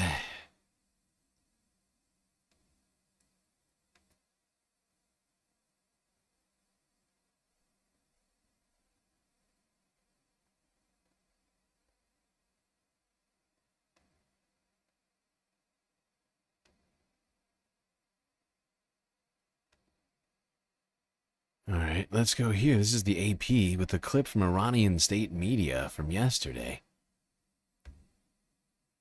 I believe this was the first time that Iranian state media acknowledged the protests. Or at least acknowledged the deaths that have happened. رئیس بنیاد شهید و امور ایثارگران با اشاره به تعداد بالای شهدای حملات The head of the Martyrs and Veterans Association, oops, sorry. Please hold. Please hold. Head of the Martyrs and Veterans Affairs Foundation, referring to the high number of martyrs in the terrorist attack by American and Zionist agents, said that more than 2/3 of the victims are martyrs. Mr. Musavi, the head of the Martyrs Foundation, added that the martyrs are people, shit. God damn it. People from different walks of life, including security guards who were martyred with all kinds of firearms and cold weapons. Now, if this were to be true, that would mean that the United States and Israel are committing a serious violation of international law. Although I do find this claim to be somewhat dubious, although I also it's complicated, because I also think that, in fact, there is American and Israeli influence on the ground right now. But I think that what's happening here is essentially they've tapped into a genuine dissatisfaction with the regime in this particular moment. They are more unstable than perhaps in a long, long time. And I think they're trying to seize on that fact. And to some degree, that seems to be working.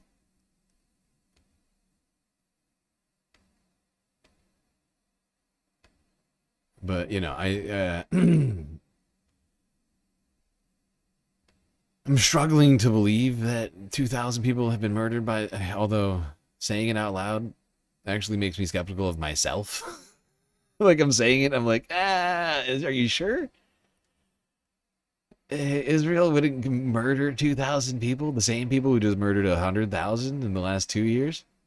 They would have a problem with 2,000 casualties? And then I'm like, oh, right.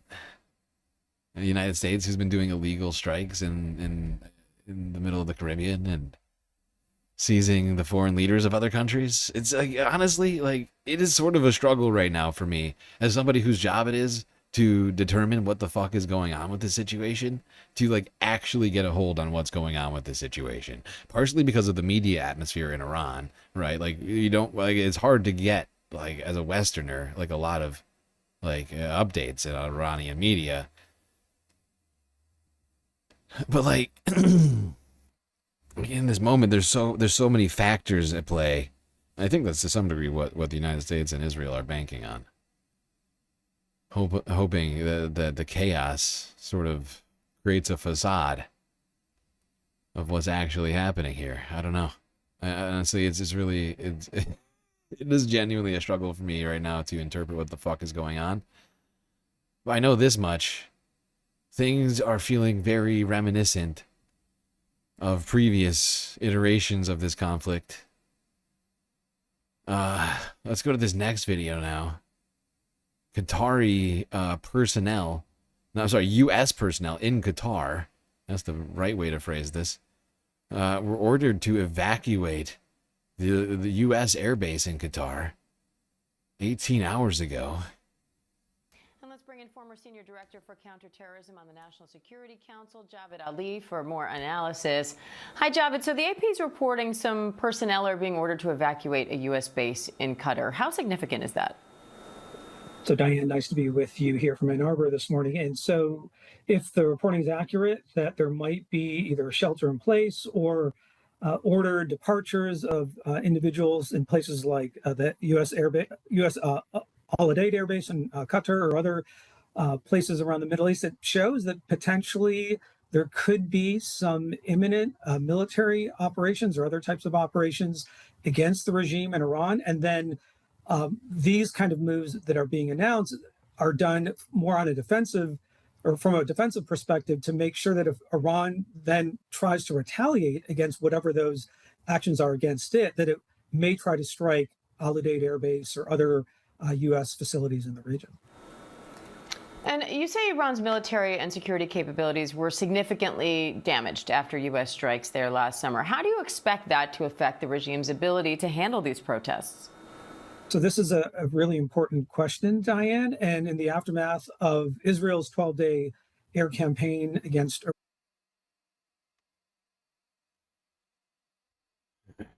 This is like a very strange way to frame this. Like, how does losing missile launching facilities prevent Iran from handling the protests? What, Iran's going to nuke Iran? They're going to send a intercontinental ballistic missile to blow up Tehran? What are we talking about right now? It makes no fucking sense. It's a stupid thing to say.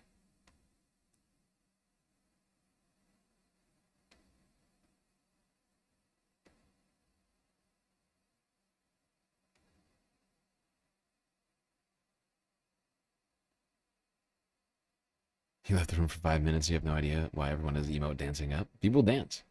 People dance for no reason. And I support it. I support everyone's dancing. Okay.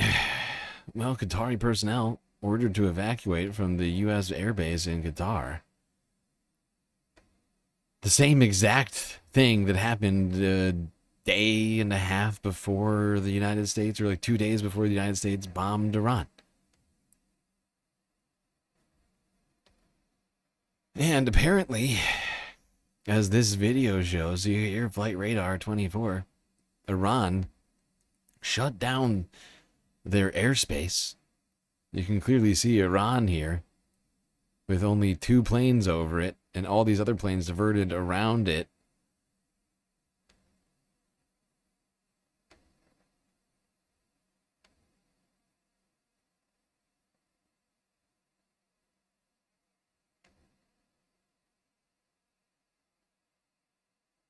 Completely empty airspace.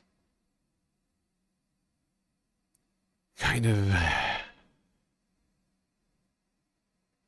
ghostly, if you will. And this is the sort of thing, like, you can combination, like, like, so before the previous U.S. strike, we ordered people, U.S. personnel out of Iraq. I mean, not out of Iraq, out of Qatar. And then we bombed them, right? In this situation, same exact situation, and new thread, if you will. Same thing that happened in Venezuela, although in reverse. United States closing the airspace around Iran this time. I mean, around Venezuela. In this case, Iran closing the airspace of its own territory.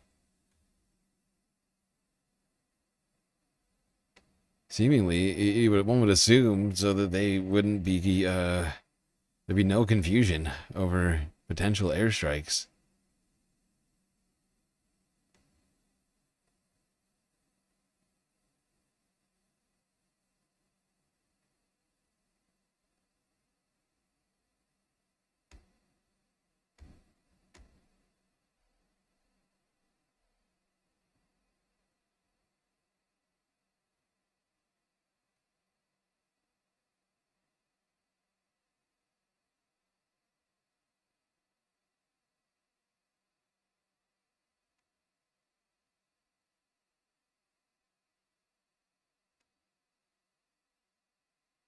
All right.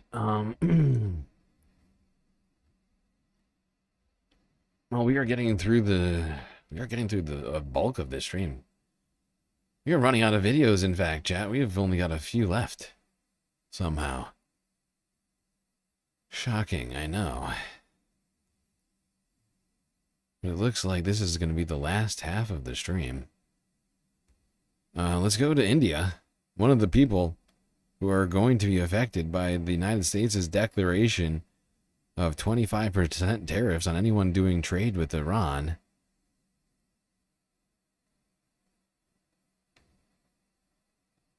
Oh, sorry, before we do that, let's go here. Pete Hegseth. Almost forgot. Pete Kegsbreath held a meeting, not with the generals and admirals, but instead with defense industry leaders. You know, the military-industrial complex. This was yesterday, right? Or was it 2 days ago? I can't 2 days ago. Appreciate you having us here. A few of our friends in the media are here. And the Arsenal of Freedom tour is to go talk to the new guys and the guys that have been there for a while. And with the same expectation that we deliver at speed, at scale, at cost, and we drive the problems out. And yes, we're doing that for a long time. We need to continue doing it, and appreciate the ways in which Lockheed is leaning forward, and we got to keep doing it. There we go. Pete Kegsbreath talking about how great a job Lockheed Martin's doing. Same people who still can't produce fully functional F-35 or whatever it's called. Great job, Lockheed. Spending billions of dollars of U.S. taxpayer money and having fuck all to show for it.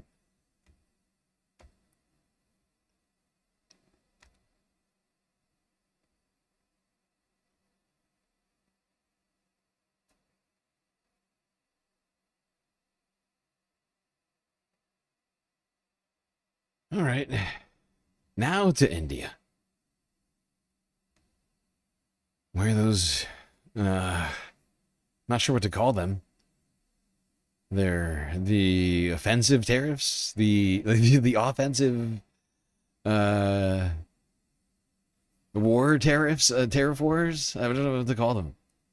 Trump's deranged tariffs are going to affect India potentially. And by potentially, I mean big time. Exports of Indian basmati rice to Iran have nearly ground to a halt. That's as suppliers have become reluctant to sign new contracts with Iranian buyers amid the civil unrest in the country. Trade officials say the uncertainty is due to fears of non-payment and potential additional U.S. tariffs. On Monday, U.S. President Donald Trump said any country that kept trading with Iran would face new 25% levies on their exports to the U.S. One leading rice exporter said the proposed tariff would add to challenges for the Indian farm sector. The country is Iran's largest rice supplier, with the staple grain accounting for nearly 2/3 of all Iranian imports from India. Dev Garg is the vice president of the Indian Rice Exporters Federation. Since Iran is our second largest market in the world, losing or even a small threat, a significant threat to that market share is a very concerning situation for the exporters and for the entire agriculture sector in India. Because as we have seen that the prices in India have fallen, even by the news of this chaos. So if this chaos continues or intensifies further, this will lead to cascading effect throughout the supply chain. Cascading effects throughout the supply chain, says a representative of India's Rice Exporters Federation. But that's not shocking, with India being Iran's #1 rice importer, whatever you call it. It's going to have issues for both Iran and India. India will have no one to sell the rice to, and Iran will have no one to buy rice from. Double whammy.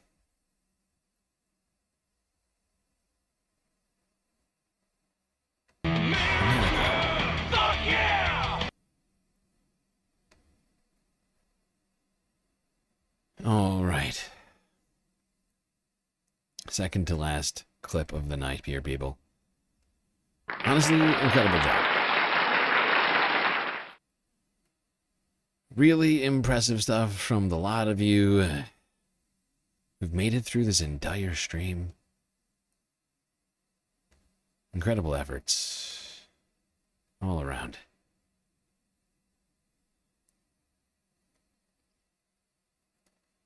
Second to last story. This is relating to Myanmar. Let's talk about the hearing that is happening at the UN.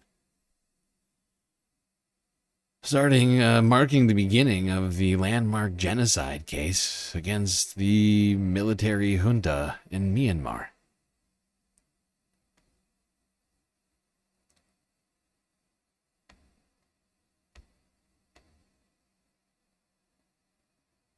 It's a landmark hearing in The Hague that could determine if Myanmar committed genocide against its Muslim Rohingya minority. Illegal. The International Court of Justice starts to hear a case brought by the Gambia against Myanmar in 2019, accusing it of systematic persecution of the Rohingya and attempting to expel them from the country. Myanmar's armed forces launched an offensive in 2017 that forced at least 730,000 Rohingya from their homes and into neighbouring Bangladesh. Witnesses say the operation included killings, mass rape and arson. A UN report concluded the 2017 military offensive had included genocidal acts. Myanmar rejected those findings, saying its offensive had been in response to attacks by Muslim militants. In 2019, preliminary hearings in the ICJ case, Myanmar's then leader Aung San Suu Kyi rejected the Gambia's accusations of genocide as incomplete and misleading. This month's hearing will be the first time victims of the alleged atrocities will appear in Incomplete court. and misleading. Incomplete and misleading. What a statement. Fact is, the genocide and ethnic cleansing of the Rohingya Muslim population from Myanmar is perhaps one of the most complete ethnic cleansings of the 21st century. I think, in fact, possibly hands down, the most complete ethnic cleansing, certainly of this scale, of the 21st century. There's well over 1 million people, all just jettisoned from the country by force.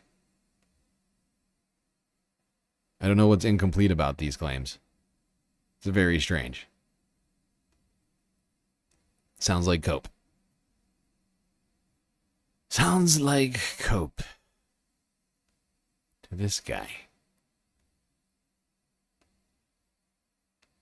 Genocidal cope.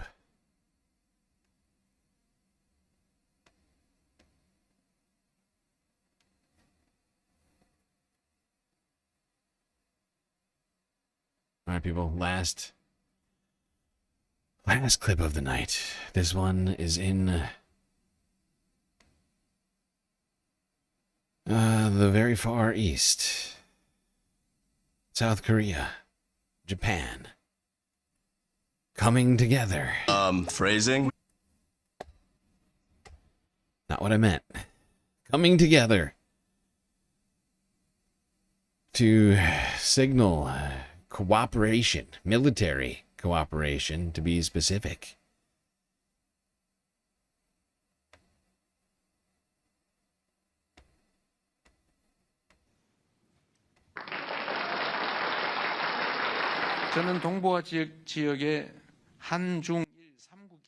I stress the importance of South Korea, China, and Japan finding as much common ground as possible, and to communicate and cooperate.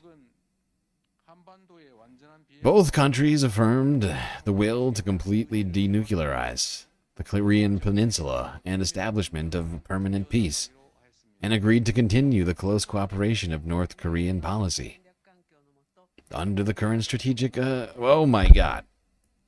What the fuck was that? Under the current strategic environment, we confirmed close coordination between Japan and South Korea regarding responses to North Korea, including the nuclear and missile issue.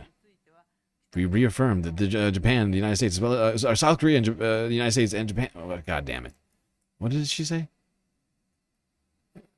Regarding responses to North Korea, including the nuclear and missile issue, we reaffirmed that Japan and South Korea,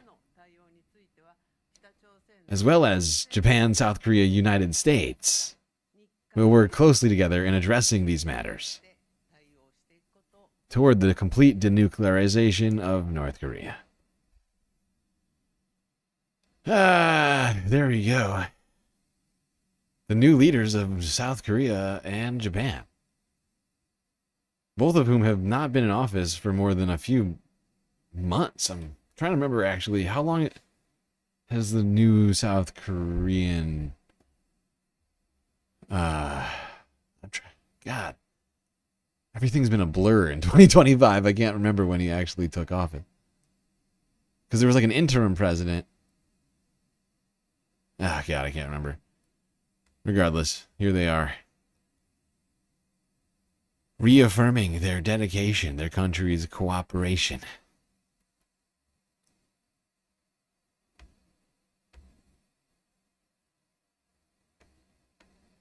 It does feel like we are heading more and more towards just permanent, or at least extended world conflict at this point. Everyone seems to be jockeying for position, doing all sorts of military drills and whatever else. United States adding to the chaos, the pandemonium, with regards to Panama, Venezuela, Canada, Mexico, Greenland. Threats just flying out of the mouth of the President of the United States. Conflict still happening all over the place. In fact, we are in a worse place than we were before Donald Trump got elected, even though he got elected claiming that he would solve all of the wars.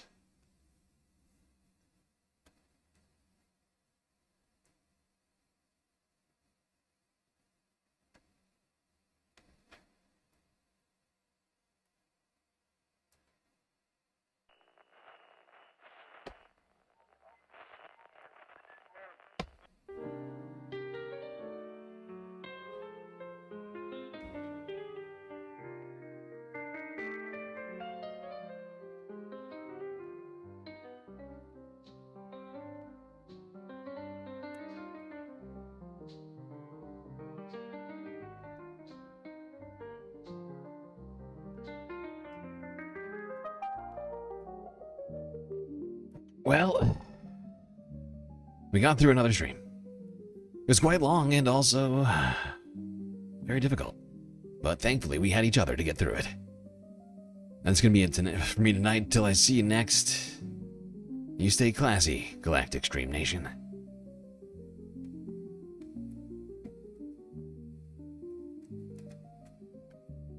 Can't forget this. These are your galactic patrons: Gabby, Goth Dogs, Aaron W, Schmegley, PB, Midi, Afroponics, Narwhal by Nature, Interplanet Janet, Godcat, Robot Cat, Disco Wolf, Callie Braiding, Sammy, Geo Dragon, The Anti-Corporatist, Moen, the Obsessive Audio, Moenoa, Nadia, Jokey, Skelt, Selena, Omegastar, Sasha G, Pitchforks Dragon, Vincent Morales, Donald James X, Evan from Portland, Lovely Pariah, Mish, Becky, Decipher, Icebreaker, Columbia Rica, New York, Will in Detroit, Sisyphean Task, BC, Free Palestine, Urban Horologist, HBX, Manda, Lori Lunchmeat, Carl Gaslightocracy, Paige Larson, Frizzla, Benny Hanna 99, Dark Sparkle, CJ from the Six, and the Reference Frame. Also, Glitchmaster, who's not on the list yet. That's right, all these people here have helped produce the show which your eyes and ears just got done enjoying. You can too for just a few US dollars a month on Patreon.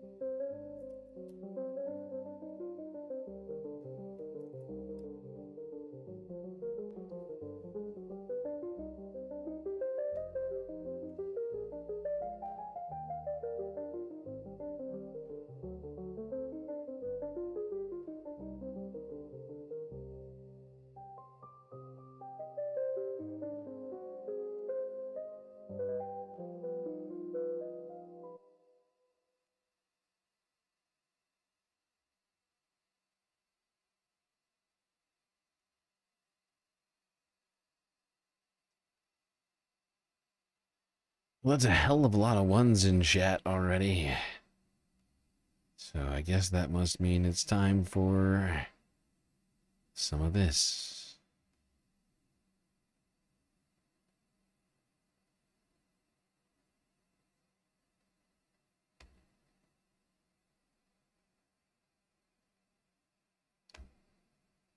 Tax proposal. Mr. President, as I think everyone knows, the President of the United States, President Obama, and the Republican leadership have reached an agreement on a very significant tax bill. In my view, the agreement that they reached is a bad deal for the American people. I think we can do better. And I am here today to take a strong stand against this bill, and I intend to tell my colleagues and the nation exactly why I am in opposition to this bill. You can call what I'm doing today whatever you want. You can call it a filibuster. You can call it a very long speech. I'm not here to set any great records or to make a spectacle. I am simply here today to take as long as I can to explain to the American people the fact that we have got to do a lot better than this agreement provides. Now, let me just enumerate some of the reasons that I am opposed to this agreement.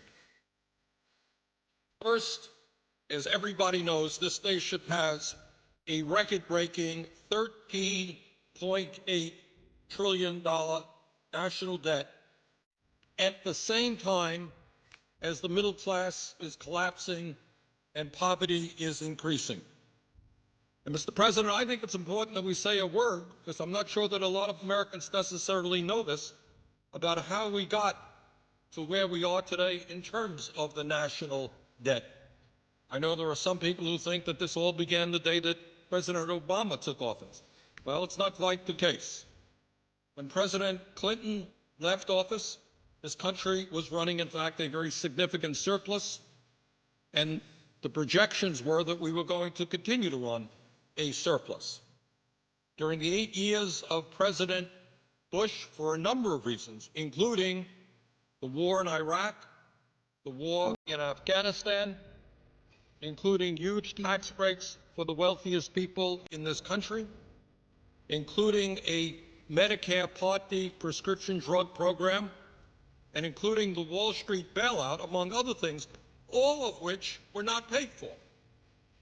Those are the primary reasons that we saw an almost doubling of the national debt during the Bush administration. And since President Obama has been in office, we have passed a stimulus package, also adding to the deficit in national debt. But here we are today with a $13.8 trillion national debt, $1.4 trillion deficit, and almost all Americans are in agreement that this is a very serious issue. So the first point that I would make is that it seems to me to be unconscionable for my conservative friends and for everybody else in this country to be driving up this already too high national debt by giving tax breaks to millionaires and billionaires who don't need it, and in a number of cases, Mr. President, don't even want it. Here's one of the interesting ironies. There are lists of many, many very wealthy people who come forward and say, sure, I want a tax break. Everybody wants a tax break. But you know what? There are other priorities in this country. I don't need it. And two of the wealthiest people in the world, Bill Gates of Microsoft, Warren Buffett, Berkshire, these are billionaires. And they said it's absurd. We don't need a tax break. All over the country, you're hearing a lot of folks who have a lot of money saying, don't drive up the deficit and force our kids to pay higher taxes to pay off the national debt in order to give tax breaks to the richest people in this country. Now, Mr. President, we have been told really not to worry too much because the extension of these tax breaks for the wealthy will only last 2 years. Not to worry. Well, maybe that's the case. But given the political reality that I have seen in Washington, my guess is that 2 years from now, these tax breaks for the wealthiest people in this country will be extended again. What happens around here is that the argument will be made that if you end these tax breaks, you're raising taxes. It's what we're hearing right now. I see no reason why in the middle of a presidential election, those arguments will not be made again. And I see no reason not to believe that those tax breaks will be extended again. And clearly we have a number of Republicans who want to make that extension permanent. Now, whether it will ever be made permanent or not, I don't know. But the point is, when you hear folks say that it's only a 2-year extension, I would suggest take that with a grain of salt. And let me just say that if, in fact, we do what the Republicans have wanted to do right now, as we enter this debate, they wanted a 10-year extension. That would add $700 billion to our national debt, $700 billion. Now, I've got 4 kids, and I've got 6 grandchildren. And I think it is grossly unfair. None of them have a whole lot of money. I think it is grossly unfair to ask my kids and grandchildren and children all over this country to be paying higher taxes in order to provide tax breaks for billionaires because we've driven up the national debt. That is just plain wrong. And Mr. President, I think the vast majority of the American people, whether they're progressives like myself or whether they're conservatives, I think they perceive that that concept that giving tax breaks to billionaires when we have such a high national debt makes no sense at all. Furthermore, Mr. President, it is important to point out that extending income tax breaks to the top 2% is not the only unfair tax proposal in this agreement. This agreement between the President and the Republican leadership also calls for a continuation of the Bush-era 15% tax rate on capital gains and dividends, meaning that those people who make their living off their investments will continue to pay a substantially lower tax rate than firemen, teachers, nurses, carpenters, and virtually all the other working people of this country. And I just don't think that that's fair. That's wrong. And we are continuing, if this agreement were to be passed, that unfair win. Mr. President, on top of all that, this agreement includes a horrendous proposal regarding the estate tax. And that is a Teddy Roosevelt initiative. Teddy Roosevelt was talking about this in the early years of the 20th century. It was enacted in 1916. And it was enacted for a couple of reasons. Teddy Roosevelt and the people of that era thought it was wrong that a handful of people could have a huge concentration of wealth and then just give that wealth, transmit that wealth to their children. He didn't think that that was right. Furthermore, it was a source, a progressive and fair source of revenue. Under the agreement struck between the Republican leadership and the President, the estate tax rate, which was 55% under President Clinton, and let's all remember, we had problems with the economy under President Clinton, but very few will deny that during those years we were creating a heck of a lot more jobs than we did under President Bush. That's the fact. Over 20 million jobs under President Clinton. We lost 600,000 private sector jobs under President Bush. During the Clinton era, the tax rate on the estate tax was 55%. What this arrangement would do is lower that tax rate to 35% with an exemption on the first $5 million of an individual's estate. $10 million for couples. Now, here's the important point, Mr. President, that I think many people don't know, because I have to confess, my Republican friends and their pollsters and their language people have done a very good job. This is the so-called death tax. And I think all over America, people say, oh, this is terrible. I have $50,000 in the bank and I want to leave that to my kids. And the government is going to take 55% of that, 35% of that. What an outrage. So let us be very, very clear. This tax applies only to the top 0.3% of American families. 99.7% of American families will not pay one nickel in an estate tax. This is not a tax on the rich. This is a tax on the very, very, very rich. And if my Republican friends had been successful in doing what they want to do, which is eliminating this estate tax completely, it would have cost, Mr. President, our Treasury, raised the national debt by $1 trillion over a 10-year period. Families like the Walton family of Walmart fame would have received, as one family, about a $30 billion tax break.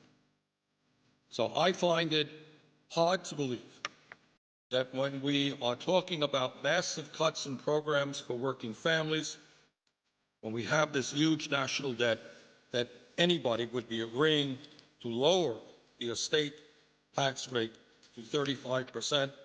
That is what this agreement does. I think that that is a very, very bad idea. And once again, while the agreement on the estate tax is for 2 years, once again, there is very little doubt in my mind that the Republicans will continue to push for lower and lower estate tax rates because what they want, and I think Senator Kyle has been pretty clear about this, they want to permanently repeal that tax. That is $1 trillion in tax breaks to the top 0.3%.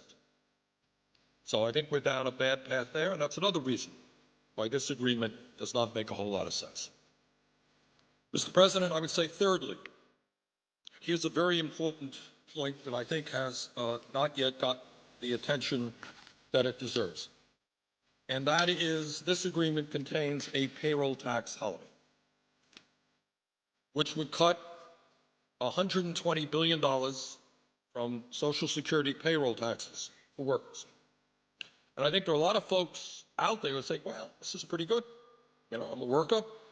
My contribution will go from 6.2% today down to 4.2%. I'll have more money in my paycheck. It's a good idea. Let's take a deep breath and let's think about it for a second. Let's understand what this whole thing is about. This payroll tax holiday concept, as I understand it, originally started with conservative Republicans. I know the Vice President recently made the point this was originally a Republican idea. Now, why did the Republicans come up with this idea? Well, these are exactly the same people who don't believe in Social Security. These are the same people who either want to make significant cuts in Social Security or else they want to privatize Social Security entirely. And here's the point. They understand that if we divert funding that is supposed to go into the Social Security Trust Fund, which is what this payroll tax holiday does. This is money that goes into the Social Security Trust Fund is now being diverted, cut back, in order to provide financial support for workers. But that is a lot of money not going into the trust fund. Now, but the President and others are saying, well, not to worry, because that money will be covered by the general fund. That is a very, very bad and dangerous precedent, because up until now, what Social Security has been about is 100% funding from payroll contributions, not from the general tax base. Now, once again, this is a one-year program. The loss of revenue going into Social Security can be covered by the general fund. But we have a $13 trillion national debt. How much longer will the general fund put money into Social Security? Is it a good idea for the general fund to be doing that? So I would argue, Mr. President, that this is not a good idea. This is a very dangerous step forward for those of us who believe in Social Security. But this is not just Bernie Sanders saying this. Mr. President, one of the more effective and I think important senior groups in America is called the National Committee to Preserve Social Security and Medicare. They have, I don't know exactly how many, but they have many, many members all over this country. I know they're active in the state of Vermont. And I want to read to you from a press release that they just sent out the other day. And this is the headline from the National Committee to Preserve Social Security and Medicare. Cutting contributions to Social Security signals the beginning of the end. Payroll tax holiday is anything but. And this is what they say. This comes from now Barbara Kennelly. Barbara used to serve in the House of Representatives. I've known Barbara for years. She's now the president and CEO of the National Committee to Preserve Social Security, one of the strong senior groups in America. And this is what Barbara says, and I quote, "Even though Social Security contributed nothing to the current economic crisis, it has been bartered in a deal that provides deficit-busting tax cuts for the wealthy. Diverting $120 billion in Social Security contributions for a so-called tax holiday may sound like a good deal for workers now, but it's bad business for the program that the majority of middle-class seniors will rely upon in the future." And that's what the National Committee to Preserve Social Security and Medicare says about that agreement, and I agree with them. So for all of us who understand that Social Security is life and death for tens of millions of Americans today and will be vitally important for working people as they reach retirement age, that we understand that Social Security has done a great job. You know, Mr. President, a few minutes ago you were on the floor talking about the strong work that our federal employees do, and you're absolutely right.